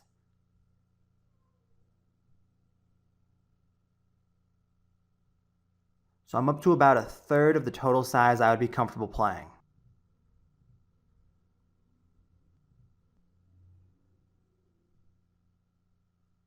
Still, the reason why I'm kind of treading lightly and easing my way in is because that breakout just happened so fast in the morning.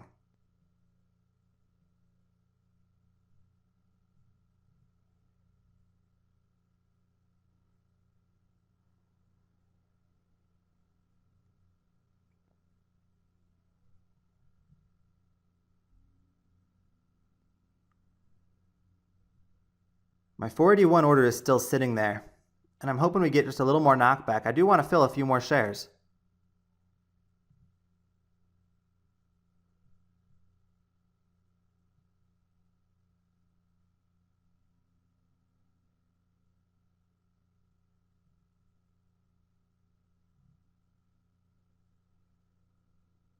The longer VLTC holds up above this 475 level though, the better and better I think it is for the overall chart setup, the overall breakout. And I do expect another leg up soon if it continues to hold.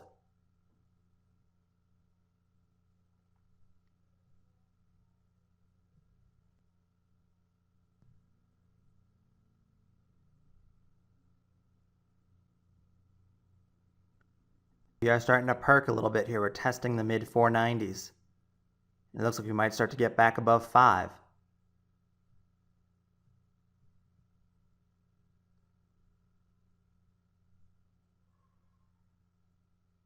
Big seller comes in at 495. So this is an example where I'm seeing this big seller on the ask on the level 2.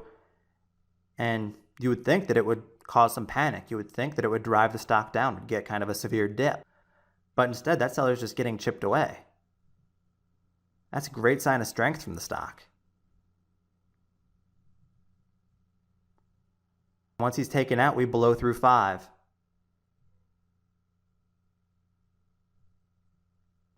We are about to test new highs of the day, and there they are, new highs of the day now on VLTC.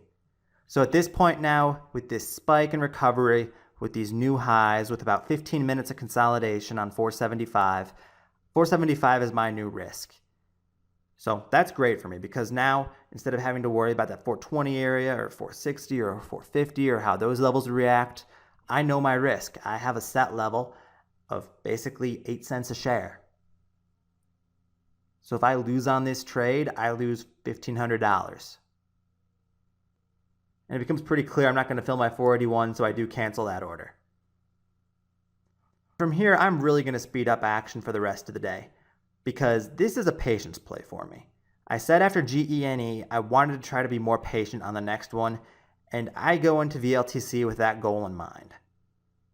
I still would add dips on VLTC if I got any good ones to risk off of 475, so maybe low fives I would consider. But this is really running now. We're really getting a great spike. We're up into the high fives. I'm already up $1 a share on my position. Right now, dips like this is the hardest for me to hold through. Because it's really hard to go from being up $1 a share to up 50 cents a share. Because you worry, what if it doesn't come back? But I'm trying to trust the chart at this point, and I'm just trying to give it time to play out and consolidate and maybe set up for yet another leg up.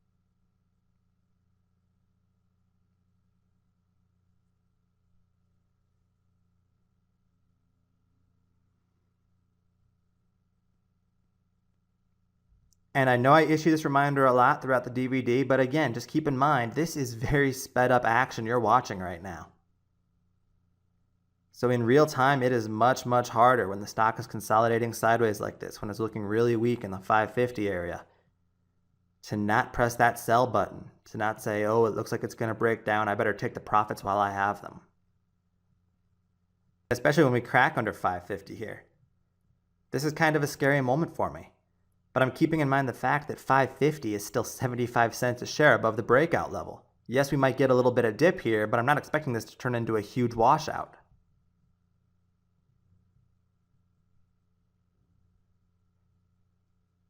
Overall, the breakout chart is still intact. And it turns out to be a good thing I didn't sell into that weakness because we perked right back through 550 pretty strongly.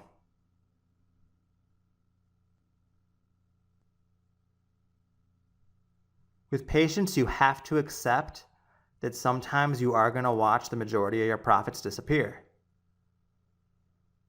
But in the cases where it's a really good breakout, the cases where it works perfectly, you're going to have some pretty great returns.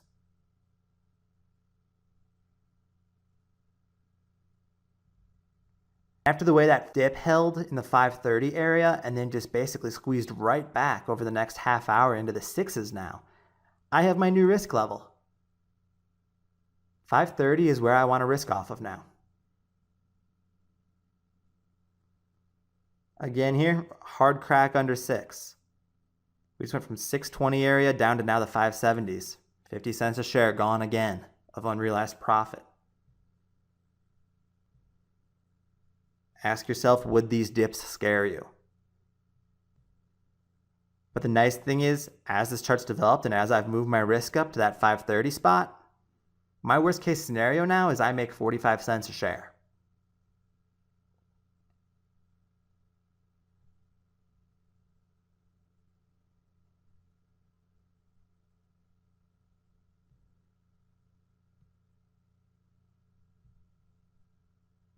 This last dip held just above 550, so that's good to see right now. I like to see higher lows.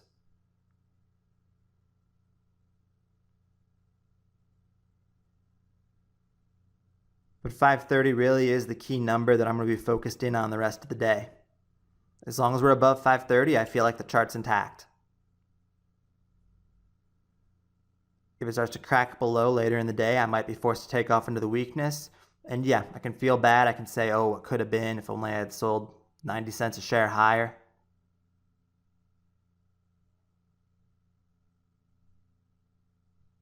And the fact that I have smaller size right now, that is helping me stay patient. This would be a lot harder for me if I had massive out of control size, sort of like I did on GENE. But with 15,000 shares, with a position that's about a third of what I was thinking about taking coming into the day, it's a little bit easier to just sit back and relax.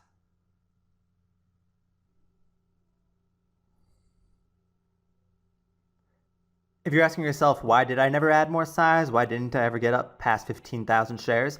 Well, VLTC never really gave me the opportunity to.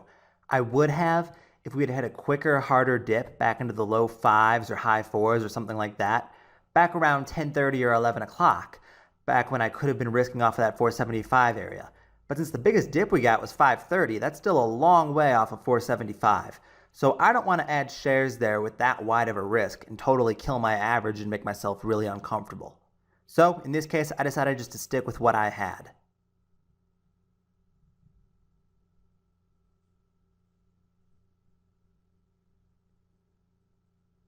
VLTC is perking back through 6 now, so it looks like we may get a nice little afternoon breakout past 618. But it rejected and slammed right back under 6. And again, this isn't very comfortable for me. I don't like seeing something weak out of the stock, like a failed high-a-day break attempt. But I'm okay to sit back and relax. Patience is about trusting the chart, trusting your risk level. And like I said before, if I wind up giving away a lot of my profits, so be it. That happens sometimes. But I really want to try to just sit back and give VLTC a chance and swing it overnight. Because this is just day 1 of the breakout, and I do think that tomorrow we could get a nice gap up, we could get a nice morning spike, and that is where I want my exit to be. If I'm wrong, if we gap down, if it opens weak, I just get out, and I still lock in some pretty nice gains in all likelihood. So I'm taking all 15,000 shares of my VLTC overnight. Even though we're closing kind of weak, we're still above that 530 level, and I do think there's a good chance of a gap up and spike tomorrow morning. So we enter back in here 5 minutes before market open the next day. And while I'm only showing you a little bit of pre-market, I was watching this all morning, ever since 8 o'clock, because if this had been gapping down, I might have wanted to get out a little bit earlier before market open. Instead though, we're getting a great gap up. And we're about to open up here in the 630s, so above the last day's high even. As we open, since this is such a large gap up, I'm comfortable giving this a little bit of time here to spike on up. Already we're squeezing up towards the high 6s. But 671 rejected and it slammed back down here. This slam, it does make me a little bit nervous. Since selling into this morning pop is my goal, once we start spiking back up here, after that pullback, I start taking off some shares. I took off my first 5,000 shares at 642, just into that little rebound, in case of a lower high and in case of another leg down. So I'm down to 2/3 of my shares now. But now the spike is strengthening. I took off another 2,500 as we were getting closer to that 671 high. We blow right through, and now it's starting to look really good for VLTC. I just start paying myself along the way into the spike. I get out another 2,500 shares there in the high 680s. So I'm down to just my last 5,000 shares now, and we're looking to see if we can break past 7. In this case, these gains are really adding up. My patience has paid off.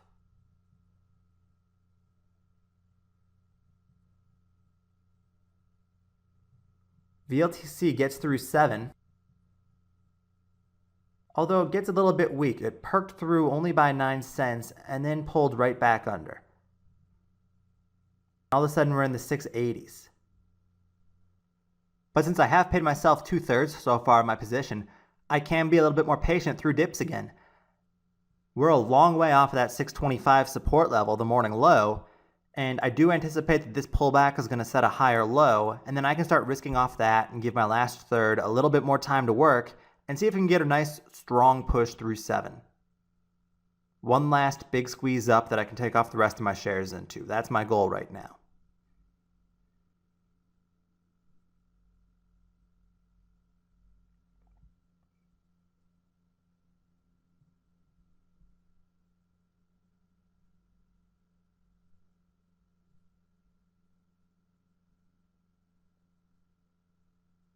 So far we are showing some weakness though.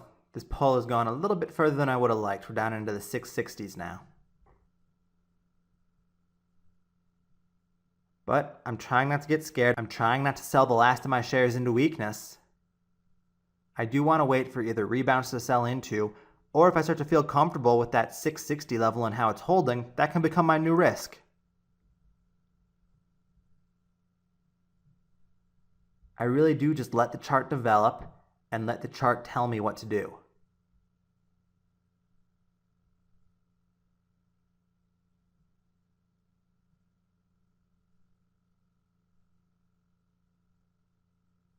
Now we're starting to rebound pretty well off that 660s level. We briefly tested 690s there.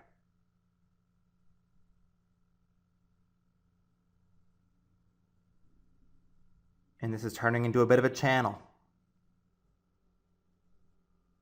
The longer 660s hold, the more and more comfortable I am using that as my risk.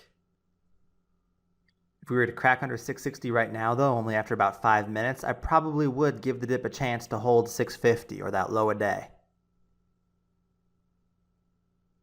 We did just get another 660s test there, but it held again.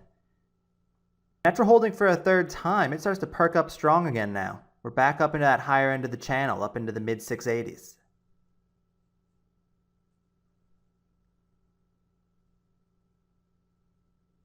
Once this busts through, I think we could see new highs of the day. There we go, it blew right through. We're getting into the 7s now. We had a new high of day at 7:15.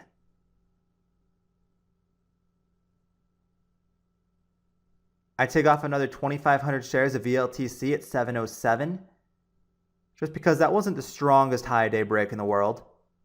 So again, I just continue paying myself into strength. Now I just have a small piece of my position left, and I'm just going to give VLTC a minute here to spike up and show me if we can get any higher. Or I could just sit back and risk the rest of this off of that 660 level.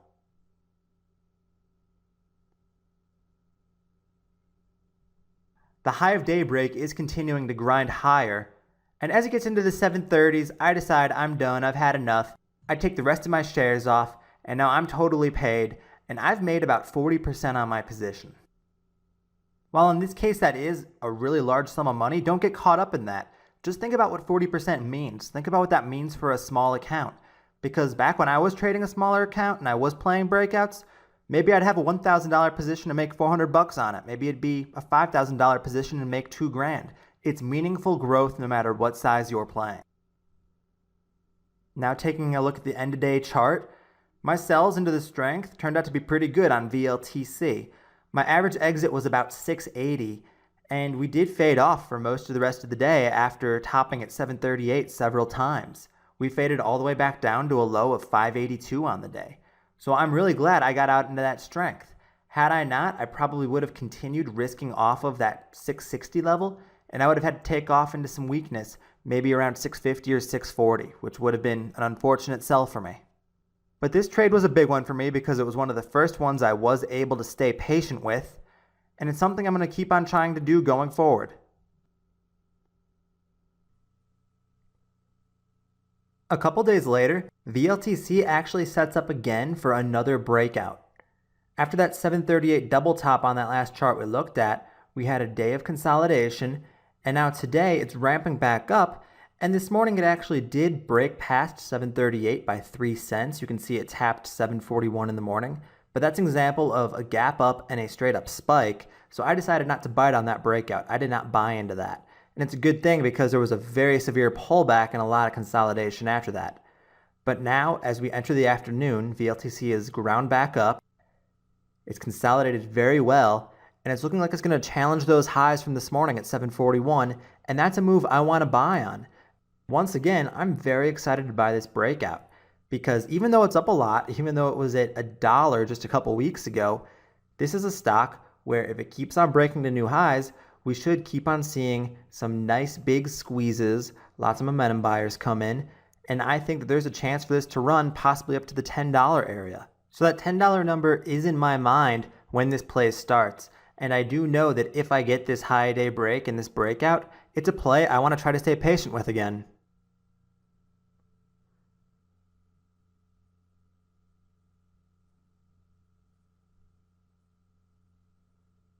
So as VLTC builds up here, I am watching the 741 high of day. I'm not really thinking so much about that 738 area. And I start to buy it here because it starts to bust on through, and it blew through pretty quickly. Already at 749 for the high. I got myself 15,000 shares though at a 743.8 average. Right now I'm thinking about the 720 area as my risk level, since there was a good deal of consolidation in there before this latest break to the upside.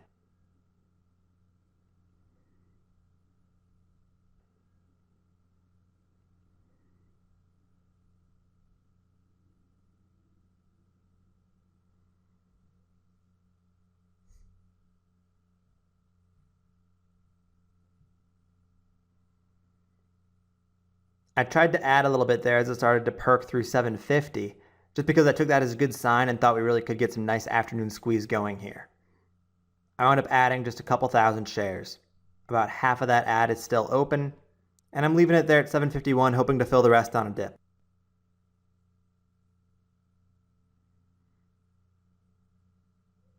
Since my risk is the 720 area, that really is only about a 3% risk, so I'm very comfortable with that.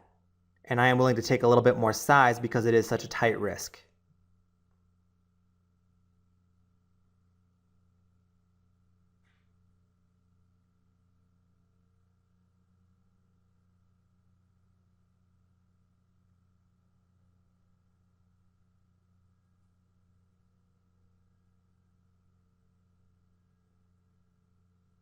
We're retesting the 760 area right now. And it starts to perk through, and we're at another new high of day.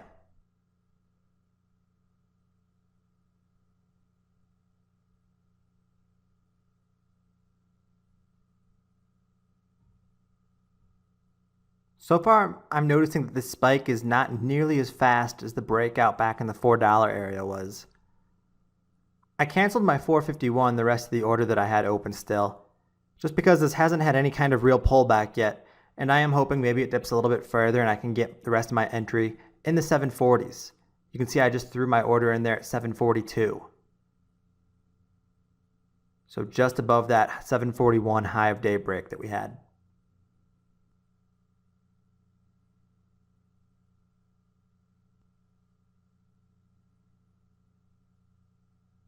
I'm happy to just leave it there, and if it fills, it fills. If it doesn't, no big deal. I still have pretty good size on this move.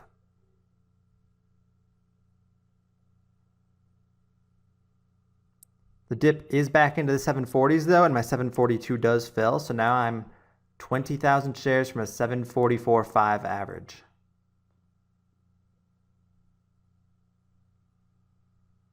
And if this breakout fails, if it panics all the way down, cracks under that 720 or 715 area, sure, I'll cut the loss. But into a dip like this right now, this is where a lot of traders get scared. I'm not getting scared. I'm okay holding through this. My risk is still intact. I'm going to give this time to work.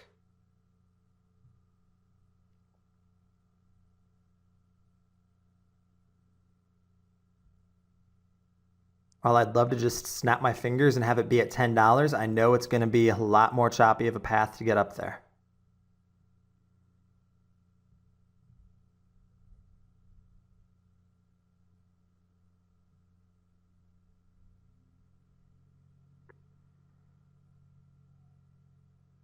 We continue to dip a little bit here. We were into the 730s there for a minute.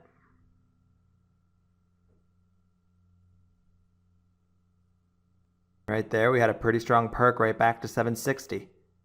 So now this is starting to act like that channeling action we typically see. Right now, that low on that dip is about 737. High is 766.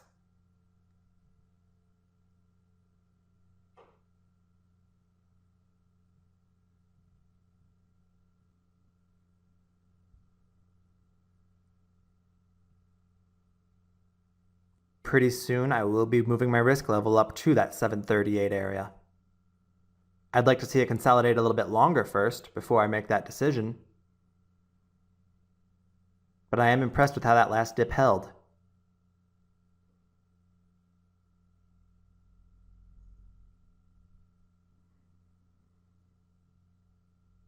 So another 10 to 15 minutes of consolidation, I would probably move that risk level up, or if it breaks through the high soon, then I would also move the risk level up.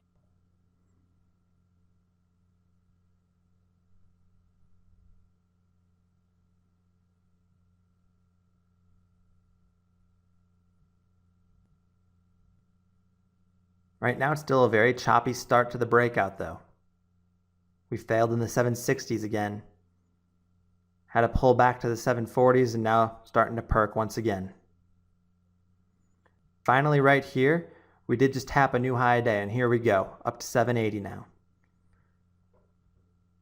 So now my risk is going to be more like that 7 cents a share down to 738, where that one dip held.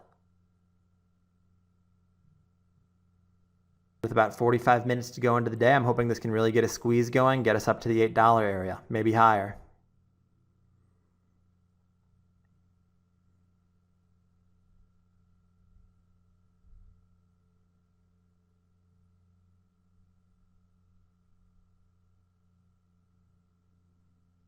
This really is the exact same situation as that VLTC breakout we looked at in the last example. As long as this is holding together, I want to take it overnight. I want to give it a chance to gap up. I want to give it a chance to have that morning spike tomorrow. And that is what I want to be selling into.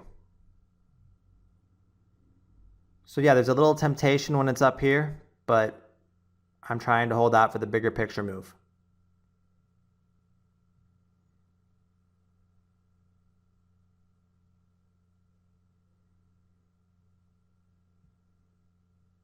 More choppiness and another hard dip back into the 750s.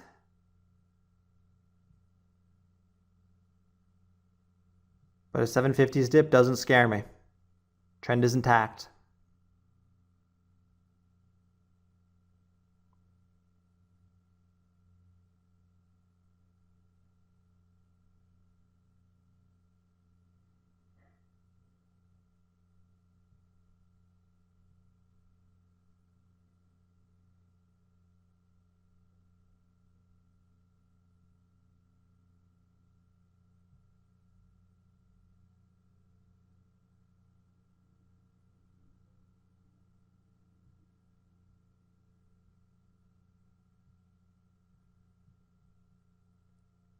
Right now, it's been about an hour since the stock broke out, and we're only 20 cents past the breakout level.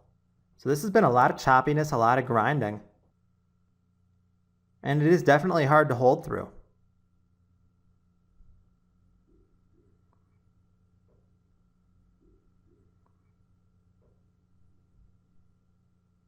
I'm a broken record on this, but this is what it means to be patient. Sitting through stuff like this. Win a win is no sure thing.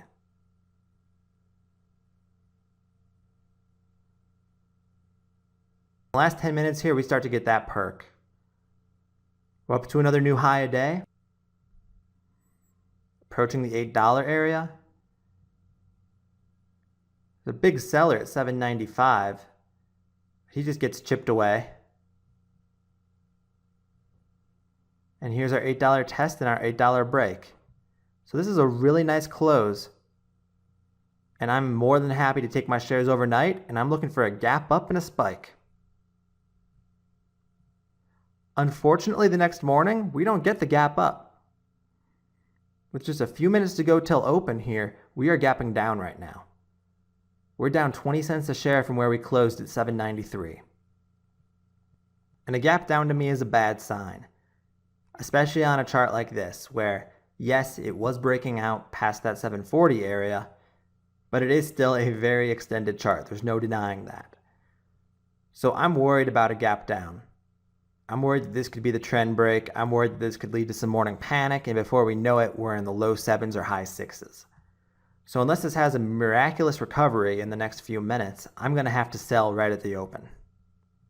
I'm going to have to get out those shares to protect myself, because I don't want to put myself in the situation where I'm holding and hoping through a morning dip that the stock is going to come back.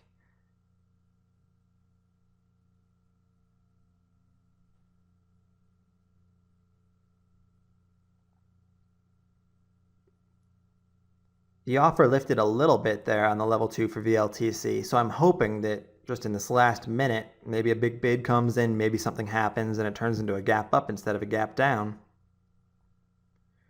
But so far, no luck.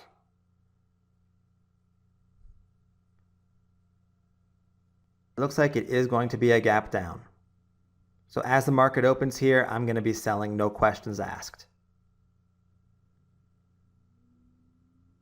In go some of my sell orders, and I'm just taking off a couple thousand at a time, just moving my order down a little bit at a time. I am chasing the weakness here because I don't know how hard this is going to flush and I don't want to stick around to find out. So I'm locking in what I can while I still have profit. And I did chase the panic a little further down here because I started to get scared. It started to speed up. I only have 1,100 shares left now. And at this point, I'm just waiting for a rebound to sell the last 1,100 into. I put my sell in at 758. It starts filling.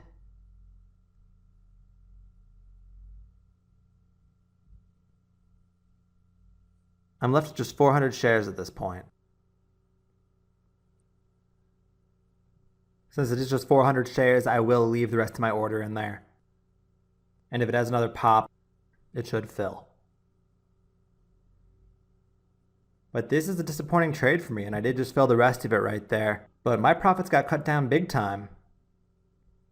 I was up at least 6 times this much going into the close yesterday, and the gap down in my chasing the panic wiped it all out.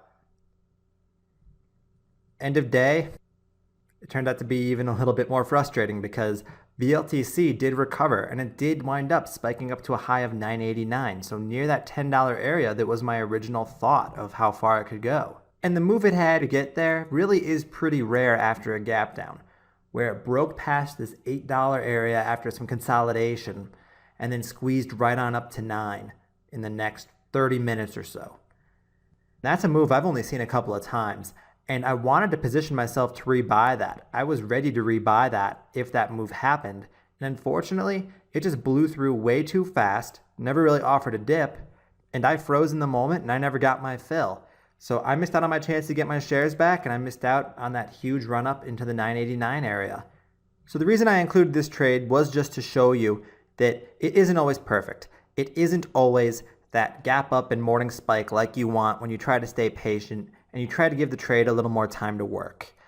Don't necessarily take this VLTC example as a sign that you should hold through gap downs and you should hold through morning dips, because like I said, that breakthrough 8 and up to new highs, that is pretty rare after a gap down. So anytime I find myself in this situation, I'm going to do the exact same thing every time. I will always be out into the gap down. But for future plays, the one thing I might change is I might try to be a little bit better about pulling the trigger on that breakthrough 8, that break past the prior day's highs, because I do want to get back in there and have a chance to capture some more of that squeeze. So unfortunately for me, patience did not work out this time for VLTC. But I had my goals very clearly defined going into the trade. I knew that I wanted to try to stay patient, try to give it a chance to work, but it was a gap down that killed the trade for me. Here are the key takeaways from Chapter 8, and the first two really go hand in hand. Volume and volatility are my main concern, and the breakouts that have that volume and have that volatility are a very powerful squeeze setup. Yes, sometimes you will see charts building towards their 52-week highs, volume will be nothing special, volatility won't be great, and sometimes, yeah, those breakouts will work out, they'll have some decent runs. But they take longer to develop, they're not as volatile, they're not as crazy. I just found that the percentage gains aren't quite as good. I don't feel they're as reliable, so I just don't like them as much. What I want are the breakouts where the stock had a huge burst of volume, a huge run, pulled back and consolidates for a few days, and then breaks out. Those are the ones that can really get running, and those are the ones that I want to be there for. When playing these breakouts, remember, you don't have to get in at any cost. They are choppy in the beginning. You can buy into a dip if you miss the initial break. Chasing spikes usually leads to more emotional decisions and leads to losses. I try not to put myself in that situation. I would rather practice the habit of being patient and buying into a dip later than chasing a spike and getting in at any cost. That will make me a more successful trader in the long run. Finally, just remember with these breakouts that the breakout level, once it is broken, it does not have to hold perfectly.